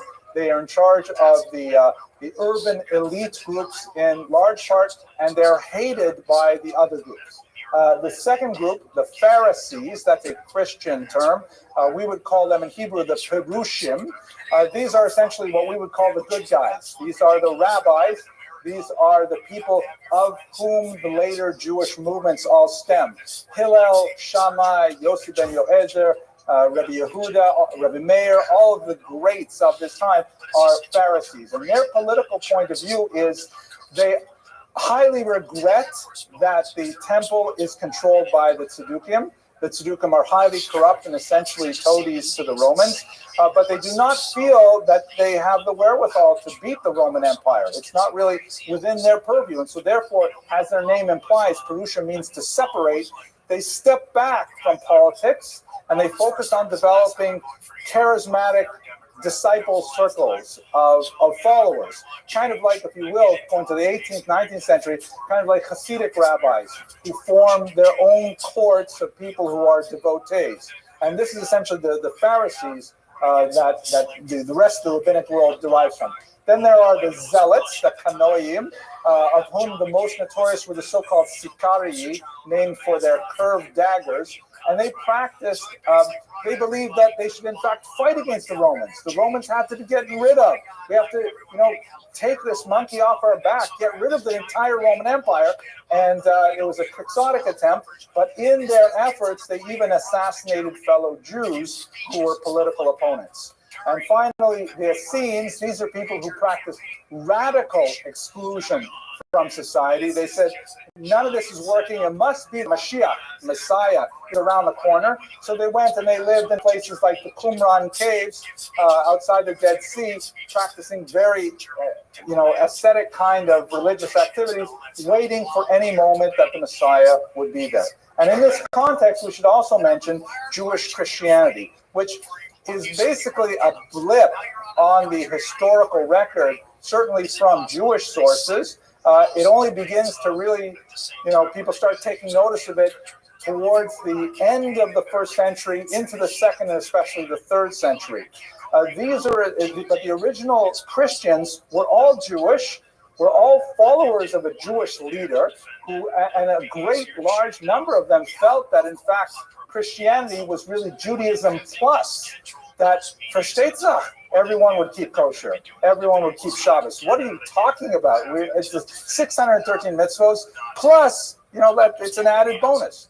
It was only later on, when we get to the turn of the second century in particular, that Christianity becomes much more of a Gentile religion, meaning more non-ethnic Jews are attracted to this new faith that is based in the mother religion of Judaism, and it eventually becomes overwhelmingly powerful. The Roman Empire becomes Christian, and we'll talk more about that, God willing, next week, if you have the patience to put up with me then.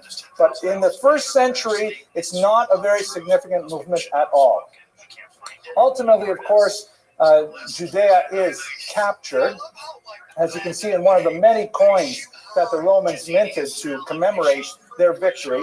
It's ironic because Judea was not, of course, captured. It was taken already in the year 63. The Romans had been there for well over a century by the time they destroyed the temple in the year 70. But it was such a bitter, awful fight. The Romans really had to invest a tremendous amount of resources into it.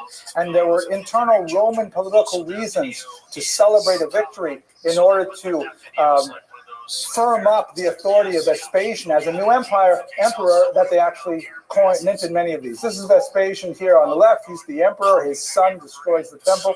And here is the famous iconography, the Roman soldier with the palm tree, which was the defining iconic motif of the land, and the forlorn Jewish woman here who's kind of saying, talking on here with her head in her hands, lamenting the fate of the destroyed Jerusalem. Okay. There is another revolt.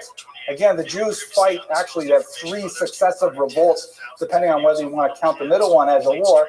The most significant one is the Bar Kokhba revolt, which I will talk about, God willing, more next week. But once again, these stubborn Jews just will not let it go, and they're constantly fighting against the vastly superior forces of the Roman Empire, taking advantage of local topography.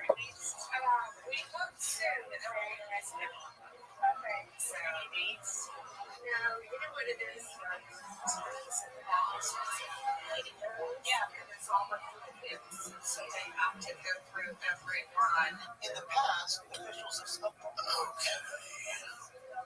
She didn't even say underage girls. She said little kids. Yeah. And that's a big part. I said this a long time ago. Is that they're just trying to set it up so it's like, dude, they're high school chicks. You know, they're hot. In reality, it's like really.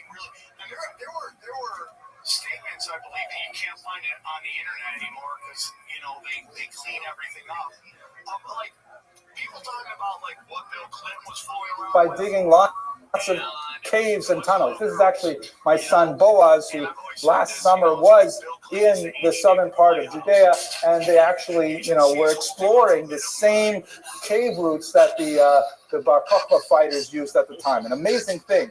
You don't see Romans doing that today, but you do see Jews doing that today. And that's kind of like Merneptah's point a little while ago. So to bring us to a conclusion, one of the most important things that happens at the end of this period of Roman-Jewish wars, so we're talking between 70 and about 135, is that the rabbinic leadership, the Pharisees, in particular under the patriarch, Rabbi Yehuda Nasi, say there is a dramatic political, social, economic, religious moment before us. We are at the cusp of a new era in Jewish history.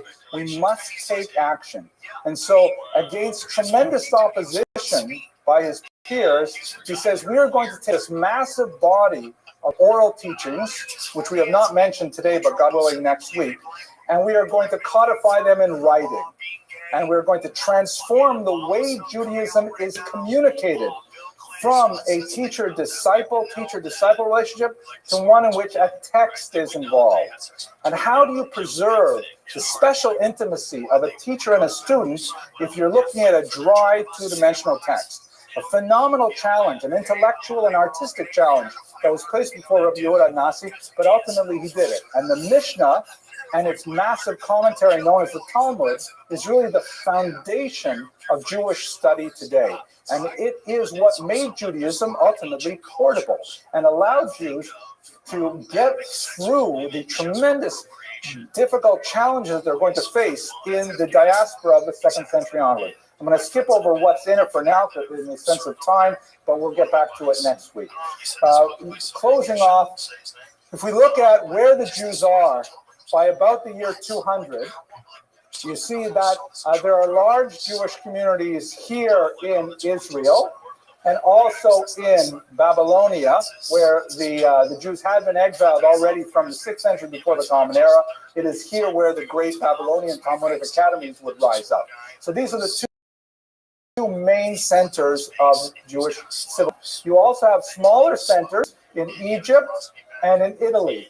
In Egypt, there's actually a very ancient Jewish civilization there that dates back before the destruction of the temple. And in Italy, because of the tens of thousands of Jewish slaves who were taken from Judea to join the already existing Jewish community there, that's probably the second largest Jewish community outside of the two major centers. And then you've got smaller centers all along the coast of North Africa here, and in Spain, where we have archaeological data going all the way back to the 1st century, in the southern coast of France, where I'm going to lead a tour up the river in just a couple months. Well, I hope I'll bring you back really cool pictures of Jewish civilization there. And of course, here in Greece and in Asia Minor, much smaller communities, perhaps numbering tens or maybe hundreds of families at the most. But that gives a picture of Jewish mobility and demographic change by the time we get to the second. So what's our main takeaway? If you look at this scope of Jewish history that I managed to cover in a rather phenomenal 60 minutes, I can give myself a back for that. We see that if I can, in my humble opinion, bring it down to one basic value, and for my kids who hopefully will watch this video one day, it's resilience. The Jewish people are awesomely resilient. We are an amazing people. We have a phenomenal thing to contribute to the world, and our continued survival, in my humble opinion, can be nothing less than divine in origin. Well, thank you very much for your attention. The previous idea about pedophilia is that there's people that know about it and cover it up because they don't want to get in trouble for having known about it. Like, this is a Sandusky thing, right?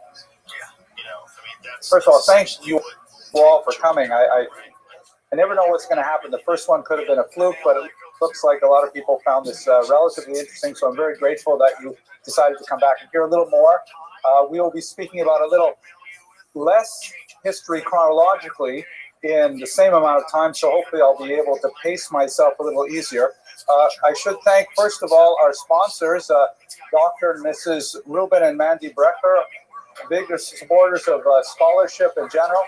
They've been very gracious in donating to the synagogue on behalf of this series, and we thank them very much. So let's pick up where we left off.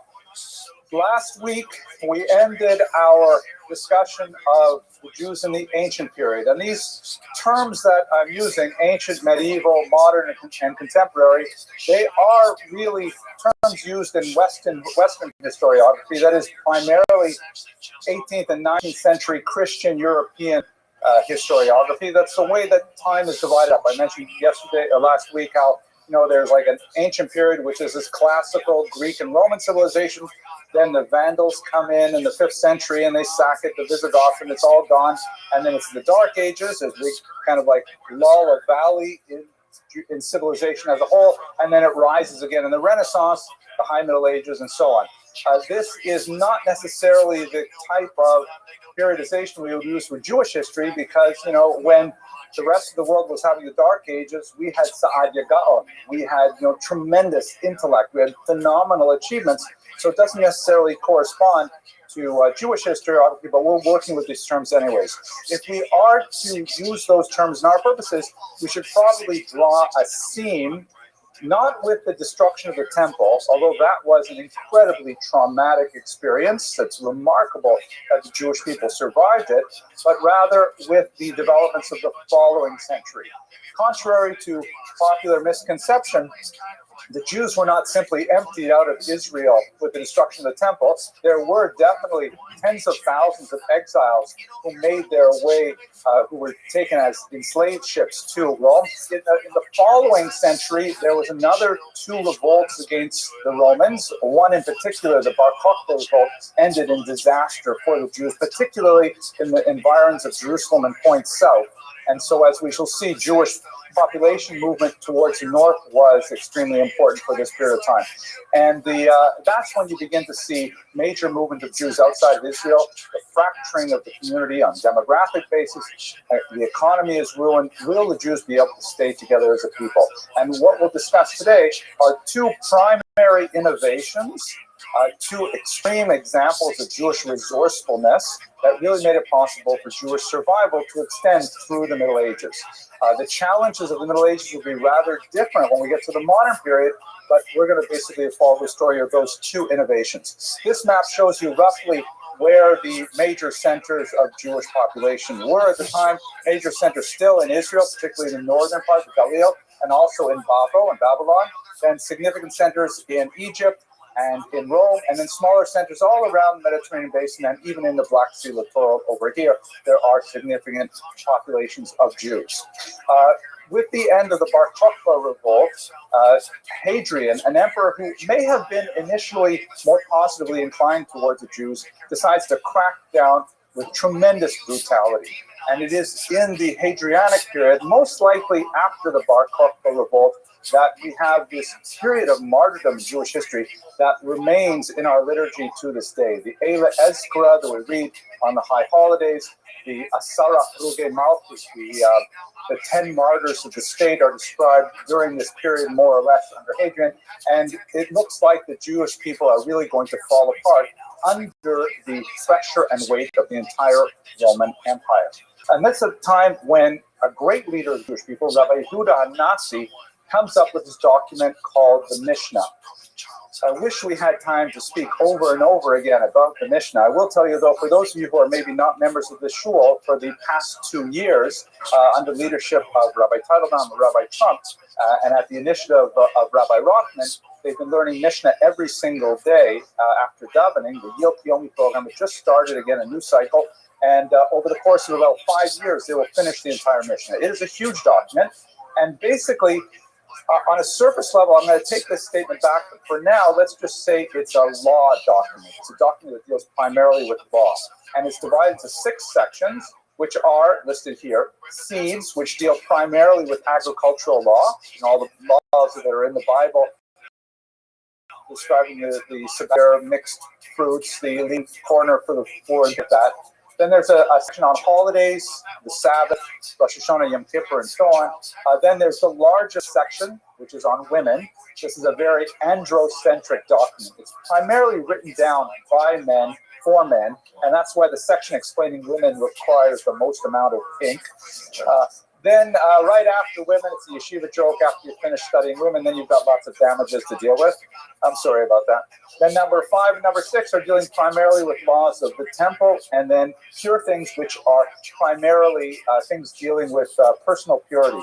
The laws of the mikvah, laws of the Netilat Yadayim, things like that. Now, what's fascinating about the Mishnah, and I said it was a law document, it really isn't, because most law codes tell you what to do. Mishnah preserves a phenomenal amount of ambiguity. It leaves a tremendous white space that is such a tremendously valuable document. At the time, Rabbi Yehuda HaNasi was assailed by his colleagues saying, how can you possibly write down this oral tradition that we've been handing down by the student for centuries by putting down in text? You are reifying it, you're setting it in concrete, it is inflexible.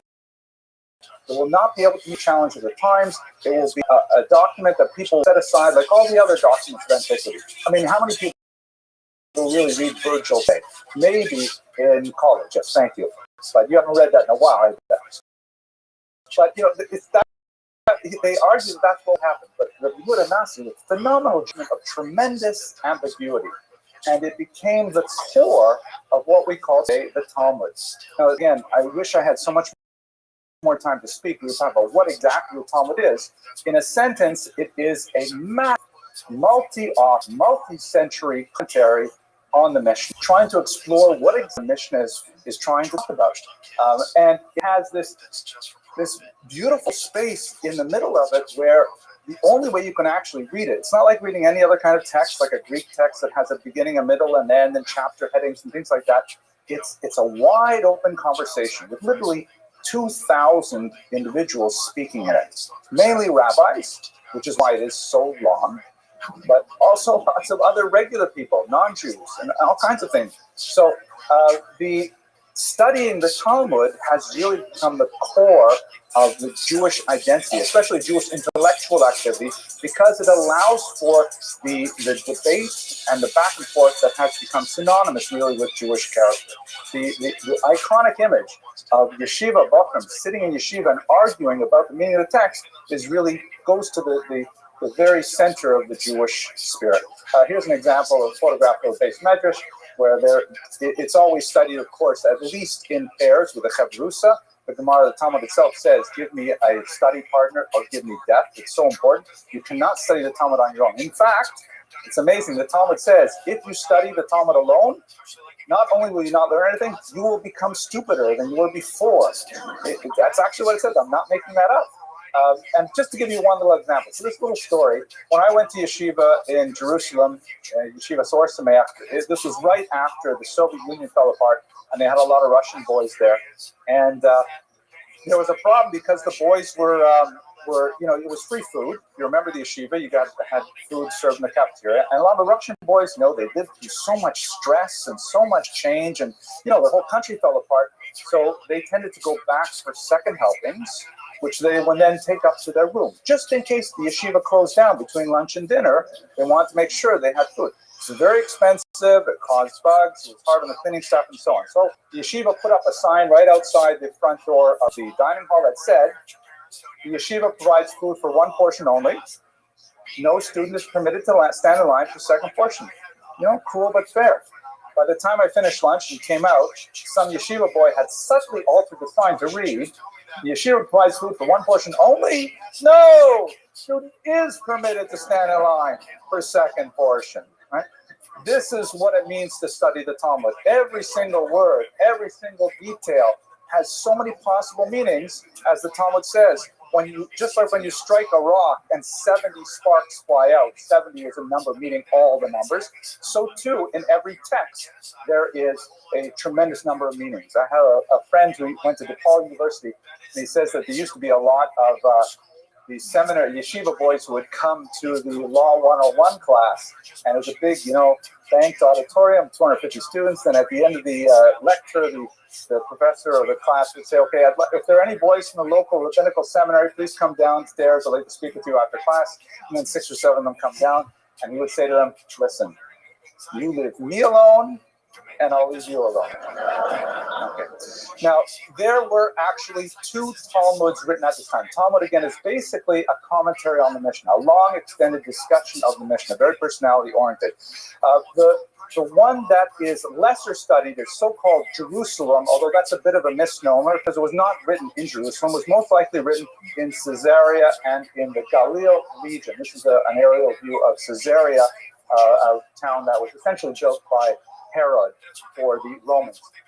And so this Talmud it kind of became ignored as it was eclipsed by the much larger Babylonian Talmud, but the seam between those scholars who contributed to the Mishnah under Rabbi Yehuda Nasi and those that continue its discussion represent kind of a watershed in Jewish intellectual history. The former are called the Tanaim, and the latter are called the Amoraim. They're basically translated as the teachers, and then the sayers. And now, the Babylonian Talmud is a much larger Talmud that was composed not in Israel, but in the Mesopotamian region that we have visited earlier. And it is the most widely studied to this day. Here's where the Babylonian Talmud was primarily written, in the confluence of the Tigris and Euphrates rivers. Here's a bit of a zoom in on that. I'm sorry, it's in Hebrew, but basically it refers to the 5 major committees, 5 noted centers of Jewish learning in Babylon: Sura, Pumbedita, Nahardah, Makosa, and Matanachatia. And if you think that it's all strange that there should be, these centers of Jewish learning on the rivers like that, have a look at our modern day rivers, right? Here's the iron rivers that I follow every day, the Long Island Railroad. And if you zoom in, you'll see there's, oh my gosh, the 5 towns, right? Like the 5 places, Sura and Pumbedita. And here they are: Hewlett, Woodmere, Cedarhurst, Lawrence, Inwood, and some say even Far Rockaway. Okay, Rabbi, that's a joke. Keep going now. Okay. So the difference in the Jerusalem and Babylonian Talmud is Jerusalem is a little bit smaller. It also is a little bit different in scope because the Jerusalem Talmud tends to concentrate on things that are relevant to the land of Israel, like, for example, the agricultural laws, which are not, for the most part, obligatory outside of the land of Israel. What is fascinating in our times is that now that Jews are living in the land of Israel again, they have to dig out these old manuscripts that had not been studied literally in centuries and rewrite commentaries on them that had never been authored. Like new Rashis, new Tosfos, and it's absolutely brilliant to read these new commentaries. They're speaking about actual realia that they have to deal with in Israel today. Another fascinating thing is the Daf Yomi program, which I'm sure many of you are familiar with. It's a very popular program. It started in 1923 and has revolutionized Talmud study. This is an idea that basically says, why don't we study one folio, that's a daf, 2 sides of 1 page, every single day, and over the course of 7.5 years, we will finish the entire Talmud. It's primarily the Babylonian Talmud that is studied. This is a little push here for a project I'm involved with, very excited, it's called ALDA, which is a taking all of the knowledge we have about the Talmud and about Daf Yomi and bringing it on to an app. Absolutely amazing app, which is called ALDA, meaning the entire Daf, everything you want in there. It's led by this man here, Richard Schwed. We're going to be in January, God willing, with the new cycle of Daf Yomi. And it also features, not only I'm doing Jewish history on every single Daf, I think and audacious goal of 2,711 mini classes. We also have a very own Rabbi Trump, who's going to be speaking about all of the scriptures that are actually in them. So that's kind of a fun local thing that we're doing, a huge thing to play for it. Okay, now that's the major intellectual innovation that allowed us to survive the system of the medieval period. We had an intellectual tradition, a body of ideas, and it was not a static body of ideas. It was something that engagement, that invited discussion, invited communal study as well. So these are things that are extremely important for the intellectual life. On a more practical level, the other major innovation that allowed the Jews to survive was the creation of the Tehillah. So the word Tehillah is derived from the verb letahal, or tahal, to congregate, to gather. You may have heard the phrase Tehillah Kadosha, holy community, holy congregation. It actually was a definitive structure of the Jewish community in diaspora that allowed the Jews to survive and even flourish in often hostile conditions. There are some minor differences in geography. Sephardic Kehilot tend to use slightly different terms. There might have been slightly different structure, but for the most part, I'm going to show you a generic Kehillah, and you'll probably note that it looks quite familiar to you. So if you look at a typical structure of a Kehillah, at the very top you have two people. You have someone called a Parnas, who, and the word is actually related to the word president in English, and that's basically the head of the Jewish community, the Kehillah, and alongside the Parnas is the rabbi. Now, it's an unusual kind of arrangement because the rabbi draws a salary from the community, and so in a very pragmatic way, the rabbi is dependent on the goodwill and has to have his contract renewed by the community. But at the same time, the rabbi is the noted expert and legal authority because of his knowledge of the Torah and his mastery of the Talmud. So it's a kind of a dynamic where there is two rulers of a community, and they have to watch their step with each other. If the Parnas, were to get rid of a rabbi that's popular, the Parnas would be hard pressed to maintain his position, and the rabbi at the same time cannot demand too much scrupulosity from his community, or he'll have a revolution on his own as well. So it's kind of an interesting dynamic between rabbi and Parnas. Below them are the so-called Tuvei Ha'ir. That's more of an Ashkenazic term, which is basically the board of directors. Every Jewish community had a board of directors called the good people of the city, and they would essentially appoint from their own ranks the Parnas, the president, usually on a rotating basis, and it was quasi-democratic. Women generally did not have the vote. Women generally did not sit on the Tuvei Ha'ir, and also non-propertied individuals did not sit on the Tuvei Ha'ir. This was kind of like an honor, but it was a responsibility of wealth as well. People who had means were expected to serve the community by guiding it in this leadership function.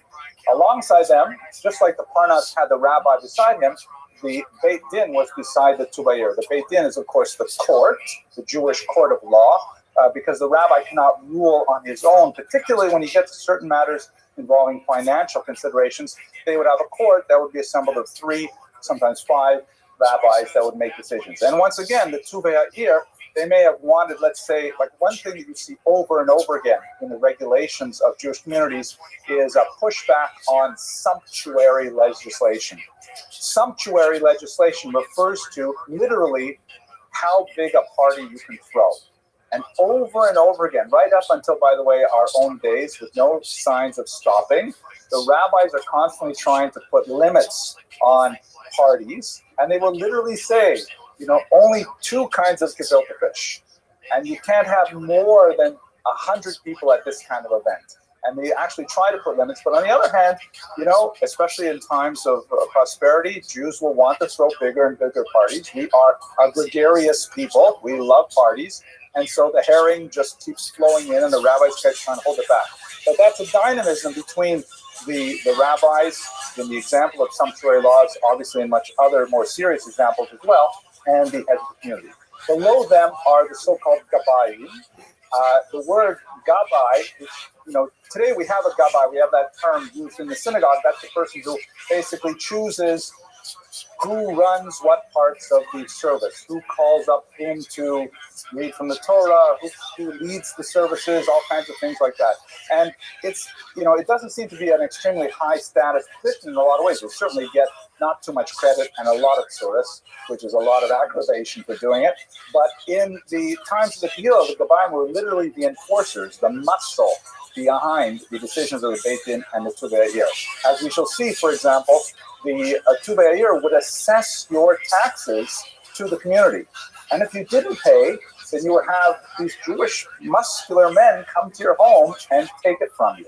They were literally collectors. They were tax collectors. They would also enforce unpopular legislation, like forcing you to give a divorce bill to your estranged wife. And if you didn't do that, then you would be literally beat up.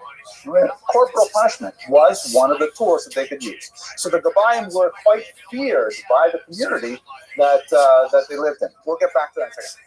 Below them, you had the so-called chavrot, which basically means committees. These are associations. Literally, the word chaver means friend or colleague. And this is really where the guts of the community works. You would have a whole slew of chavrot to deal with every possible social need and desire. Chavrot to assist travelers, chavrot to assist poor brides, chavrot to visit the sick, chavrot to learn this tractate or that tractate. Virtually every possible communal need was manned. I shouldn't say manned, because actually, whereas the top three levels were universally male, the bottom levels were predominantly female. The chavrot tended to be dominated by female leadership. And these are the women who actually things done in the community. And below them, you have the Tehillah membership at large. Now, this probably looks a lot like the synagogue organization that you probably belong to. It certainly looks like Yoke, right? We have the same kind of structure. That's not an accident. This is basically the way that the synagogue, has evolved to this present day. What's a major difference, however, though, and we can't stress this enough, is that in our times, if you don't like the rabbi, you don't like the leadership, you don't like it, you can go to another synagogue, no problem. Or you can go to no synagogue. You can just simply opt out. In the Middle Ages, there was no secular identity. You were, by birth, in that community, and there was no middle ground. There was no way to simply say, you know what, I just don't want to affiliate. There's no such thing. The only way you could get out of being a part of the Tehillah was by converting to another religion, either Christianity or Islam. There was no secular identity in the Middle Ages. So it was quite a coercive institution, but it had a tremendous impact. So the authority, as I mentioned here, was, for example, they had to pay for this somehow, right? So taxation was part of the Tehillah function. They would literally assess every member of the Tehillah's expected dues. It was a progressive scale where the wealthier would certainly pay more and the poor would pay less. Some of the most fascinating documents track the way in which the poll tax was collected in the community. If there was a head imposed by the non-government, then the Tehillah leaders had to figure out, okay, we have 1,000 people here and only 300 can pay the poll tax. How much are we going to charge those 300 and so on? How much is the 1% going to pay? How much is the 10% going to pay? And so on. So they had that authority, and there was no way to effectively oppose it. You could appeal it, and some of the most dramatic appeals, by the way, are by women who feel that they have been wronged. One of the time-honored traditions, which I do not recommend we adopt here at Yoke, I think it was backfire, is if a woman felt she was really wronged by the authorities, then she would walk into the men's section in the middle of Shabbos davening and stand on the bima and effectively shut down the entire Shabbos. The herring is waiting in the Kiddush room and no one can get to it because she won't leave the bima, and she would demand right then and there that she get the hearing on whatever issue was. So that's like kind of a very extreme form of protest. There were such things, but for the most part, you simply had to submit to the Kehillah authorities. They could also enact lots of proactive legislation, so-called takanot, that would regulate the affairs of the community as a whole, and this proved to be an extremely effective tool at maintaining group standards. Now, we already talked about enforcement, so let's go on. And so to try and summarize the value of the Kehillah, you notice I have lots of pictures of Fiddler on the roof up here. I don't know, I feel very warm and happy about Fiddler on the roof. The Kehillah, although, it made great against our American sensibilities, in my case, North American sensibilities, because I'm from Canada, but it made great against our sensibilities. Say, who says the rabbi or the board of directors get to say how I should behave? We may not necessarily like that, but on the other hand, it maintained group standards, and it was a bulwark against assimilation. It was a kind of a way of drawing a border around the Jewish community, saying, hey, listen, we expect you to behave in these ways. And you had no choice rather than to submit to the Kehillah. When we get to the modern period, we will see how that breaks down in some very tragic ways, but that's for next week. It also relied heavily and imbued in Jewish culture at the level of DNA communal charity. It was expected that the wealthier would provide for the less wealthy. That was part of being in a community, and if you were so blessed with wealth, that was your job, was to help those who were less well afforded. Right, so talk about the centers. The apogee, the highest level of this, was a fascinating thing that happened a little bit later than our period for our discussion today, but it's relevant for our discussion. When all of the Kehillot from the Black Sea to the Baltic Sea found themselves within the Polish-Lithuanian Commonwealth, which in the 15th century was the largest country in Europe as a result of a dynastic union. And all the Kehillot said, you know what? Why don't we standardize ourselves? Why don't we meet twice a year and make sure that we're imposing the same legislation on all our Kehillot? And this represented a phenomenal level of communal organization across. It's like when you think about the fact that there was no formal orphanage, there was no formal hospital, there was no formal social safety net in the non-Jewish world. And here, the Jews are organizing themselves to such a tremendous degree within a state. It represents a phenomenal level of civilization's accomplishment that was the height of the Kehillah structure. We will discuss next week how it broke down. I'll just give you a quick hint. There's two ways in which it broke down. The first is in Russia under Nicholas I, who imposed some extremely draconian measures, including the forced conscription of Jewish children into the army, and demanding that the communal leaders, the Kehillah leaders, choose which Jewish children were forced to go into the army for, by the way, a 25-year term. And that was an extremely caustic decision that really tore apart the Kehillah. We'll discuss it, God willing, next week at greater length. So Nicholas I really crushed it out of existence in Russia, leaving only a little bit of it behind to perform taxation for the Tsarist state. And in the West, under Napoleon, with the freedoms that were given to the Jews, he demanded that this person, Rabbi David Sintheim, convene a great Sanhedrin, which would determine exactly how the Kehillah is to exist within a modern citizen state in which Jews have freedom of religion and freedom of rights like every other citizen. And this was also quite damaging to the authority and the extent of the power of the Kehillah. We'll have to discuss it obviously more next week, but nevertheless, during the Middle Ages, it was an extremely powerful and useful device for the Jews to maintain their existence. Now, the next two sections refer to a bifurcation in the Jewish experience throughout the Middle Ages. For the most part, overwhelmingly, Jews found themselves under one of two civilizations, either under Islam or under Christianity. And the experience of Jews under those two civilizations varied tremendously. We're going to speak today in very broad terms and paint with broad strokes because we only have about 15 minutes to go to it. But first, let us look at the period under Crescent, which refers to under the Islamic Crescent.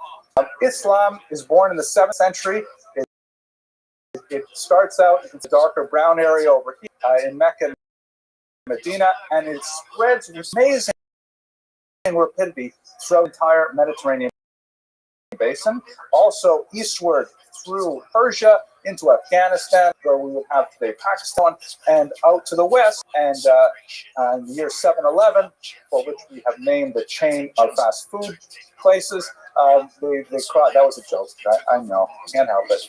They cross into Spain, and for several hundred years, Spain is actually Muslim. They are stopped from getting much past Constantinople, and Northern Europe remains Christian, but they dominated the entire southern part of the Mediterranean, which was, of course, the home to hundreds of thousands of Jews at the time. Now, under Islam, this is kind of like an ironic thing for us, because unfortunately, we live in a time of phenomenal conflict with Muslim nations. This is centered absolutely in Israel with the Arab-Israeli conflict that has been going on for well over a century, and it tends to color much of our understanding of Jewish relations with Muslims. In the Middle Ages, however, on the balance, most scholars agree that it was far easier to live as a Jew under Islam than it was to live as a Jew under Christianity. There were punctuations of violence that we can certainly point to. Muhammad himself involved in the massacre of one Jewish tribe. But for the most part, speaking in generalization and comparing to the Christian environment, Islam treated Jews better for much of their mutual history. Part of the reason for this is because really Islam and Judaism have a far more common cultural vocabulary than does Judaism and Christianity. Judaism, like Islam, is primarily a religion of practice. We say orthodox, which means like one doctrine, but really it's one practice, orthopractic, which means, Judaism, and here I'm going to get in trouble, but the rabbi's already gone, he's left the room. Judaism, for the most part, does not seem to care that much what you think. There are a few things that are really important, right? Like there is one God, life after death, okay, things like that are important. But you can run out of those ideas pretty quickly. On the other hand, if you want to ask Judaism how to behave, then you have years of study, keeping kosher and keeping the holidays and keeping the Sabbath and how to do business. It just goes on and on and on. So Islam is similar to this. Islam has a very practice-oriented sense of law as being identical with religion. They have something they call Sharia, which is broadly similar to something we call halakha. They actually translate the same meaning, the path or the way. And you can look at 100 different things. You can see that Muslims and Jews, although they may not practice identically, they still understand what they're talking about. If a Muslim says, I can't eat this, I need to eat halal, we understand that. And they also understand what it means to keep kosher. There's so many areas in which there are cultural convergences. It's not accidental. They're both Middle Eastern faiths, and Islam is modeled very directly on Judaism in many ways. Christianity, on the other hand, is much more creed-based, much more what do you believe? Do you accept this person as your personal savior and so on? And simply a statement of thought or a statement of belief is sufficient to garner significant rewards in heaven and so on. It's a very, very different kind of religion, very, very different kind of culture. So it stands to reason that, by and large, Muslims and Jews could fit together easier. There was a legislative act by the Muslims early on in the 9th century that made this clear and put this in under clear auspices, the so-called Act of Umar. Umar was one of the caliphs or the leaders of the Muslim world, and this document was probably created long after agreements were made between local Jewish communities and local Muslim leaders, but basically it purported to be a set of answers that Umar provided to Jewish leaders who were saying to him, okay, now Islam has taken over the territory in which we live. what are our rights and privileges? And the Umar says, okay, fine. You may live in Muslim lands without fear of molestation. You may practice your faith because it is, under Islamic terms, a faith that was first granted by God. Moses was a prophet, Abraham was a prophet, and so on. But you may not, for example, proselytize. You may not build your synagogues larger than mosques. You may not wear certain colors that are associated with, high-level authorities. You may not bear weapons because carrying a weapon, a sword, is like a sign of dignity and respect and position and so on. But under these rules, then you're okay. And you are so-called dhimmi, or protected people. And this is the way that Jews lived for hundreds of years under Islam. We're talking about a situation in which there was obviously discrimination. This was a second-class status, but it was a safe status. And as a minority, historically, Jews are very comfortable living in mildly discriminatory environments as long as they are stable and predictable. The German word for it is a Rechtsstaat, which I love the way that sounds, a Rechtsstaat. It sounds like you're about to spit or something, but it means a society based on laws. And that's why Jews flourished, for example, for pre-apartheid South Africa. Montreal was also a difficult place as well, because they knew that, okay, there are certain things that Jews simply couldn't get away with. But if someone threw a rock through your window, you could take that person to court and you would receive reparations. It was a society based on law. When societies break down and they have anarchy, that's when Jews become very nervous and they tend to leave. But a little bit of discrimination, some would argue, my colleague Heinz Friedrich Löwe would argue, for example, that it's actually good for Jewish civilization because it tends to force Jews together. It tends to reinforce the boundaries to assimilation in the outside society. The greatest example of this, what was called la convivencia, the living together time, was this brief period of time in Spain where Jews and Spanish Muslims got along so well, it became the so-called Golden Age. It was looked on for hundreds of years as the greatest example of coexistence between Jews and non-Jews. It is somewhat exaggerated in literature, but nevertheless, we cannot diminish the tremendous achievements of Jews in Spain during these 200 years. Just to give you a couple of examples, this is the Alhambra, by the way, which was the palace of a Jewish king at one point, not a king, Jewish vizier, prince at one time. Achasta ibn Shaprut, an amazing doctor who was actually a very famous diet doctor. He used to coach people on how to lose weight. And he rose to tremendous fame, like my father would say, plus ça change, plus for the même chose.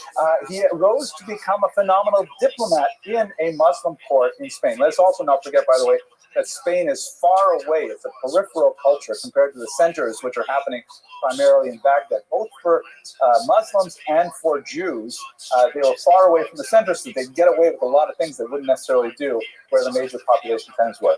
He communicated even with the purported king of the Khazar Empire, which is a rather bizarre story about a group of Turks who converted to Judaism in the year 740. It's a bizarre story. We don't have time for it now, but if you're curious, I have lectures on it. Another figure, amazing, Shmuel HaNagid, who actually wrote a commentary on the Talmud, which we can find in the library right now. It's printed in every Talmud. A brilliant scholar who was also the Jewish general of a Muslim army for 16 years. If you think about it for a second, one of the geniuses of Spanish Jewry is so amazing. When you look at our cultures, in fact, most Jewish cultures, you find that Jewish excellence is usually either expressed in terms of something within the Jewish community, like a great Torah scholar or something, like a great Chazan, something like that, or it's expressed in the secular community, like an Einstein or something like that. You never have someone doing both those things. So could you imagine some guy who was a Rosh Yeshiva in Lakewood, who was also the general of the American army at the same time? It's just so mind-boggling, and yet this is what was happening in Granada under Shmuel HaNagid. I'm not going to address that one. But this is the kind of person he was. He wrote poetry as well. It's amazing. He used to write poetry from the battlefield. He maintained, right up to the very end of his life, he was at the front lines. He would write poetry and then tie it to the legs of carrier pigeons to fly home to his son, who would collect it into a diwan that eventually has reached us today. Amazing poetry. And then Yehuda Halevi, for another example, a phenomenal poet-philosopher.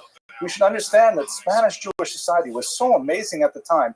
They actually had riots in the streets between Jews. I mean, Jews actually fighting each other physically over poetry. Because there was this guy named Tunash ibn Labrat who came from Baghdad, and he said, hey, listen, I've got a great idea. Why don't we adapt Arabic meter to Hebrew poetry? And all of a sudden, particularly by manipulating how you count the value of a shva, you could make Hebrew sound so much better. And so there were actually riots in the streets between Jews who were traditionalists, said, no, we want the old poetry. We will not accept this newfangled poetry influenced by Arabic poetry. And you had the youngsters who were saying, oh, this Arabic poetry is great. It's like rock and roll. We have to have it. Can you imagine? We don't have those kinds of fights today. We fight about silly things. They fight about poetry. So let me give you a couple of examples of Yehuda Halevi's amazing poetry. Here's one, give you a sense of the range of the poetry. And by the way, there are poems that both Shmuel Nagid and Yehuda Halevi wrote that are too X-rated to be discussed in shul. I'm going to give you some easier ones. This is Afra, and I'll read it in Hebrew in an attempt to do a Sephardic accent. Notice the way the meter at the end of each line drops off before it continues in the second line. It's very beautiful in Hebrew.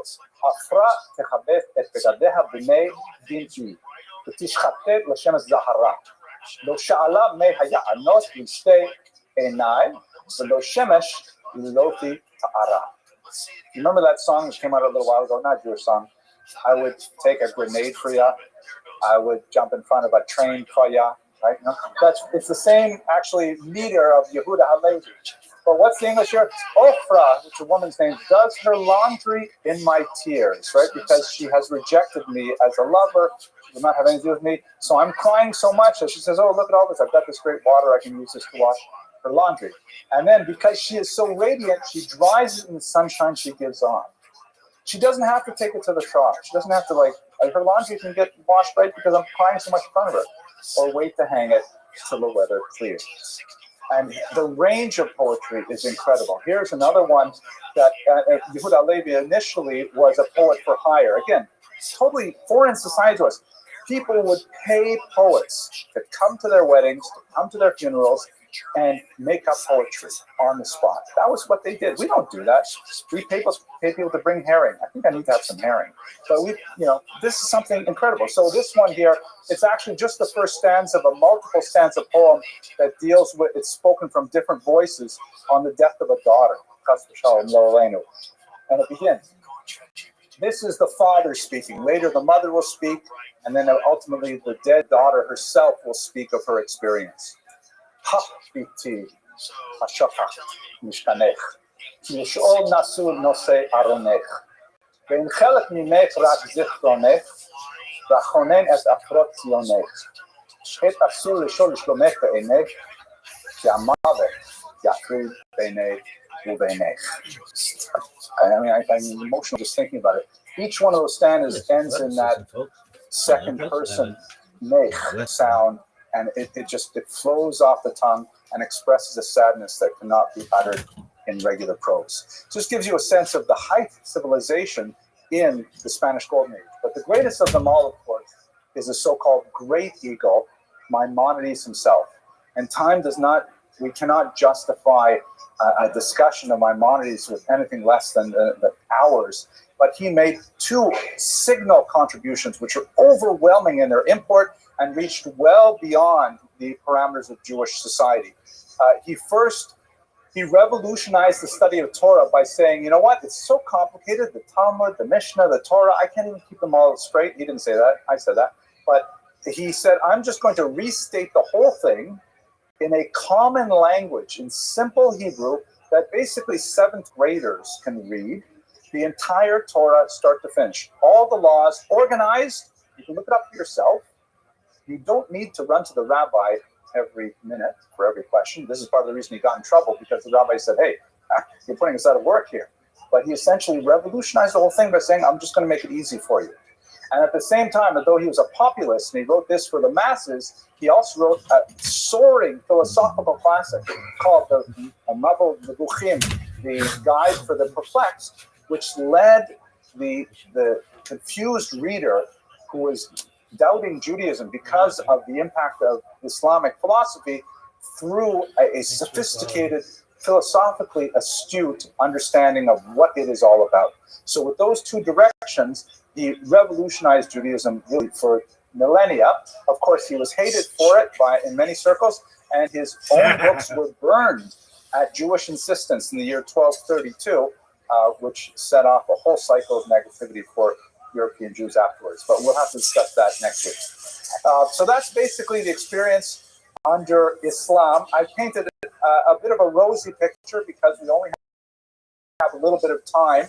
There were definitely moments of violence. There were definitely, fissures in this otherwise beautiful kind of coexistence, but it paled by comparison to what's happening under the cross. So, like the Pact of Umar, Christianity has something called the doctrine of witness. But because Christianity is so much closer to Judaism, Islam, every sin is magnified. If you think of it like this, Judaism is the mother religion, and then you have Christianity, the daughter religion, and then you have Islam, the granddaughter religion.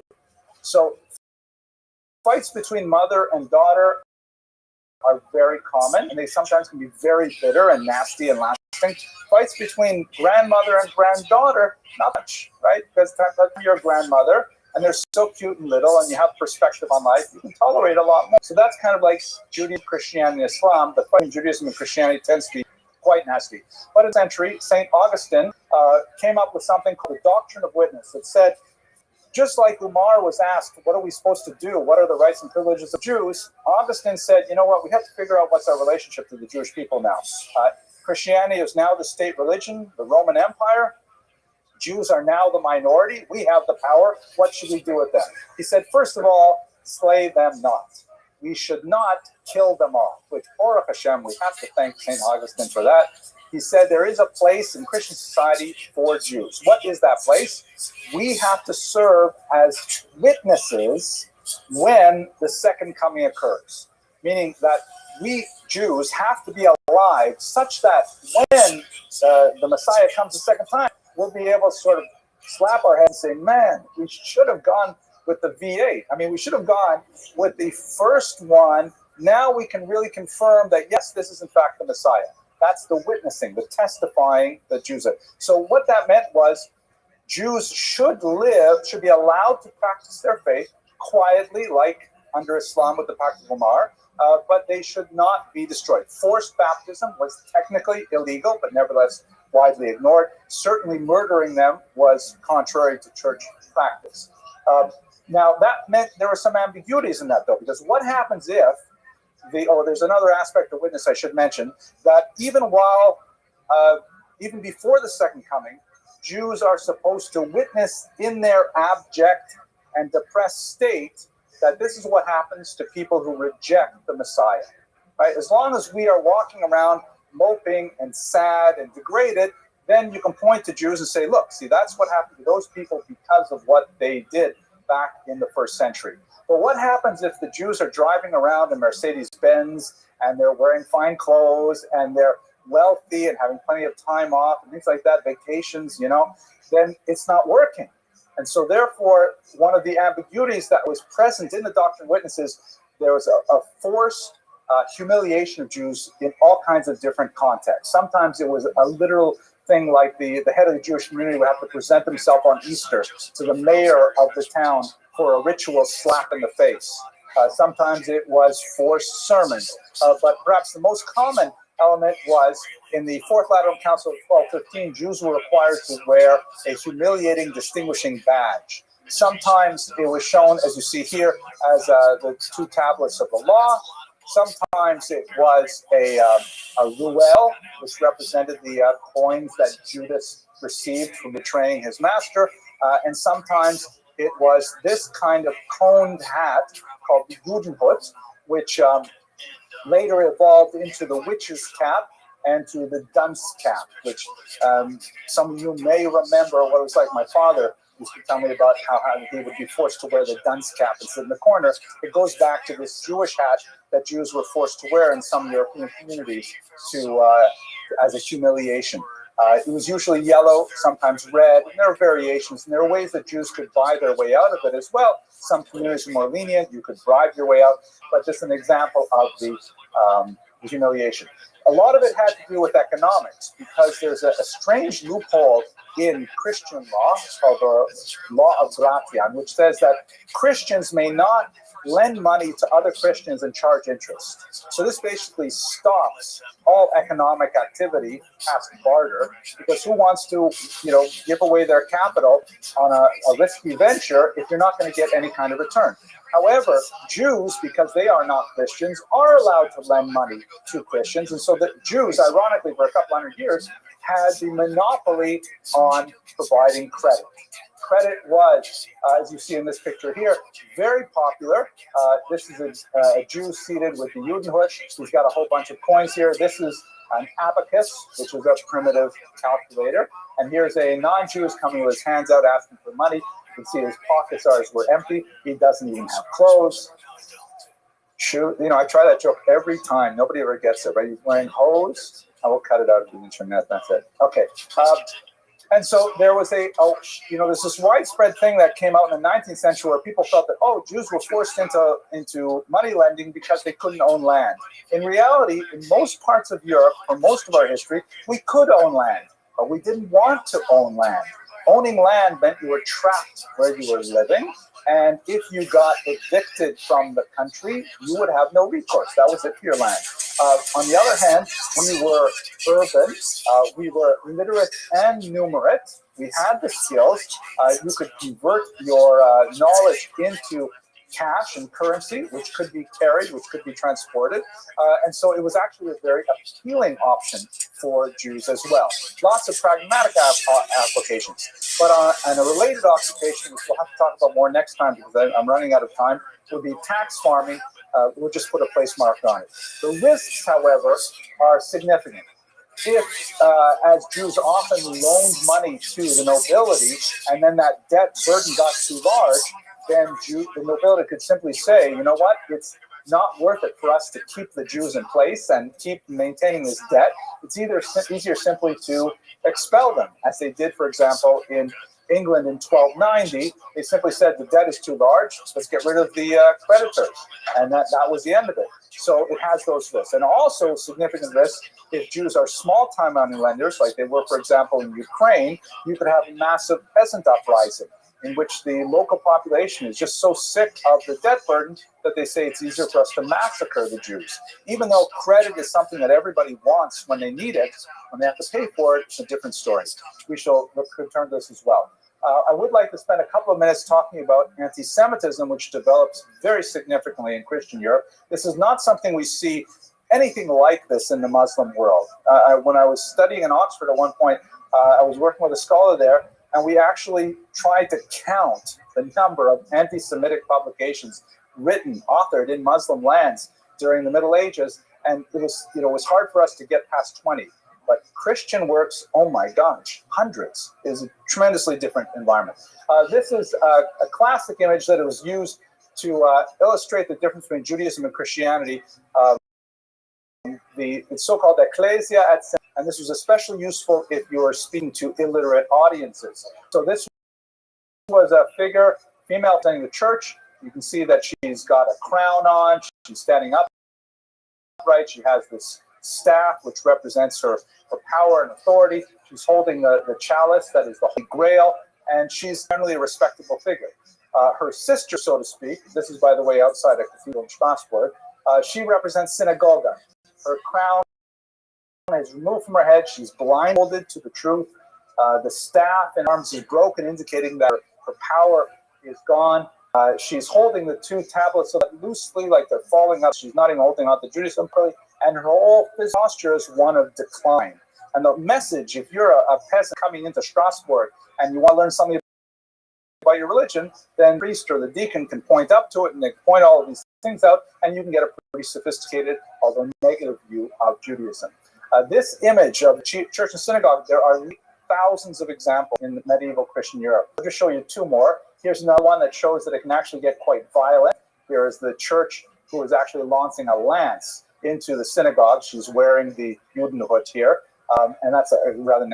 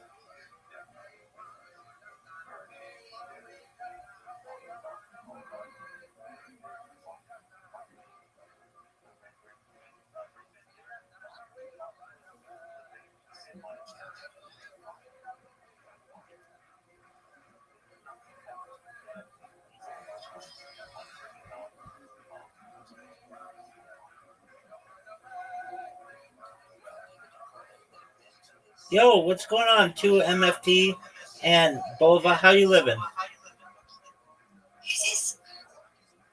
I'm Rabbi Rothschild. How are you? Excellent. I'm just watching our friend and just checking out the dog pack. How's your day going? Good, thank you. Excellent. Are you a streamer yourself? I'm in the biggest stream right now, playing. Oh, tight. Okay, that's you. Oh, wow. Okay, so he just died.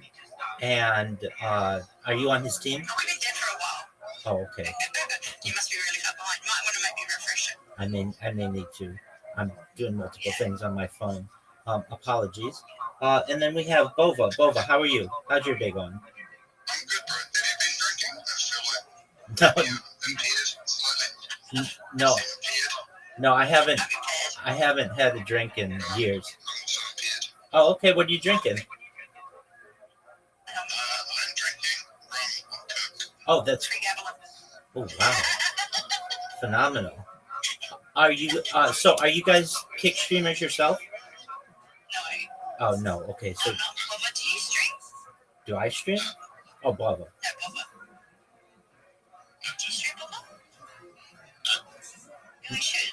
Because I said so, Definitely. I'm a mystery man. All right. I'm a mystery man. You could have a faceless I'm stream. a mystery man too. You're a mystery man as well, Tumoff?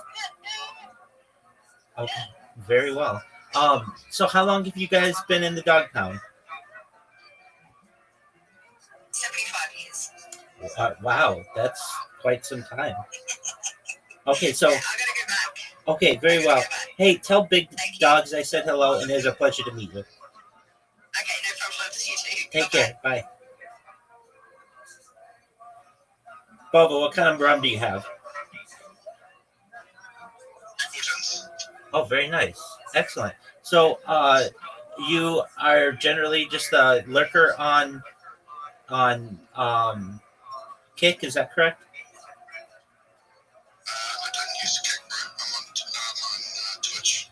Oh, okay. So, okay. So you're watching him on Twitch. That's correct?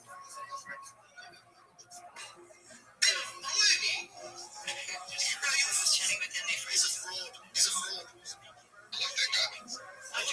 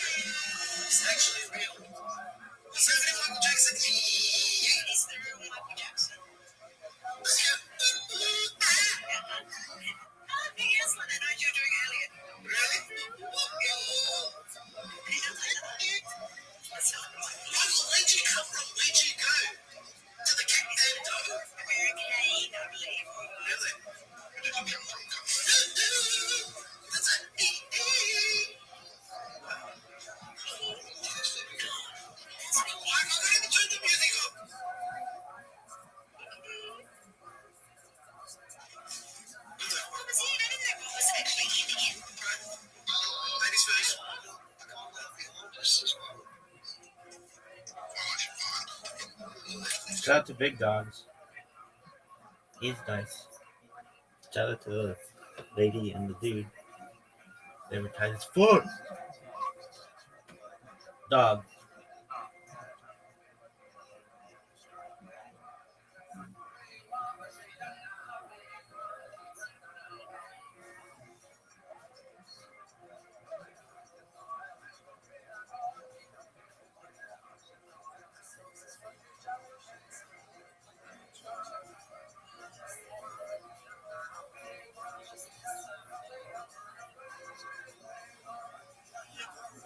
Yo. Yo, I can hear you. Probably that other two.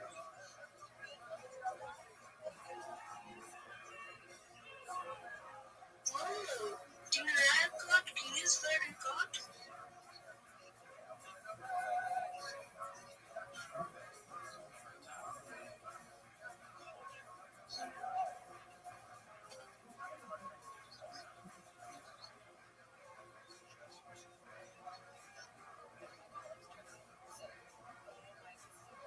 How is everyone?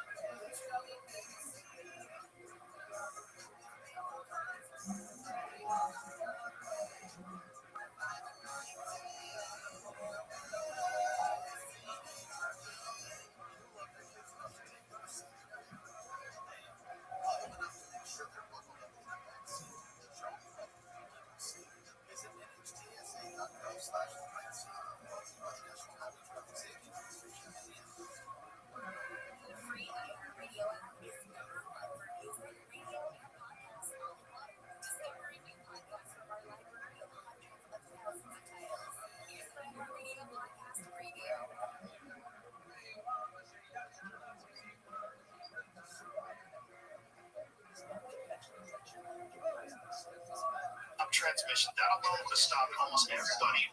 Got a nasty one. Here's one of my favorites from 14th century Germany. I don't know why I say my favorite, but that's weird. So this is in a church, right? In a church. This is the ecclesia, and she's got the upright staff, the Holy Grail, riding on a tetramorph, and descends from heaven and crowns her, indicating divine approval. Synagogue, on the other hand, is riding on a donkey, a sterile animal, holding on to the carnal head of a lamb, and a broken staff, blindfolded, and like if you chase, you miss the point. A bloody sword descends from heaven and punctures the top of her skull, taking off her crown. It's hard to imagine a more negative statement of another religion than something like this. And that's the kind of anti-Semitism that is building up in Christian Europe. It gets to its worst with the so-called blood, which begins in the 3rd century, the notion that Jews somehow need to consume Christian blood for whatever reason. Arguments that Jewish men menstruated, they need to replace their iron. The idea that Jews had a unique stench called the Feuchter Judaeus, and the only way to get rid of it was to bathe in Christian blood. And of course, the association with the Passover matzah and wine and things like that. This is a rendition of Simon of Trent in 1479, a child who was unfortunately murdered in mysterious circumstances, probably by a maniacal pedophile. And once his body was discovered, the Jews were blamed for it. He was actually sainted. He is a saint in the church today. Obviously, I need to say it for the internet, this is totally ridiculous. Jews do not do this.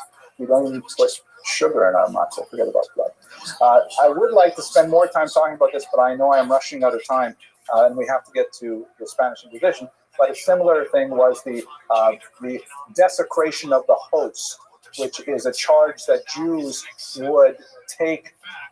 If they couldn't get a Christian child, they would take the wafer that is a part of the Christian rite of communion, Catholic rite of communion, and then they would torture the host itself. I'm talking about the crackers itself, and this is referring to a host desecration charge in Passau, in which many Jews lost their lives as a result of a mass hysteria. Okay, now we have to get to the Spanish Inquisition.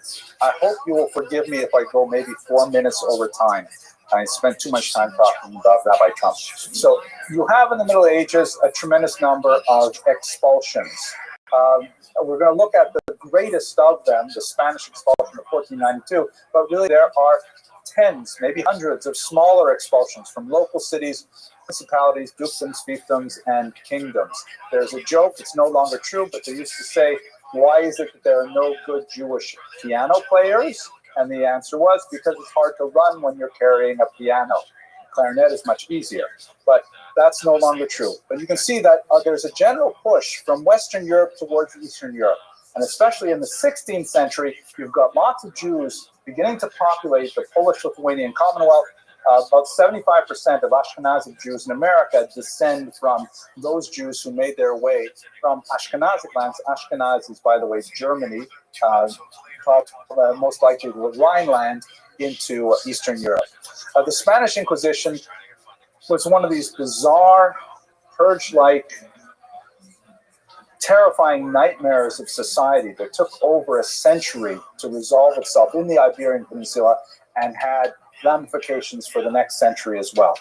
What basically happened? This is, by the way, an instrument of torture associated with the Spanish Inquisition, which was initiated in 1478 and was not closed until the 19th century. The person who was being inquired of would put his hands in this press, and he would stare at the cross to contemplate his sins while he was tortured, and would be encouraged to confess while under such tremendous duress. Basically what happened is, in the late 14th century, there was a wave of forced baptisms in Spain. And as you recall, I mentioned earlier under St. Augustine, this is prohibited behavior, but nevertheless, in Catholic doctrine, once a person is baptized, they become they become Christian. There's no way back. There's no way out of Catholicism if you have been baptized. So all of a sudden, you had all these Jews in major Spanish cities who were no longer considered Jewish, which meant, on the one hand, they were kind of like stateless peoples because they were, the Jewish community wasn't entirely sure what to do with them either. But, and here's the trick, they ended up having tremendous social mobility, because if they were actually Catholics, then there was no more anti-Semitic legislation that could hold them back. They could go to university, they could have whatever job they want, they could even rise up, as many did, high in the church. And all of a sudden you had this very talented, urban, literate, numerate, experienced community able to find all kinds of economic activities that they never had before. They were called crypto Jews, which means hidden Jews. They were called by their detractors Marranos, which means basically swine or pigs. But they were all of a sudden Christians in legal aspects, but they still remain Jews internally. And the Inquisition was all of a sudden brought in, because what do we do with all these people? They're still hanging out with the Jewish community. They're still going to eat kosher meat. They're still, going and marrying Marranos and so on. How do we stop these people who are literally overrunning the major cultural, social, and economic institutions of Spain? So the Inquisition was brought in to try and enforce that all these people and their children and their grandchildren who were baptized would remain Christians and would not backslide into Judaism. So to be clear, the Inquisition was not, strictly speaking, directed against Jews. Jews living in Spain, this, by the way, is Christian Spain, I should make obvious. The Muslims were 1482, the last Muslim kingdom was Jews per se were left alone by the Inquisition, because they were heretics, but they had their heretical community and they had the right to live within that community. This was directed at those Jews and their descendants who were baptized. and who had the rights of Christians but practicing Jewish activity. And in order to capture them, they would, under torture, duress, they would say, oh, those 7 people, and then those 7 people would give up 7 people, and it ended up spinning way out of control. Just to give you one sense of what that looked like, the torture. This is something, a device, and the Spanish Inquisition was notorious for these kinds of things. This is a device called the Pope's Pear, and they would take a suspected Judaizer, a crypto Jew. They would insert this device in the orifice of their choice, and then they would ask him to give up the names, or her, of their fellow Judaizers. And if they didn't give a satisfactory answer, then they would simply turn that little ring, and it would increase later. Just imagine seeing these devices of torture. There's so many pictures I simply cannot show you. So what ended up happening was, I'm going to have to skip through this for time. There's so much to say about it, but it was a huge failure. They simply could not keep up with the number of Judaizers, and the logic of it began to break down, such that Torquemada, the chief inquisitor, simply said, "You know what? I think I've got the answer. The reason why we can't control it is because the false Christians, so to speak, are still in association with the Jewish community. What we have to do is we have to get rid of all the Jews. If we get rid of all the Jews, then they will naturally assimilate to Christianity." And this is ultimately what drove the king and queen to adopt the right of expulsion in the year 1492. There were also economic reasons for this. I'm simply run out of time to tell you the distinction between scholars who believe it was primarily religious in nature, other scholars believe it was primarily economic in nature. But what you had in 1492 was an absolutely tragic, massive exile of this huge population. If you can just imagine what it must have been like for these Jews, it would be something like driving all the Jews out of the 5 boroughs of Manhattan and New York as a whole. Impossible to imagine, and yet that's what it was, creating a ripple in Jewish society that lasted for hundreds of years. And we will continue that, God willing, next week. Let me just conclude by saying, last week, when we looked at the ancient period, and I managed to stay amazingly within 60 minutes, my takeaway message was that the Jewish people were phenomenally resilient, that they're able to absorb phenomenal abuse and still continue their gregarious, life-affirming ways. What I'd like to say about today is, when we look at the medieval period, we have to say the Jewish people are incredibly resourceful. There are people that are able to look at devastation and to nevertheless suss out those elements that can be used to recreate life even from the ashes. Thank you very much for your attention. I hope to see you next week.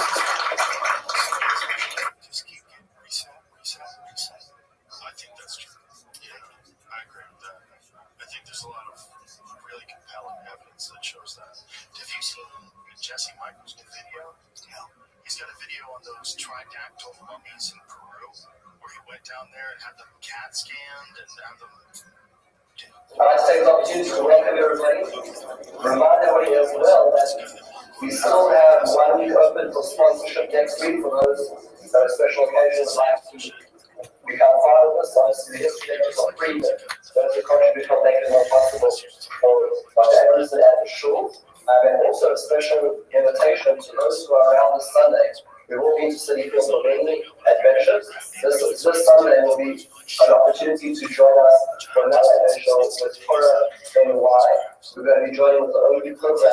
Dr. Anderson will be there in presenting on his new program in the North Shore. I will also be there speaking at the same time as Sunday morning. It's an opportunity to take a moment to celebrate Torah. Once again, thank you everybody for joining us today. And thank you, Dr. Anderson, for really giving it his all to uplift our week and inspire our lives. Thank you, Rabbi. I appreciate that very much. Very kind. Okay, thank you so much for coming to this third of 4 lectures, crash course in Jewish history. I've received a lot of interesting feedback for the first 2 lectures. Most of it was pretty positive. I think my favorite criticism was, couldn't you just spend a little bit more time talking about this or talking about this different subject? But the whole point of a crash course is to try and compress a massive amount of information into this short, condensed period of time. But it does remind me of a joke where two guys are standing outside a deli in Lower East Side, and one of them says to the other, "This restaurant serves the worst food." And the other guy says, "Yeah, and really small portions too." So we're still going to keep with that rather audacious and ambitious goal of completing all of Jewish history from time immemorial to the present day within 4 short lectures. Tonight we're going to be concentrating on the modern period.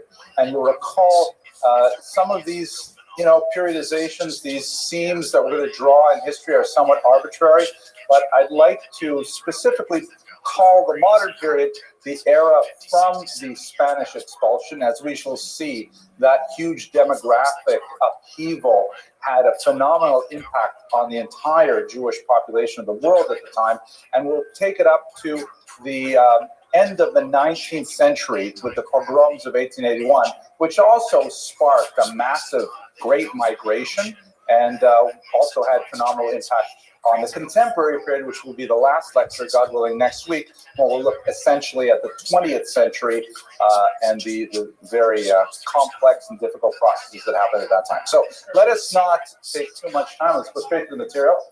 Here's the map that we ended with last week.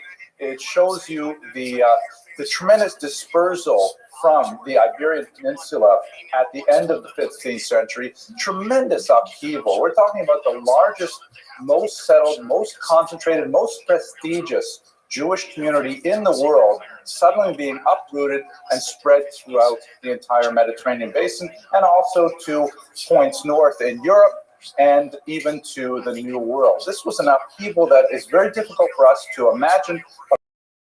I hope to show you a couple of parallels shortly. And there are some tremendously heart-wrenching stories associated with this expulsion. I do not have time to go into them in great detail, but to just try to imagine what it must have been like if you think of the entire population of the 5 boroughs of New York, all the Jews living there, suddenly being forced to leave within a few short weeks and find homes elsewhere. I know a lot would go to Lakewood, let's say, but Lakewood also will fill up. And after Lakewood, where do you go? Incredibly difficult and heart-wrenching stories. Let's look at some of the changes that happened as a result. There's a huge amount of social, intellectual, and cultural change that happens as a result of this dispersal. One of the things that I find most fascinating, and we'll be able to draw a couple of lines of continuity through the next few centuries, is that there is a dramatic shift in terms of gender power during the post-expulsion period. Since so many of the entrenched authorities, which were overwhelmingly and continue to be predominantly male, since many of them had been uprooted from their sources in the Iberian Peninsula, there was suddenly a lot more possibility for women to take positions of authority. And we see 2 of the most dramatic examples of it with the next generation of survivors of the upheaval. Specifically, on the left, you see a representation of Doña Gracia Mendez Nasi, who was a so-called Portuguese Jew. What this term Portuguese refers to, incidentally, I'm sure you've heard of the Spanish and Portuguese synagogue, which is a very common designation. There was a Jewish population in Portugal before 1492, not an especially large one. But what happened is, if we just go back to this map for a second, you see that the most natural route for expellees from Spain to take would be the overland route over the Pyrenees into France, and many Jews did go there, or simply to the west into Portugal here, which of course has a similar culture, different language, but this has been a homeland for oppressed Jews who fled Spanish conversion, such as, for example, the famous Abarbanel's grandfather, who was forcibly converted and fled to Portugal, and there he resumed his Jewish identity. So Portugal is a natural route of escape. This is one of those famous times where Jews were literally undocumented migrants and were held up at the border. There are a lot of parallels to our contemporary situation. And when they arrived in Portugal, there were certain allowances made for them, but ultimately they were forcibly converted 5 years later in 1497. The imposition was then brought into the Portuguese country as well, and many Jews, like in Spain, just went underground as so-called Marranos, hiding their Jewish identity for generations in order to escape the wrath of the Inquisition.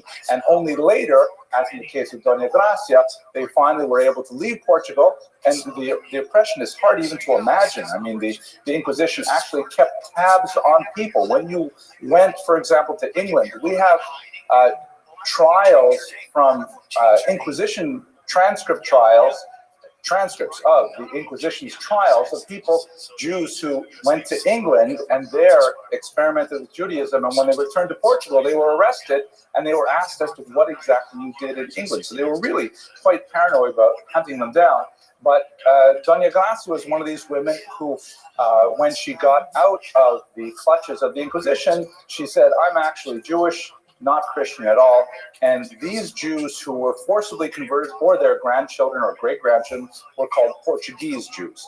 By contrast, you have Benvenida Abravanel, who was a niece of the famous Don Isaac Abravanel, who fled in 1492 and was never converted forcibly to Christianity, and so therefore she was called a Spanish Jew.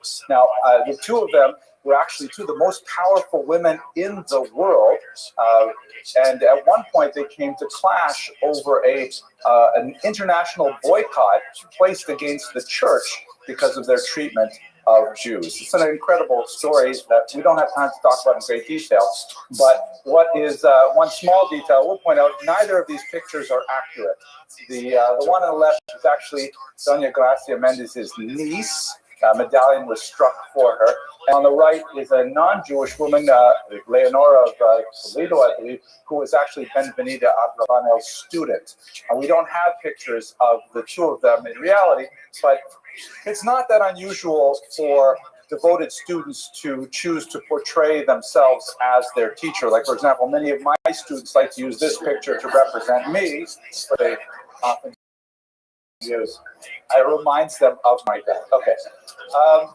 Moving on, one of the things that changed as a result of the Spanish Inquisition was that suddenly there's a power vacuum. The traditional power elites are disjointed, are dislocated, and many other people can begin to take up the position. Similarly, there is a lot of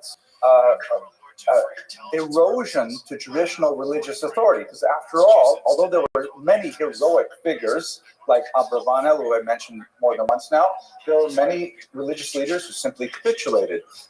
Abraham Senior, who was in his 80s and was the senior financial advisor to Queen Isabella, decided that he would rather stay in Spain and convert, and he did with his entire family, decided to remain in Spain and simply give up. And these were rabbis, so there was a tremendous lack of appreciation for rabbinic leadership at this time as well, that eroded traditional authorities. And as a result, there were new secular ideas that were circulating with much greater frequent authority.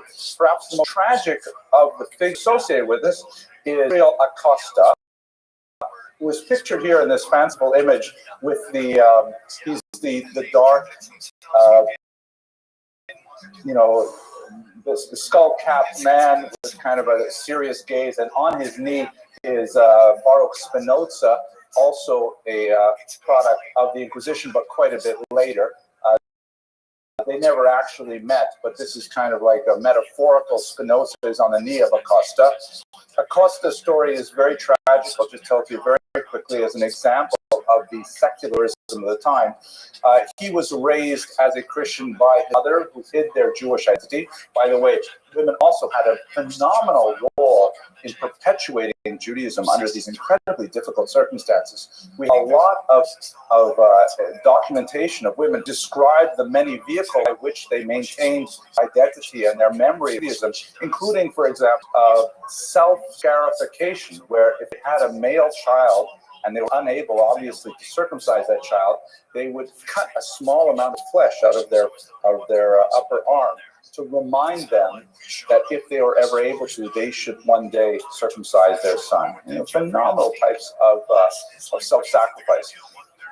Acosta's mother revealed to him as an adolescent that he was in fact Jewish. They couldn't say this to children because, then they would go to the playground and say, oh, my mother just told me we actually like filter fish and egg rolls, and that could be it for them with the Inquisition. So Acosta learned he was Jewish when he was a teenager, was thrilled, couldn't wait. He was so excited. They managed to gain passage to Amsterdam, which was, unlike today, a very liberal city with very relaxed laws. That's a joke. I was hoping somebody would get it. No, I guess it didn't work, but okay.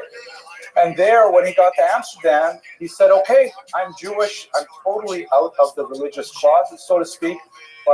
And he embraced Judaism with tremendous enthusiasm, but he was quite disappointed because when he went to shul, he would say to people, excuse me, isn't that Lashon Hara that you're saying? And wait a second, this is Shabbos. How can you be talking about business? And he was very upset with the fact that the image he had of Jews did not conform with the reality of actual Jewish people that he met. He ended up, because he was a bit of a rabble-rouser and a highly intelligent individual, he actually published books. He was excommunicated 3 times from the community.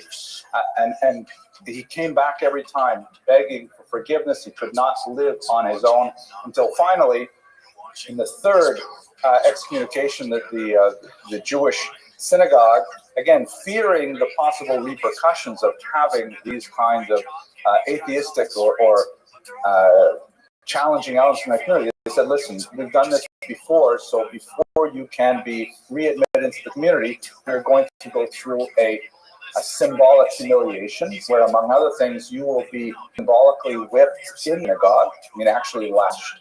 And it was, with light cords, merely was more for the symbol than actually the pain.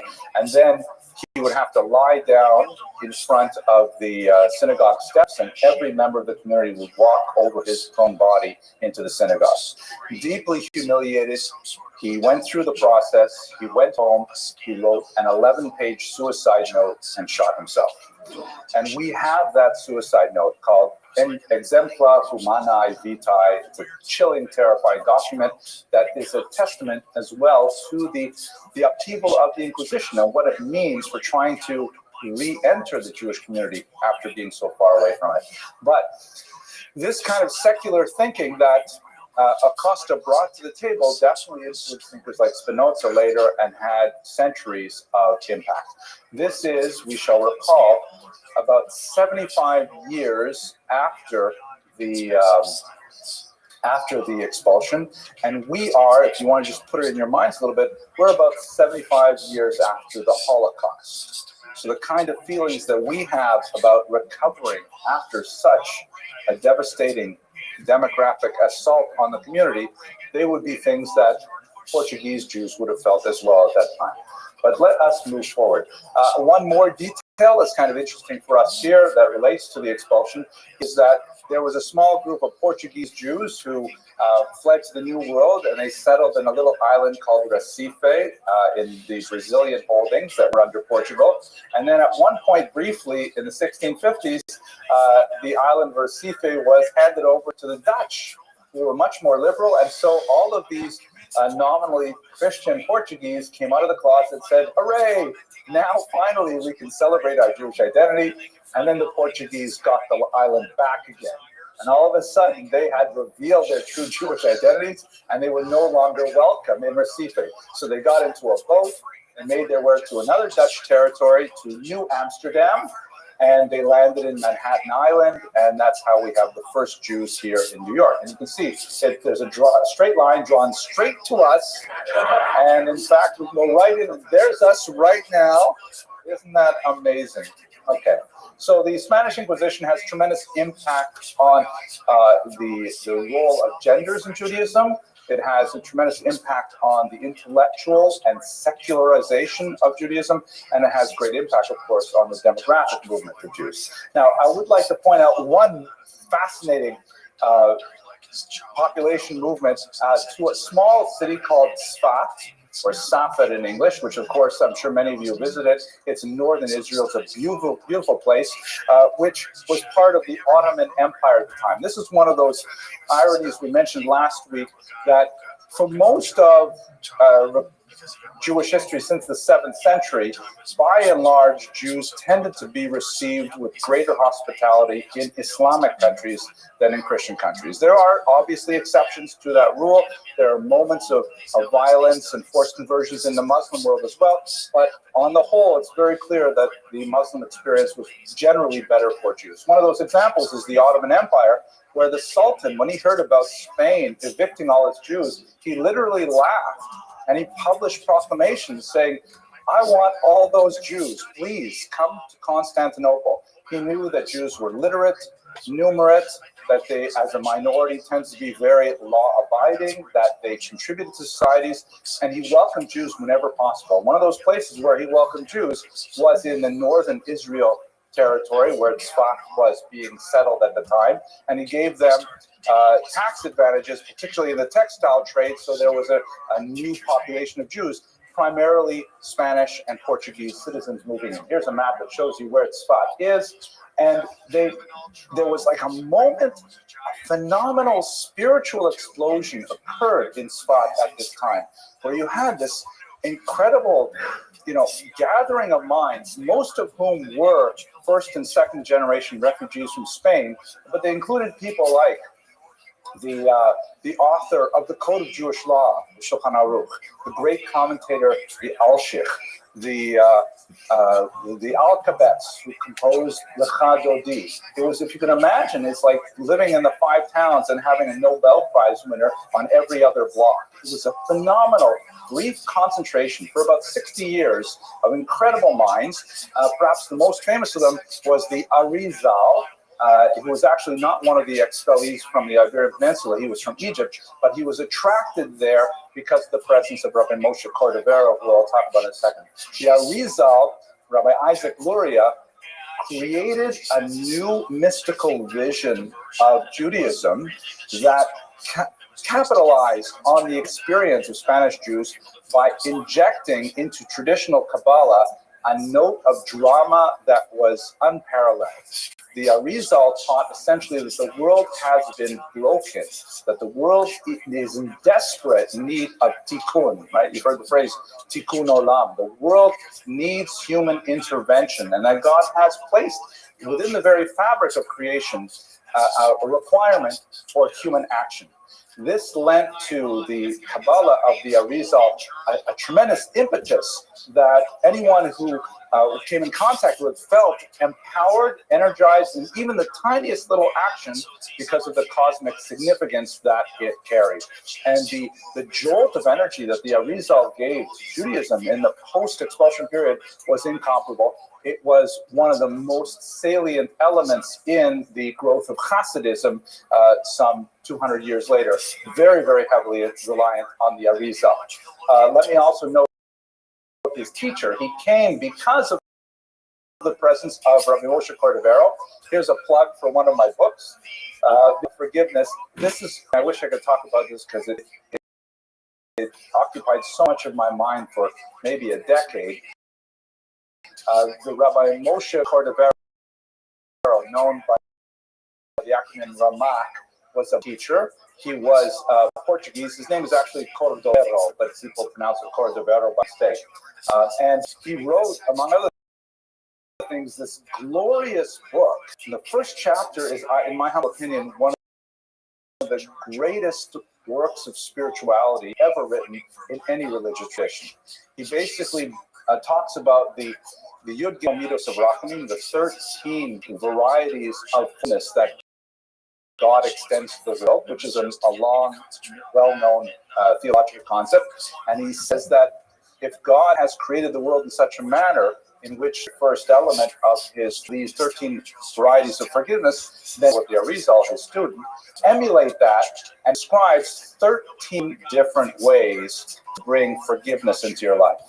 Actual practical ways, including there are lines like, this is especially helpful with your wife, things like that. And it's a brilliant book that is both has a soaring, glorious spiritual content, and it's brought down to the very pragmatic how to actually forgive people that irritate you.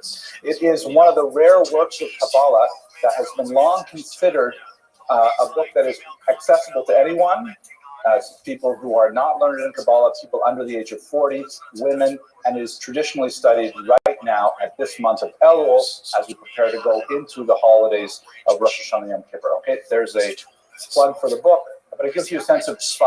Tzfat was one of those places where these Jews landed after the expulsion, and they created something absolutely amazing. It all died out in the end of the 16th century. There was a series of earthquakes and plagues, and the community never quite got anywhere near that high pitch, although today it is especially known as a haven for Kabbalists, modern-day Kabbalists, and for artists and so on. Okay, so let us move to one more aspect of the 16th century, and then we're going to do basically 1 century every 10 minutes. The 16th century was a period of tremendous technological revolution as well. And I wish I had more time to speak about the scientific revolution and its impact on Jews, but I'll look at one aspect of it. I would like to remind you that the great eras of change in Jewish history are almost always associated with technological innovation as well. For example, in the ancient period, of course, we have the Torah. That's a huge change that differentiates the Jews from the various peoples of the ancient Near East. And then in the medieval period, under tremendous strain because of the conflict with Rome, the Jews moved from an oral culture to a text culture, to a written culture, with Rabbi Yehuda Nasi's fateful decision to actually write down the Mishnah. We spoke about that in the first lecture. In the period we're talking about now, that manuscript culture transitions to a print culture with the advent of printing. Jews were early adopters of Gutenberg's press. They thought it was absolutely fantastic because all of a sudden the Jews, who were very literate people, the people of the book after all, they said it makes total sense that we should be mass producing these works which suddenly extend the world of ideas to a much broader audience by lowering the threshold of participation. The cost changes radically. And as Clay Shirky, a very brilliant New York University researcher of the meaning of the internet, writes, more is different. Once more information is available, society changes to match that. We will see that more, God willing, next week when we talk about the impact of the internet on the Jewish world, in particular the study of the Talmud. One interesting detail about this period, when the Talmud begins to be printed, it's one of the most amazing changes of this period because the Talmud is such a huge and expensive document, very hard to get the full set of 20-odd volumes. Most really important yeshivas only had 2 or 3 masechtas, and they would share them. It was because these are hand manuscripts. When they become printed, all of a sudden, every Tom, Dick, and Harry, every Jonathan, David, and Hillel has his own. I should say that. I forget. I enjoyed that. But one of the most interesting and influential people creating this was none other than a non-Jew named Daniel Berg. And I'll show you one of his most famous contributions. This is a page from one of the earliest Talmuds ever printed by the famous Soncino family in Italy. And does anyone in the audience notice what's missing? No, Rashi's there on the inside. It's the page numbers. Thank you. Some of you read the JTA.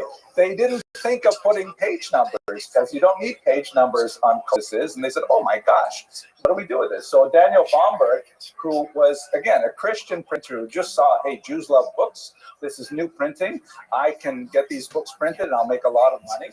He printed the first Talmud that had page numbers. And it was like a revolution. Literally, he put the daf in Daf Yomi. Right? It would not be there without it. And of course, the question is, why does the Talmud begin with the page 2? There are a lot of beautiful things that rabbi types like to say, but really it started with page 2 because page 1 was traditionally the title page. Because they were just inventing pagination at the time and making their way around it. They said, okay, here's the first page is the title, and then you turn the page, the first page of text is actually the second page. Okay, so that's one of the major things. Now let's move kind of 1 century per circle with the remaining time we have.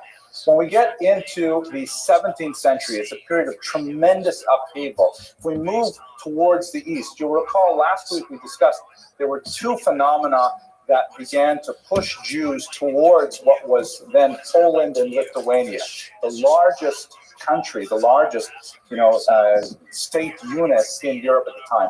One was increasing anti-Semitism in the West. This is the period when the blood libel was becoming very prominent, the charge of desecration of the host and so on. And at the same time, the Jews were being invited